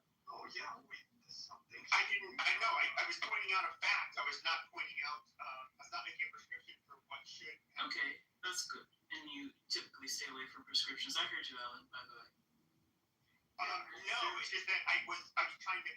Somebody made a claim, and I was saying bullshit. Here's the facts, and it wasn't necessary for me to say what should happen. We don't proclaim to have all of the solutions. We're just trying to pass that right now. I am using the same map, the same statistics that Black Lives Matter used in order to determine that the police were targeting black people for homicide. If you'd like, I can board the room and go through that map. No, I'm aware of the statistic. Yeah, but Can I get black total poll? Get in this. The disproportionality of white. Put some black total poll in it. Black versus white person and black victims still exist. Right. Yeah, and so you're the person who said that something should be done about that, right? Well, I think you did. Well, Yeah. and I think black people that Right. means something about it. So do you feel this way when you analyze the historical facts surrounding the violence that, you know, and crimes that were perpetrated by any other race, including Europeans and all immigrants? Yes, that's the problem. I'm not talking to you, Pepe. I'm talking. We could discuss that, but as Black Lives Matter, when they receive complaints about the focus on shootings of police by against black people, we're focusing on this right now. People haven't been. Oh my gosh, my goodness. Black. That is the problem. Okay. Like, no, in other words, monkey see, monkey do. But no, let's look at the people that aren't acting like monkeys. No, I'm just trying to identify a logical through line in this person's rhetoric, right? That's what I'm doing. I don't know what you're doing. I'm sorry, what'd you say, Matt? Yeah, there's facts and then there's the real. You're kind of just scooting away from it. I'm just trying to understand where he's coming from. I'm not. Hey, listen, guys. It's okay. Okay. Alright, so let's look at a couple of things. Just on I'm going to answer her very quickly. I think the historical facts matter not one bit to the man in my profile picture who shoved an elderly white man down the stairs and killed him. It was either yesterday or the day before yesterday. To that man and his family, no one, it doesn't matter the history. Because that man is dead. What matters is that a white woman 2 weeks ago got attacked by him and didn't prosecute because I don't want to prosecute a black man because they have it so hard because of their history. That's I'm paraphrasing what she said, or the judge who said, well, we need to take into consideration all of the history and my background as an African American woman. All of these factors killed another man. So keep talking about history. We're done with it. You better clean up the act in your community. We're waiting for you to do it. okay, all right. We're waiting for it to happen. Because if you don't, I'm not going to do anything about it. All right, let's address a couple of things, the facts. Let's put some facts in it. Let's put some facts in it. Let me say a couple of things. The Black Totem Pole said a couple of things. All right, first of all, I'm Black Totem Pole, the indigenous Negro on the stage. If you see by my name, there's a gold badge. You're not going to know. Shut up. Hold on.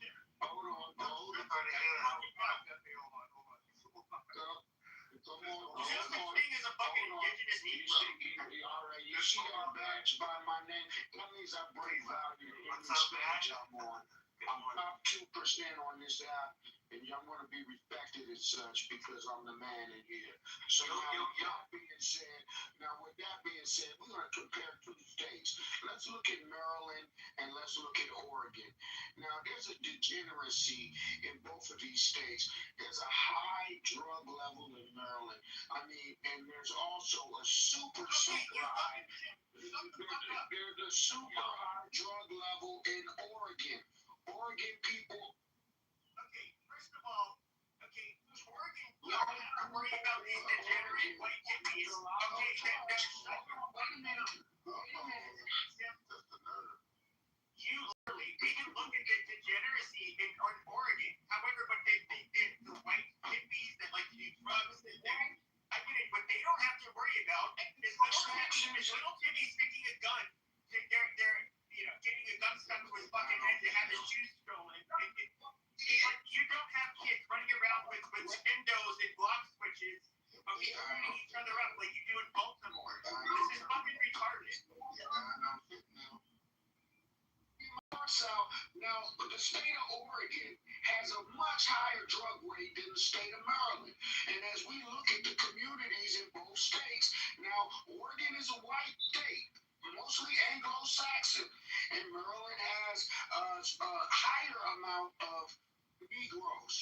But here's the thing about in Maryland, you're way more likely to be murdered. Wait a minute. But in Oregon, you're more likely to OD from illegal drug use. Hold on. Now wait a minute. Also in Maryland, their per capita earning is $75,000 a year versus Oregon, $45,000. All right. So that means Maryland is that means you're talking about the DC. I mean, where do most people in Maryland live? They live in the suburbs of DC. The highest earning. If you compare Maryland to Oregon, these are two different states. Disingenuous. Once again, wait a minute. Shut your fucking mouth. Okay, if we were to look, okay, we can look at the highest incomes per capita, okay, in the United States. It's going to be the suburbs of Northeast Virginia and suburbs of DC. We can look at like Montgomery County. We can look at the counties surrounding DC as well. In Maryland, very high income, where the majority of the fucking people live. Okay, they live in the near DC. Okay, you're comparing that to a rural fucking state like Oregon. This is stupid. Very fucking stupid. And yet, despite the high income of the state of Maryland, look at the murder rates, especially in PG County and Baltimore. It is much higher than the rest of the country. You goddamn idiot. You fucking moron. In total poll land. In what total poll land? Now, as we compare these two states, one white Anglo-Saxon, one black, one is governed by a black governor. So that means that the community is black and it's governed by black. Maryland makes more money per capita, more people graduate from college. Wait a minute, hold on, wait a minute. There's a higher drug rate in Oregon than it is in Maryland. So when we say and we compare these two communities, the more educated of the two communities would be Maryland. So that means that the Negroes, when given an opportunity to get education, produce at a way higher clip than the white Anglo-Saxon do. As we compare Maryland, hold on, that black the indigenous. I'm gonna shut your dumb black ass up. Okay, first of all, look at what percentage of the indigenous Negro get in. What percentage of the kids from Baltimore can even graduate at a fucking 8th grade reading level? Okay, now I understand we have the people that statistically will really carry the state. Okay, these are going to be the federal employees that live in the suburbs of DC. This is dumb. You can be a federal employee and you can't read. How does that work? You are so fucking stupid. Just like you're not two things. You're not indigenous and you're not smart.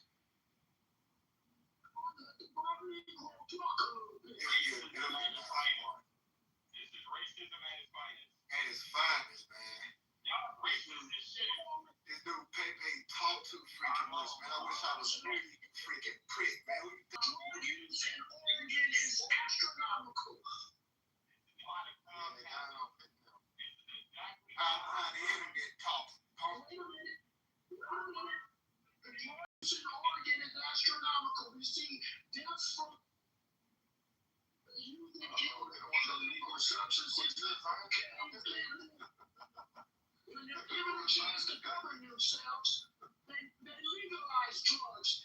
And they kill off the community when they're given a chance to govern themselves. Well, hold on. In Maryland, there's a black governor. His name is Westmore. Westmore is a clean-cut, smart, intelligent black man. But not only is he able to govern the state of Maryland, he's governed it at such a high clip. There's not many states in the United States that have done better than Maryland. So when you try to say that black people don't have the ability to govern themselves, wait a minute, black total poll has to come in. Have you ever seen a total poll that stood next to one is a big black total poll? Now, what I mean, you see that patch next to my name? The only big black total poll you get is in between your chocolate cheeks and fucking your right here. Before you start comparing, you look at straight. And Why you don't want that information to get out? Why you don't want the information to get out that big? Because I'm glad he brought that up. There were plenty of examples where black people have good reason to be proud of their accomplishments. But that still has nothing to do with the statistics and the disproportionality that one can see in those statistics. Every 5 hours, a black woman is murdered by a black man. That is not something to be proud of. And maybe it's less in Oregon or more in Oregon compared to Maryland or Baltimore or any other. No, that is a lie. It is not a lie. You should forget them. Anything saying just in the black unside rooms, and I verified it. And by the way, you guys are getting busy because 4 years ago it was 1 murder every 7 hours. If that wasn't good enough, now you're killing a black woman once every 5 hours. Look up the statistics of black men killing a black woman. Take that number, divide it by the number of hours come here, and you get every 5 hours. how does any of these things autism? What? Who's talking to you? Justify racism. So who's justifying racism? Where do you get that from? People moderating this room. Like that. Ain't nobody.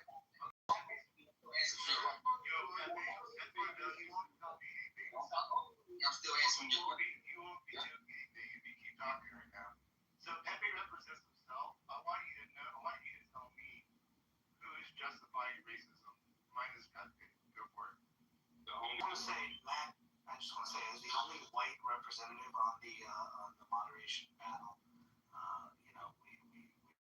because when he was Not all, but most. yeah, you told him every time. in my life, You told him every time he gave. That's pretty cool about it. All of them fight with it, bro. They're racist together. They have an agenda. You guys have an agenda. No, this is talking right now. You guys have an agenda. All right, but don't shut up, man. You're just jabbing right now. No, you have an agenda. Relax. You're gonna be okay, Othello. You're gonna be okay. I want to talk to No. Is he still here or no? No. Yeah, all y'all laugh. Okay, come off the mic. I'm gonna get down. Anything else? What? Repeat what you said. Repeat what you said to us. Go ahead.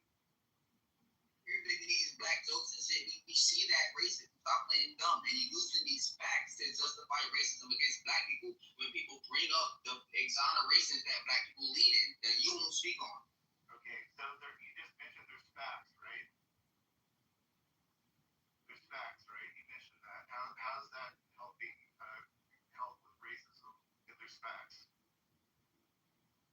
Well, hey, Matt. No, hold on. He was asking him, but also you bring up exonerations. Okay, exonerations are still relatively rare, and when it comes to the absolute lopsided amount of murder, okay, and violent crimes that the African American population commit, that would not even put a dent in that rate. So once again, this is more deflection. This is more, scholarship from our intellectual Negroes on the stage, and it is bullshit. Hold on. No one's Go ahead, Risky. Get back in the queue, please. No, you can't have the Risky. Go ahead, Risky. Risky, it's your turn. Yeah. Black totem pole. Can I get this? This is the prime example of white men are. Let's go again. Wait a minute. Let me handle this. Let Black totem pole handle this.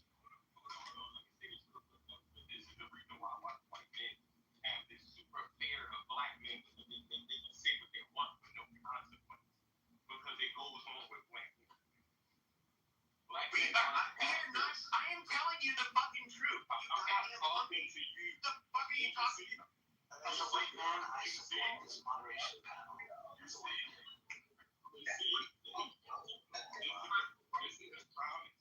How dare these white crackers get the goddamn facts and regard nothing being a bunch of murderous motherfuckers. I don't know right now. They say my back.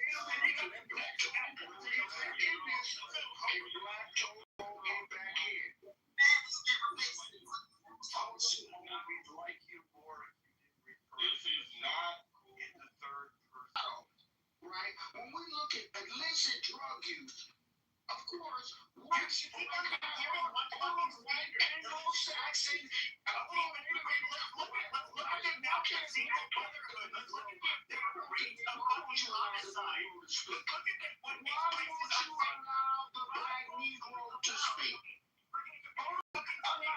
let's compare the fucking states. Tell me where in Colorado you get a place that's even close to being as dangerous as Baltimore. You don't get it. It doesn't exist. Why? Because you need a bunch of low IQ chimps to be living in the same fucking place to get such a violent place in the United States. Exposing the Anglo-Saxon. Watch how I expose him. Now let me expose. Why won't you guys let the white moderator speak? He wasn't done. I wasn't done. Now hold on. Now wait a minute. As far as I'm concerned, there's a danger when you're using illegal drugs and substances. And here again, Anglo-Saxons in Colorado use drugs at a much higher clip, which result in community breakdown at a higher clip in Baltimore or Baton Rouge or Biloxi, Mississippi. That is retarded. There is nowhere in all the drug use and illegal by Anglo-Saxons is at an astronomical level in the state of Colorado, with a Maryland ranks as among the lowest of states. Not only do we rank amongst one of the lowest of states, we're still governed by the Okay, yep. Oh, wait a minute, Okay, so despite the disparities, okay, in illicit drug usage, okay, you still have shitholes like Baltimore. Now, let's look at it. Despite, and this is where I think it really explains the differences between black people and white people, is that if we were to look at the murder rate in the state of Maryland, it is much higher. Okay, white people, whether or not they're on drugs, commit less murders. In other words, they're less likely to chimp out and kill people. I mean, but in fact, unfortunately, that is a uniquely black problem in the United States. You guys love shooting each other. I wonder where we got that from. Right, where did that behavior come from? That's deflection.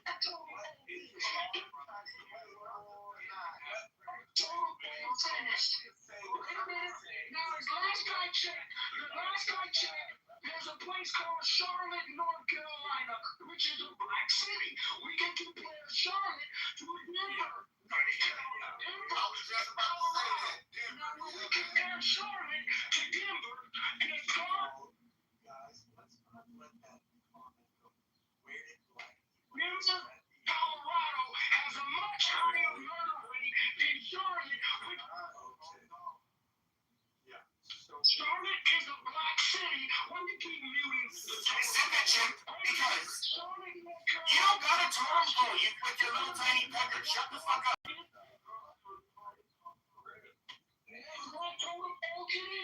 Now, in Charlotte, Charlotte is a black city, and Denver is a white city. Denver compared to Charlotte, North Carolina, there's a lower murder rate in Charlotte than there is in Denver. Now, hold on, white Anglo-Saxon. Okay, do you want, we can do the numbers. We can do the numbers. Okay, so I got a mute. Alright, here we go. We got a mute because you're chipping out. Rep mute because you're chipping out. Now, we can do that, but however, if we were to look at the race of the people committing murders in Denver, I'm willing to bet you that the white murder rate in Denver is still a lot lower than the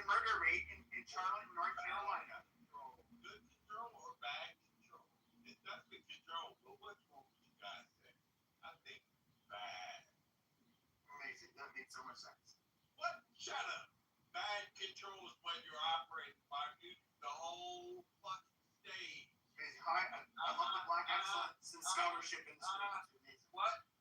Shut up. Think about it. Yeah, you're done. You're amazing. Yeah, I know I am. Thanks. What are you? Is the question?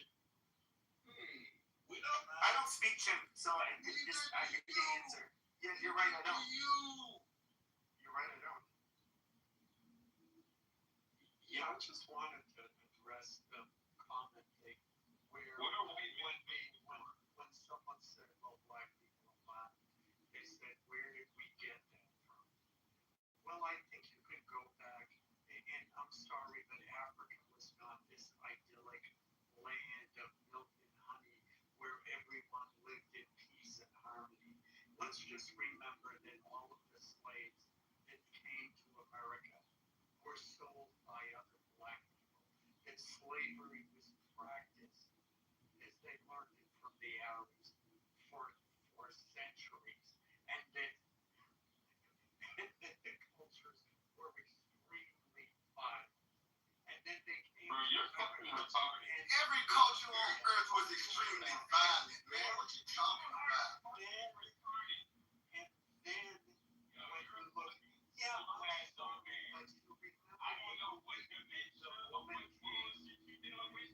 Yeah, remember the movie The Woman King that talked about the Dahomey region in Africa? Yeah, one year the king decided it would be a fitting tribute to him if they would kill some slaves.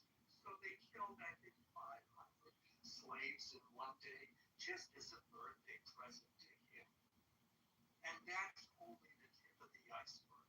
Yeah, I'm sorry, but when you came to America, it's true, you imitated the Scots, Irish, ultra Scots, who felt that the best way to solve any problem was through brutal hand-to-hand combat or fighting. If we was naturally built that way, man, listen, we would have never went into slavery. We would have killed all y'all then. You know, you can't even explain that. Come on, man, be for real. Black people in Africa who put you into slavery. But if the culture was like that, don't you think that we would have fought instead of submitting? No. No, because you guys decide what jumps in years, or you would ever, it was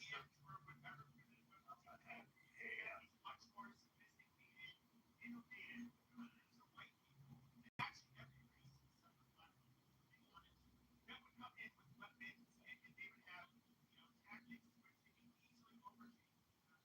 They say Columbus was worse than Hitler. So look at all the movies, man, from Dirty Harry, Terminator, John Wayne. Y'all always lead with guns and murder. Everything y'all do. It's a real history. To be trying to Talk too much on the wrong way. I'm just throwing shit at the fan and hoping to stick with black folks. We Not built like that, man. We're spiritual beings, man. It's y'all the savages, man.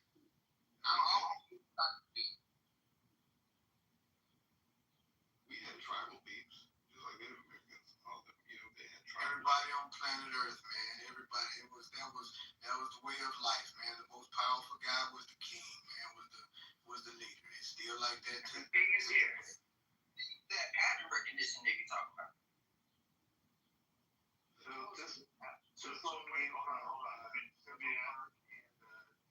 Joe, you bring it back around. I don't know what you want to do. Yeah. Oh, I was just going to ask him, tell us again about the black plight in America and how tough it is to be black in America. It's amazing. It's amazing being black. Yeah, tell us why you're afraid of white people. How we made it. I ain't afraid at all. On y'all. Because of the white person. This is all we ever hear. It's built in the system, man. It's systemic. It's built in the system. Guys, hold on. I want to challenge you on this, Joe. It's so difficult that they can't even become a president of the United States. That's the problem in this goddamn country, right? So you need to understand that, Joe, okay? There's never been a black vote. Ask him what's the black man. That's hyperbolic, though, right? Not a 47 presidents, there was one. Let's be so, listen, When do the excuses stop? Half of one. When do the excuses stop? I mean, they're not I'm not excuses, making no though. excuses, man. It's a fact that is built in the system. You got one To life. be one-sided. I mean, it's a natural action, man. Listen to this. It's a natural action. Hold on. You can do anything you want in this world. Don't let the white man hold you down. Well, he can never hold it down. At all. It's not about, listen, man. If I work with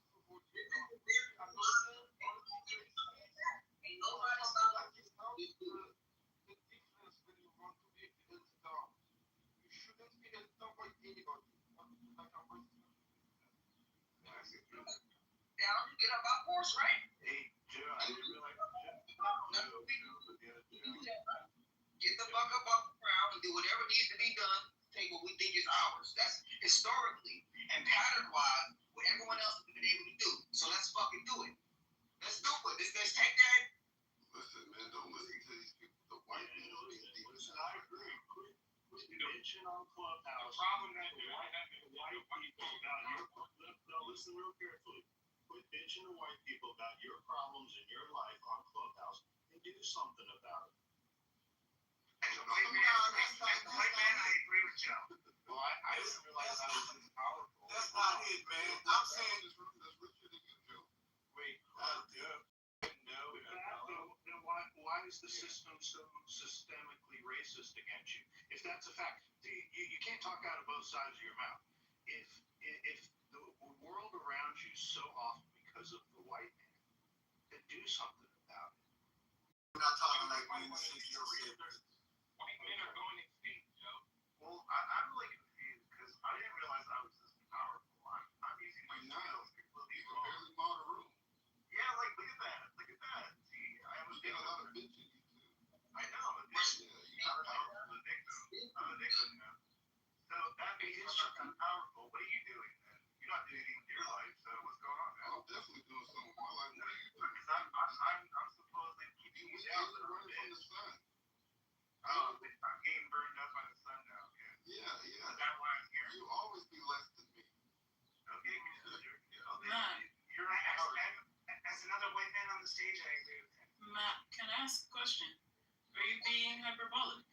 Who's it? Oh, no. Wait, what part am I being hyperbolic about? Do you think? Well, you said I'm a white man, and I didn't know I had so much power. Yes. No, I don't. I didn't realize I was keeping everybody on the stage down at this moment. You're being serious? No, I'm being serious. What do you think I've done wrong to you?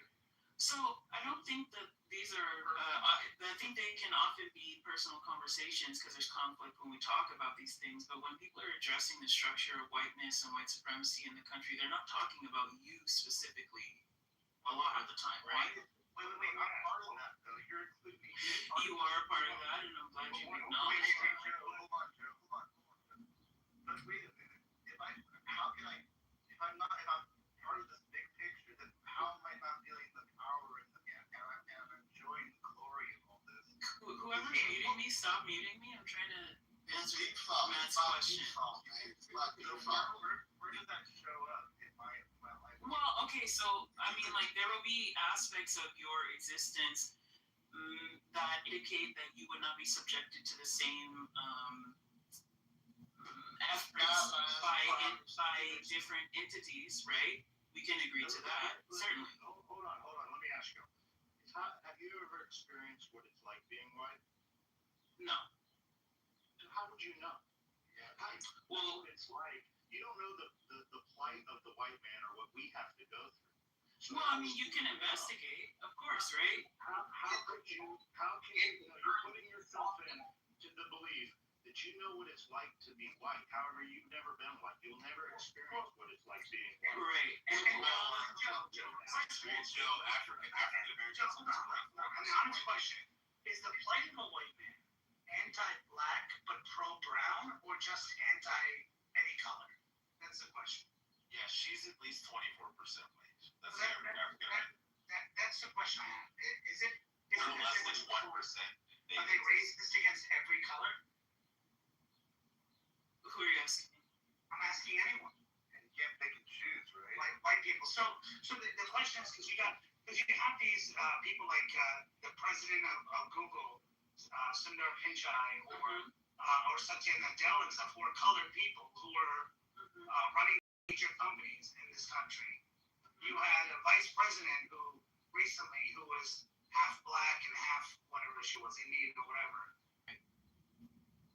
Of course, like to answer your question, of course. Right in. So I asked you a question: is in this conversation, or ask anyone who wants to answer this, are you saying that white people are raised against only black people but pro brown people, or are they just racist against everyone of any skin color? Just want to be supreme. Just want to you're trying to preserve white prestige. So brown people help promote white prestige? Yeah, that's amazing. So Satya Nadella. I've never been to India. As a white man, I've never gone there. As a white man, I've never been to Africa too, man.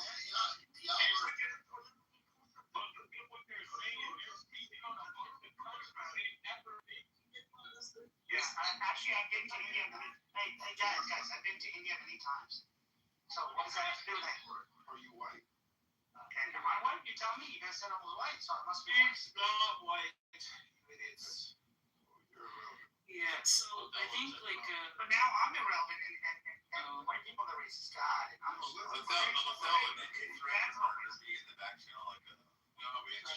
Stay on topic. No. You're talking about racism. Racism isn't only black and white. Yes. Oh man, you guys just got screwed. Oh shit. Yeah. So advancements in representation don't mean that we can completely divorce ourselves from how the history systemically disadvantages people. So it's history, not today. Well, I mean the structure of the history of the country, right? Got it. So well, I mean, I think you're. I'm sorry, with all due respect, I think you're being slightly disingenuous if you don't openly recognize how the structures that run the country currently have been built historically. So you're saying that the structures that built this country have historically been racist, and yet those structures have allowed people of color, maybe not black people per se, and maybe in some cases yes, but people of color, to achieve pretty much dominance in controlling companies like Microsoft and Google and things like that. So those are people of color, by the way. Yeah, those are people of the yellow, brown. It's a perception of dominance. I didn't hear a question. So is that your perspective? Your perspective is that it works for everyone except black people. It's basically well, no, I think that's what the blacks do, man. They can't pick and choose who. Like, why would it be? Why would racists be picking and choosing who gets rich and who doesn't in this case? Well, I mean, it does, and there are many structures. I mean, there are many structures that it does. Brown people are seceding. Okay, that's fine. I'll just use an example so that we can bring this into reality. Well, the Nigerians, like, okay, you guys are hating me. The highest money earners of like almost any group. Okay, give me an example. Go ahead. Yeah. Okay. So, do you know what a racially restrictive covenant is? No. Okay. So, a racially restrictive covenant is basically a clause in the. No, this is very real. A clause that's included in the deed. Okay. Oh my God. Yeah, they're gonna let Rich do his thing. Applies to brown people. He's right on this. No, let him finish, but he's right on. It applies to brown people. So it seems to me that only black people are affected by it, but it applies to all races. So can I finish what I was saying, or are we having another disingenuous conversation? No. So racially, those covenants apply to all races. Can I finish what I was saying, or are you going to continue to do this? This is. I'm not here to be adversarial. Tell us about your data shit. Hurry up. All right. So racially restrictive covenants begin as a clause in the deed, a land deed, right, for your home, that indicates that you cannot rent to anyone who is not white, right? Very ambiguous, right? This means everybody who's not white. This is a real thing, right? Then they changed. These are social contracts, right? So between homeowners who want to sell their home, these are not federally mandated, right? And then they do become federally mandated, right? Am I here still? Yeah, we're listening. Oh, okay. We're waiting for you to make your point. Okay, so inside of racially restrictive covenants, there's a tier. It can be based on geography. It can be based on contracting. It's based on a lot of things. So if you need more Chinese people, obviously it would be advantageous for you to be able to rent to them because they need to be able to get to work. We take them out of the clause, right? If you need more black people, it's not as easy to do this, right? So it's a quota. We get it. I'm sorry, Peter? Yeah, it's a quota. We get it. Okay, yeah. So I'm saying this to say, like, two things can be true at once, right? So while the government is on its public face at this time, so the 30s, 40s, and 50s, is working toward a space where they're giving more equity in the system to previously marginalized groups, they're also simultaneously working to limit the access to, I guess, a normal American life for those same marginalized groups, right? Really? Okay. Yeah.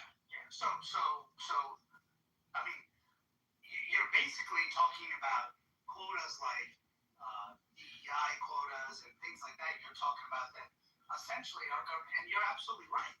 They've been making things based on race, based on color, based on an arbitrary system that is actually not they're not government. Defined by, I just said that, not defined by government. That individuals are using these things, and thankfully those are gone now.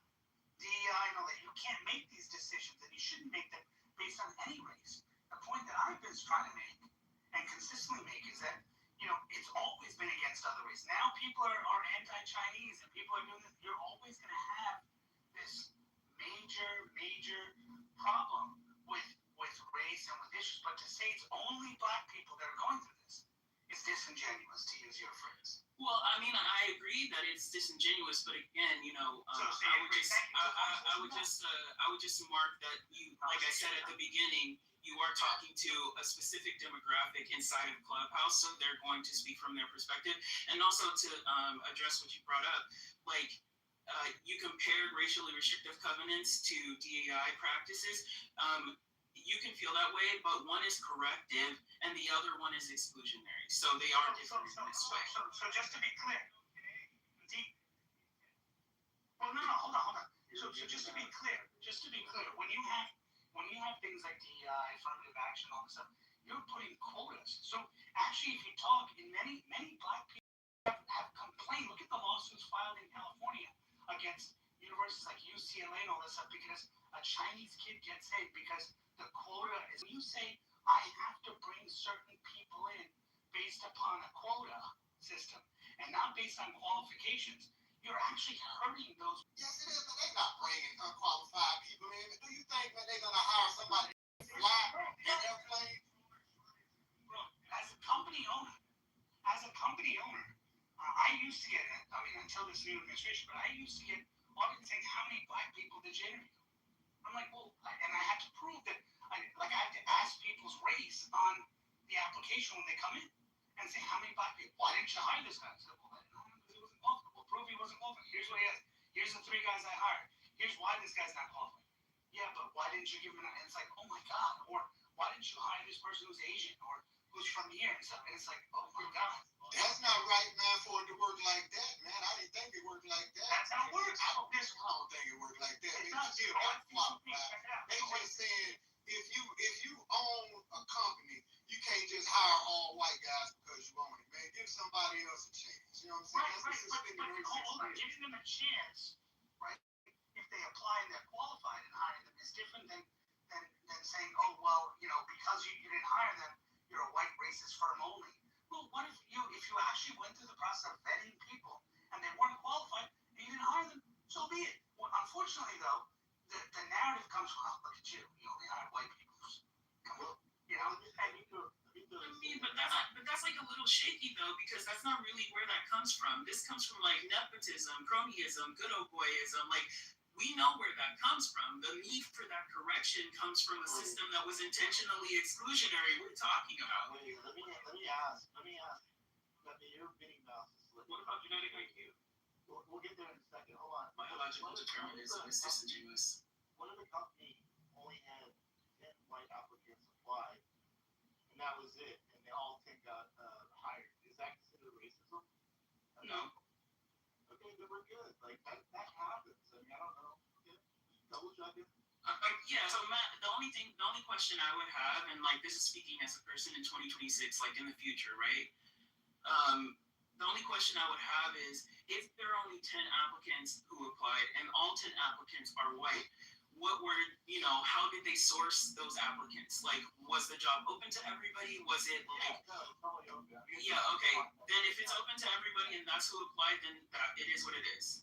Okay, just double checking that we're all like, being honest, fair actors in this whole thing. So, okay. So, Joe, does that make sense? Kind of made a different, not Joe here or the other Joe, but Joe, you got a problem with that? If 10 people that are white that applied, there are only 10 people that applied that were white and all got hired, you're cool with that, right, Joe? Yeah, man. Yes, man. If they qualified to do the job, yes, man. Nobody else applied, and it ain't all just one side. And that's what DEI is. You know what I'm saying? Includes. No, hold on. You gotta be fair in this argument. So there's 10 openings, right? 12 people apply, okay? All right? 10 is guy changed. Well, he wasn't 100% qualified. And they say, yeah, but is it because he's black? Well, no, it wasn't. The person goes and says, the reason I didn't get the job is because I'm black. Because you know what? I'm better than the guy they hired. Well, no, you're not, because it's in my interpretation of whether your interpretation is racist. No, it's not, because actually I don't think you're qualified based on your racist. And that's where the problem comes when people do that and say, who are you to say? And it's only based on race they feel. Even though in reality, if you're being 100% honest on your choices and your evaluations, then yes. That's why OFCCP exists, to make sure companies are honest. Joe, a lot of people assume that wasn't the case. That's why we have. Exactly. And then you get lawsuits. Check it out. Lawsuits. Affirmative action started because universities were sued. Okay, because the view was, oh well, this guy had a 1,500 SAT score and the other applicants had a 1,550, and so you took all the 1,550 guys, didn't even give a little bit of chance to this guy who had a 1,500. You know why? Because he was black. Well, no, that's not why. Because these guys all have 1,550. Well, still, you should have given him a chance. Why?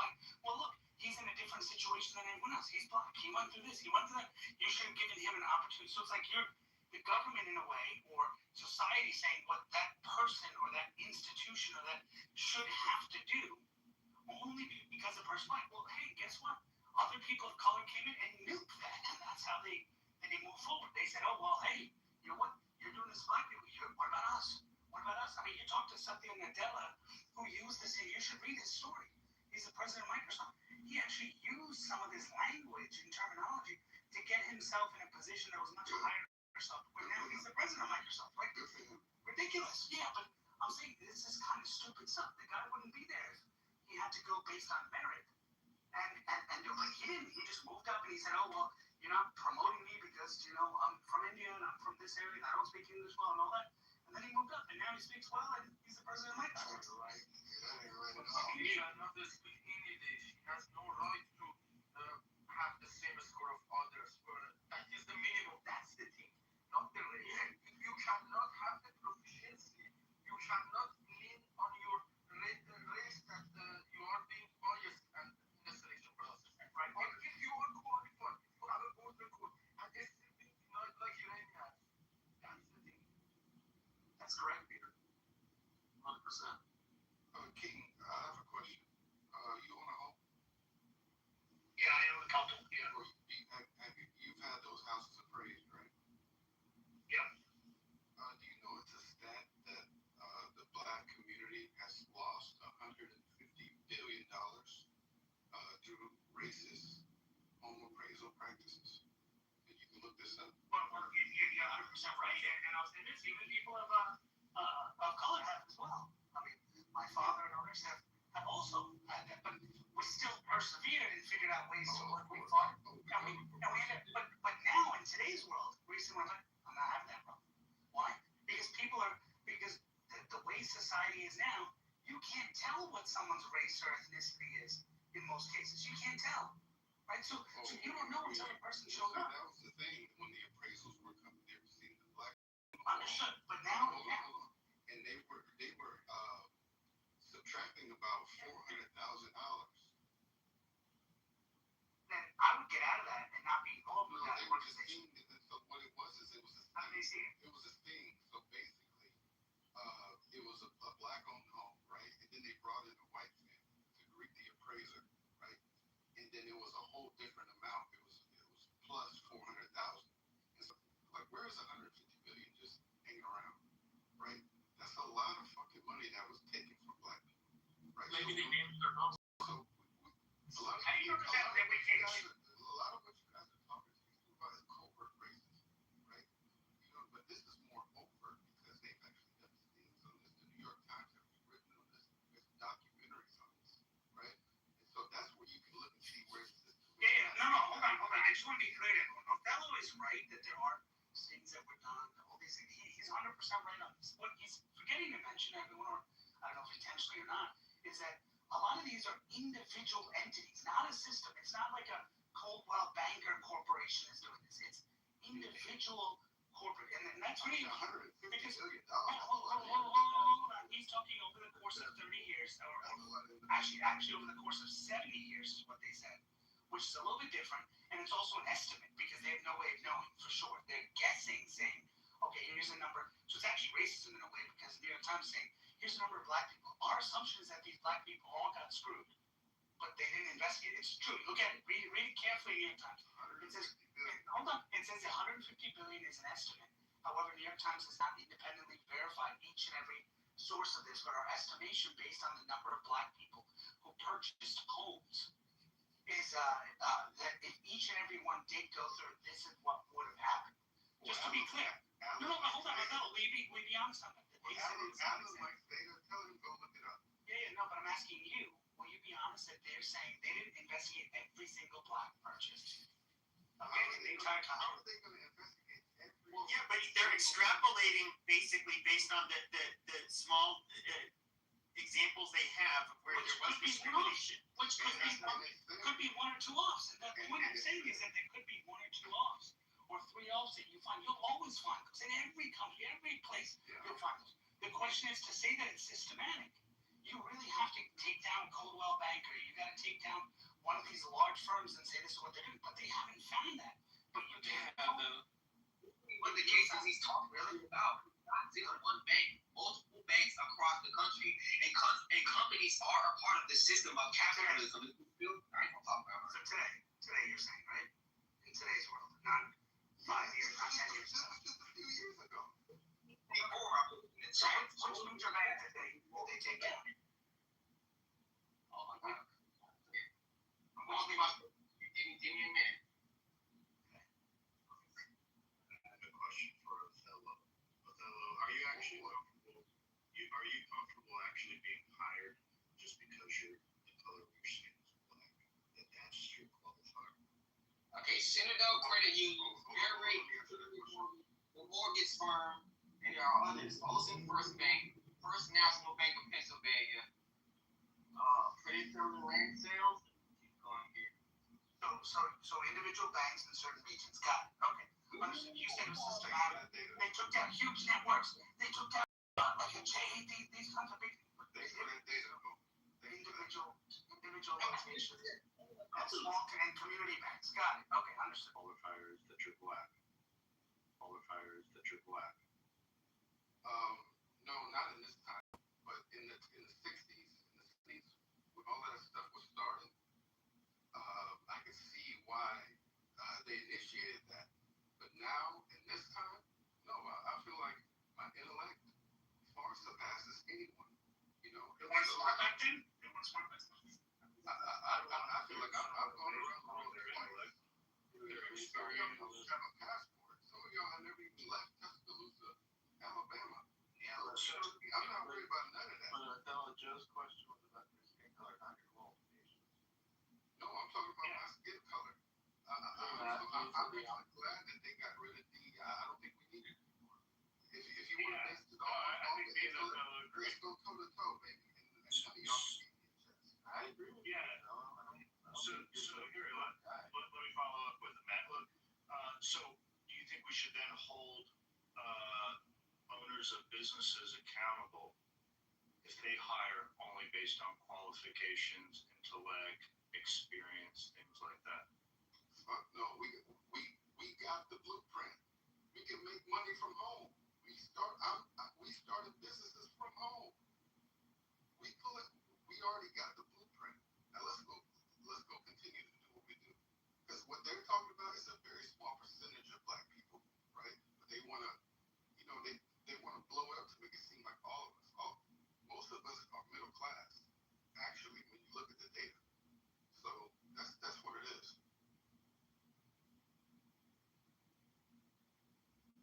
I have a question for Katie.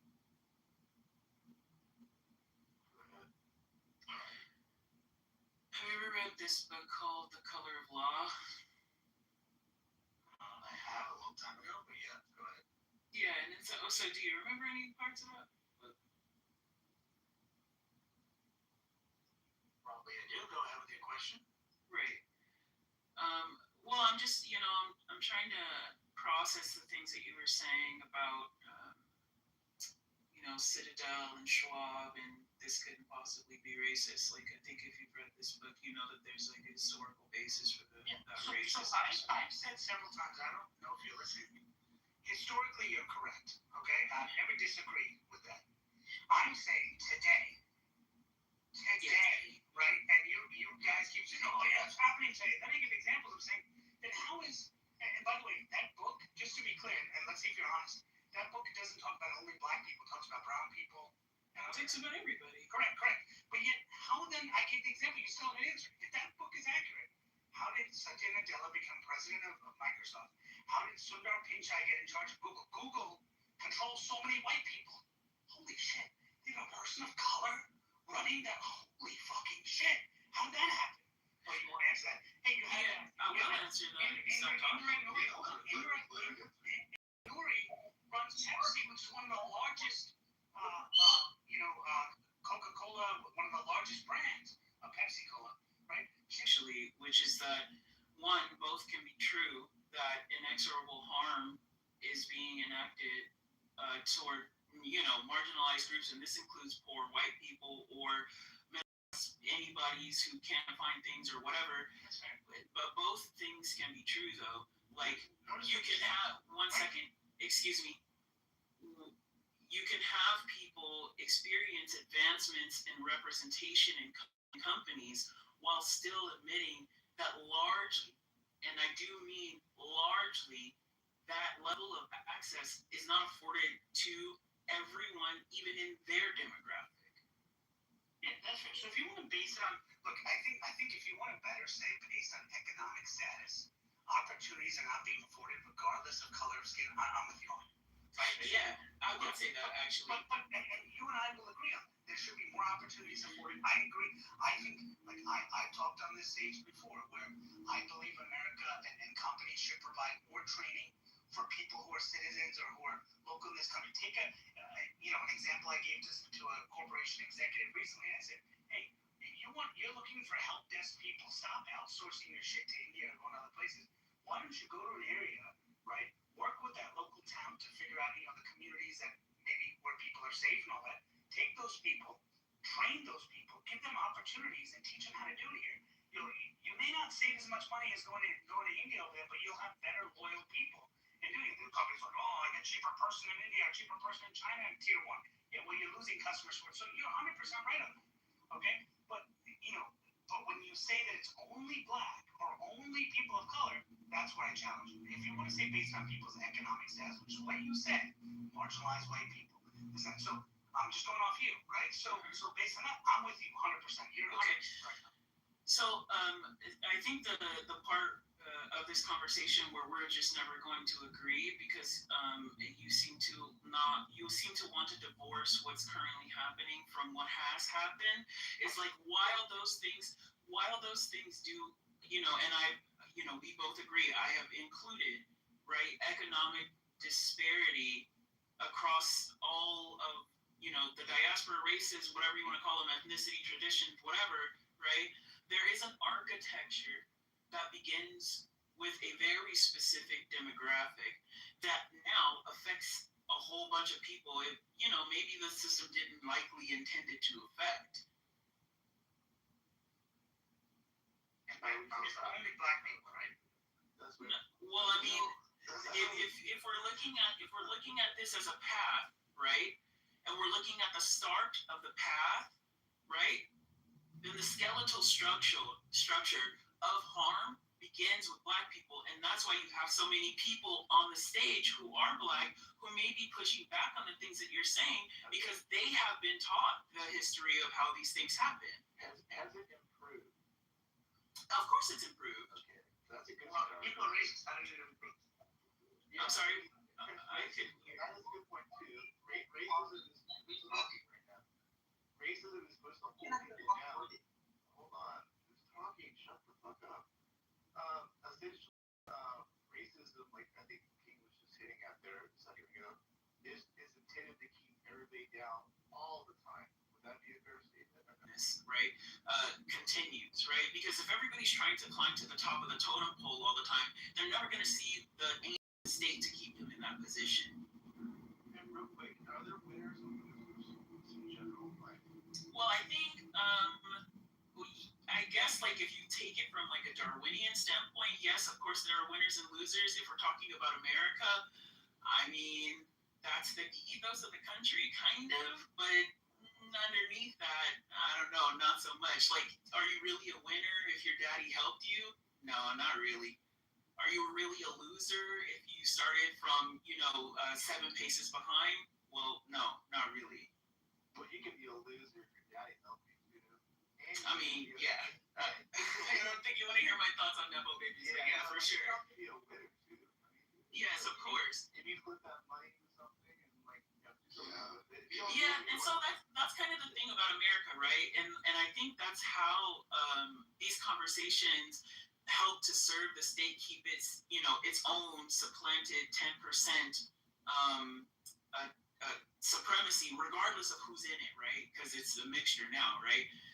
How this kind of structure allows the state to be in this other place, right, with all its cronies and things, is because, like, the nature of America, and, like, I do mean that, like, if America were a product to be sold around the world and to its own citizens, is competition, right? It's like America is the lottery. It is the biggest lottery. It is the most faithful lottery on earth, right? You could come here, have fucking nothing. You could be born, have fucking nothing, and in a minute, the windfall comes, and your entire life changes. What they don't say, and what is, kind of, a little bit disingenuous to things like, the preamble of the United States as a country, is that, like, they don't really mean to include everyone. They just want you to believe in that dream so that you keep fighting for it, because that engine also is necessary for their success, not ours as the republic, for theirs as the state.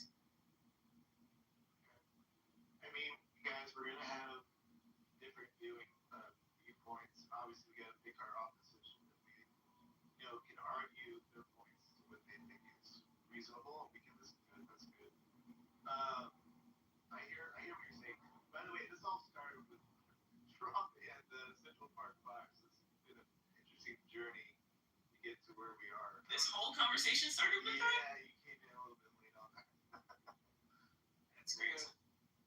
Yeah, and look, I'm not, I think you and I both agree, regarding this. I mean, it just seems very strange that other races were able to succeed and get to some of the highest points, right? And then there's other people who are complaining, saying they haven't done it. What about the economically disadvantaged white people in those farms? And by the way, there's actually evidence that Satya Nadella and others have actually not chosen white people for positions, right? He's actually turned them down in favor of other Indian people.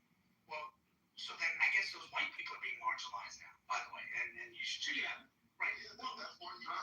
Hold on. When you laugh and say, what are you talking about? Look at history. It's always been black people that have come to. I'm saying, but this one, it doesn't matter. That's what you guys deserve. It's like, you an example. I'll try to give you an example. Because, let me say this.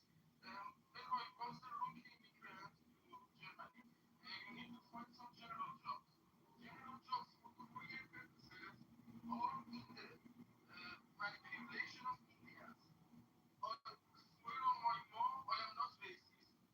For example, Bolt and McDonald's, they are just recruiting their own mates because some of the hierarchy officials of those were Indians and they try to exclude others.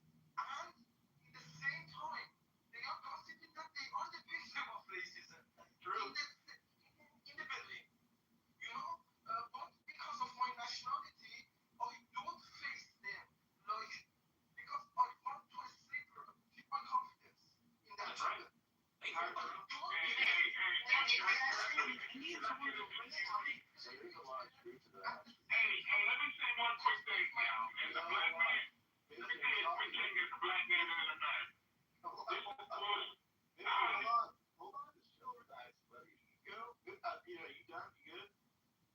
I think that the main point was talk about me. Thank you. Okay. Go ahead, listen. He's gone. When he's in the ground. Oh, yeah. Somebody put him down. Okay, round up. He's coming back up. Go ahead, Mr. This company's harassing a black totem pole. And what if he is? Hug, you're hugger, aren't you, mister? Yeah, I want to say one quick thing. Feel like everybody's opinion is based on what their race is. And what I've noticed is white people, of course, are going to way about America different than black people. We were brought here, we were colonized, we built this country, we get absolutely no credit for it. A lot of times we blame for this country, we still get treated like third-rate citizens. And I understand that all of this shit comes down to white people trying to preserve their white supremacy. Other the guys that care about policy, shit that don't exist.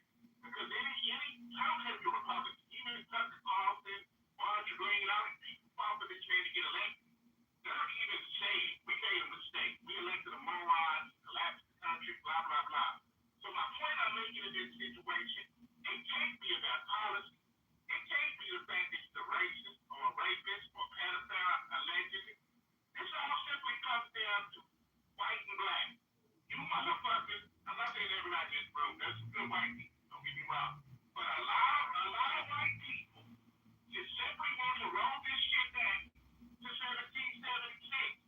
Y'all motherfuckers want to roll this shit back to cotton fields and slavery. Listen to what I'm saying to y'all. Let me make my point because I think a lot of times when anyone has an opposing viewpoint in this room, y'all shut them down, y'all cut them off, you throw them to do all this weird shit. This comes from a perspective of me. I'm not saying I don't love America. I do love America. You have a right to vote for whoever you want to. I think Biden did a shitty job, and I think Trump has done the worst job I've ever seen. So it's not about parties. It's not about what party you choose. It's everything to do with decency and morality of being a human being, of which case this man in office is a horrible person. Most people can agree to that, but y'all still support him because he supports rolling it back for black people, taking away rights, removing the civil rights, removing the voting rights, making the 18th Amendment get this man. All of this shit. That's why you support him. You can't support him. You can't support him because you can't support him for any other reason. Gas is $5 a gallon. Motherfucking groceries are through the roof. You're having a war that nobody fucking wants. There's nothing good that you can say that this man is doing in the economy whatsoever. Your only talking point and your only standing point is he hates niggas, so I love him. That's how your motherfuckers feel. So, Mr. Hold on, I have a question for you. What about brown people? Do you believe same thing? He's against brown people too? I think he's against anybody who's not white. That's what I think. Understood. Okay, makes sense. So you mean Harmeet Dillon, who's a brown lady running his whole thing on campaign, on fraud, and also running the Civil Rights Division, is a racist move, bringing in a brown Sikh lady who is of original Indian origin, not born in America. I mean, she became a citizen later, but you're saying that that is a sign of white nationalism. That is incredible, Mr. I mean, I find, wow, why would Trump trust a Sikh? Hold on, I'm asking you a question. Hold on. Why would he trust a Sikh brown lady who actually was against him in the primary? Why would he trust a lady like that based on her color? Because he's a white supremacist. Wouldn't you take a white person to prove election fraud and civil rights and all that kind of stuff? Wouldn't you want to put someone in there? Because that white person will then take down other Indians and take down other brown people and take down all this stuff. Why would you trust a brown? Just explain that to me. Why does he trust a brown lady? I think of that. No, I asked you a question. Yeah, so why is a brown lady in that position? Let me say this. If you look, I did. Y'all not gonna let me in. So I mean, every time I say three words, I'm saying to you this simply point, right? When you look at his administration and you look at who he's appointed in the position he's appointed in, the only black person he's ever appointed was Hubble. And we know why that was. And he's token nigga to this man. But other than that, there is no Tim Scott.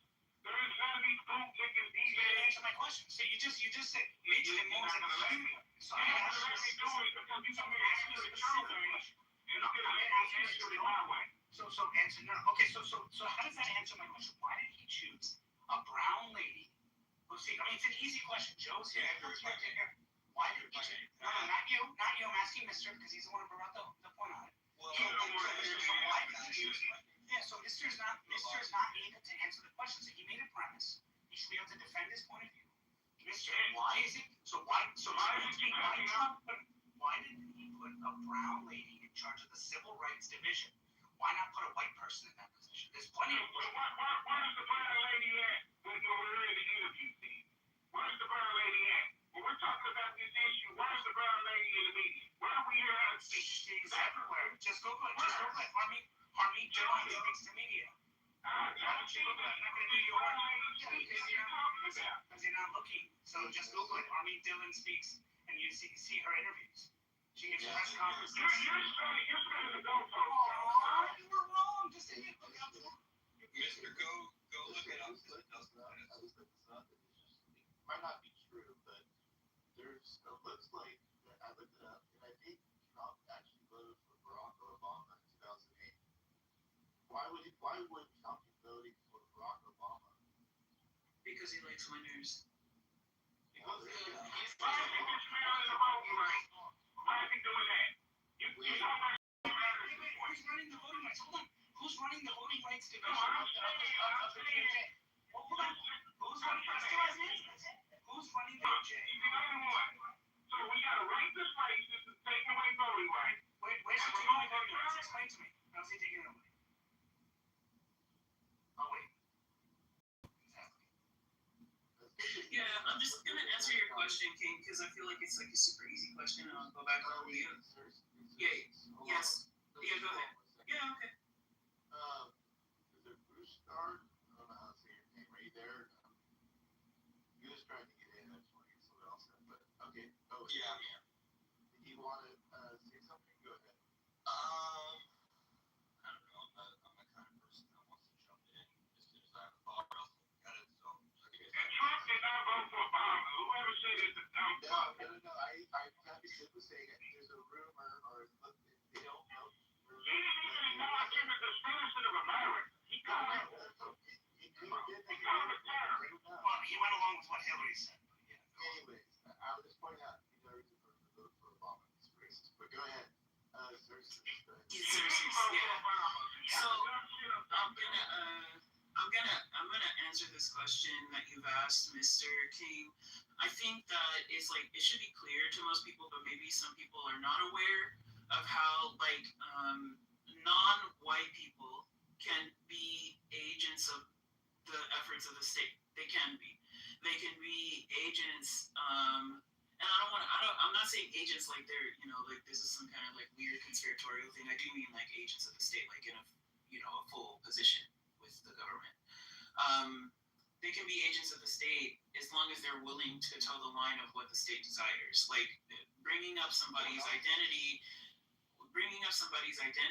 or phenotypical features or origin or ethnicity, I guess like the question would have to turn into, well, how is this advantageous for that particular person to to have her there, right? Like outside of her just being a person of color, why would it be advantageous? Is she, a person of color who holds conservative beliefs? Does she really, okay, so then Not who really. said yes? Somebody said yes, and then somebody said not really. She's actually Army did Oh, okay, oh my God, there's too much. Guys, can I have a conversation? Jesus. Hold on. Let me just have a conversation directly with answering Xerxes' question. Yes, she's very conservative. She grew up in a conservative Indian family. She did? She's a staunch Zionist. It's got gas, right? It's got gas. She says that combating anti-Semitism is the number one priority in her office, right? And she regularly speaks at AIPAC and Israeli lobbies. So yes, there is a reason why she was hired. Go look her up. So just to be clear, Othello, this is hold on. This is a gaslight. Hold on. Othello, are you saying that her family and she was raised in India, family came from India to this country? Are you saying that they were conservative in India? Is that what you're saying? No. Go on. She grew up in the United States. Understood. So, no, actually they weren't. Nice try. But actually they weren't. And actually I know the family pretty well. And they weren't conservative. They're not. And by the way, she was an anti-Trump. She was anti-Trump in the primary. She voted to actually make sure Trump couldn't get on the ballot. She was when the law said Trump couldn't be on the primary against DeSantis, basically helping DeSantis. Remember that, Joe Hero? So, I mean, these are things you need to look it up, right? She was all in on DeSantis. And by the way, DeSantis chose her to run the RNC. Only one. Trump looked over her and chose a white person. Oh wow, racist. Okay, There's a white person. Look it up. Now you need to be quiet so I can respond. No, actually, you need to shut up because I was talking. So you need to shut up because I was talking. I'm moving you down because I'm in the middle of talking and you're speaking. So you need to shut. You need to shut up. Sorry, that's the first person I moved, but I did that. Game, were you going back and forth with someone? What happened? Yeah, no. Then Othello came in because he thought he knew everything on it and doesn't have the sources. Believes that certain a family's certain views. Like for example, her family was anti-LGBTQ. Okay, that doesn't make them conservative. Okay, her family was was anti-gay rights. Okay, that doesn't make them conservative. So people are saying that they're conservative because of certain views, but actually nobody's ever actually interviewed the family and asked this question.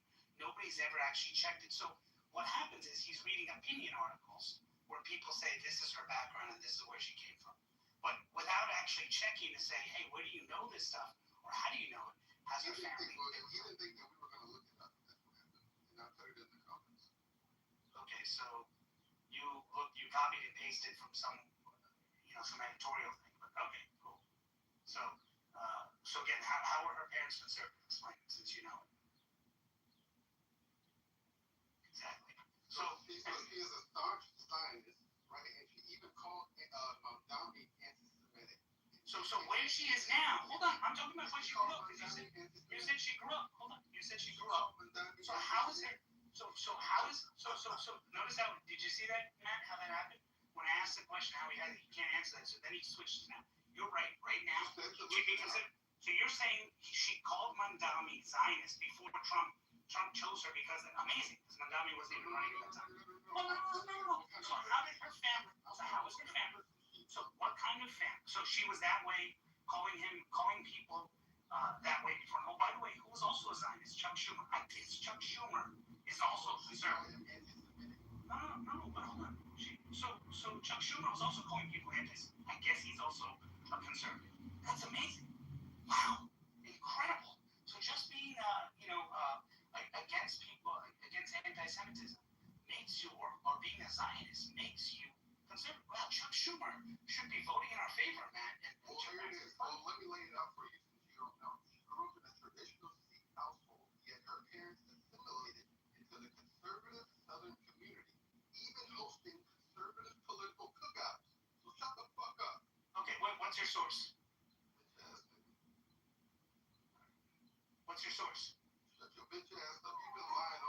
anything. So he has an opinion article by some loser who wrote it, and he can't share it. It's not going to be anything credible of the person.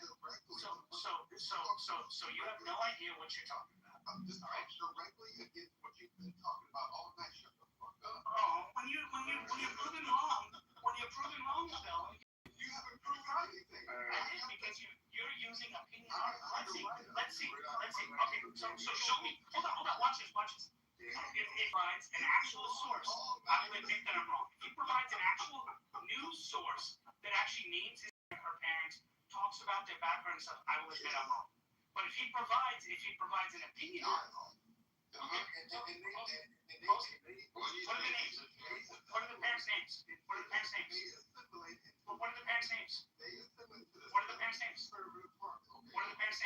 Hold on. You know them, right? What are the parents' names? You didn't know this about. What are the parents' names? You didn't know this about. No, actually I did. Because their parents, you're such an idiot, because the parents actually met very closely with many, both Democrats and Republicans. They're not conservative, asshole. Actually, watch this. Othello, can you prove to me their voter registration? Prove it to me. Let me go find it, because I've been kicking your ass off. I will bet you. I will give you $100 cash out if you can show me their voter registration. Okay, prove that it's her parents, not just a random seat. $100.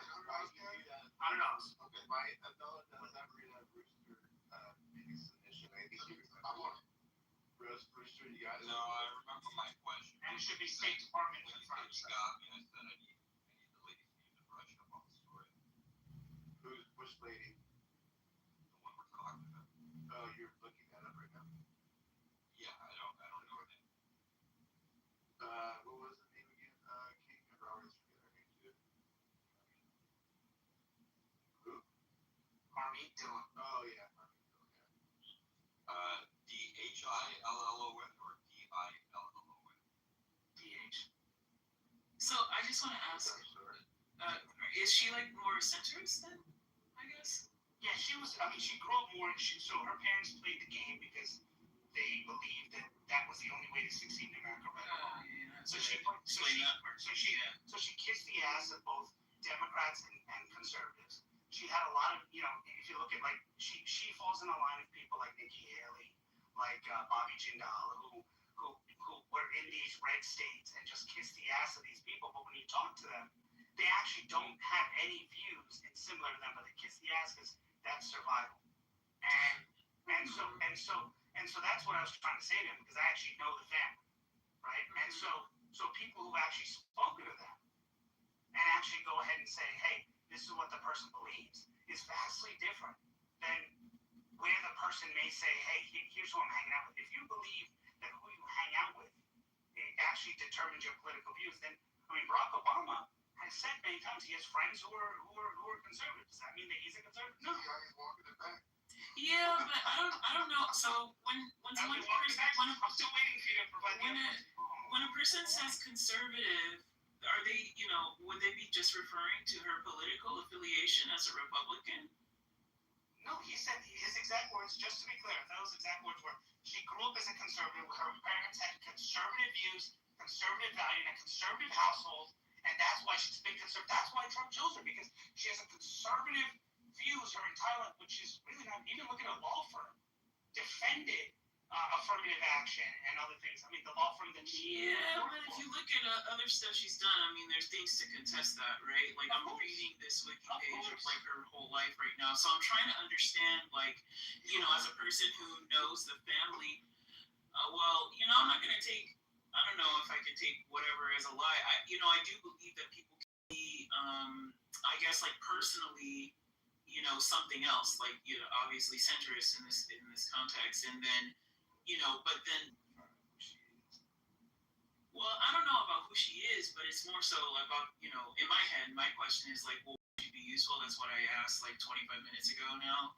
And she, to be honest, in civil rights, she has zero experience in fighting for civil rights. Just to be honest. And actually, if you look at some of her cases, you should also look at her law firm and her law cases. She's actually defended, like, if you look at what conservative influencers said about her when she was chosen, said she's the worst pick, like Cernovich and other people were like, what the hell is was this? I mean, initially they were like, okay, she was supposed to head the RNC. She's a great lawyer and blah blah blah. But people are like, why is she running the Civil Rights Division where she doesn't have any experience in this? And she's always been kind of on the other side of the conservative, mainly because she's a person of color, and she's actually defended many people of color.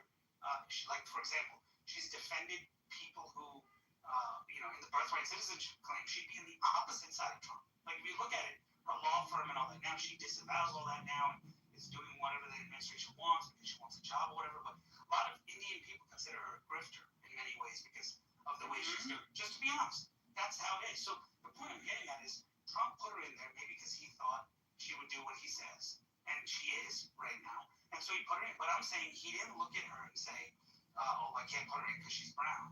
He looked in saying, hey, if a white person said, hey, I'm going to do whatever you say, and he had confidence, he would. I don't know, King. I don't know if we can completely divorce the fact that she's a brown woman from how advantageous this would look for the state. Like, we're talking about, like, you literally brought this up as a talking point, right? And this is like, with all due respect, you were like, oh, what? She's a brown woman. That is a very useful tool to an administration that on its face, I mean, like, maybe he didn't like it. Maybe he couldn't find one. Maybe, I don't know why. But what I'm saying is, no. Wait, regardless of the origin of the person, if he decides that, oh yes, I can use this person's identity to evoke a thing which we already know has happened in the course of, his entire campaign, right? We don't have to talk about the guy, right? Then why is this? I don't know how this is like so much of a talking point. So it's almost like saying, I'm only going to choose someone who's a black woman, right? It's like when he did that, right? Oh, sorry, he didn't do that. But only saying that you're going to choose people simply because of their race. You're okay with that, right? I'm not okay with that, but what I'm saying is, I'm just curious, is that racist? I'm sure it could be racist. I'm sure it could be. I'm sure. 1 second. Okay. I don't know how you ask questions and then want people to answer, bro. Really, honestly. Well, because you're not answering. Well, you're not. All right. Stopping. Let me ask the question. Let me answer. Okay. Let me answer again. Yeah. If a person says he's only going to choose someone because they're black and a woman, is that racist against brown people and white people who are qualified and maybe more qualified than those people? Yes or no? Well, yeah. It would also be objectifying them. Yeah. So the 44th president of the United States. 1 second. So listen. I also think that it can be, like I said, advantageous to any one government to have a public face that is in line with whatever your desires may be, right? And so I'm refracting that to every president that you can probably think of doing this. But it perceives better. Okay. But the point is that you had a previous president that openly said, I'm not going to look at qualified white or brown people or even black men who may be qualified. I'm only going to choose black women in the position, whether they're qualified more or not than other candidates. Did he say that? Are you talking about Joe Biden? Joe Biden said that for both his vice president and his Supreme Court. Okay, can I just, if anybody can provide me with like something I can look at, that'd be cool. Somebody posted. Joe Biden. Fuck Joe Biden. George trying to get here. George, see, if you kind of go down the rabbit hole of everything you would try to pin against Trump, and then look at how some of these black niggas operate in the Congress today, you could pin the same qualifiers and negative traits on them as well. Black people have been using other black people to invoke other dumb behaviors out of black people and working against their own interests. So that's why the shit is so circular and it makes no sense at all. Came up with to tell me the shit that coming out of Hakeem Jeffries' mouth or Jasmine Crockett's mouth, which is literally having black Americans whose ancestors had to fight for voting rights to sit here and disregard their own personal history and allow illegal aliens to take advantage of voting and healthcare benefits that their ancestors didn't get, and they sit here and complain about white supremacy solely on the basis that they couldn't get the things, and then they turn around and give it to an illegal alien. That's like the dumbest shit in the world, and this is what black people are doing. I'm gonna get to my own question. Brother, if you didn't get it, then maybe you just didn't get it. And it was actually made directly to the point that you brought up. No way. So, Thanks. that's a sister, not a brother. I said I'm going to the brother. Brother, okay, no why you mentioned capitalistic society. So, if you had to choose the type of operating society that you want to be a part of, and it can only be one system, capitalism or nothing else, communism or nothing else, socialism or nothing else, which society would you rather be a part of?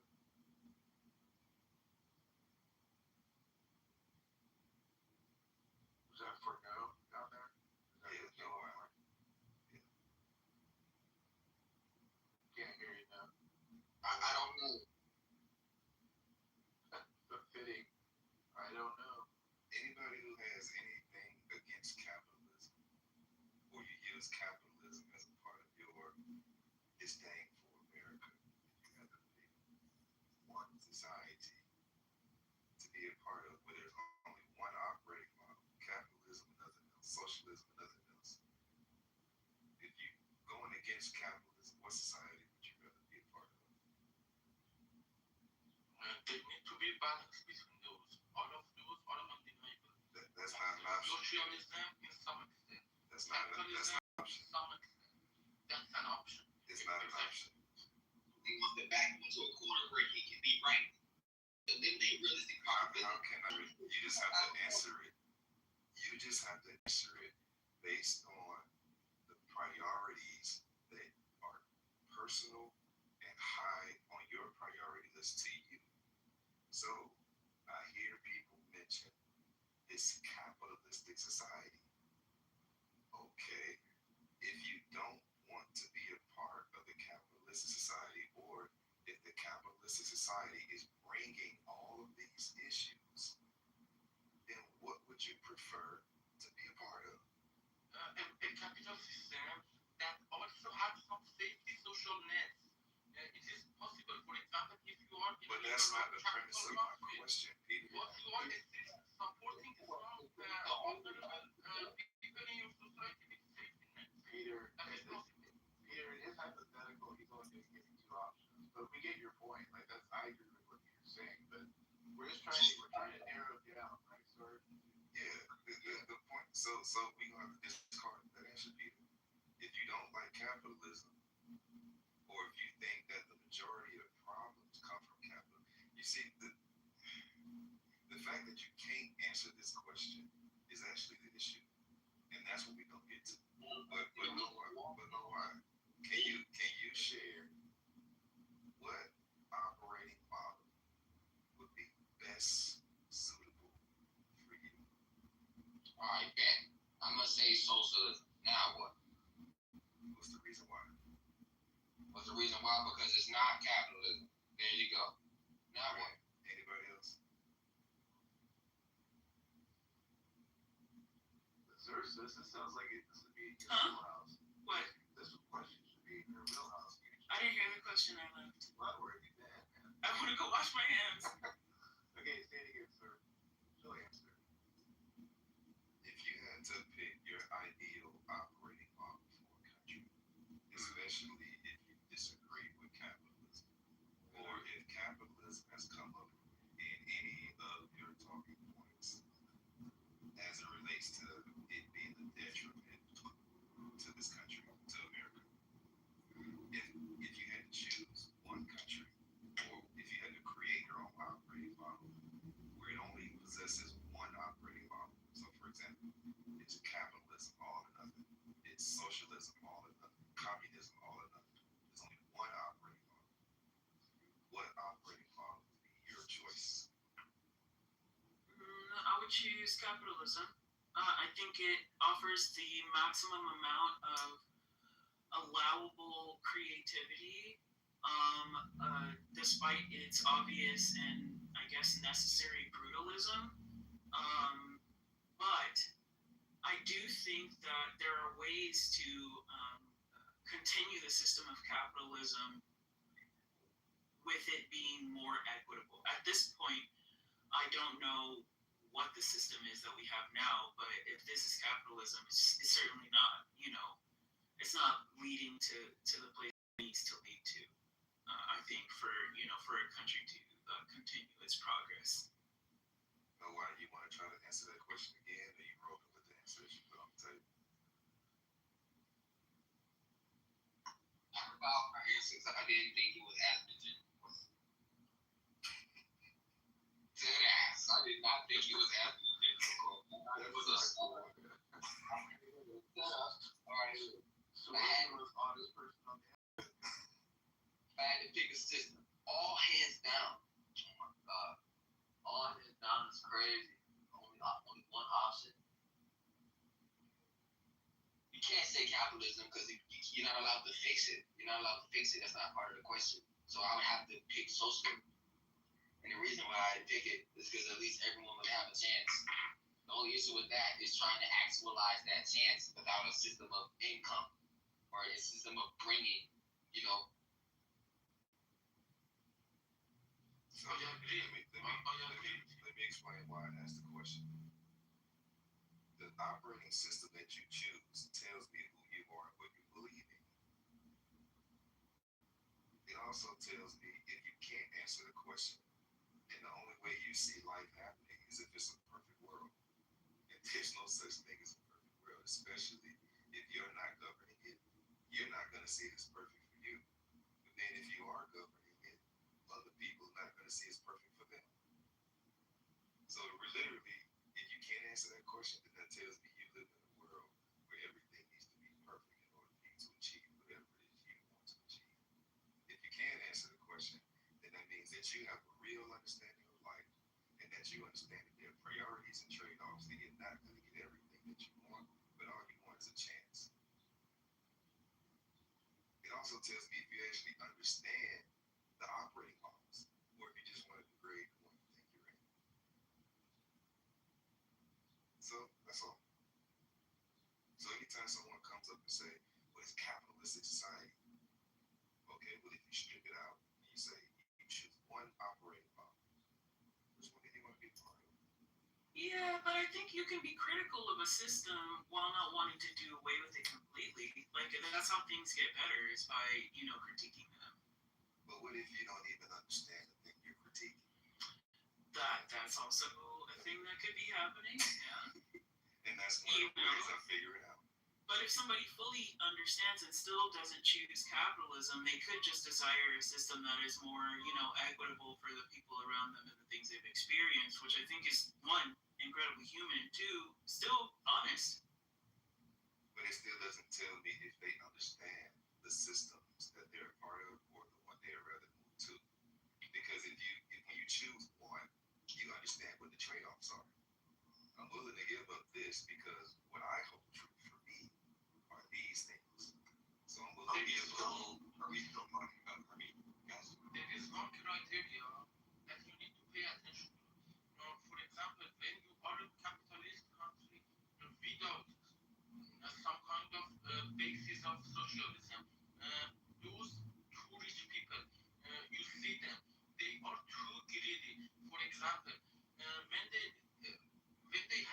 come to allocating their money for their needs, they put their fifth priority before the first priority of another person's livelihood. For example, when you need a book to study a course in another language, you cannot afford that. An extremely rich person don't give a shit. He prefers to have caviar with his food. That is something for me not be able to breathe the same air with them. When they prioritize their caviar over a textbook that you need to learn to increase your information and knowledgeability to help the society, even that rich person would take the benefit of your learning, but he prefers caviar. So how would the socialism balance out the capitalism? I think that in this case we need to have some minimum measures can be provided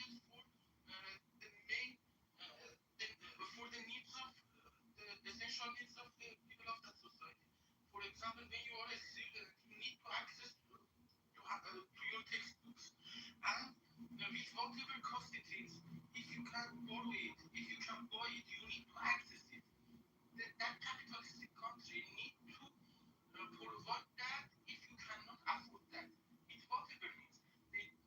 They can don't give it to you for yourself, but they need to lend it to you. You know, they need to help you pass that stage. You shouldn't get stuck in that stage for two main reasons. The first thing is that you would lose the opportunity, and the society would lose the opportunity of you learning and helping the society.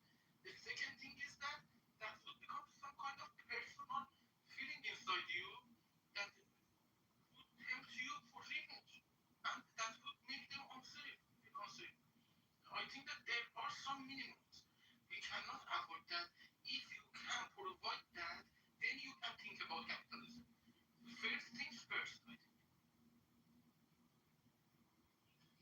So, Peter, if I'm understanding correctly, we can't live in a capitalistic society unless everyone has the means and ability to receive the education that they're entitled to. Education, the minimum accommodation, and the minimum food, and that's it. The other things based on competition. But being homeless at the same time, living in a capitalistic country, it is some kind of paradox that would make the whole society at risk, I think, at risk of unsafety. Because this level of uh, difference is very totally dangerous, I think. Okay, so if I can make an analogy, you live in Iraq, Peter? It's for 2 years and 10 months, so I am in Berlin. Berlin. You follow soccer, football? Yes, I love soccer. Okay. So your argument is pretty much the same as take the example of a soccer game. There's one team playing another team. One team has cleats, and the other is not wearing anything on the feet. You're saying that the team with the cleats is obviously going to destroy the team that's not wearing the proper equipment. Correct? Yes. Okay. So before that game can commence, what needs to happen? Okay. And before the game needs to start, if you are in a professional league playing, your managers needed to supply you the minimum equipment. Otherwise, the team is not allowed to show up in the field. No? Okay. So In the hypothetical case. Not necessarily in the free market. The soccer game is a market. It's a market. Okay. And the team with the cleats are not saying this is the distribution of wealth in society right now, but the team with the cleats are the people who have, and the people without the cleats are obviously the people who have.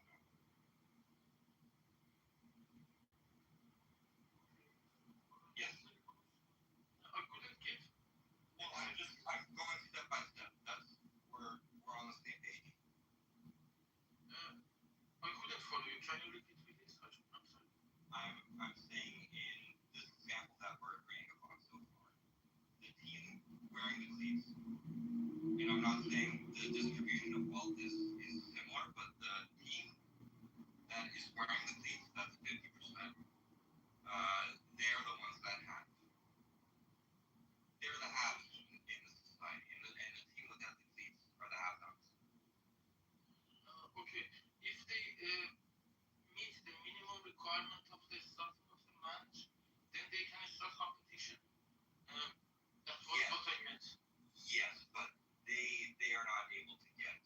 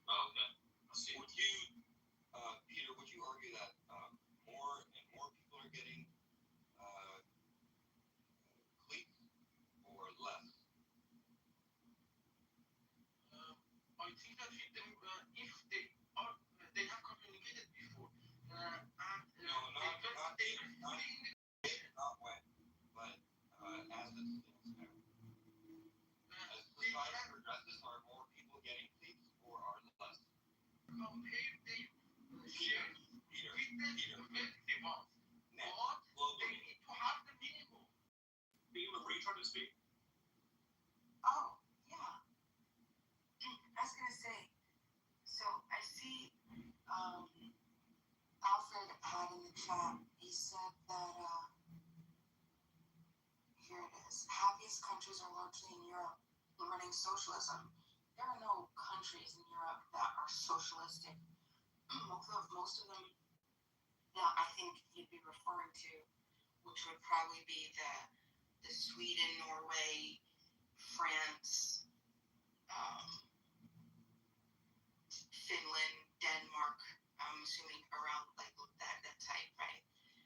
Those types of the Nordic, right, or the Western countries. But I think these countries have such that the populations are so small, and none of them are socialist. They're large welfare states, but they're capitalist. They're capitalistic welfare states. Like the United States is, in economics, it's referred to as a mixed economy because we have a little bit of both.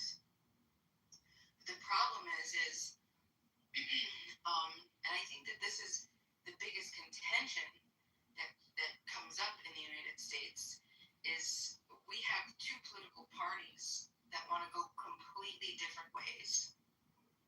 And unfortunately, I feel, this is my opinion, that because we're not basing the foundation of how we're running the country in freedom, right? And when I say freedom, I'm talking about maximum, at least regulation for the states to decide how the states and the local communities want to run their areas. We are coming up with, we're finding ourselves at such odds that we're destroying our nation. That's my opinion. I don't think we're going to be able to, Democrats and Republicans are never going to be able to see eye to eye because they have, the goals are the same, and people don't think that. People don't think that the goals is, yeah, of course the goals are the same. It's just that we have a completely different way of trying to get there on both sides. But the problem is when you start to blur those lines, it makes it impossible for one side to be able to do that because it's no longer rooted in the free ability. Xerxes brought up the creativity aspect, and I think that that's ultimately the biggest point of what capitalism provides, right? When you go through the questions that you ask yourself over the different types of society, whether overall you want a capitalist society, do you want a socialist society, or do you want a communist society economically, right? You got to ask yourself, who do you think, base it in who's going to make the decisions. So who do you think, ownership-wise, who do you think should control the production of private property? If you want to build a business, do you think that you should? Or do you think that your community should? Or do you think a centralized ruling elite should? I think the problem is we don't even have an agreement upon what a free market is. Well, we don't have a free market. I'll just say that. Right? A free market doesn't exist. When you have to pay hundreds of thousands of dollars just to get started, that's not a free market. That's Right. And that is the socialist aspect of our system interfering with our free market. Right? That's why I'm saying, like, we don't have a free market. This is not capitalism in the United States. This is mixed. So we need to go hard into capitalism, which not many people would say. I don't think that a lot of people are going to ultimately agree at this point, but when we see it destroying the fabrics of what we are, we're going to have to make a decision. And it's hopefully, I'd like us to continue to mature, to be able to say, okay, we want to have a secure nation that can protect its citizens, right, while also allowing the citizens to make their choices as freely as possible and to freely associate versus regulate them and make it impossible for us to do what we're doing. Right now, our financial system, our wealth is so uneven. We have like, what is it? We were talking about this in another room. 10% of Americans hold 93% of the wealth, right? 1% of Americans It's probably less. right, and that's a big gap, and that's going to continue. That gap is going to continue to get bigger if we don't reduce the competition barriers or eliminate them and allow everybody to compete fairly. When all of these policies get pushed, they're never driven home to people that they will affect them too. And what I mean by that is, say you're proposing, eliminating, entry taxes into whatever market. People only think those are going to be applied to corporations. They don't think that it's going to be applied to themselves. Like if you want to start a business and you only have, say, $50,000 in capital, wouldn't it be better if it was cheaper to get something started? Yeah, and I don't even think that taxation is the biggest. I mean, the regulation, sure, licensing and all of that. It's partly that, but we're in such a particularly technological. Our technology is. We're at that point where you could start a business online. You know what I mean? With no capital, and you are making $10,000 a month in 6 months. You know what I mean? 10,000. Try 100,000 now. Yeah, sure. That's the scale that we're working with. Like people were starting businesses like that with the advent of social media. You were able to start a company. Right, and I see that too. Yeah, if you're consistent with it, sure. I've seen we see these 20-year-olds running around. You don't even have to be consistent. Right. We are at the point where we can be so lazy and still make hundreds of thousands of dollars a month. And that sounds like a fantasy, but it's not. Versus just moving it around, right? Like what value are you actually doing if you're doing like a drop shipping? You're doing just like a resale, like this. I don't want to say it's trash. I want it because I want to, obviously I have a feeling about it, but it's there's a place for everybody, and yeah, sure, you want to move this to this, but we're talking mostly other people are producing manufacturers. What about the creativity of building a product yourself? That's what I think America needs to get to. We need to be able to build for ourselves, and I talk about this a lot. I think we're getting there already. We are there now. I think. What do you think about intellectual property? Because I think honestly, the patent system is one of the biggest problems in the United States structure right now, keeping us out of our, keeping us from our ability to truly create and build as individuals, build products and build solutions and build cures and create versus just push around drop shipping shit from other countries. In what way? Like in what way is it not serving us? The patent system? Yeah. Regulations. Yeah, but specifically, what specifically is keeping people from? Yeah, we have the patent systems that build up, like basically patent arsenals that keep the actual definition. What a patent is to stop competition. That should be enough said. If it's so I think that there was a time right now with patent system as it stands. Yeah, absolutely. Can you give us specific cases? Like I would really like to make it tangible. But that's not the only thing that's stopping what she's saying. If you look at the two words, intellectual property, if you're looking for somebody to take care of you, then that stifles your ability to be intellectual. You're literally looking for someone to solve your problems. That's the point. So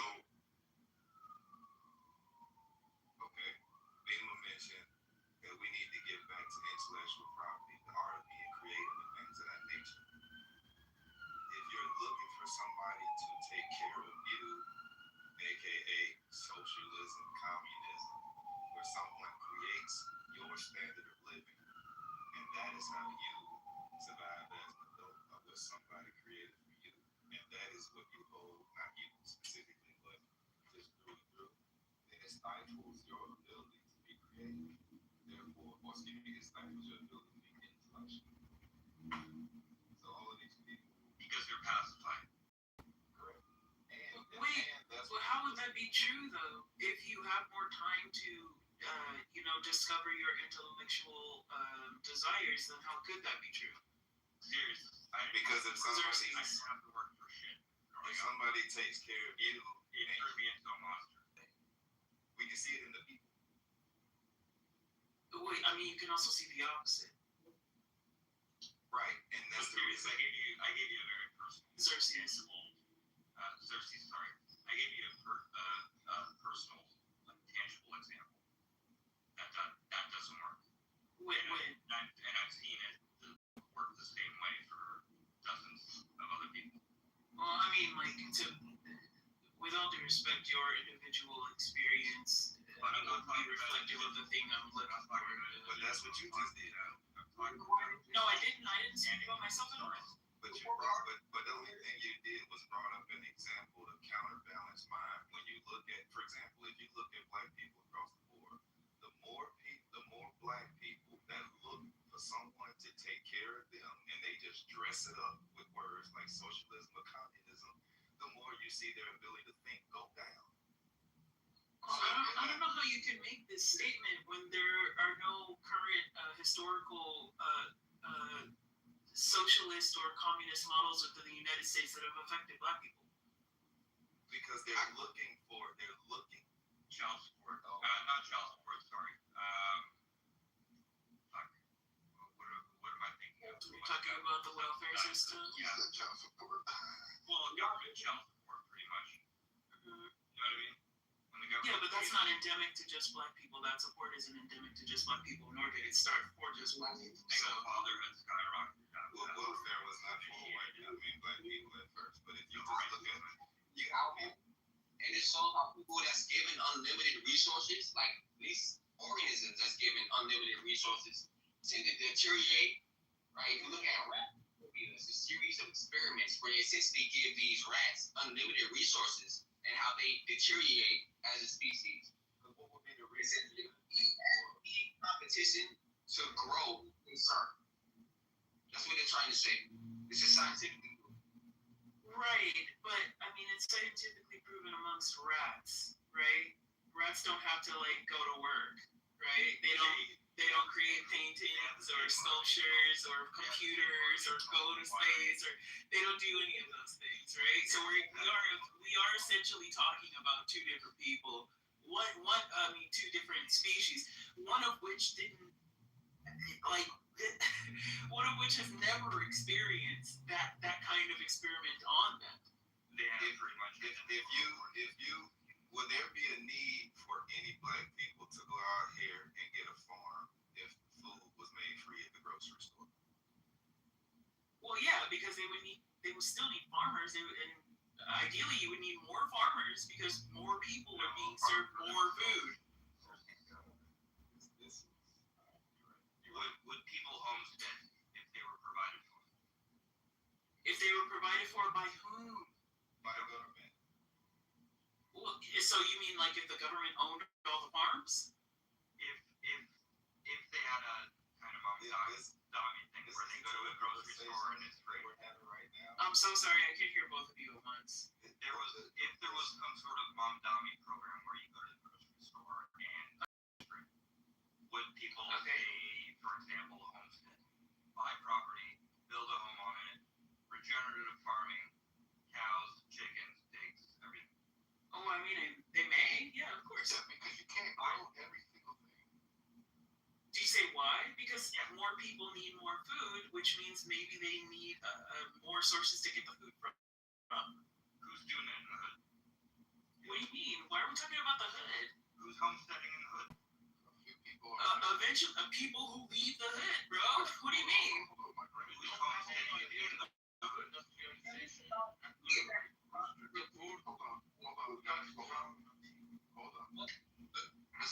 So when people are talking about people working under socialism, I've tried to solve that problem myself. Here's my presentation. If you don't do the work to socialism, you will be kicked out of the system of socialism. Meaning, if you want to work in the farm, you won't get the free food. Do you understand that? Okay, Rooster, the hood is not just like the projects or whatever you think it is. Like there's different types of hoods with different types of landmass and different things going on. So my grandparents, for example, Campgrounds, whatever. my grandparents, for example, I lived in the hood, but at the same time, it's like the country, right? So they have a homestead exemption on their house. They're able to grow. They have to have like a certain amount of chickens and all that other stuff. So it is happening. You just you only see what you see through like movies, like Boys in the Hood and shit like that. And they get off all of that, but there's a lot more. Yeah, I gotta stop. You don't know what informed my assumptions. Where have you been? Where? To any hood. Yeah. We want to go buy some weed. My grandmother's house, does that count as wrong stuff? No, friends. I just wanted to add that Like I live right next to a hood. Yeah, one hood. I don't know about And I've been to multiple. So what's I think Glow's trying to speak, bro. Oh, thanks. I want to say that there are people that live in countries where you have social housing or even like a basic income from the government, but they still choose to homestead because it's much cheaper and they like it. Actually, they enjoy it. It's a hobby. So both things can be happening at the same time. Not a clubhouse. It has to be their agenda or nothing. Yeah, I mean, like, it's hard to understand these things because if you simultaneously approve of capitalism, like, I don't know, the girl with the lips said before she left the stage, because you believe in the creativity, ingenuity, and future competition amongst the people, then in this way, I don't know how one could argue such a bleak future of just trying something else. Like ideally, you would be able to engage that same creative mind born in the system of capitalism to pontificate about a world of other things. So I don't know why we're talking about a closed box. We've tried it many times. America has tried socialism and communism many times. I mean, we have different aspects of it. So no. The fire department is and social security. Bro, what? We have plenty of programs where people pool money into central pools to then be redistributed amongst the masses. That's a fair comment, no? You can have all kinds of parties you can have in a government, and if they're working together and they're proposing their own ideas in that parliament, that will be heard and will be implemented in different areas. So I don't think in an authoritarian, total, for example, socialist or communist country or total capitalist country is a good idea in any case. I think everyone's word should be heard and is valuable and can be implemented in different areas. All those parties should be able to work together and get to the best outcome.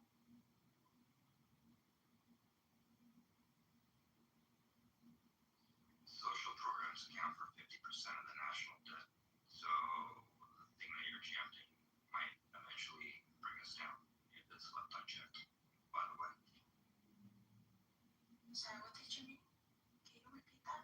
I was talking to serious. What did you say? Sorry. I said the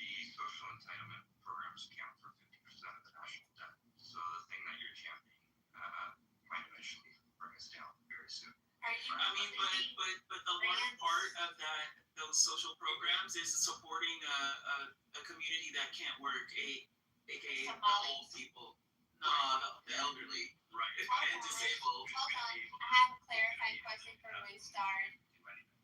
I'm sorry, could he just finish the rest of his statement? Wait a minute, I have a clarifying question for Cersei. I just wanted to hear. I just wanted to hear the rest of what he said, bro. 50% of our spending that goes to entitlement programs, do that include grants? Does that include, do you expect that to go down now that the fraud has been exposed? Or you have a link for me to look at? Is that the only fraud? No, I doubt it. Nursing homes, child care. Chris Joel. Wait, what? Chris Joel. What's that? Google the fraud the welfare fraud that's going on there. Can you put the spelling of that in the chat so I can? I was saying 50% of the 39 billion public debt.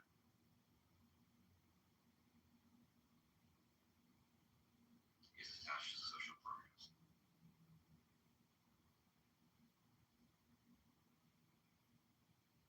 The 50%.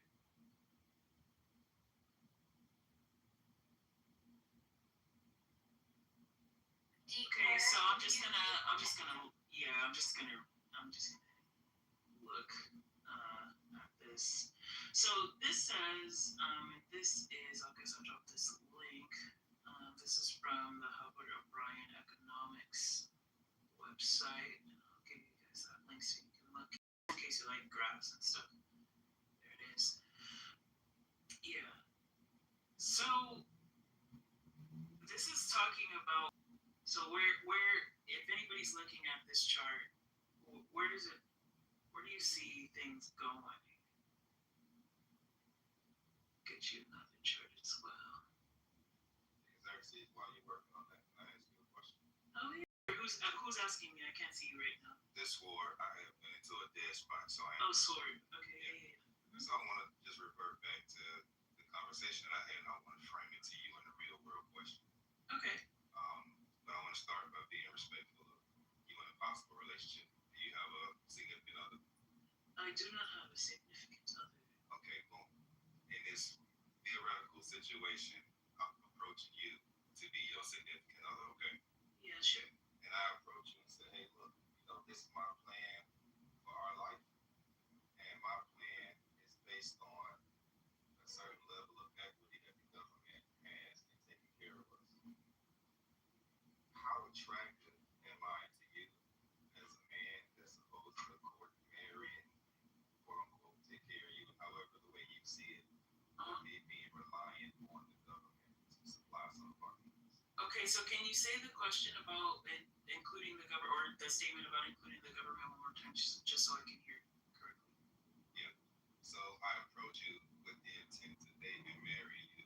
And as I walk through my plan of how we're going to walk into a bliss, it includes the government taking care of us to whatever degree you choose.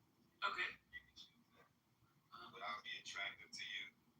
Assuming that I meet other qualifications like appearance and physique or whatever else you hold true physically. Yeah. Character. But from a financial perspective, my expectation and my reliance on the government and my reliance is also predicated on the government and how well they take care of us. I mean, yeah, I totally wouldn't be against dating somebody who's in the military other than being an agent of the state. But this is like largely what that is, though, right? You're depending on the government to pay you, correct? Oh, do military service members have other jobs? They actually go on to work for a check. Yeah. So when I say, see, this is where I gave you the scenario exactly you had to by saying the military, you gave the person a job. Yeah. Never mind. We can scratch it. I got my answer. Okay. He needs welfare. When people are looking forward to the government taking care of them, think like for many people who are involved in the welfare system, they do have a aspect of it where they have to work, don't they, in order to receive their benefits? When people are looking for the government to take care of them, they're not looking for a job. Okay, sure. Did you get your answer? You said benefits, so of course you agree. You said benefits. Yeah. Benefits come by way of tax dollars, right? Yeah. They come through social programs. Sure. Okay. So when people talk about socialism, they talk about, well, it creates a baseline of people's existence. If they work for it, I'm not critiquing whether it's right or whether it's wrong. I'm just speaking to the psychology of it. The majority of women would not choose a man and showed up to the table, and a part of their financial success plan was relying on the government to take care of them, not work, to take care of them. To be very honest, I would if I work and I make a living and I have a house and I pay my bills, I wouldn't be able to be attracted to a man that does not work or does not make a living, doesn't have a house. Or let's say, for example, he showed up to the table and he said, hey, I make, let's take the average man, what makes 40, 50K. Let's say if he said, I make 30K, but my expectation for the rest of my life is for the government to supply the other 10. So I would like for you to accept me as if I'm making 50K. What would you think about that man's logic? Are you taking me still? I have a link in the chat I'd like Restart to look at while you answer. I don't know that I can answer yet. That dude's definitely not attractive. Well, I mean, like, I think, like, I think there's a certain realistic point where people, judge somebody's ability to access means, right? But, like, I don't know if I'm the person who does that more often than not. You know what I mean? Like, I'm not going after, like, investment bankers and, like, fintech bros, because they're, like, super secure and attractive, right? I'm also not, like, a person who hasn't lived life and understands that, people experience different chapters, but to not, like, comprise the whole book of just that one chapter. So maybe I'm, like, not the right person for that question.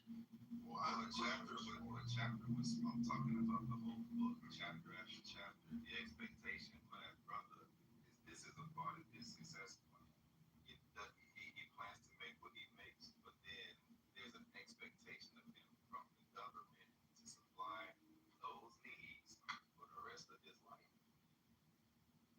Well, that's not a chapter. That's concept. I don't know that that's, like, realistic. I've never experienced somebody solely relying on the government as their whole income. Yeah, I've never dated a veteran.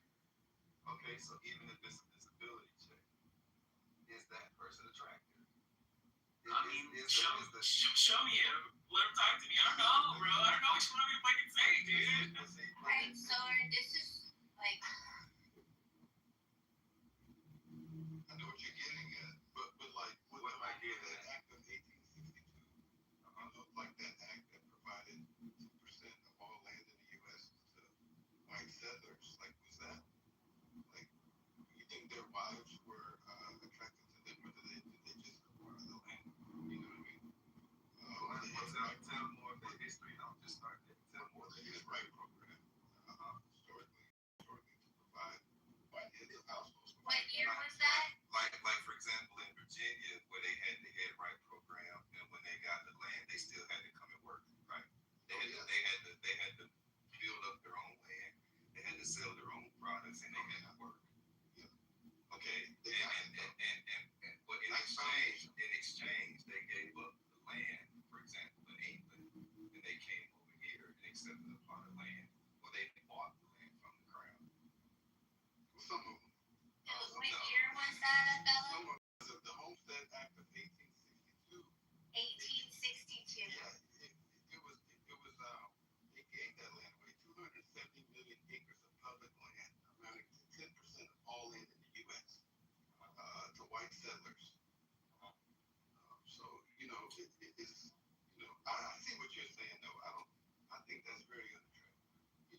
money to sit here and expect something from the government. Go out and get it because there's so many ways to make money. But that's still doesn't prove the case though. Okay, well, I gave you that. No, I don't feel that that's why I say go further into But there are exceptions though. If someone's sick or they have a disability, that's another thing. That means they can't work or they can't work less than a person that doesn't have the disability, right? So I agree with that, but the choice for the woman to choose if this person fits her with what she envisions her life playing out. That's what I was asking about. People have circumstances in their whole life, but that doesn't mean me as a man or you as a woman have to choose to be with this person. And what I was doing was drawing a direct correlation back to the concept of being intellectual. If you're looking for somebody to take care of you for your life, in order for your life to work out towards the end goal, it disables the person's ability to be intellectual. I don't think that's true. How do you explain children?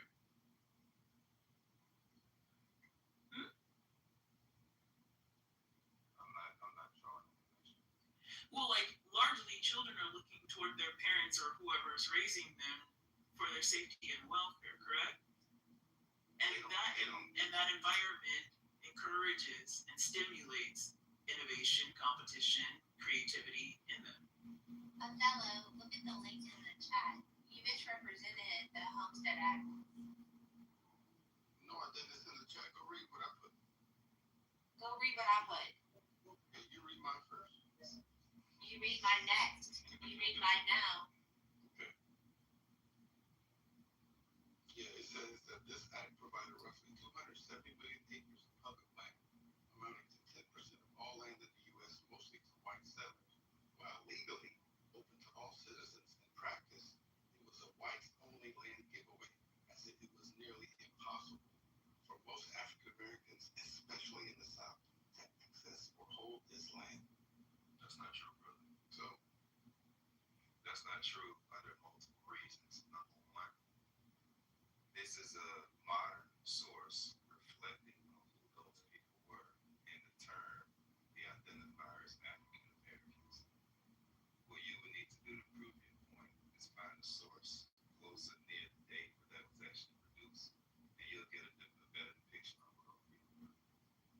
gotcha. I'll give you a prime example. Many of the Europeans that came over here were black.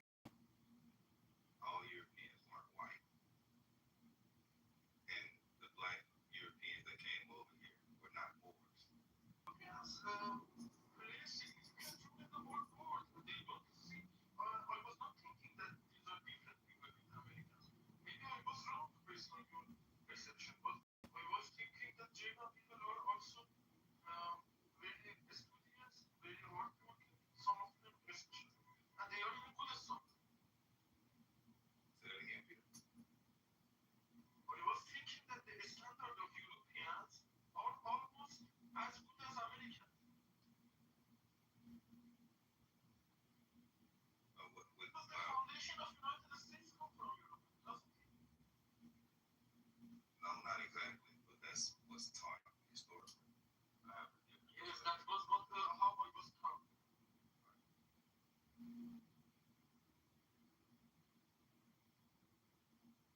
well, you know, a lot of these Europeans were also in other countries, in countries where there were also living black people.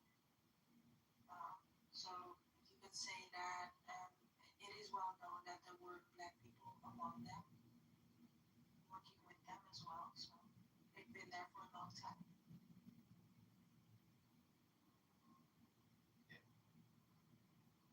And that's what it is, a clash of systems. Because if somebody is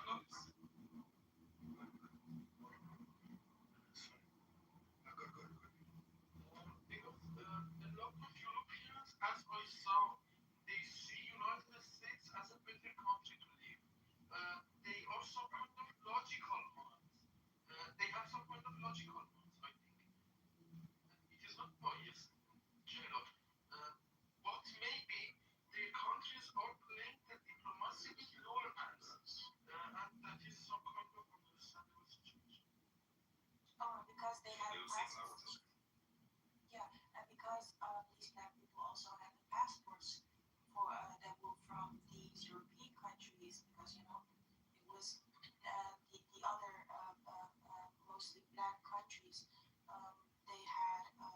easy to get the passports from the European country.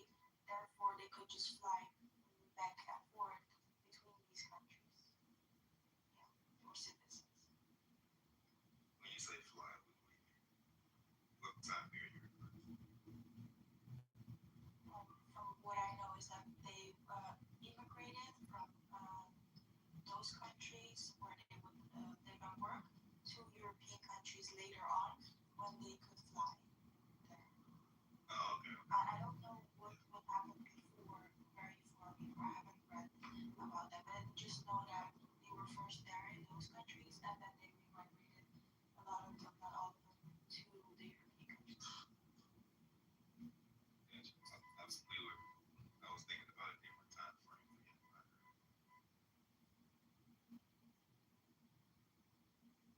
Thousands of Black Americans did homestead successfully, especially after the war. Researchers estimate roughly 3,500 Black claimants in the Great Plains states obtained patents, titles to about 650,000 acres, supporting as many as 15,000 people, including families.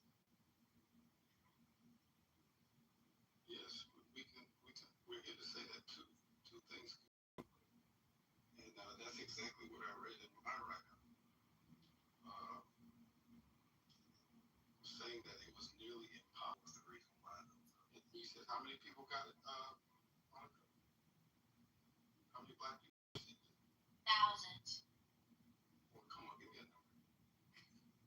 If you had read the link, like you told me you were going to read my link, you'd have the information. Because this could be 1,000, 10,000, 35,000.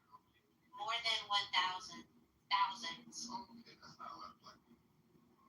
So, see, this is where we get annoyed with each other, Othello, right? I'm glass half full, you're glass half empty. We're looking at the data. The data is impartial. I want people to recognize the massive achievements Black Americans have made throughout history, overcoming amazing challenges. In the 1920s, they cut illiteracy rates in their population in half over 20 years. I guess you're going to talk about the stock market then. And then you're focused on what? What are you focused on during the 1920s? Well, I mean, he's just giving comprehensive. Yeah, I'm talking No, he's not. He's he's just focused on giving. the I'm so negative. sorry. I'm just gonna finish my statement. It's I'm not negative all to, of it. bro, Monica. It's not I'm negative not a to. bro, Cersei. It's Stop not. it. It's not negative to remark what happened, bro. I don't know what's wrong with you people. Saying the real events of history should What's not wrong provoke with you you. people is you calling us you people. I mean, you people, the inhabitants of Clubhouse. Yeah, I mean, you people, the inhabitants of Clubhouse, bro. Whatever, You people bro. are narrow-minded. You people are bigoted. No, man. Like, what it is like you have a problem with somebody adding context, nuance, and accuracy to the thing you're saying. No. Why can both not be true, Othello bro? is. I just. Did you even hear me? Yes, I did hear you. I also heard you mischaracterize what he said as something negative when it is just a statement of fact. You know, I don't have the energy to fight. Cool, don't have energy. Go to sleep then. I was talking to Othello, not you, first of all. Cool, I'm here too. Shut up. Contend with that. You people need to shut up. Cool. I said the thing why Othello and I fight is because we have different lenses on the same facts. And you mischaracterized his lens as negative. I didn't. Yes, you did. You said negative out of your mouth. He misrepresented and only focused on one aspect of the homestead law in Peter, you need to mod this fight. In 1860. Why are you involving yourself, Peter? Because I'm a moderator and I have the power. Alright. I'm just playing. Don't touch my PTR, Beaver. You don't have the skill. What do you mean the PTR? How do I touch it? So this is the thing. It was not misrepresented. What I wrote in the chat is that it was nearly impossible for most African Americans, especially in the South, to access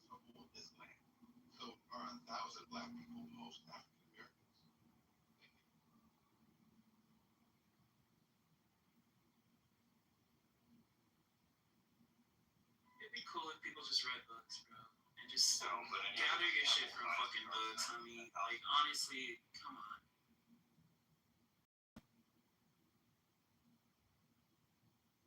Any national pool starts at 1,000 feet.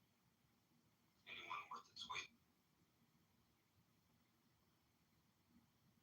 Okay, cool. Rooster, so when you brought up your stat, are you saying that to say, like, the amount, the percentage that the government spends on is 60 to 65? Yeah, are you saying that? Yeah, are you saying that to say that that's a bad thing? Yeah. Really? So, inside of that, they're not providing, like, free education. They're not providing free food, really. What these things are access to probably really integral care methods for older people and people who need access to like hospitals. You're saying that's bad? No, I'm saying that it's bad that 50% of the national debt is associated to those. Well, I mean, I don't know if you read the thing that you were reading fully. It says 60 to 65% actually, and it includes like interest payments on previous debts as well. So unless you have an actual breakdown of which programs equate to what, you still couldn't really make this argument. But then again, like it's not so like but more so than this. Yeah. So, but more so than this though, the conversation we were having was about able-bodied people relying on the government, right? Not 65, 67, 85-year-old invalids relying on the government. Correct? Correct. Right. So then your qualms with the percentage of the national debt that's spent on social care programs actually doesn't really matter. It's inconsequential to the thing we were talking about. Why is it? Because the demographic who uses those things are not the focus of your argument. Who is? Able-bodied people who expect a handout from the government. And do you agree or disagree with that? What? What? Do you agree or disagree with that? With what? Able-bodied people milking the government. Social systems, they cannot eat for free. They don't give them position. Let them speak, bro. Let me finish. If they are in a vulnerable position that was out of their hands and they have put their share inside the table, then the safety net would help them. If they are unwilling to work, the safety nets are not designed for them. It is not a game to eat for free. Did somebody translate Disney Obama for me? He said it's not a game for people to try to eat for free. That's what he said. Exactly. What I was saying that these social safety nets that I mean about socialism and I am defending on is about those people who have put their share of work inside the table. For example, when they are able to work, they don't deny working. When they have expertise, they would put their expertise for the society. But if they are stuck in a hard situation, this society would help them recover until they are able to work again. For example, exactly, they need, when they find themselves in a hard position, they need to be able to survive, to not be kicked out of the society. That's it. My understanding from socialism. They abuse a bit of computer, they'll stay on it as a cover, or there's fraud. So that happens too. Also, there are different layers of when they are in a specific situation. The level of support that they are receiving is different. For example, when you are when you have paid less insurance and bills to the state benefit department, when you are stuck, the level of support is also categorized differently for different people. But the minimum is guaranteed, I think.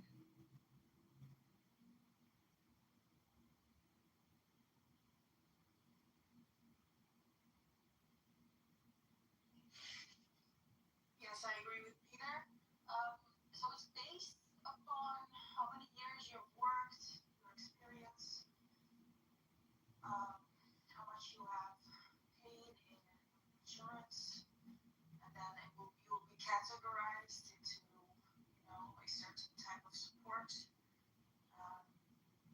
So it's very based individually. They will look at individual cases. I think that's the best way to approach. I'm still trying to figure out why mine and Xerxes' views were in conflict with one another. I didn't see a link. Did you post a link to your statement that 50% of our debt is due to entitlement programs? Because I didn't find that. I did see current spending. I'm happy to share it, but I don't know how to share a conversation with AI. I use Grok. It's much easier. It's just a link download for Grok. What AI are you using? I was just using Gemini. I just hopped on Google. It doesn't give you an opportunity to copy paste it there. Maybe it does. Let me just see.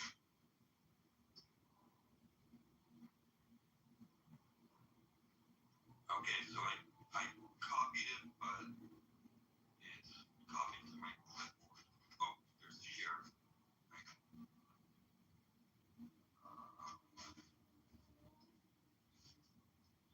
Thanks, Tristan.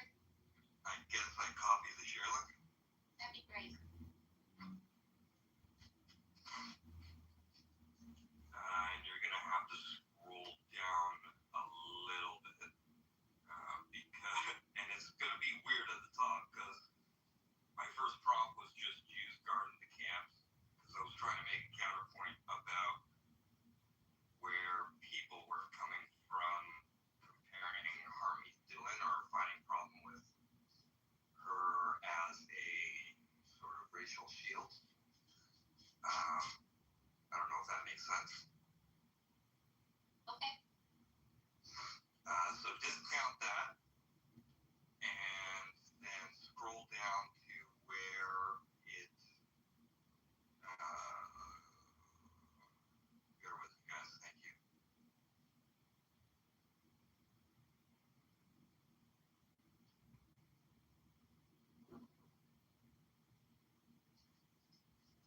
No, I didn't have a conversation with Gemini. I might have moved on. Okay. I'm gonna go off mic. Just give me a second, okay? Alright, that's fine. So, Othello, based on the 1860 census, the last before 1862, there were approximately 4.4 to 4.5 million Black American, well, not American. So they couldn't take advantage of it until they were freed, right? Let's see how many people were free. Slaves? That's crazy. In 1862, only the people in the North were free. I believe. No, I think they still had. I think they still had some slaves in the North in 1862. Alright, it was a grok conversation. I got it. Thanks. Can't post it though, unless you guys want it in the chat. But if you Yeah. you want it to ask, you got it on me. No. Chat is fine. We don't need it in the nest or the jumbotron. That's because this is Monica's room and house, and she can determine what goes on. Thanks for recognizing my awesomeness. The other thing awesome about you is you're overweight and the fact that you suck up EBT. Oh my God. I didn't see that coming. What you think to say? He's irrelevant. I'd like to invite people to the Dividing the Irrelevant. Actually, you don't even know what you're talking about. The only reason you came on stage was to actually sit there and go, I heard the word black man and I want to fucking comment on it because that's the only thing you care about. That's the only thing you care about. Like, really, you can just sit down like you think everybody wants to go and say, hey, you know what's great? I want to know what Monica's decision is on racial demographics and breakdowns in 1862. He just wants to fight. That's pretty much it. Yeah, that's what it is, Monica. Everybody wants to hear that squeaky fucking Twinkie filled ho-ho gelatinous fucking blob on your head. You go, they probably hear from Pagan Crowd. They probably would. up here. Down trees just so dusty. Look, it's melting and dry. Yeah, there you go. But you got like you, Monica. All you care about is fucking your little racist, and then you got your little root crew that sits there and fucking goes ahead and does it. So have fun. And it's disgusting. Really, it's disgusting. You ever hear Monica? She ever talk about anything else other than fucking race? Oh, and Jordan fucking Peterson quotes.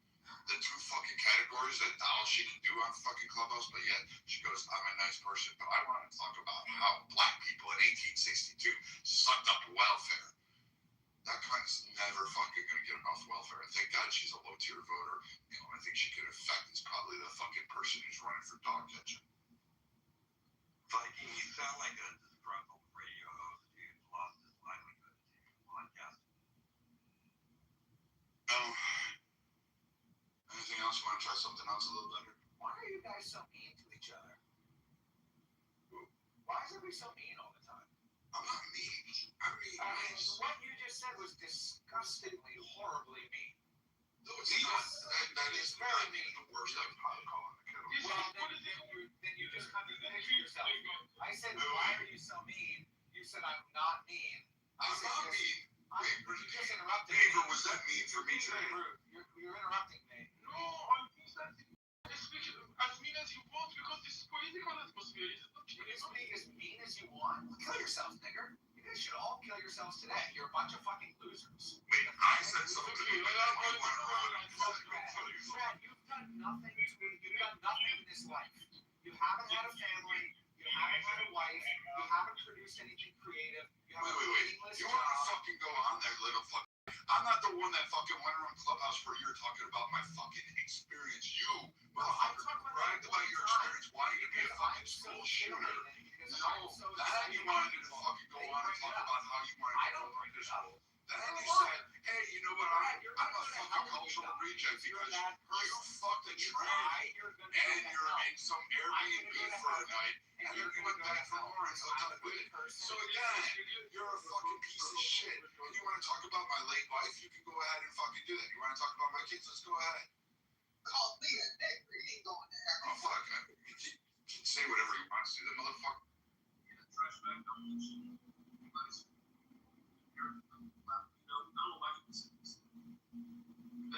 More mean, but when you reach the limitations, border of the meaning, being mean, then you are out of the loop. But being mean is not a problem. Yeah, my friend, you think, man, you'd be pushing for solidarity between Jewish people and black people, but you're saying the N-word on here. As a Jewish man, come on, do better. Hashem is watching. Anybody see that coming? He isn't a Jewish man. He was a fucking wannabe school shooter. That's who he fucking was. Motherfucker went on here, went to gun rooms going, I stopped thinking about blowing up a school. That was fucking trash bag. And he's like some fucking Canadian reject wannabe fucking Bear Grylls motherfucker who can't figure out a way to get out of a mall parking lot. Sometimes I swear to God, we do in the conservative Republican rooms, we do collect some of the worst people. But then I'll go to the liberal rooms and I'll be like, they have the same problem too. So it's like, Beaver, it looks like our party does collect herpes. Both sides. Those rooms are fucking worse.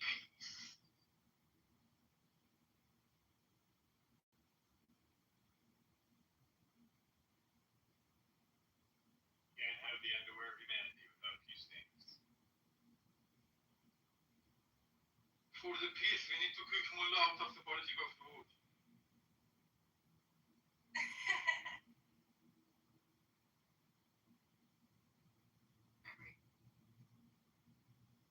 Thank you.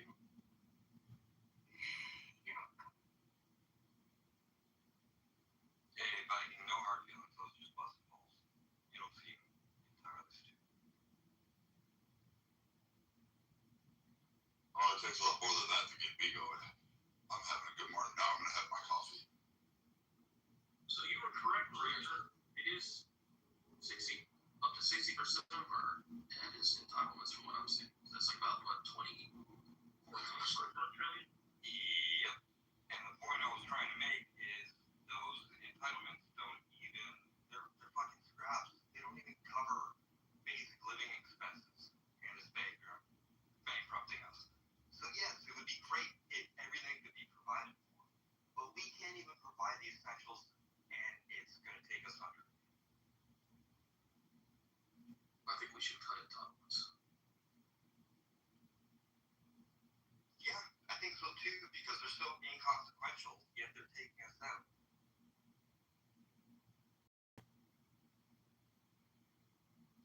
Like this whole liberal bullshit.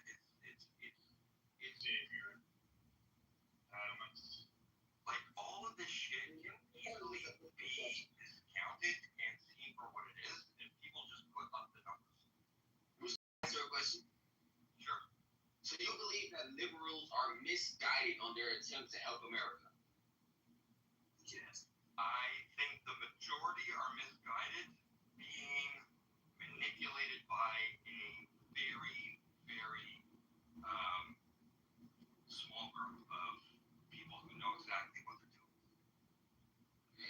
But you also believe that liberals are doing this on purpose because they don't care. Yes. And do you think that there are some people on this planet who know what they are doing? They're not doing it on purpose because they don't care. They care. No. They care about a very different result than what you. Sorry, I'm making an assumption here about what you believe. They want the votes. Bro, my speaker did cut out on Rooster. Can you say that again? It's more than just wanting the votes. They want power. I promise you, there is nobody on this planet who knows what he or she is doing. And just like people were saying, when you're given too much, you have no need to want anything more. That is exactly what the liberal leadership wants. And when I say the liberal leadership, I don't mean classic liberalism in the sense of freedom of expression, freedom of association, freedom of the pursuit of happiness, agree to disagree, but liberal in the sense of the Democratic Party they want you to hand over your vote. They want complete control and sublimation.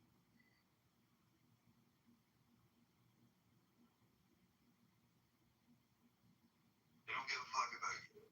Too. If it is not up to one person to take over the world.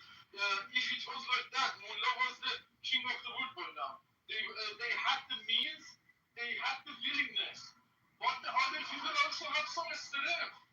Would you underestimate others? There's no such thing as an individually motivated person leading a group of people. It's the motivation. The motivation is the motivation. Like it's an attractor field that has a gravity well that pulls people of like mind and motivation into its orbit, and it just collects whatever's around it. Good morning. The problem with the Democrats. They're so naive and so blindsided that recently, last night, this report came out of California. The Chinese woman pleaded guilty from working with the Chinese government. It's like she was a spy for the Chinese government and pushed pro-Chinese propaganda. She's being charged right now. The Democrat. Wasn't that the craziest story? Yeah, man, it's not crazy to me. I haven't seen it. Yeah, it is. Did you see her videos where she's doing like the kick in the air, the back kick, and she's like running down the stairs? It's just crazy. Go on. I got to do some more research on her, but I was just like seeing it, and it's like the sad part that it's shocking and not shocking at the same time. And just it just reminds me of Tim Walz. I was talking about before that report came out.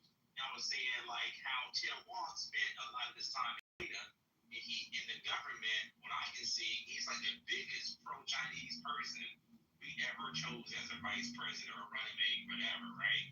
And he spent like years in China. Tim Walz, Kamala vice president. Could you, man? We have to really take control and understand that we are being manipulated as Chinese are pumping billions in propaganda in our country. More than it broke in California. Eileen Wang. Yeah. Wang Chung. She's not the first. I remember Newsom 2 years ago going to China test driving the BYD cars, and he was like, nothing but Kool-Aid smiles, and oh man, oh my God, it's a great car. And I don't know, a lot of people don't know this, that in California, one of the buses is like a electric, that's made by BYD. The cars are not here, but he pushed to get that BYD and gave them that contract. Governor Wallace, I mean not Governor Newsom, Governor Newsom. So they are sellouts, but they might before cared a little bit, but right now they are beholden with so many different elements outside this country. They care more about non-Americans than Americans at this point, and want open borders. And I'm like, about 2 years ago, or maybe 2.5 years, maybe 3, I would never even consider, like, man, that's just conspiracy theory. People just talking shit about the Democrats, blah, blah, blah. But no, it's real. Like, it is a real serious issue. They're out here saying, I want the fucking open border. I don't care if 1 billion people come up in here. It's crazy. Like, I don't know, man. That's true. That has been going on for a long time. I think people are just finding out now. I think all of this bullshit about white against black and who's on what team, I think it's living its last days, to be honest. People are tired of it. They're looking around and they're looking at each other and they're thinking to themselves, I'm not against you. Like, and you're not against me. Like, we think we are, but we're both fucking losing. Exactly. We both lose. Like, white. I'm sorry if this pisses people off, but white people are just starting to see, like, now you are. We're on the fucking field too.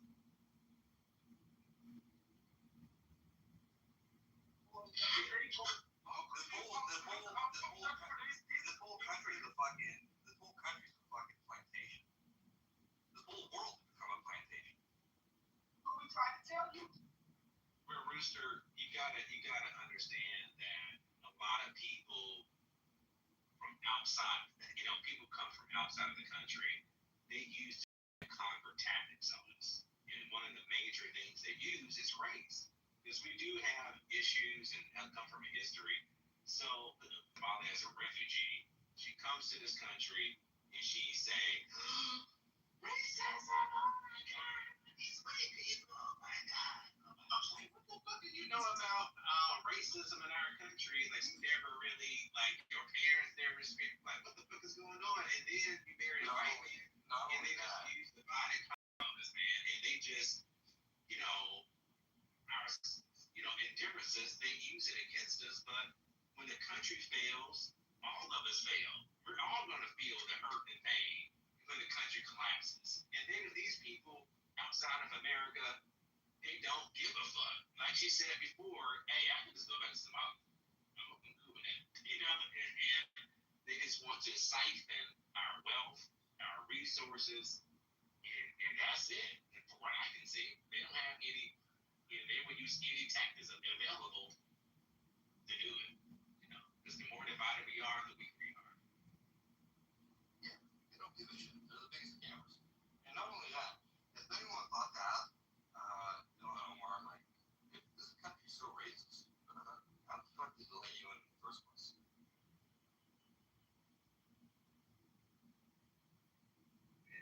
It's really... Because you stole a shit ton of money, organized a big web of a scheme, and married her brother, and then went to his mother. Because there are 100,000 people who flocked to it.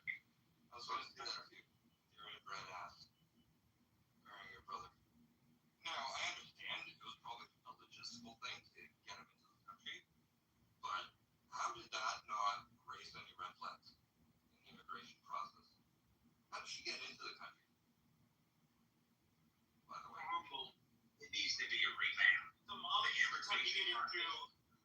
they tend to get in through as asylum seekers. I think that the people would change their behavior when their status changes. For example, when she wanted to enter the country, she was defending that rights of that woman. But when she sees her rights against them, they won't react like human anymore.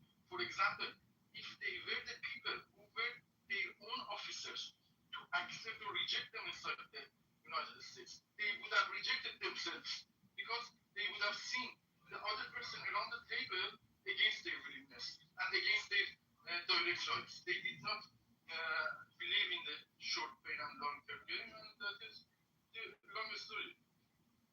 They need to be guided by the system. They cannot plan a system.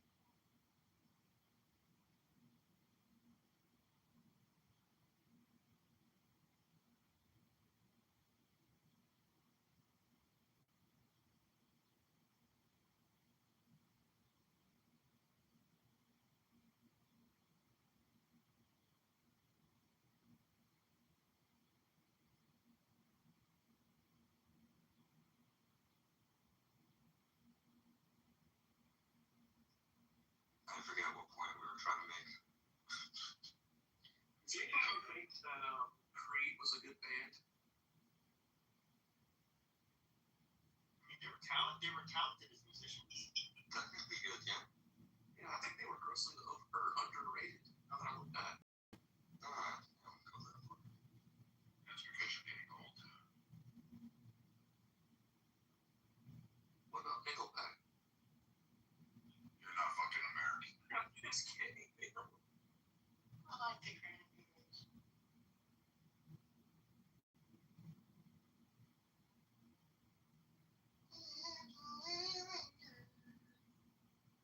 A Linkin Park came on in my shuffle yesterday.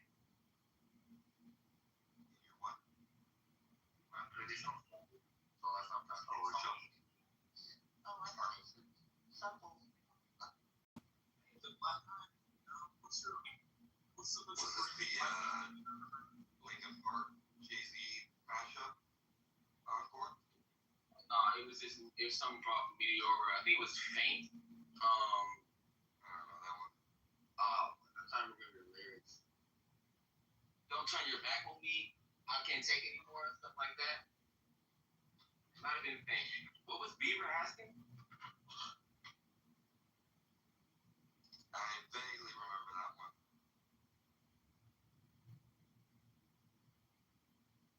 I'm sworn Bieber had a good question. Sworn.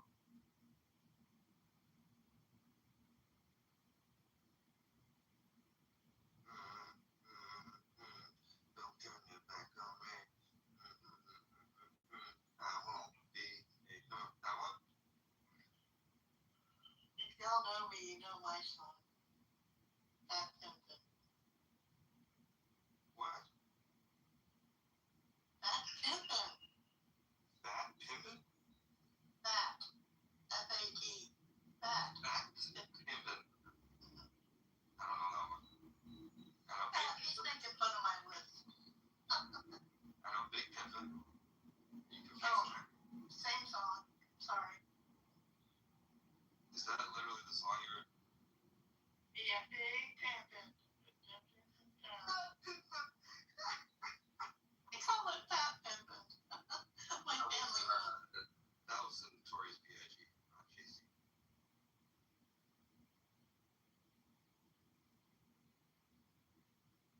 Gangster.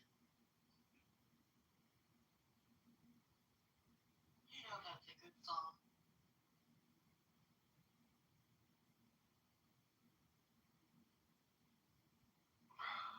Do you guys think music is worse now than ever, or You kind of, sort of.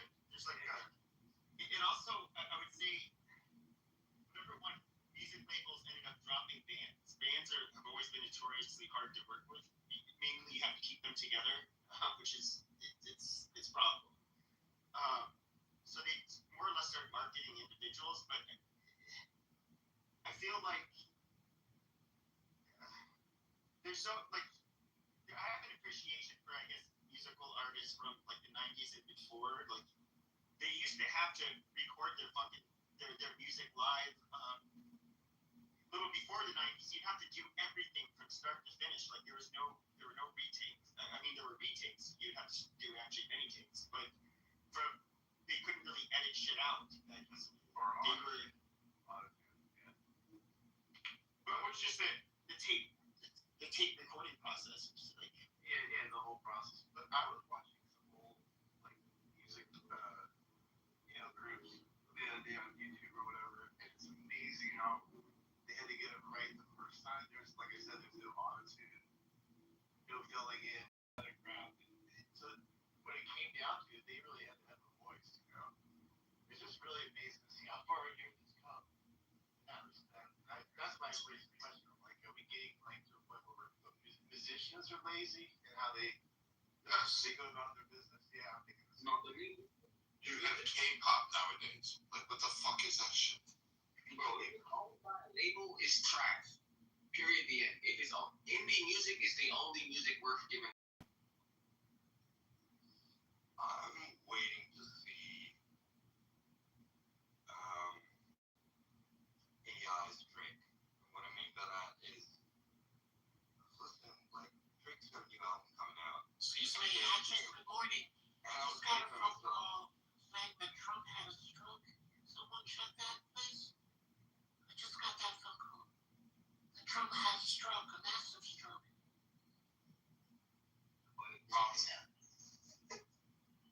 You sound like you've had a stroke. It's not funny. It's not funny. You wouldn't have to do that before us, I promise you. You need to slow down. I told you about slowing down everyone. Slowing down, man. Is this a safe space? I don't know. It's a safe.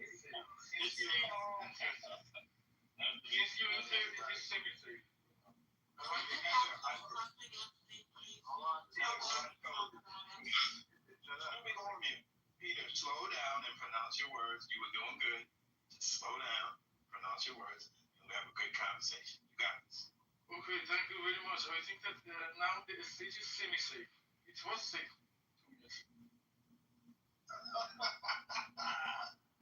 Peter got a theme. What's going on, y'all? What y'all talking about? I heard the music discussion. Shout out to the music. Yeah, I like it. You have the popular music to go online, the artists to get any real good music. There's an artist called Fritz Kiwi Juice. Yes, he's gonna go by FKJ. He plays everything live. He uses a looper, but he plays everything live. Go give it a try. FKJ. Well, to what he was and I was saying, yeah, independent artists to me, that's where it's at. I spent many years in the game, and it's difficult when you're signed to a major. There was a lot of shiesty things that were going on, payola, buying your own music to make the numbers look good. There was a lot of BS that went on. I do want us to return to tangibles, CDs. A lot of people are now into, getting the 1200 techniques and playing actual vinyl. Those are the days. I'm from that era, and I remember recording sessions with Ampex tape, reel to reel, and no, we're going again, and hold on, let me rewind the tape. I remember when Pro Tools came out, I hated it. To me, I thought Pro Tools sounded like AM radio. I was like, what is this? Like, nah, we're going to record digitally now. I hated it. It's just a different sound you would get with the Ampex, with the analog, with the reel to reel. And yeah, there's been a lot of evolution in the industry. Anyone can make music now. You know where to buy the mic. You can go and get your Fruity Loops or your sampler or your this or your that, and it's just overflooded. But if you have a niche on the indie side, you can make a lot of money from merchandising to these little pop-up shows, touring on your own, get your little band and get a band and find your audience. Now with analytics, you can see who likes you and who wants you, and get a little indie promoter or booking agent, and there's money to be made. People don't know, Taylor Swift is an indie artist. Like, what? Yeah, she's one of the smart ones. She's killing it. She takes care of her people. She buys them boats and shit. Like, it's the artist and how much they're willing to support those that support them. And then you have the assholes who about their groove. And it's all about me, and the overhead is killing them. And I'm curious what the future holds for the music industry. Yeah, streaming. The song "Happy" by Pharrell streamed more than 1 billion times, and he made something like $300,000, which ain't shit. You know, if you look at the splits on how they, and Anthony and I had this back and forth a while ago. You know, my numbers were off. I admitted it, but the way they count streams as to a song going gold, to me, that shit is trash. I like the days of I sold 500,000 copies of this CD. That was gold. I get it. People are like, oh, but the streaming is different. But financially, what the artist gets per stream compared to what an indie might get off of an actual tangible sale, it's way different now. That's why these guys are out here hurting. When you start producing in July? Didn't produce. I was a tour manager, so I moved artists. Throughout the United States, Europe, Southeast Asia, Australia. I've been to Africa a bunch of times. It was great. And I toured from like 97 to like 2000 and I don't know, maybe 2016, 17. That's when I stopped.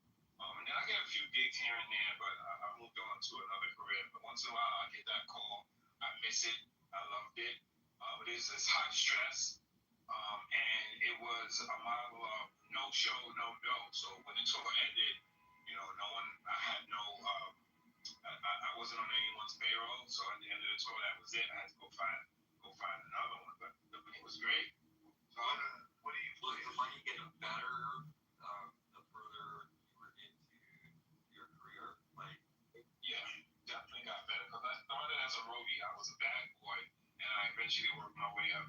You know, there's room for growth. I worked my way up to tour manager / production manager, and I could charge what I want. I would always aim high. I would always overcharge. If they said, okay, we'll pay that, I'd be like, yes, got it. You know, it was like that.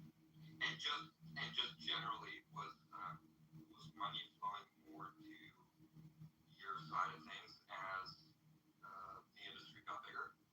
Definitely, because I called touring Battle Frontier.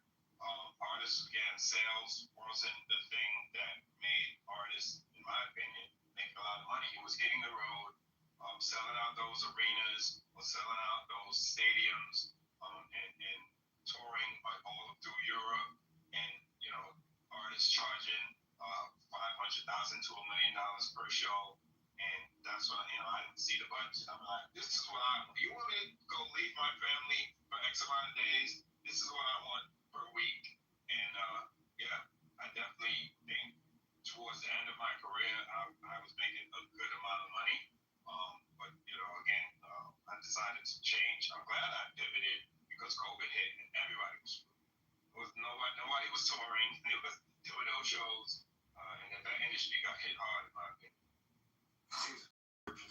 Like if you were in it right now, it seems like there'd be more money than ever.